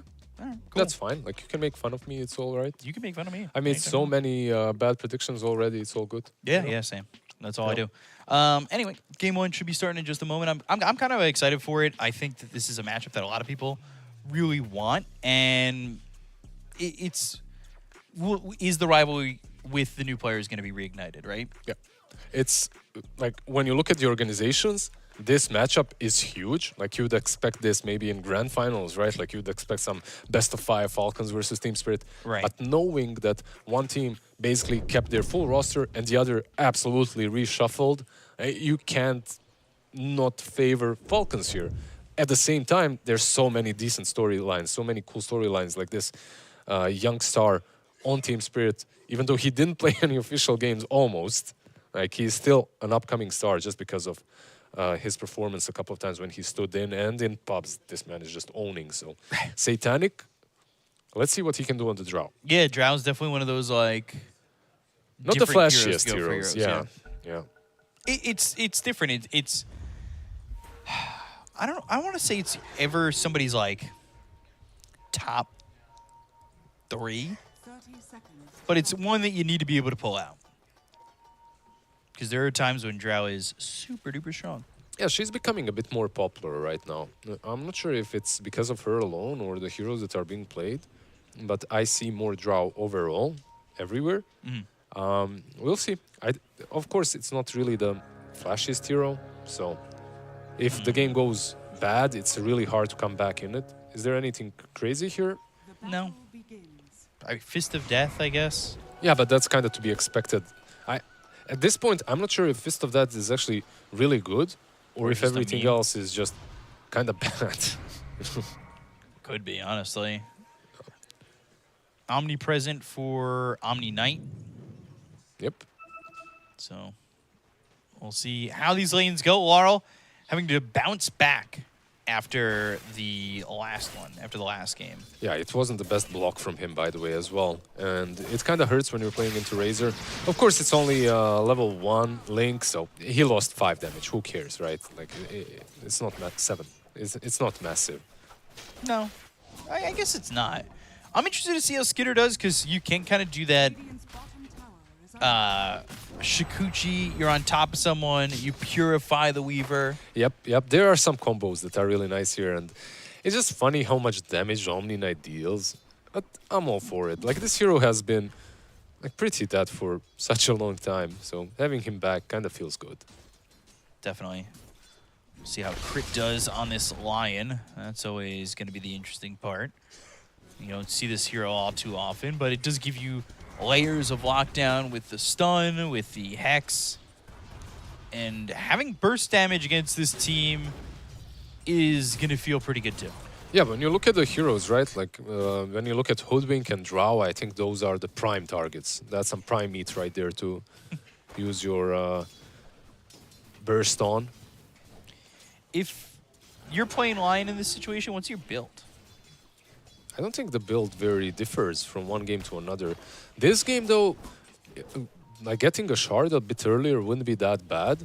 Like, you're playing into a Pangolier, into Echo Stomp, right? So a lot of things that you can kind of dodge with Magic Immunity. At the same time, I feel like just getting a Blink is also very nice. If you wanted to, you could go for something a little bit selfless, like a Glimmer Solar. Right. But I feel like that job is for snaking on Omni. So you should be a little bit freer on the line. Definitely should be. And lane's pretty quiet, no first blood at all. Drow 12-3, Weaver 12-1. Not really expecting too much just yet, but Laurel again, yeah, just getting bullied.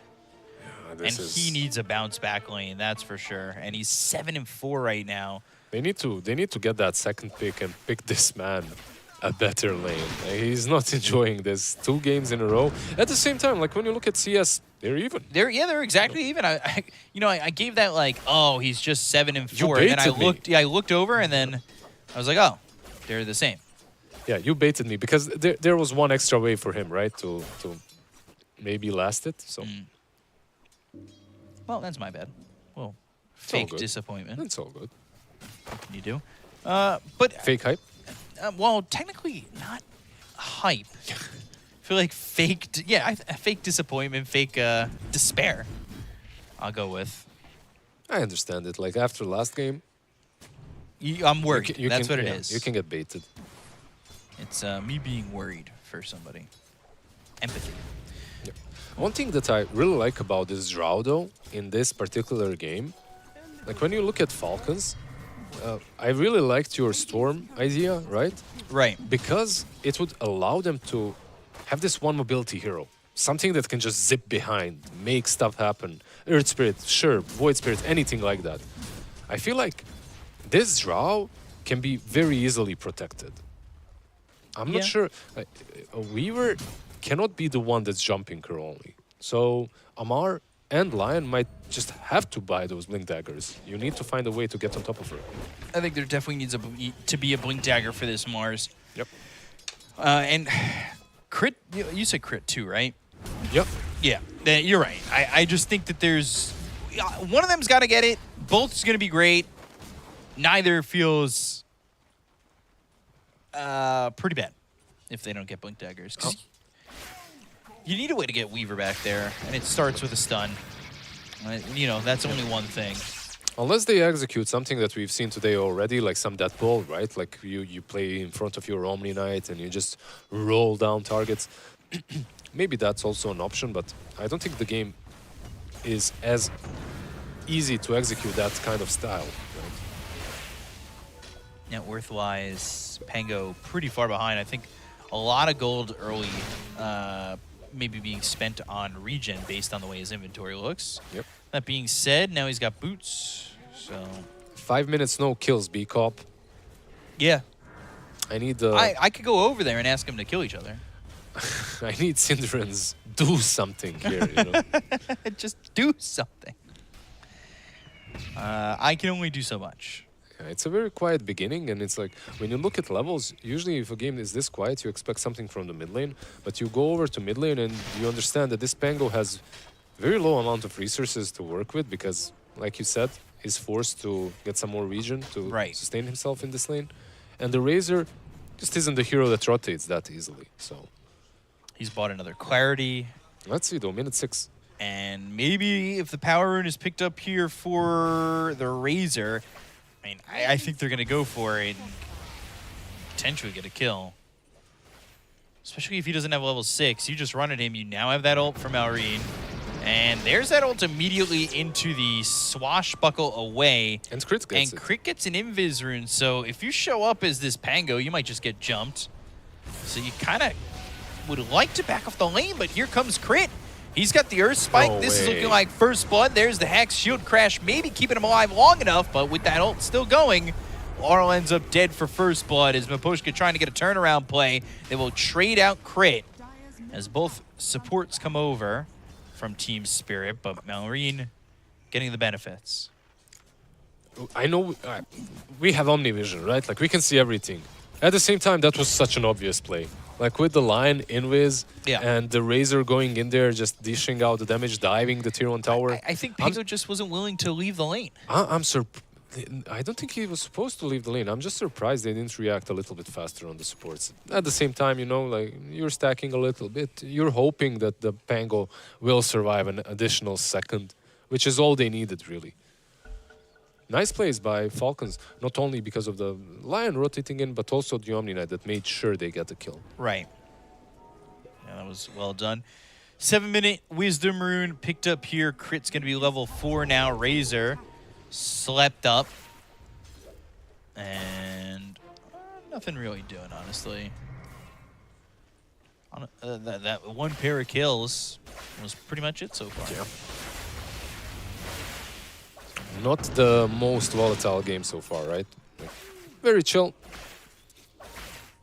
Very, very chill. But the Hex, maybe Skitter. not so chill. And, ooh, Spear may have just saved Satanic there by being eaten by Rue. But I say that, Satanic still ends up dead anyway. They're still going to try and go for Rue and get this kill onto the Hoodwink.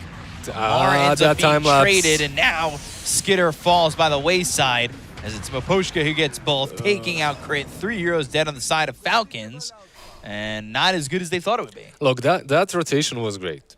It was really good. From Skitter, he knows there's an Omni Knight there. They're diving the Drow. She's level 5. He's about to hit 6 on Weaver as well. But that time lapse was, let's say, questionable. Yeah, it was not. He got like 50 HP out of it, you know? Not exactly great. Gosh, well, you see, as so far, they know he doesn't have Rolling Thunder. He's going to Shield Crash, and he's going to Swashbuckle to try and get some distance, but doesn't get far enough. Yeah, exactly. Where is my team? Yeah, this is... like, you can even see the Elder Titan TPing, but it's a little bit too late. And these kind of situations is where ET thrives. I think more than anything, maybe he expected them not to be able to kill the Pango, so he didn't TP in. Well, 4-4. Amara looking to high-five somebody. I think he's going to be left hanging on that one. Not sure who he was looking to high-five, but... I feel like he does that sometimes when he's expecting a smoke gank or someone rotating in, he just starts high-fiving. Just so he... Okay. Like, I know, the basic. Yeah. Waving over. Like, guys, I see you.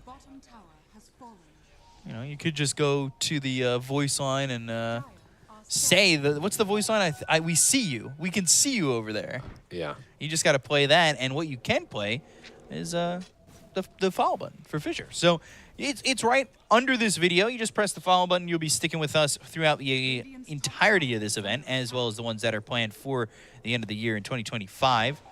So follow our socials and smash that like button if you're on YouTube. Smash it, you know, you got to go full force on the mouse when you press that like button and when you press that follow. It shows extra how great you are. You get extra points for Oh, that community yeah, thing? for the Yeah. community drop. Yeah, if yeah, you of if you course. follow with a lot of vigor, you're good. Crit? Crit, dead here. Rolling Thunder comes out. You know what I noticed? Like, the most amount of kills happen when you're just about to hit a certain timing, like, because that's when they abuse it. Like, Crit, he's almost 6. He just needs a couple of creeps, right? So he's like, yeah, just let me get it here, and gets punished. Nice Rolling Thunder usage. Finally, some revenge for the Pangolier, who was not having the best time on the mid lane. Yeah, mid matchup wise, it's very one-sided. Razor is up there by about 1,000 gold. Yeah, this is a full Yasha with haste. Like I was saying that I he have won't 6 be able too. to rotate, but yeah, with these items he definitely can. Has the Poshka? haste. Maposhka's dead on his screen already. Yeah, he can't. He is. He's yeah. not sleeping. He's dead. All right, they'll run him down. He'll get that kill. He tried. I love that he actually tried to echo stomp there in the end, but yeah, it's just way too much damage. The haste, the Yasha, like, you're not running away. It's also, look at where Satanic's farming. He's forced to be all the way back there. Yeah, this is the problem with the draw, right? Like if you lose the lane, the lucky thing for Team Spirit, or the good thing for them, the good fact is Drow didn't lose the lane. Like he just went back and he's farming. Like I don't think he minds this way too much, because Malik as well. Like this man, out of all the players, I feel like I'm not sure what I expected. Like I've seen him in previous teams as well. Right. But he's performing on a very high standard on offlane.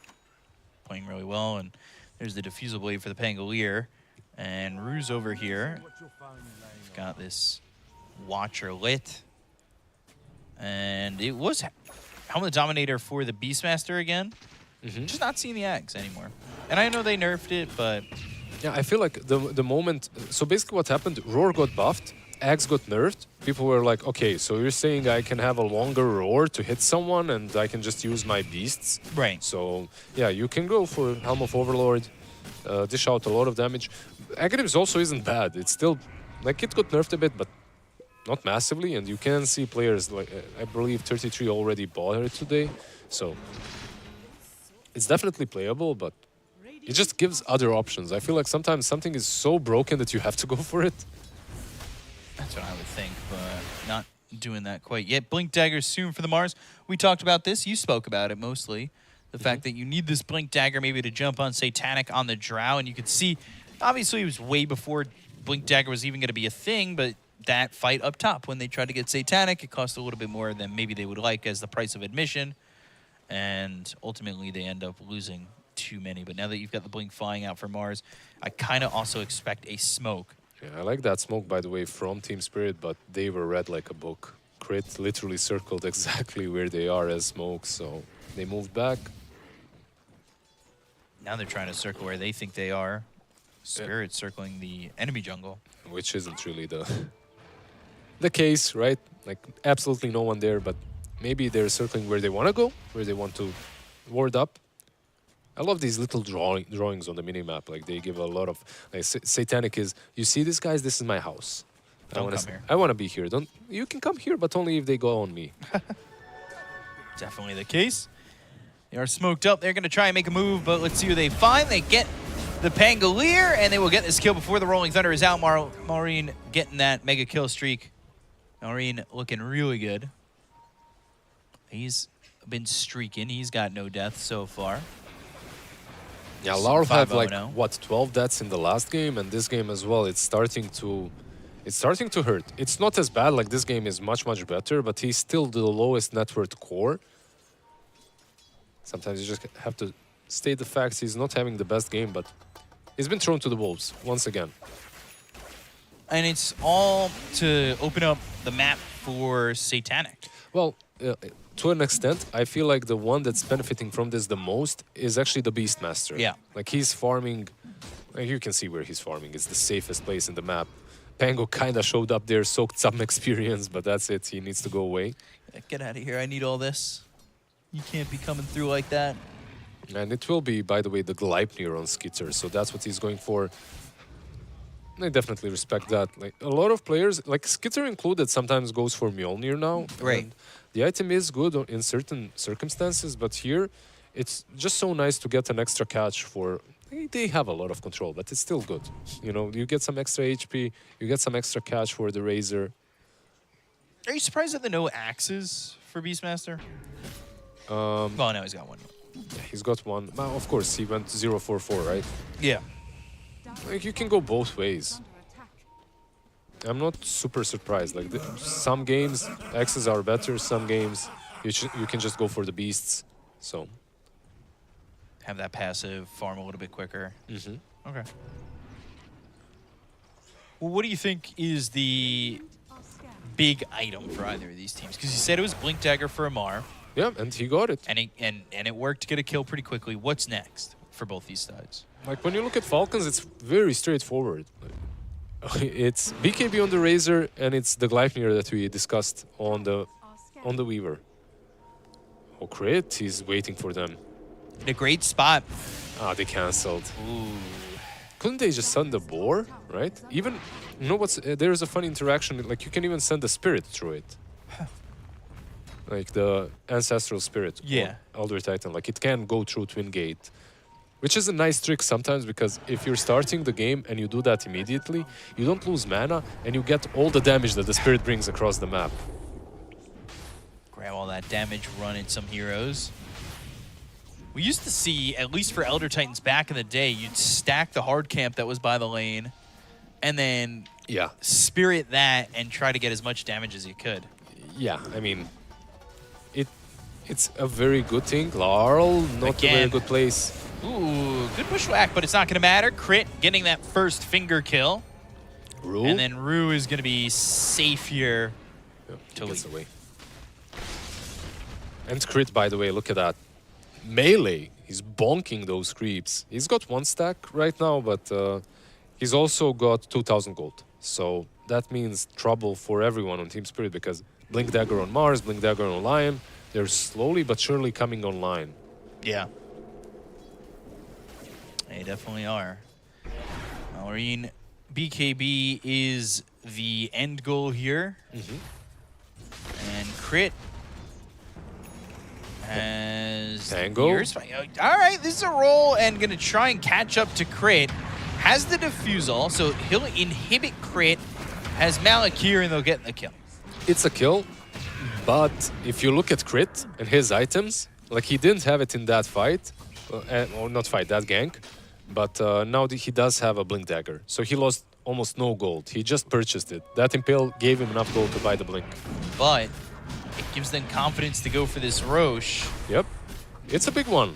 Weaver is in the near vicinity, and I say that by the Tier 1 tower. However, they're not ready. They're not going. They're not going to be here. Look at the Razor and the what is it with him? And the Omni Knight. They're just not even moving in the general direction. So they don't even, they probably know this. They just don't want to contest it. A bit surprising. Yep. After losing Lion and you don't have your, once you have your finger as well. They don't get Satanic, though, and he spent that whole time farming. We haven't talked about him really at all. Yeah, because you couldn't see him on the map. Ags picked up as the Dragonlance. Yeah, kind of hard to talk about a hero that's literally just hitting creeps, right? Like, he's not out there at all. That's one big difference between Skitter and him. Like, this Weaver is definitely more active. They find Laurel again. Bushwhack, though, sharp shooter.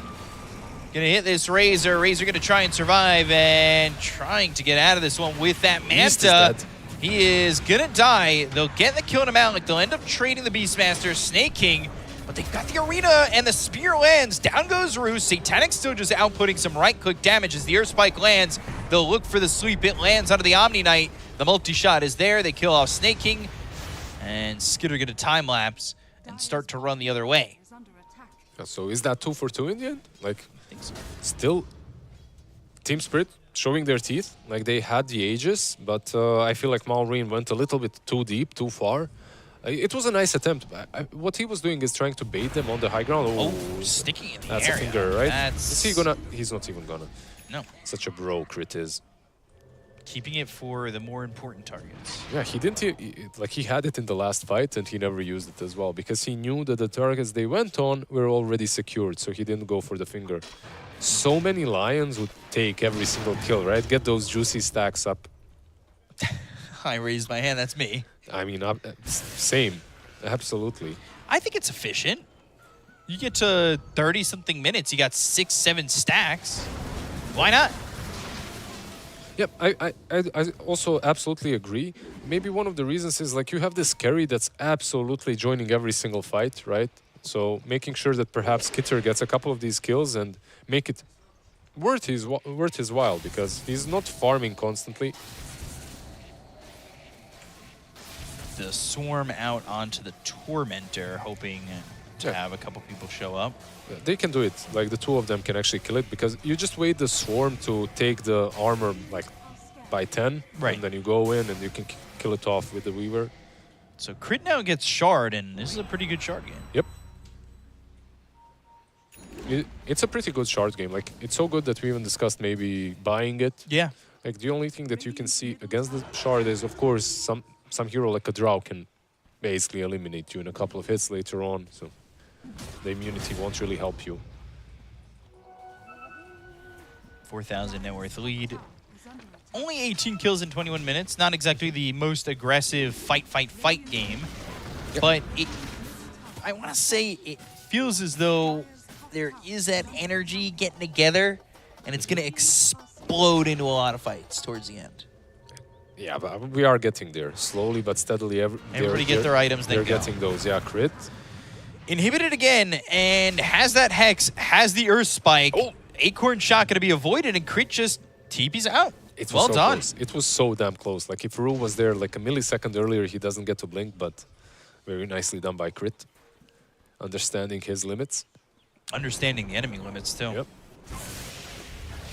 Trying to take out this Helm of the Overlord creep. That's 250 gold in your pocket. Unless he dominates something else, which is what he does, of course. He gets the troll. It's always a feels bad, man. You're hitting a creep and then he just takes something else. You're like, oh. Wastes all your time. About to get 250 gold. This is worth it. But doesn't. 350 gold away from picking up that BKB for the Weaver.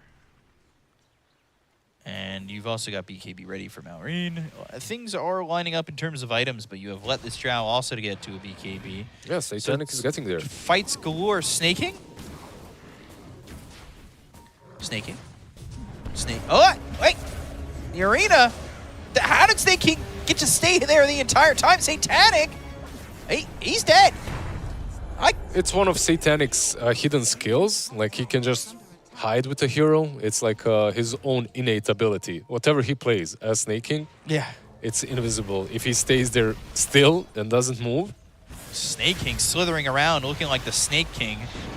They are going to bushwhack the Mars, but the spear is already there. They've got the link. They'll start to do quite a bit of damage to Malik, and this is where it starts to open up a bit for Falcons. They've got this Gleipnir as well. They're running after Rue, and they will mix him up and whip him down. And also Aegis, of course, just reclaimed. By the way, one thing that is missing from Team Spirit, like, they have farmed quite a lot, right? They're 6k behind, but they're keeping up. It's not the end of the world. One thing that they are missing, though, is some mobility. Some extra mobility, that is. Like the Drow, of course, you completed the BKB, but you are still playing into Weaver Razor. It's not that simple for a Drow to just stand her ground and hit. It was until they got the BKBs, but once the BKBs are up, they will swarm on you. Right. Even with this BKB, I feel like there's potential that they just swarm on you and you don't dish out the damage because you're getting static linked and the Weaver is on top. It's tough. It's a 6,000 net worth lead, though, and Roche potentially back up in 2 minutes. I love that Eye of the Vizier on Lion. That extra range feels really good with Impale and Hex. With the shard. With shard, everything. of course. Yeah. Just take the mana. Right on out. Yep. You can see that they're going into a bit more armor. Malrine on the Razor. I was maybe thinking that he could go for some more mobility as well on the Razor. Sometimes you see here players go for some blinks and stuff, but not necessarily Malrine. And he definitely needs the armor this game. they're going to try and smoke here, make something happen. This is risky business if they don't find anybody. Green's got his BKB. Oh, that scan. Oh, God, the scan just connecting Satanic late to the party as well. They've got 2 heroes top and Skitter as well as Crit. And Amar, he's throwing out the high five, I think, almost signifying, hey, we saw you, like you said he was doing before. Yep. So if they look bottom, they'd be like, all right, well, I guess they know. I feel like something that was lacking in the last game, I'm seeing it very similarly here. And that's the mobility coming from Team Spirit, right? Like, they have the ability to fight, but they can't catch target. Beast went full aura, no blinks. Right, and just remember, you can follow Fissure on Twitch, never miss an epic tournament. Look down below, press that follow button, and then also have yourself Blink a on it. chance to get into the community drop. Yep. They will have Crimson, at least, on Malik, so it negates a lot of physical damage that's coming from Falcons, of course. But the amount of kills is this low because it's very difficult for them to start fights. Right.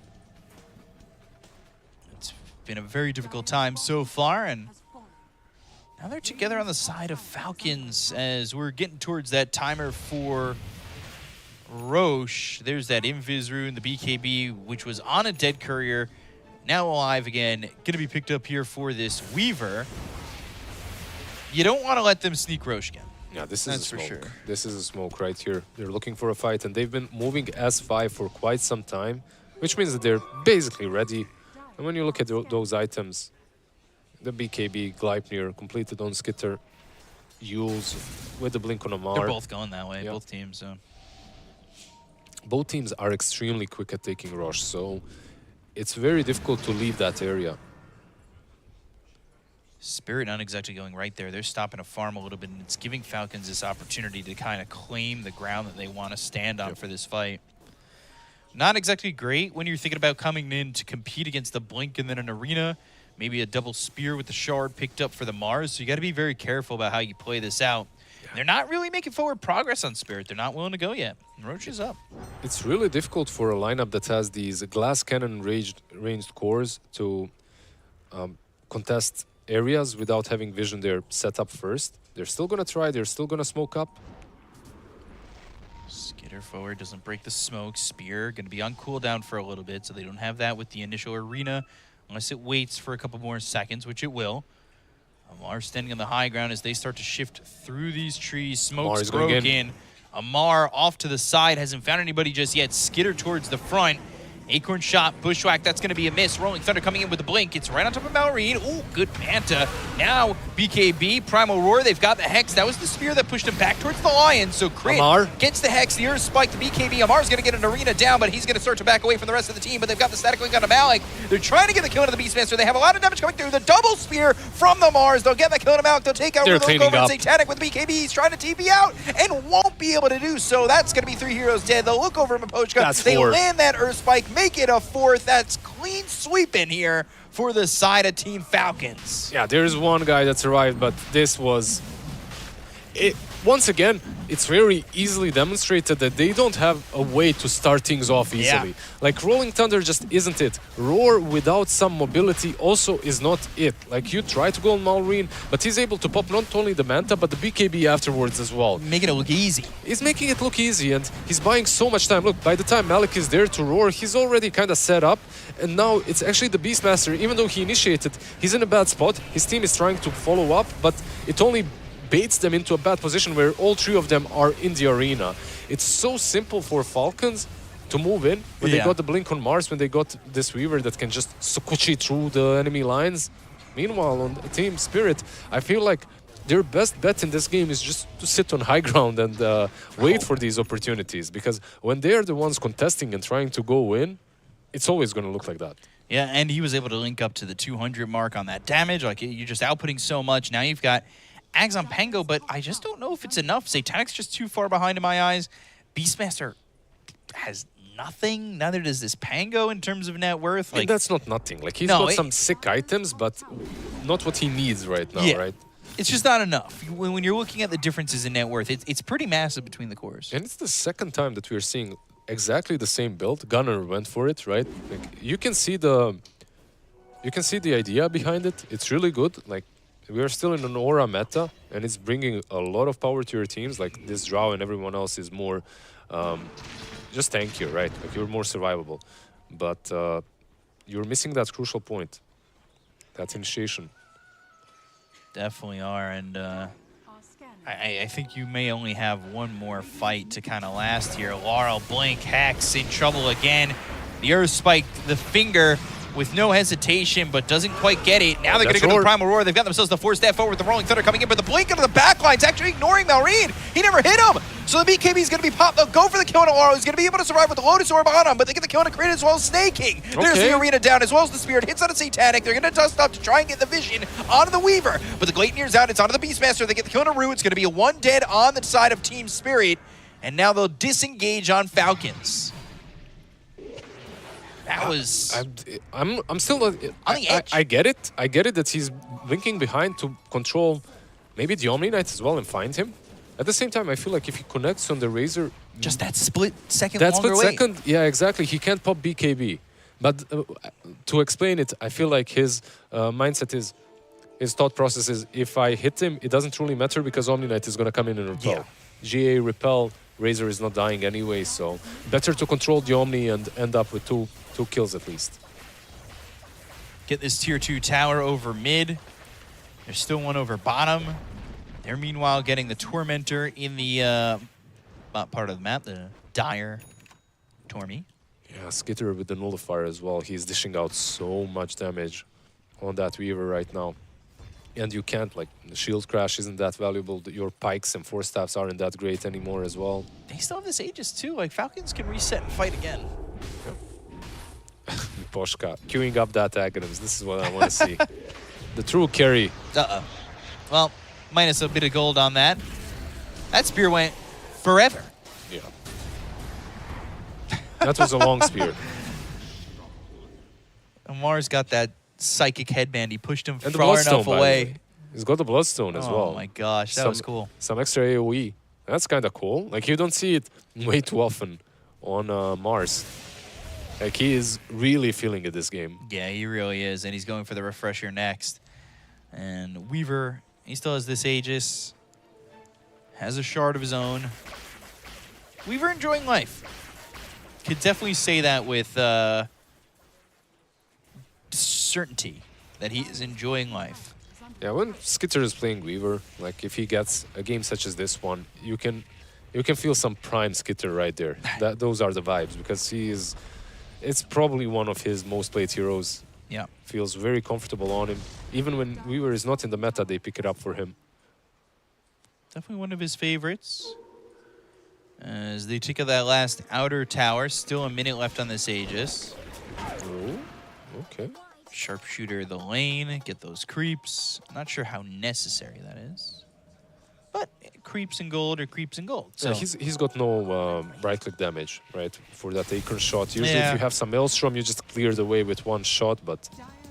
Oh, Satanic, your courier, dude. Ooh, is the Eagle Song. Roar. Primal Roar, that's going to be onto the Weaver. Do they have the damage? They've got the Rolling Thunder, but he's got an Aegis. This is towards the end of his Aegis. You use that, now you just have to leave. So... in theory, you don't really get anything out of this. There's the Arena. They land the spear. They'll be able to get this kill on a Laurel. And it was all for the Aegis that had 20 seconds left. They've got the stun. Malik in trouble. Force Staff onto the high ground, but he's still dead to Skitter. It's a double kill there. The Sleep's on a 3, but they don't have anything to follow that up. Yeah, you go on that Aegis target. Like, you get baited hard. They've got the Lotus, but they don't care. Finger anyway. Why not? They get the kill on a Satanic. Crit's dead. He dies to the finger, but sure, why not? Yeah, who cares? Satanic's dead. You got it. Does Satanic get he got a the kill. finger stack?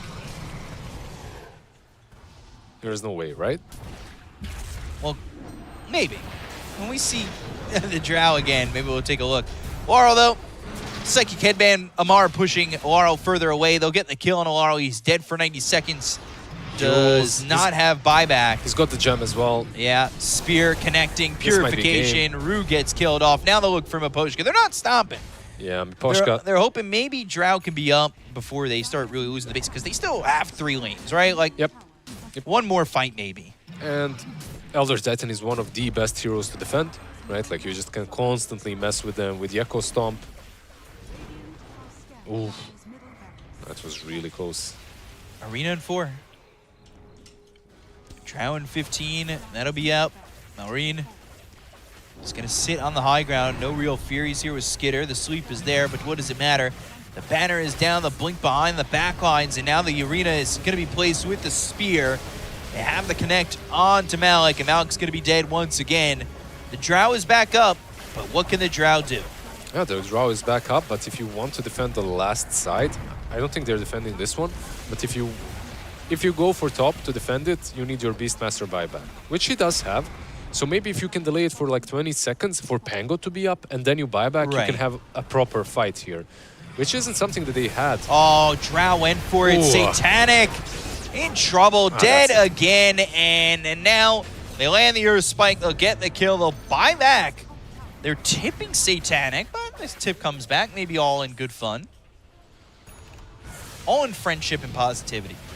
Yep, they do buy back on the Hoodwink, so they are still holding. They don't want to throw in the towel just yet, but this game is... It's over. It's over, yeah. It's looking very difficult to defend. Bushwhack into a sleep. Still 40 seconds without Drow. No buyback, just short 1,200 gold. Just 1,200. Yep. Yeah. Just take a couple of bounties. Yep. And that's it. Yep. It's very close. I mean, Satanic in the game versus Nouns, he almost never had a buyback tool. But I feel like it's justifiable. These weren't some close games in which if he has a buyback, the game is decided, you know, like they can clutch it out. These games were basically, please Satanic carry us, kind of a vibe. So for him to do that, he needs to go all out. All in.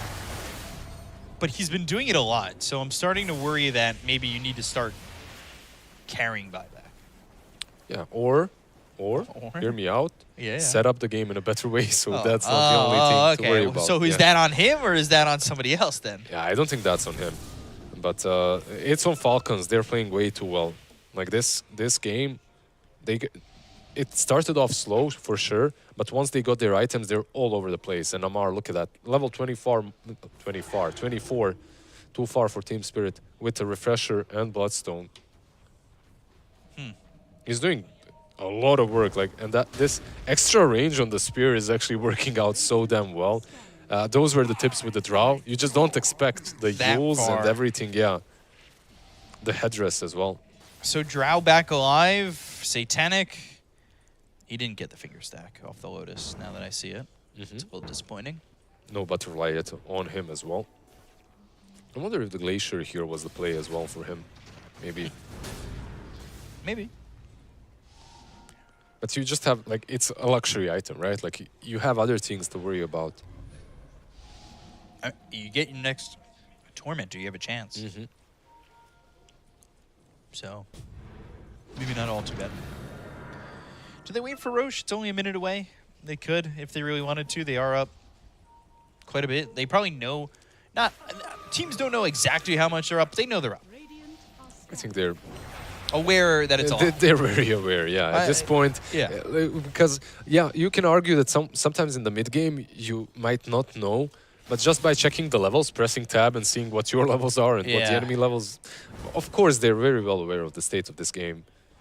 But I'm just saying, sometimes you don't feel it's that convincing. Yeah. Because we get to see it, right? And keep in mind that a lot of these players have went through games in which they have thrown. And that is true. That stings. It kind of stays with you, the trauma. It never leaves. Just ask Ame. And Refresher picked up for the Razor, and there is Roche. You can see him on your screen in 2 places. And it's Ag's Blessing. I say give it to crit. To crit? Really is. It's earned. You kill yourself with your own finger. You might as well make it stronger. He deserved it. Yeah, he deserved it. He's that sacrificial. I don't know. I think it's between Malrine and perhaps Razor. Let's see who gets it. It looks like Malrine, yeah. Oh, come on. Crit gets nothing? That's messed up. This line has done so much. But now Razor's got the Ang's Blessing. They have found themselves Maposhka. It is so far. Just the range is so far on that spear, but another stack. So see 6 finger stacks. Finger, you know, Yep. I'm just saying. Crit getting some extra damage. And it's always good. Like that's something that I wondered, because for me, I feel like in this game, getting those stacks is very worth your while, because you are playing into a kind of a squishy position 1, right? Yeah. So if you can stack those up, you'll take half of her HP. Drow is not known for being the tankiest of the cores. And the thing, well, at least in my eyes, obviously Ags online is not the right choice. I'm just being playful Memeing, here. Yeah, I'm memeing a little bit. But it's the cooldown reduction, too. These fights have been going on a little bit long. Maybe get a second finger out there. Who knows? Maposhka close to that Ags. He's getting there. Technically, it's on the courier. Slowly, steadily, he's getting there. There it is. Yep. Still waiting to see what he's going to pick with that token, though. There's a couple of good ones that he can go for on tier 4. Oh, he went Mindbreaker. But, yeah, basically what you want on that hero is attack speed, and you get it, plus you get the silence. I've seen games where Elder Titan is the difference maker. Right. But usually you're not 35k behind. Now the Wind Waker here for the Mars, making sure that anybody can be safe on the side of the Radiance team, on the side of Falcons. Just to entertain it, right? Yeah. If you go in with the Elder Titan, like you're spreading your aura to everyone around, you have the shard as well, so he actually has the mobility to do it. And he's also creating like a barrier between him and the Drow. So maybe there's some potential there. This is still, like, I'm looking at 5%, right, chance. But you are defending high ground, and you do have Drow. You're giving 5%. What percent is... Yeah, 3%, there you go. You guys are great. Appreciate that. I didn't even get the Thank you. sentence out. 97%, 3%. Yeah. About 5%. I was generous. I gave him 2. You got to give a little bit. Yeah. You got to give. Amplify damage on Skitter, and just going to look at these racks. They've got the Blanket of the Hex coming out from Crit. That's a glyph. That's Glyph from both sides. Yeah, a very quick glyph from Spirit. I don't think the glyph on the other side matters that much. Satanic going to try and hold, thinking about the Rolling Thunder, feinting it a couple times. There it is. Rolling Thunder comes in. Skitter, though, the one with the Aegis, they go all the way to the back lines. Nobody following this up, though. Malrine off to the side. They have no information where everybody's at. Oh, just that yet. Jules again. And now the arena, the spear comes through, it lands onto the Beastmaster. They're going to refresh on Malrine. They'll get the count of the Beastmaster. He's going to be dead for 70 seconds without Malik now. Spirit, they need to try and hold. It's not looking likely as the finger comes in from Crit. They get the kill on Laurel. He's going to buy back immediately. They got the Hex Satanic. on Maposhka. Satanic is dead to Malrine. They'll call GG, and game 1 goes the way of Team Falcons. 33-11, 43 minutes in. And honestly, kind of one-sided. Yeah, like you never really felt that Team Spirit had... they definitely had chances. They never really utilized their draft. Like, they had that one smoke where they tried to catch Razor in the triangle, and I feel like that was their only big macro play. Everything else was just based around waiting for Satanic to basically carry them, right? Waiting for his items, which is putting yourself in a really awkward spot versus the Falcons, because this is a team that almost always has 3 scaling cores. And eventually, like, even if your Drow Ranger is the ultimate carry, the ultimate win condition in the game, it doesn't matter because you have 3 heroes that are messing with her. And in this game, you had the arena. I don't know if you noticed, in that last fight, Razor literally just ignored everyone else and went on top of her, just followed her to the fountain. So Satanic was like, yeah, he dodged one of the static links, but Refresher happened and he just went on. It's certainly tough to be Satanic in a game like this. I think they itemized right. We talked about it, the blink daggers, making sure you can jump these heroes, go to the backlines. The early shard for ATF was really good. I think his arenas were on point pretty much every time. That last fight, too, the link was also on and refreshed onto Malik.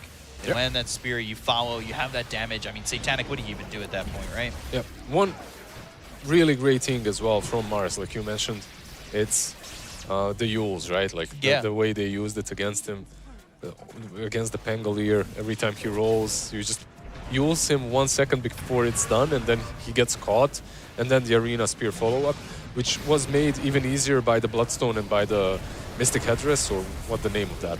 What's the name of that neutral? Did I get it right? He had the Psychic Headband. Psychic Headband, yeah.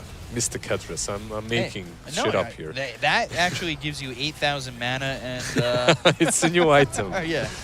You need to combine Aetherlands and the Headdress. Yeah. And as well as Remnant Brush. Yeah.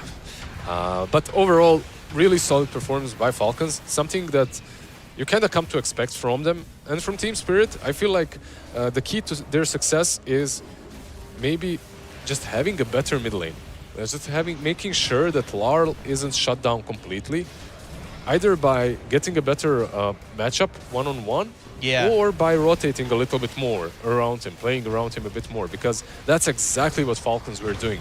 They made sure that Malrine is absolutely free on his Razor.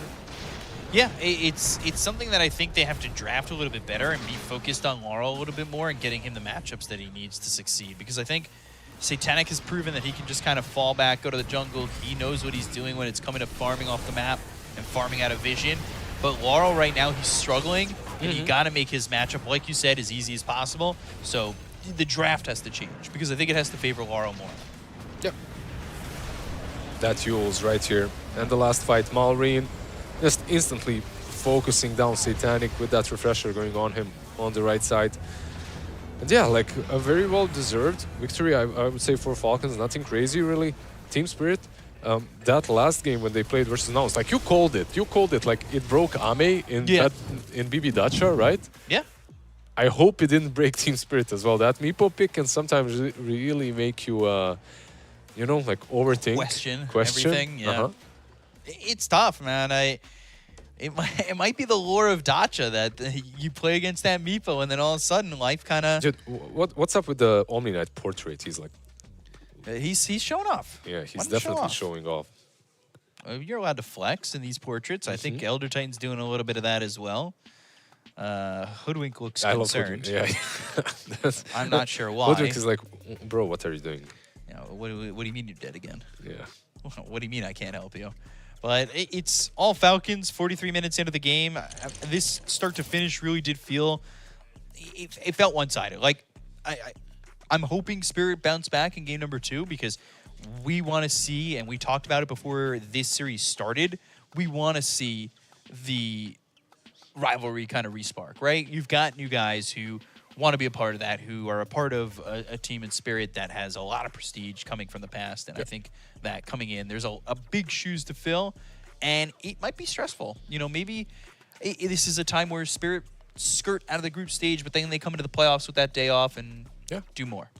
To be honest, like it's a pretty big LAN, right? To be a first LAN for someone like Satanic, right? And Rue as well. Like it's a... There might be some nerves, there might be some stress involved, but they're big boys. I'm sure that they can handle it, and they're surrounded by such experienced organization that I'm sure they'll find a way. Yeah, hopefully the experience shows. You know what I've got an experience in?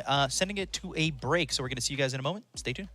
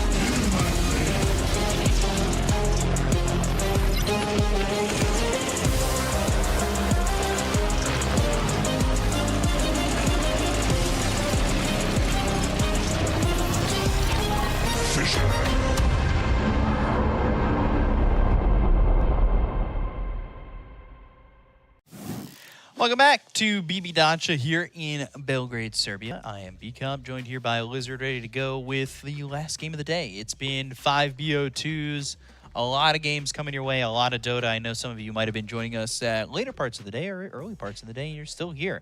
If you've been here at any point, thank you. I And appreciate two groups as well, by the Two way. groups, If you've yeah. been watching Snare and Harry on the other side as well, like, thank you for that. Yeah. Or Cryptic and Zach, if you've been Yeah. watching the two of them, you know, you've course. got a lot of people to be watching, a lot of Dota to be watching. It's 20 games of Dota. I expect you to have both monitors open. I expect you to be watching both at the same time, chameleon eyes, looking like this, at every piece of Dota we've been watching.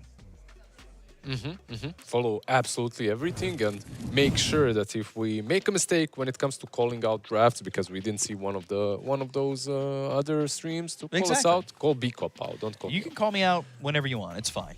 Malrine, MVP here, as shown on your screen. 12, 1, and 10.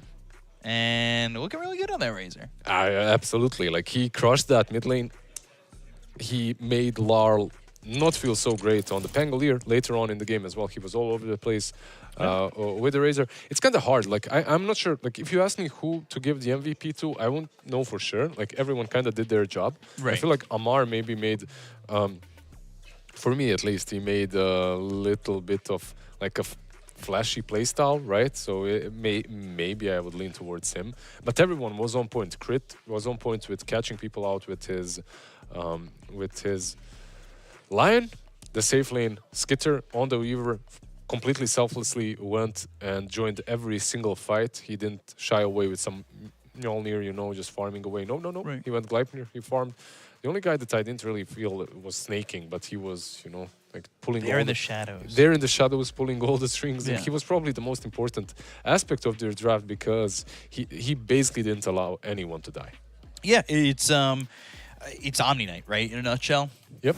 We've seen it a couple times, and now we've seen these guys a couple times. Spirit playing the last 2 BO2s on this stream right here, and you know, it's been a bit of a long day for maybe some of these players. Just kind of get into the mix of it. It's the first day where it is local time, 10 something, 10:23. Come on, that's vanilla gamer hours. Yes, right? gamer hours start a little bit later. 10:23. I feel like 90%. Oh, of Something course. different, something I mean, this is what to expect from Falcons, right? Like, they go with the second pick.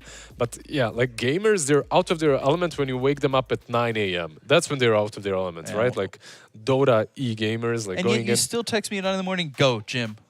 I mean, no, you actually messaged me. I did text you this morning. I was the lazy one. Yeah. Were you impressed? I was impressed, yeah. Yeah. Then I gave a really bad performance in the gym, but that's No, for another No, time. you didn't. What do you mean? Second pick for Falcons, Radiant here for Team Spirit. You said it last game. You said if Falcons get control of the pick, they were going to go second. Yeah, I feel like that's not something to be surprised by, specifically because they really enjoy not only the opener, but the last pick, which gets a lot of value for Malrine. Like we've seen in the last game, this team is really good at, like, when you're drafting Aoi, I'm sure that he's having a blast drafting for these boys because, like, there's so many heroes that can be played in many different lanes. Like, these players have a lot of mutual heroes that they play, like a Razor, a Prophet. They're fighting over it. Like, they're literally fighting over who gets to play the Prophet when it's picked. So, How does Aoi be the dad of the situation? Be like, guys, yeah, enough, stop fighting. yeah, make them play, I don't know, Xox or something to decide who plays the hero. Yeah, no 1v1 mids. It has to be something completely irrelevant to Dota, and then that makes the decision. Well, bands coming through. Rock, paper, scissors. Who gets the nature trophy? 21st Finger. Yeah. Always a good one. Bristle getting banned. There was a Bristle earlier that picked up the facet Seeing Red. I know there's been some talks on whether people like that or not. It's just a solid hero. I feel like it's not only solid, but I think Falcons, they value this hero quite highly as they have performed very nicely on him multitude of times, like on offlane, on safe lane as well. It's versatile and it fits the category that they're usually going for. Right. I think they're valuing it maybe a little bit more than some other teams. I feel like for Team Spirit, it comes down once again to Razor, and do they let that go through?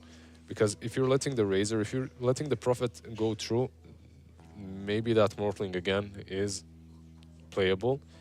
Some teams have first phased it, and when you look at Team Spirit and when you look at the fact that they already banned out the Doom, I'm not sure.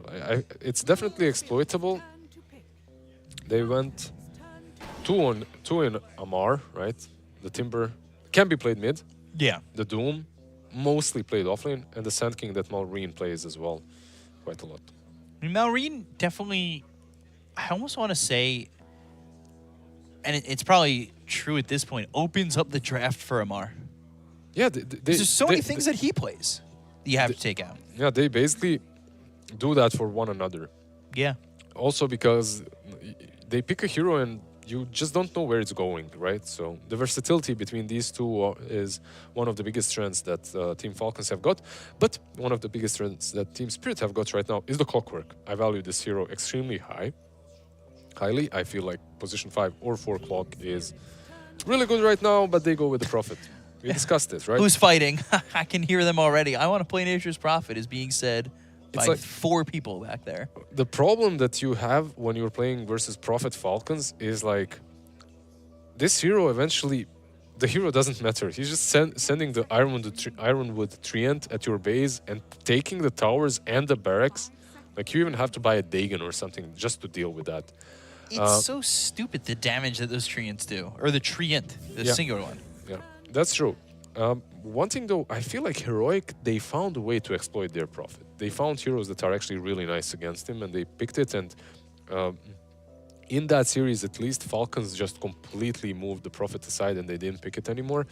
I feel like a focal point or a central piece was maybe the Primal Beast that Heroic have played against it, which is an option.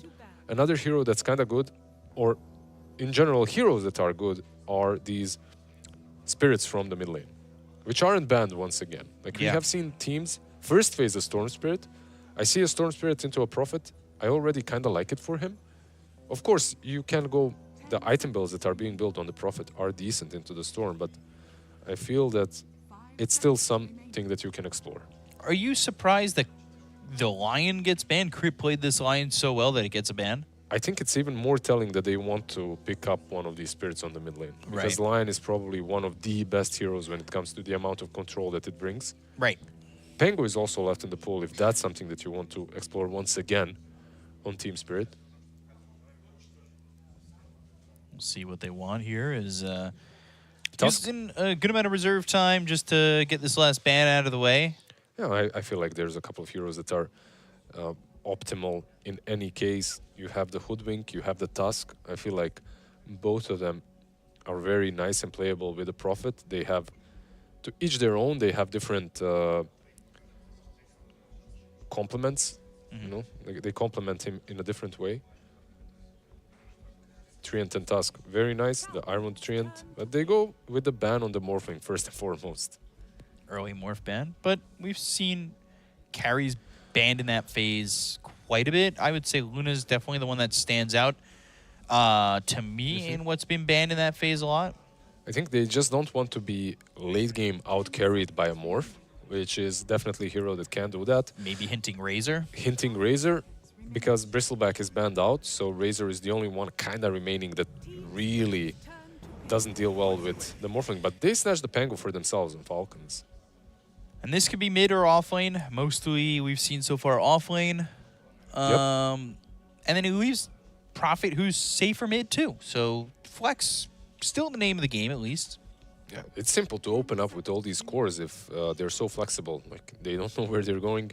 Most likely, I agree with you. I think we have the two side laners,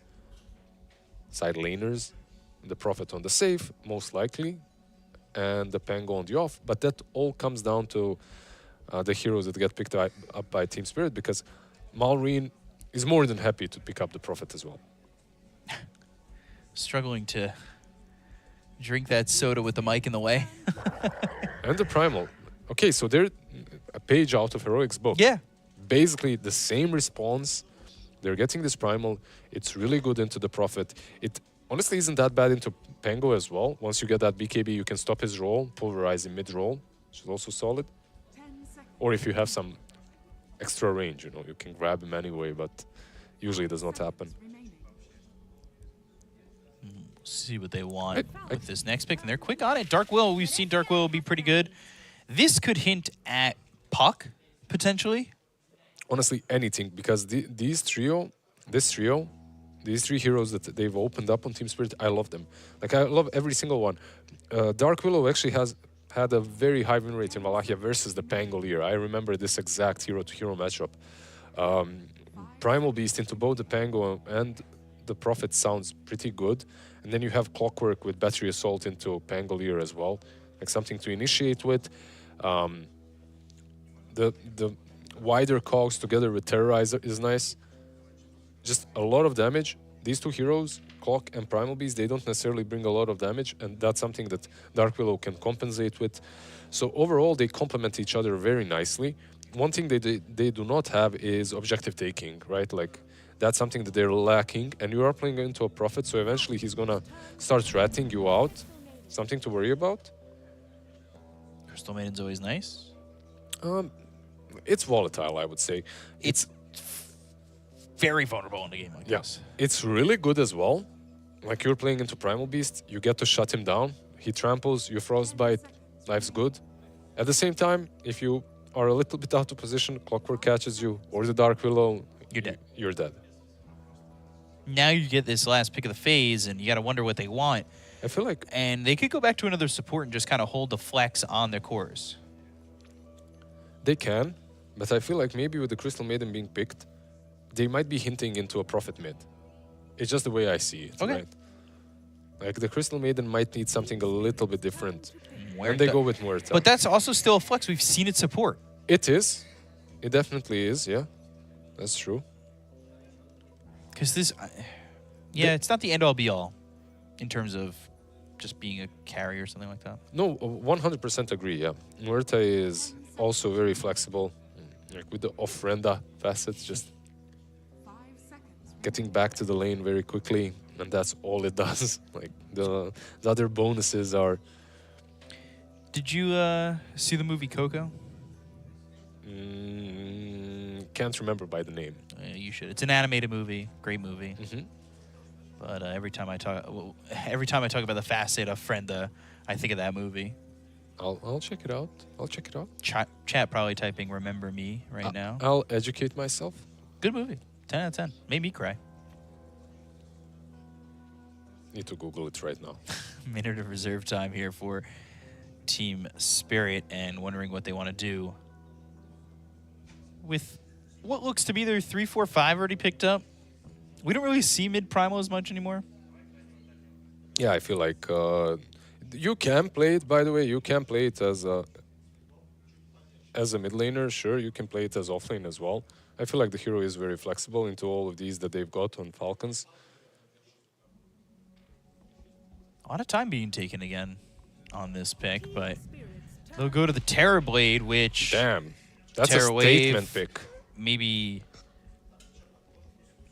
Terrorwave maybe you get later down the line, but... I still like Puck for Spirit. Yeah, it isn't bad. Like, what do you have to worry about? It's the Frostbite, which isn't great, right? I mean, isn't great to play into. Right. But there are items that you can get. So not a lot of catch against you, not a lot of reliable one. You already banned out the Lion. I mean, why not? Like, something like a Puck definitely is viable. The lane itself, if they flex things, can be kind of rough if they pick the right heroes into. Like something like a Monkey that we mentioned. Not something that Falcons play, but still in the pool. Sniper as well, if you want to go all out into shutting down that Puck idea. What about, because they've got the final pick, I'm just thinking mid-Pango, safe lane, Nature's Prophet, off-lane Night Stalker. Get on top of the Terrorblade, have that crippling fear, make his life difficult. You have the damage, get the kill. Let's see. I feel like there's a lot of versatility between these two cores, so they can kind of pivot one way or another. They could even pick a mid laner that actually can burst down the TB. Like that's one of his weaknesses, right? If he's playing into some Zeus or Alina, you just get blown the hell up before you can do anything in the game. Even a Storm Spirit that's still left in the pool sounds kind of interesting, at least. not a lot of reliable catch for him, just to be able to jump that Terrorblade. But first and foremost, Earth Spirit banned out by Falcons. I like that, Bam. Still Storm available. Yep. Storm available. Void Spirit if you want to go into any of the spirits. Yeah, if you look at the draft, the ultimate last pick is for Falcons, so they will see the full lineup of Team Spirit and then decide on what they can pick. Yeah, because you could put these guys pretty much anywhere. At least for their cores. Or even Muerta as well. This Muerta pick just threw me off because like, in the last couple of weeks, she has been played on 4, right? Yeah. But it wasn't like the instant pick for most teams. And more often than not, I didn't like it. Like, They bend the puck themselves. I think this is maybe a storm for them even. Like that's something that they could snatch if you were banning out the puck. Kind of worries me. I mean, overall, puck is also very good versus all of them. It's good versus TB, it makes sense. It's good versus Primal Beast. There's a lot of options. They can even still pick an offlaner last for them if they wanted to. Wouldn't Storm just give more weight to maybe going into the Night Stalker? Walker, okay. I think that Night Stalker for earlier today is in your head, you know? Yeah, maybe. It's a good hero. It's a good hero, definitely. I think Silence against TV, where it's just like, all right, make sure he can't. I mean, at the same time, TB has a lot of armor, is building into a BKB, and eventually just does not care.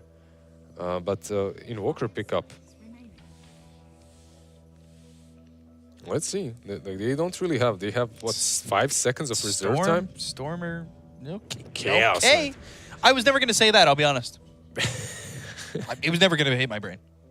I mean, it is Kitter, you know, and he already played Weaver, which is together with Chaos Knight, the heroes that basically brought him into the scene that he was the strongest on. So I get it. Like it's kind of fast-paced. The last time I saw Chaos Knight, it didn't do absolutely anything. Like the hero just fell off. It was trying. I'm not sure if Skitter was playing it. I don't think it was the case.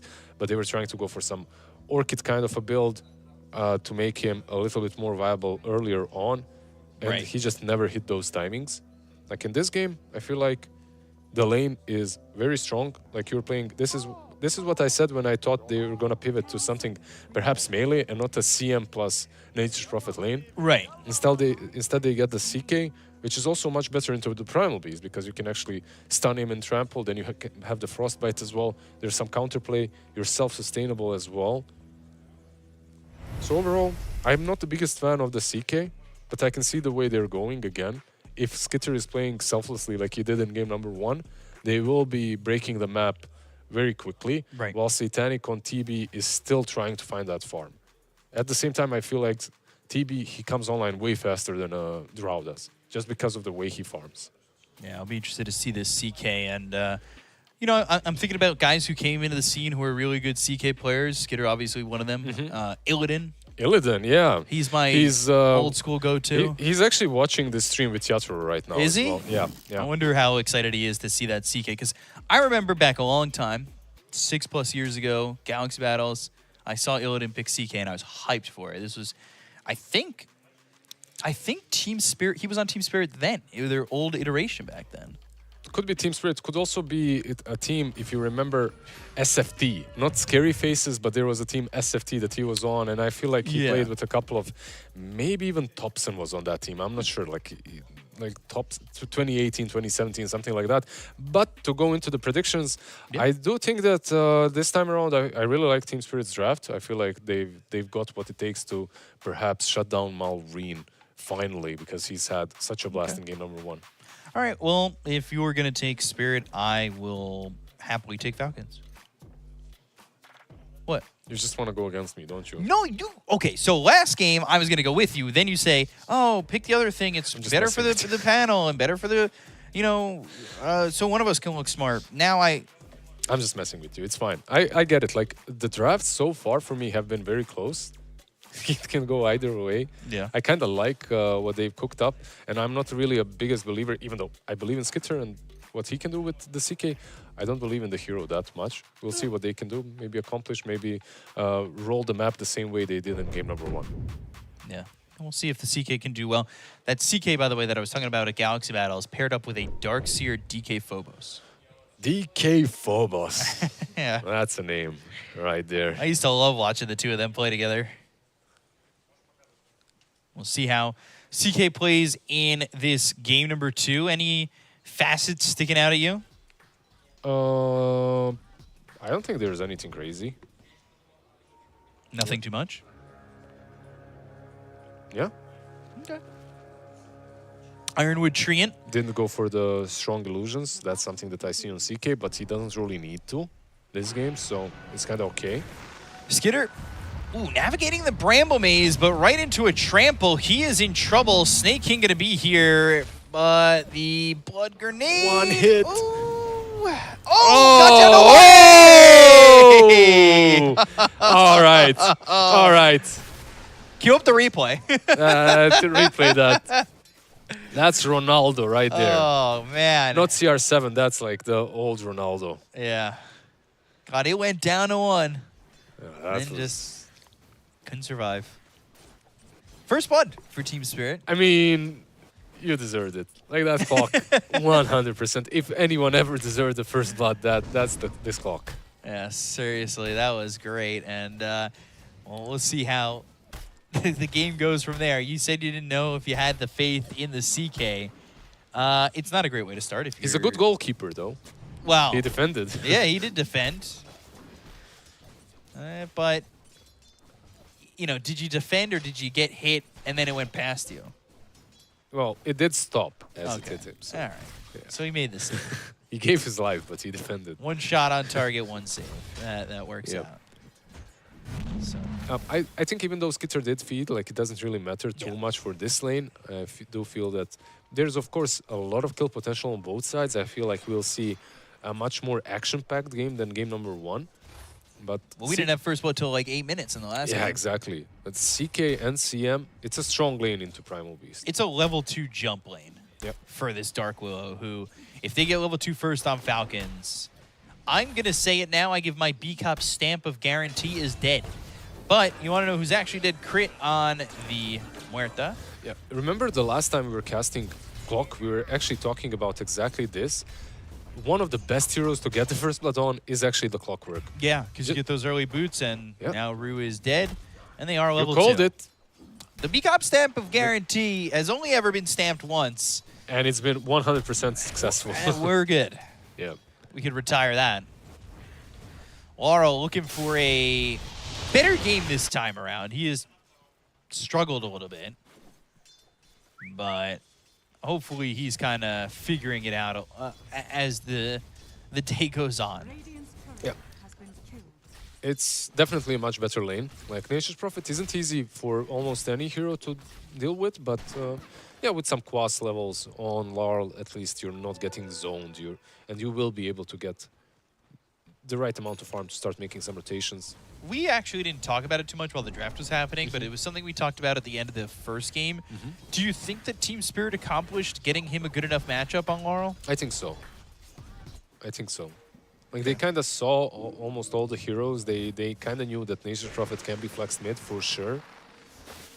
So I think there aren't many heroes that actually deal with Invoker that well anymore.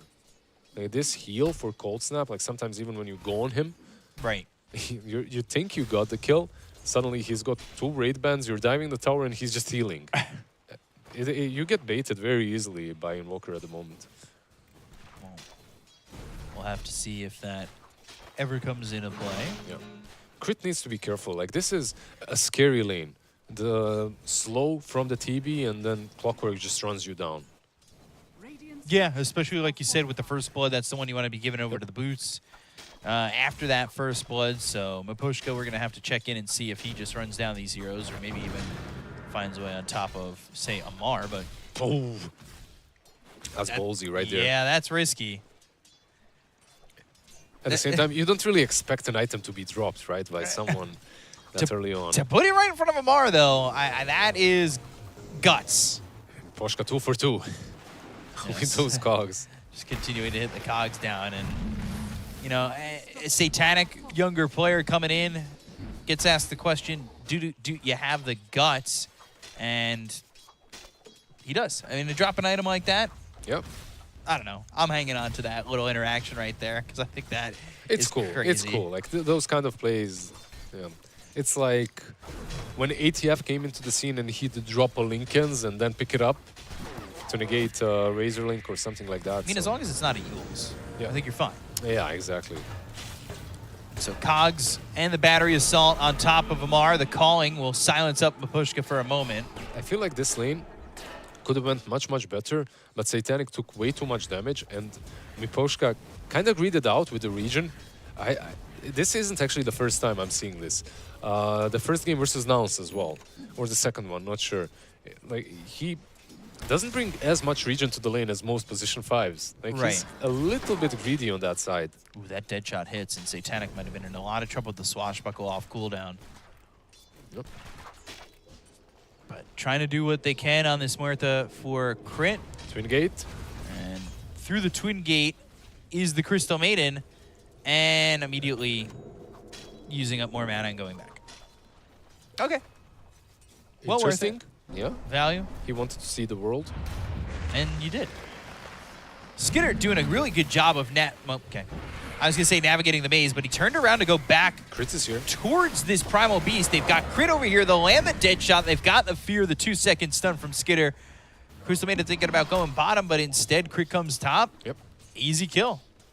Both supports are top, which means that runes are kind of unprotected, right? Cogs, battery assault, Amar, shield crashing, and got this swashbuckle in a second. He's fine. Yeah. Life is easy. And Rune now with an amplify damage. That first power rune coming through, picked up by the Dark Willow. Maybe they can get a kill up towards top. Not the easiest to get. Malrine kind of off the lane for the moment, going over to this the jungle to use this tree in and just farm where he can. Yeah, he can farm, but also he's kind of hiding the 6, right? So you can maybe go on someone on top lane or bottom and use his ulti as a follow-up. Always that extra damage that's needed. And Skidder potentially there. Not going to be there on the Primal Beast, though. Yep. At some point, you've got to assume that he's going to be level 6, though, right? No, absolutely. You already know it. At this point, you know it, especially now with the minute 7. Right. Wisdom Rune picked up by Crit, the other one picked up by Rue. They've got the cogs around again, the swashbuckle, and nothing doing. Yep. Kind of the same, right? Like without Satanic this time, though, he didn't have Metamorphosis, so can't really go for that Crit's kill. here. That dead shot's going to push him back towards these heroes. A reflect, but now Crit taking a lot of damage. The rocket flare comes in. Crit's got to be careful. The brambles, they show up, but they're off the mark of getting the kill there onto Crit if they had landed. Skidder's also down here. Everyone is coming. And the Prophet, keep in mind, like he can always join the fights. But it looks like they're gonna back out. They read this very nicely on Spirit. Like you can see that Larl is there. Yep. He actually rotated in, right? Like the Ghost Walk, like no one is showing on mid lane, so you kinda expect that he's there. And you got to be there just in case that Prophet comes over. Don't want to be having to deal with maybe a big gank onto Satanic. One of the things that we talked about was kind of opening up the game a little bit more for Satanic, but that also was the ability that had to happen through Laurel having a better game. He's having that better game right now. It's not amazing, but it's better than it was in the previous 2 games.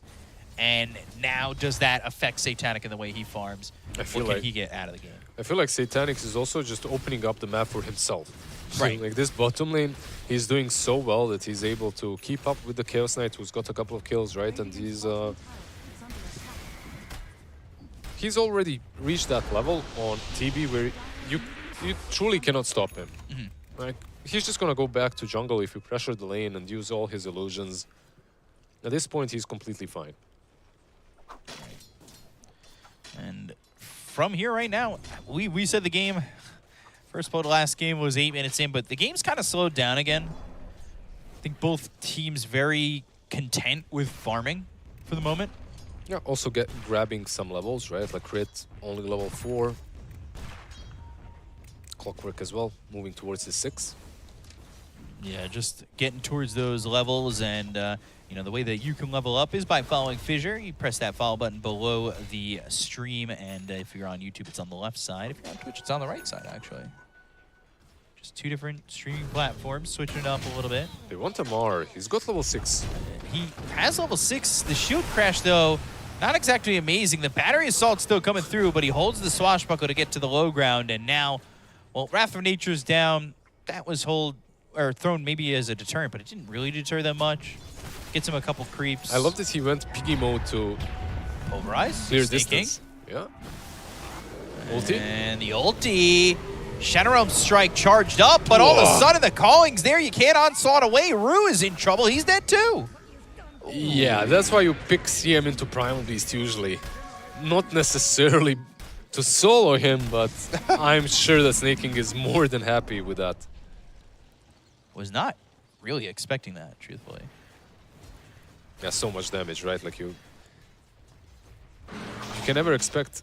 You never know what you're getting with that freezing field. Like Yeah. Sometimes nothing. Sometimes it just solos the team fight. And then were they going to be able to turn it around with Rue charging up that Shadow Realm Strike? But Amar's gotten out of harm's way a couple times. Now the Crystal Maiden gets out of harm's way. Like, you're looking at Team Spirit, who now, how do you gank? How does the confidence go away from you ganking these heroes? It probably gets a bit lower, right? Especially, it's not only the confidence, like you made a move that was supposed to give you some more farm, instead it backfired, and now you want to farm even Was more. there no Sunstrike on the Crystal Maiden when he was ulting either? I think I guess, no. yeah. He doesn't he's even have crosswalks, Exort, yeah. No one level or anything like that, so. Stock standard, I would say. Yeah. Walker right now.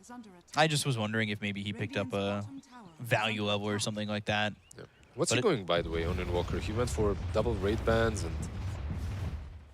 Yeah, just a witch raid, same. They had a couple of stacks in their jungle, by the way. Armlet picked up for Skitter. They're reaching this point where they're kind of ready to fight, and you can see the smoke up. And this is what I love about Skitter, right? He doesn't shy away from early engagements. Right. Especially on these heroes like Weaver and CK. 12 minutes in, and...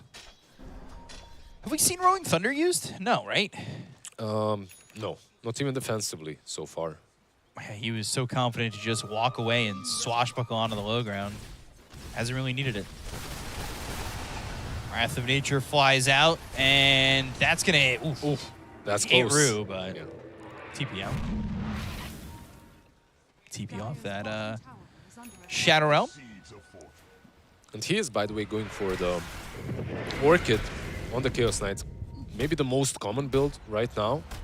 And it also kind of explains what kind of a playstyle they'll be having. Right. With Skitter just making most of the moves on the map, and then maybe some follow-up by the Prophet, who's also most likely considered their ultimate win condition. Hook shot. Oh, no! Creeps kind of get in the way there. They're doing some good damage on Amar. Eventually, he's going to have to leave with this Thunderbolt. But the hook shot hitting the creep in front of Amar. Yep. Fortunate for the Pangolier, but unfortunate for the side of Team Spirit. Yep. It's not the easiest skill to get, right? Because he has that shield crash to work with, but overall, creeps getting in the way. Never great. Crit. Crit and snaking, as well as Amar. Need to be careful. Wrath of Nature on cooldown, and Laurel actually TP'ing towards top. Pulverize. Skitter, he doesn't have his ult for 15 seconds. They've got this Invoker right here. Tornado is there with Miposhka and the battery assault. Nobody here to help. Skitter's dead to rights. Nobody willing to come through, and, well, even with an armlet toggle or two, it didn't matter. Yeah, that was nice from him, the armor toggles, but he overstayed his welcome on that top lane. Everyone was showing down bottom, literally.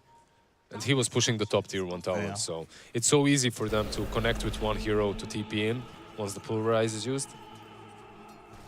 Just maybe a little bit surprising that nobody shows up on that. Although Malrine, he's just continuing to farm, and they finally have this Diffusal Blade on the Pangolier. It's basically like their playstyle. That's why. Because Chaos Knight, sure, like he's the one that usually is supposed to carry the game for you, but you have so many cores that can There's do the that. TP in, body blocks from Crit into a trample, but there was a tornado. The dead shot lands. They've got him feared going the other way. EMP's not going to connect, and they won't get this kill onto Malik. He's not an easy target to kill regardless. Did he, yeah. Did he cancel his Blade Mail build, by the way? I feel like Primal Beast is... He went Chainmail, but he never completed the Blade Mail, right? Like he's going straight for the BKB on the Primal Beast. Yep. Yes, so yeah. A little surprising. Not like Blade Mail is the most expensive thing, but BKB, back when Primal was playing mid by like nothing to say, BKB was first item every time. You need it. It's good, but Blade Mail is kind of a nice transitioning item. Like you go for the Blade Mail, you can farm with it, you can also prevent someone like, you know, Muerta to dish out all that damage into you. Or maybe even Crystal Maiden, right? Like you can mess with the ulti a little bit. Like it's not bad, but I also respect this. Realizing that they do need that control, and they need a reliable way of catching them. Conjure Image plus 10% damage there for the talent taken by the TB. It's Satanic looking for this Manta. Orchid recipe flying out for Skitter. Is that the full Orchid? I think it should be. Yeah, no, he doesn't have the... Perseverance Light. Yeah. There we go. I got you. Cornucopia. If you want to call it the right name. Although, I don't know what a cornucopia looks like. I don't think that's what it looks like. I've seen one. It's the big thing for Thanksgiving. I was in Greece this summer, and I went to... Hey. I went to a museum. There was a cornucopia display there. It's like a wooden basket that's in the shape of like a horn, right? Yeah. BetBoom and the onslaught with the trample onto Crit. They'll get this kill easily on the Muerta. As still a 2,000 net worth lead here for Falcons, though. Yeah, which is a bit natural when you're playing this Prophet, right? Like he's been farming the jungle and joining all the fights. And he's got Mjolnir coming out. Yeah, he makes the difference. Mjolnir is a fun one on the Prophet, and you can see the headspace that he's in. He is the ultimate carry in this game. So Mjolnir is also really good with the Iron Nutrient. Like you can just cast it on him. You can also cast it on the Pangolier, right? Just send him in. So overall, a lot of uses. Coming back to the Ofrenda from Crit. Down here with calling and Shadow Realm TP. Easy peasy. Taking out that Sentry Ward, but I don't know if they'll have vision on that other OBS. I think the Sentry is well too far away. But there's the BKB finished off for the Primal Beast. Should activate them, right? Like with this BKB, yeah. Suddenly you have a very reliable way of controlling them. Is he going back for the Blade Mail? Is that what that just said? It could be. Yeah. Yeah, yes, okay. Like, what's your build? Like, you either go for that or you rush Shivas now. And yeah. Blade Mail is kind of nice. It's a cheap item to get you through the next few minutes of the game. You can farm with it, take, you know, ancient camps and whatnot. That's a very solid scan, by the way. Scam? Scan. Oh, okay. I was like, I thought never mind. Manta finished off for the TB. As Orchid, we haven't seen it in use yet. Yep.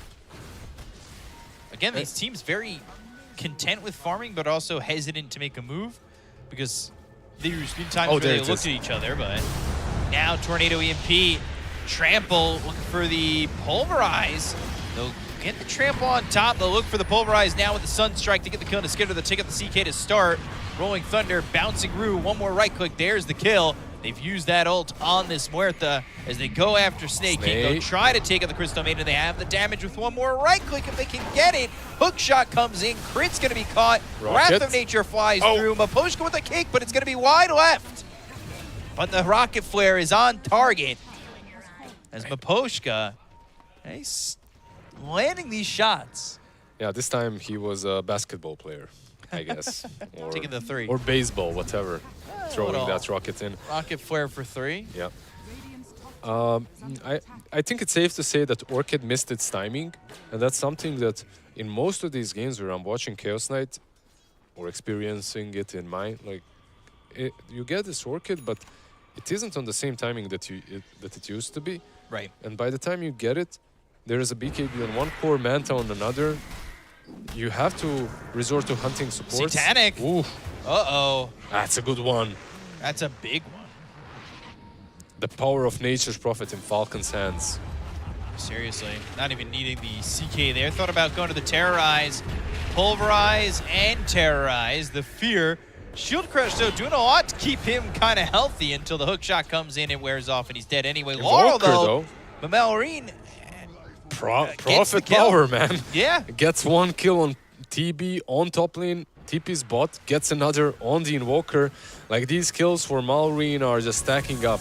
This is a very rich Nature's Prophet. 12k net worth, almost finishing off the BKB as well. You said he's going to be the end-all, be-all carry of this game, and kind of proving that. On paper, yeah, that's how they play, and that's what we're experiencing right now. Alec? Uh-oh. This time, Malrine, Maposhka, they've He's got the dead. Pulverize. Yeah, I love that Poshka is getting all of these kills, by the way.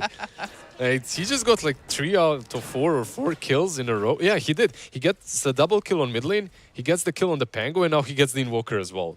4 kills in a row. 5-1-2 on the clockwork. Feeling good. Come over there, grab this Tormentor. What?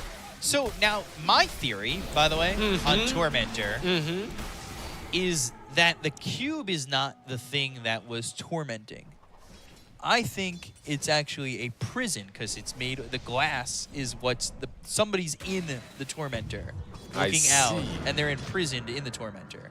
But why are they tormenting us if we're hitting the prison? I don't know. We're trying to set them free then, no? Yeah, well, sometimes that backfires. I see. I'm just saying, like, or it's like a prison that's actually hitting you if you try to release someone. Yeah. It has its little magical guards. Yeah, and zapping your gift you. for releasing them is a shard.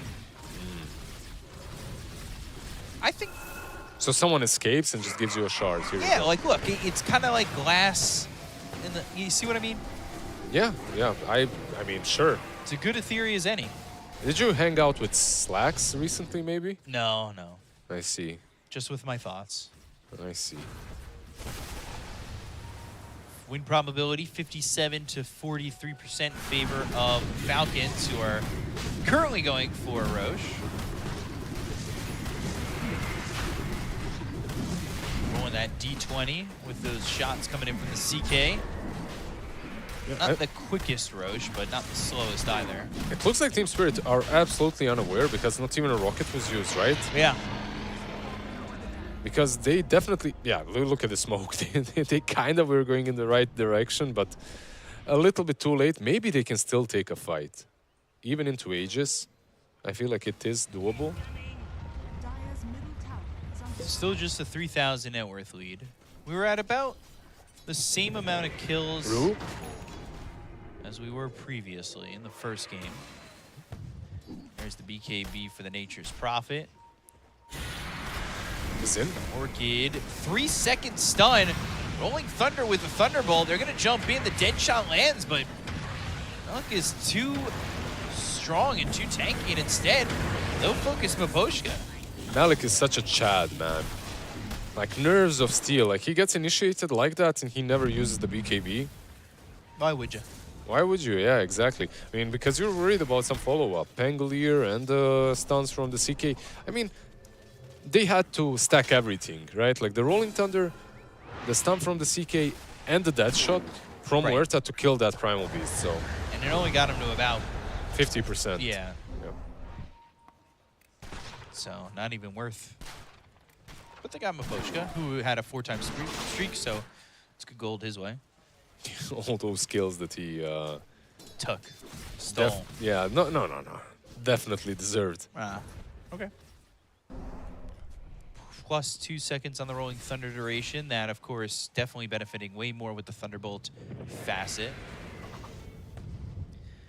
Rocket Flare and Skitter going down here. Orchid again. BKB immediately with the Tornado out. Bramble Maze is there.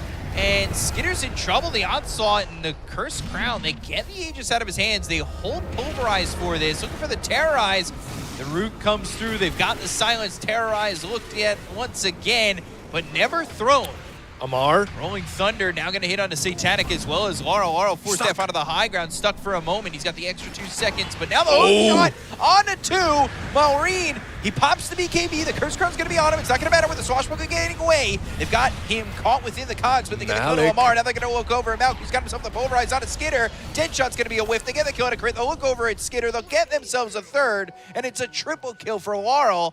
The revenge so sweet. He did it 3 times. Man, that was so beautiful by Team Spirit. Falcons just got plain and simply outplayed. The first kill on the Chaos Knight, okay, that was solid. Some 4 staffs. Falcons, they managed to re-engage.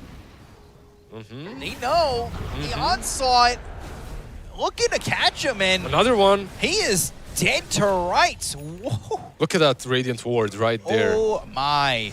It's a good one. Oh, boy. It's expiring like 30 seconds after, and he's basically fine there, right? He just farms and that's it. But sometimes you just go there, you get scouted by the ward. Yeah, big swipe. And that's a wipe, right? Crystal Maiden survived? Did she? Okay. Yeah, maybe the Crystal Maiden. That hook looked so glorious. In the end, Amar just rolls out, but Maureen is kind of caught in the middle. He doesn't really care because of the BKB. But Malik, he re-engaged so many times in this fight. And this last one with the Blade Mill going in, I just feel like I'm not seeing too much impact on the Chaos Knight. No. He went for Manta, right? But I feel like a BKB is also necessary on him. He's going for the Manta. Like, this is a hero that kind of dislikes buying the BKB, but at this point, you have to argue for it. There's too much control. Yeah, control that you have, though, is to follow this channel, follow Fissure on Twitch, and never miss an epic tournament coming your way, and follow us on YouTube as well. So if you find yourself looking for some good Dota, well, here we are. Let us know. Follow us. Tweet at us. Do your thing. Satanic doing his thing. Yeah, should follow this guy's career as well. Seriously. All of the games like that we watched today, even the games that they lost, he's had either top 1 or top 2 net worth. He's been keeping up with everyone. It's just the little things that have kind of let him down, and it's not always his fault. Yeah, I think it's definitely not. Look at where Amar is farming. Classic. So 57-43 now this way, going towards Team Spirit. They're pinging him out. They know. Like, this is a classic Amar farming spot, and he rolled away. He sensed them. He's out. I feel like whenever you see him playing a Razor Doom or something and the game goes poorly, he just farms their pool area. Right. The Well Wishes area. It's kind of cool because you get to creep skip, you get to kill a hard camp, a medium camp, and if they go on you, they have to go all the way back to their side of the map. So it's a win-win scenario for you in any case. BKB in about 1,400 gold there for Satanic, who's farming pretty well. Dangerous Prophet's keeping up, but Maureen, how long can he keep his team in the game? Oh, Witchblade as well on him. Which one? The Witch one. Oh, okay. Thank you. Enchanted Quiver for the Invoker. Crit. What's he got? 4 staff. Okay. Laurel also looking for a BKB. Shiva's for the Primal Beast. Malik been very patient on Pulverize and very patient on his BKB. Will this be even a Revenant on Nature's Prophet? Maureen. Nice. Nah, he's good, he's good. I just heard the onslaught. I didn't see where he was going for a second. I was like, uh-oh. That could have been rough if it was right on top of the Nature's Prophet. I love another 4-staff, by the way, that they're buying right now on the Crystal Maiden as well. I really think, like, now that the bracers are finally put to rest, this item will be picked up more. Oh, hook shot. And Malrine gonna just turn on to Maposhka, who is surviving for now. They're coming, though. This BKB's gonna run out soon, and then you're gonna be in a lot of trouble. The Terrorize on the money. There's the fear into the Sunstrike. Oh, Whew. That is beautiful coming in from the side of Team Spirit there. Yeah, he's had a couple of really rough games tonight, but that Sunstrike, it wasn't a difficult one, but it was necessary, I would say. Laurel now going in, trying to start this fight on a Skitter, but he's going to be wrapped up and forced to have onto the low ground. He's alive, may be able to reinitiate. They get the kill on a Skitter, now they're going to look at the rest. Amaro with the roll ending, needs to get away, but man, they all went for Laurel, and well, in that quarrel, they did not win. I heard the Sunstrike. It gave vision. Looking for crit. Not going to find him, but he's got that Rod of Atos now. It's kind of cool, like you get that Atos, a little bit extra catch that you're getting from Huerta, right? But overall, I feel like it doesn't help your cause all that much. Satanic is already on the high ground. This is rough. Gosh, Crick really can't stand his ground here. Sunstrike. In the fountain. Okay, they will respect it. They'll be disciplined and take it a little bit easier. Roche might respawn. Let's see the timer. A pretty quick one, like a 50-second Roche timer. I feel like it's all right for Team Spirit. They're in a good spot right now, and probably the best thing that they could do is to wait out the Roche pit. Gonna see if it spawns soon enough. They don't know this, but it is soon. Yeah, they have many ways of checking it, right? Yeah. You have Sunstrike, you have Rocket Flare as well, so the scan does connect. They might get... No, there's no way. Ooh, TB. Going Thunder. Need to be careful. Silenced. Silenced again, and now with the Lotus Orb onto Amar, they are starting to control the Terrorblade. Satanic needs to be a little bit careful, but the right click's coming in. Mount's going to go in with the Pulverize. It's going to be on a Skitter. They'll get the kill on a Skitter. They'll lose Laurel and Rue, though. So 2 heroes dead on the side of Team Spirit. And crit low. Satanic getting the kill on a Snake King. Malrine. And now Malrine, he is not in a good spot. He is dead to Satanic as well. Wishing he had one, but instead he's dead to one. I didn't really see it, but I think he got hooked, right? Because he BKB TP'd and it got cancelled. And I think crit the hook now. shot, yeah. Now Crit's dead too. Malik just staying with him the entire time. This game's breaking open for Spirit. Pretty good timing as well. Rocket Flare straight in the pit. Did he catch Amar? They know he's here. Like, they saw him with the rocket. It flew right above him. They don't have hook shot yet. He has roll-up, but... Oh, they got him. Hook shot in 3. Where do you go? Lotus, Roche. Not really your friend on this one. He's bashing him even. Roche not Shields helping. But Oh, Amar, Maposhka. Cogs are there. Maposhka's ready. Not going to die to this Pangolier. This is technically a full team wipe if they get this kill. Bramble Maze, Bedlam, and down goes Amar. Yeah, Maposhka is just way too good. That was so nice. He didn't even chase him into the pit. He knew what was going to happen. He anticipated the shield crash behind the pit. Just waited for that TP, cogged him in.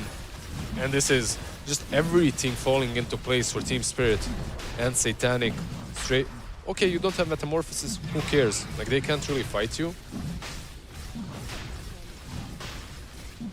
I feel like this game, there's a huge discrepancy between the position ones and how much they're doing in these fights. You can argue, of course, that, yeah, everything is on the Prophet, yada, yada, yada, but I'm just not feeling the impact of the CK. Yeah. A lot of yada yada while they want yalla yalla. And they want to go. Yalla Habibi. They're just going in. 5,000 net worth lead now with an Aegis on this Terrorblade. Skitter just walking into the TB, but the Tornado from a distance. They're poking? poking? Yeah, they're a little scared of what's behind him, and they're not even going to commit to this. Which is crazy because nothing was behind that. Like, absolutely. You can see the way Falcons are playing. They're not even helping the CK ever when these kind of skirmishes happen because they know this is the guy. Well, he's not here anymore, but Malrine was right there. He's the one to look out for. Sunstrike. Gonna come through, but Frostbite snaking on the run. Four staff looking for the battery assault, but the psychic headband now. They'll get the kill anyway. Cheeky move. Yeah. They know. They know. Tornado. Tornado off the mark. I don't know if it's going to matter anymore. Onslaught through the trees. They caught him. They're going to get this kill. He's low. He's gone. He's dead. The Rolling Thunder not going to do anything to save him. And now Amar needs to get away. He'll shield crash on the creep wave, but Maposhka Rocket Flare slows him up for a moment, and he does not have hook shot, so he can't keep up. And Satanic's taking the mid-tier 3. Falcons are looking absolutely broken in this second game of a best of 2. Malik absolutely demonstrating why Primal He's got Beast- Blink. Yep. Primal's so good. He just dies here. Blade now on the Think swashbuckle. Curse Crown's gonna pop in a second. He's dead to the Shadow Realm strike. And your mid Raxus, gone. even through the backdoor protection, it truly does not matter. Satanic is way too big. Butterfly completed on top of Skadi. They can go top, right? Like, he's taping back though. Now they're gonna take it a bit slower. No need to rush. He TP'd back and then wrote a line on bottom. So.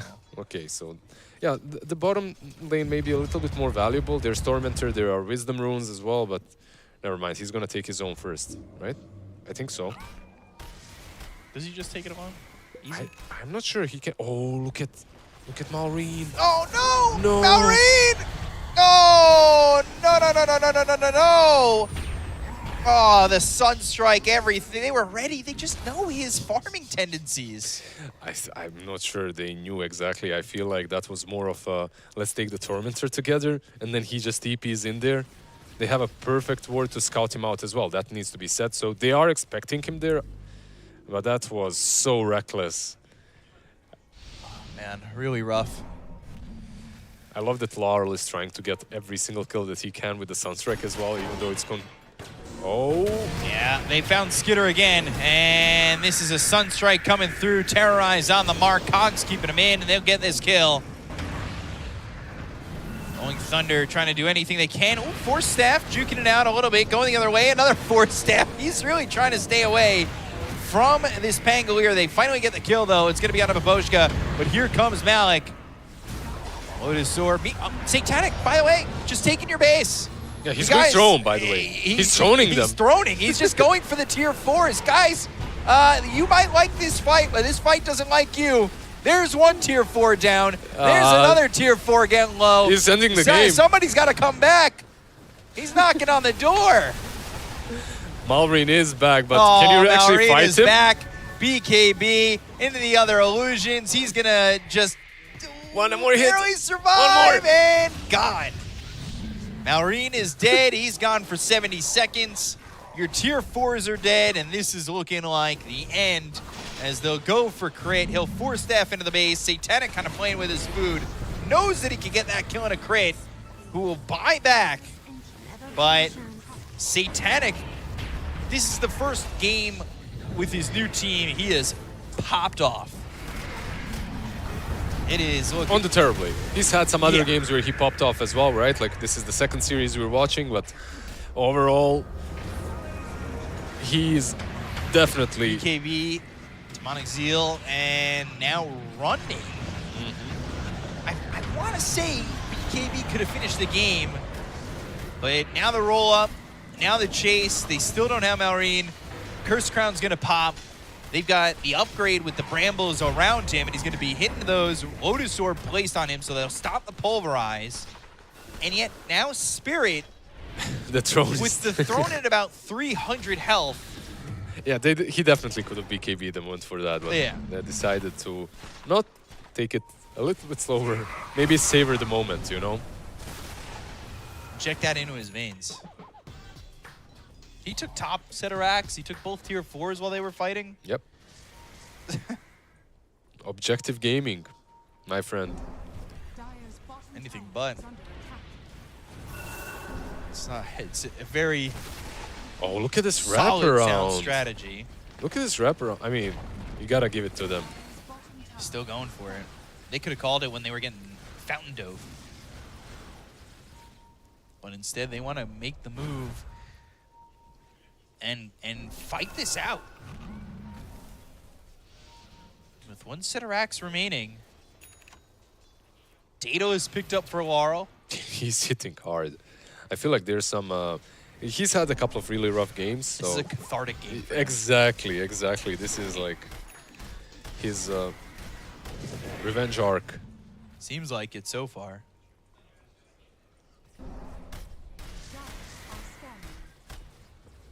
It's gonna be such a hard defense, though. It really is. Because, again, you just BKB and take the throne. Or you could. Oh, he's gonna do something similar. He's sending the illusions in. Those treants mean nothing. Oh. And they're going to try and go, but the BKB's been No. popped. They get the kill on Mallory, and he's going to be dead for 70 seconds. They've got the pulverizer slamming down these heroes. Crit, Skitter, both dead. GG's called. Team Spirit, they split the series, taking game number 2. Good for them, I would say. Like Falcons, they definitely deserved game number 1. Game number 2, Team Spirit were absolutely on point with everything. The way they executed the laning stage as well, Clockwork getting that first kill on the cogs, that's where it all started, the highlights, basically the highlight of the game for me, but of course everything else afterwards. Satanic making a very strong case for his Terrorblade to perhaps be contested a little bit more. Yeah, he looked as good as he's been. I know it's day 1, but, you know, it's been pretty fun, pretty solid day for him, and showing that he has the capabilities to carry a game like that. On multiple heroes as well. Yeah. It wasn't only the Terrorblade, like he played some really solid Medusa before, Morphling as well. Of course, some games he didn't win, he didn't take, but it wasn't always on him. But him aside, like they had some really good performance on Miposhka in multiple games, maybe my standout player of the series. Invoker as well, like finally coming back and showing a good performance. Like Larl was crushed a couple of games in a row in that mid lane because of a bad matchup, but this time around, definitely being able to showcase what he's got. Yeah, showcasing confidence, showcasing kind of picking up on tendencies as well in the middle of the game. I know maybe one of the two of those were luck-driven in terms of knowing where Malrine was, and unfortunate for Malrine that they were there. But that's like also Tormentor one. Yeah, but that's also reading Falcons and how they like to play.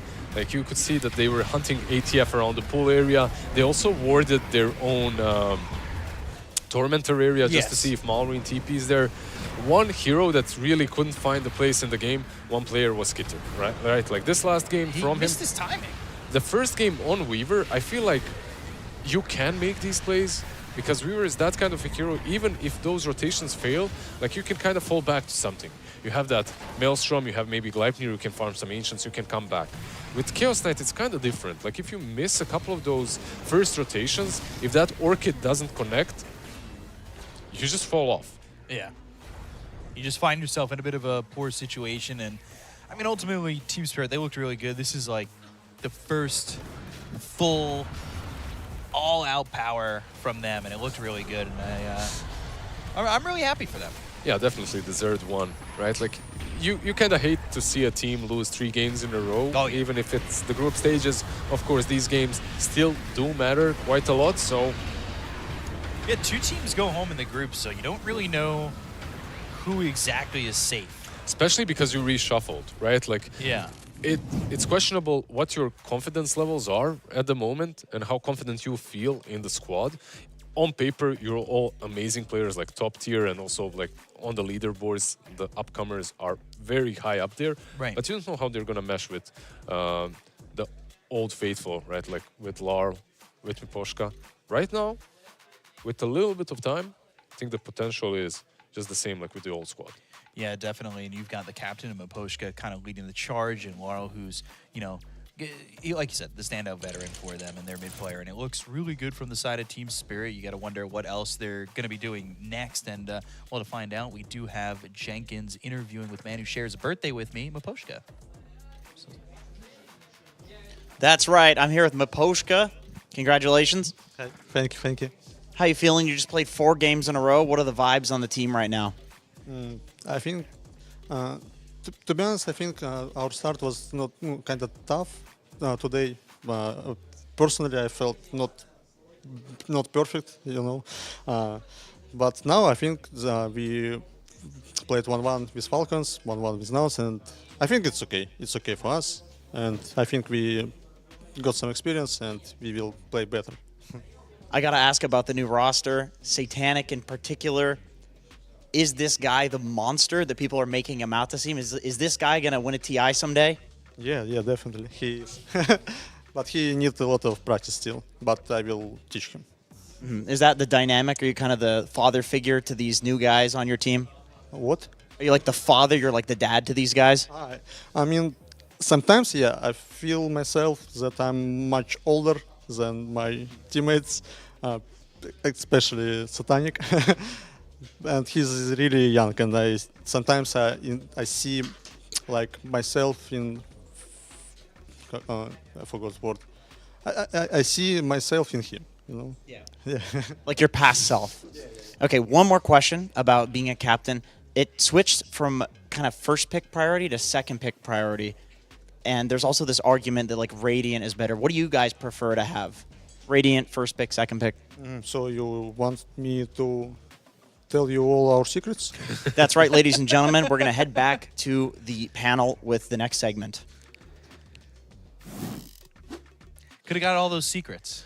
Yeah, so close. Yeah, some players, they share a little bit too much in these interviews. Yeah. Miposhka, one thing that you can see, it's kind of hard not to love that guy. You know, like in the interviews, and every time he is talking to any of us, it's all I don't know. It's just very lovable. There's just something. There's an aura around him. Yeah, for sure. I think there's definitely a big aura with him, and I think he has withstood the test of time in the CIS region. Like he has been around forever. He's been around forever, and he's been in like the tier 2, tier 3 scene for a really long time as well. Before he broke out with Team Spirit. So overall, like it's commendable. Yeah, it's definitely commendable. We've seen a lot from him, and what you've seen a lot of is Dota today from Fissure. So if you click that follow button down below, you're going to be able to follow the tournament. You're going to get notifications on when we start. You follow us on Twitch and or YouTube. I think you're going to be pretty happy. As happy as a win against Falcons, I think you'd be. Definitely. Yeah. We're going to be very damn happy if you click that follow button. Yeah, we would definitely be pretty happy, and it would make me happy if we saw a little bit of the groups and saw what we've been seeing so far today. Let's take a look at where the groups sit. We've got BetBoom Team at 4-0, Tundra Esports at 3-1, Yakult Brothers 2-2, Liquid at 1-1, MOUZ at 0-2, Talon at 0-4 in Group A. Group B, 3-1 at the top is Aurora Gaming. They had an early day today. They had their 2 series to start the day. Gaimin Gladiators, they won their series 2-0. Spirit End at 2-2. Falcons at 1-1. And then Liga and Nouns both 1-3 at the bottom of the group. You got to remember, 2 teams from both groups get eliminated at the 5th and 6th slot. So, nobody's safe. Yep. You could be at 3-1. Maybe you end at, I don't know how many games you could play in a 6-man round robin, but 3 and something. Yeah, we were given an option to cover Group B or Group A on the main stage and the mainstream, and I feel like we chose right. Like the Group B is looking, it's looking very close. Right? Yeah, a lot of these teams taking game off of each other. Every single one, at least, team so far has taken a game. No one with all losses. On the other side, on Group A, maybe a little bit disappointing day for Talon. They need to regroup and think about what they're going to pick, how they're going to play in the next day. Because, yeah, like Mikop said, like you said, it's rough, right? Like you can't lose way too many games. The bottom 2 are out, so you got to try hard to maybe get a couple of those wins, even tomorrow. Yeah, so the schedule for tomorrow, at least on this stream, is going to be Liga against Nouns, Falcons against Liga, Aurora against Spirit, Falcons against Gaimin Gladiators, and then Gaimin Gladiators against Spirit. Those last 2 series, you don't want to miss them. Yeah, Gaimin Gladiators, man, they're going to be kind of tired tomorrow. They have some really rough games to play. Like, first you're meeting Team Falcons, and then you have to play versus Team Spirit as well. But Team Spirit and Team Falcons, of course, they're also playing 2 games on that day as well, and they're playing them a little bit earlier, so it's going to be a very interesting one. I'm looking forward to all those series. So am I, and thank you guys so much for joining us. And you've been watching BB Dacha. Thank you to Fissure, who have been bringing this to us, and it's been a real fun day of Dota. I hope you think so too, right? Yeah, it's been amazing. Like I love these series. I love these games. Best of twos, like there's something special about them. I feel like teams are able to experiment a little bit more. But yeah, we'll see what they come up tomorrow. You think it's going to be a good, solid day tomorrow? Because we got highlights for today that we can go down and run down. And I think it's going to be even better. so let's take a look at those highlights from today. Take a big look at everything we've seen so far because it has been a glorious day. What are you looking for highlights-wise? I'm looking at that cog from the clockwork. It's still my favorite play of the day. All right, let's take a look at those highlights and bring them on down.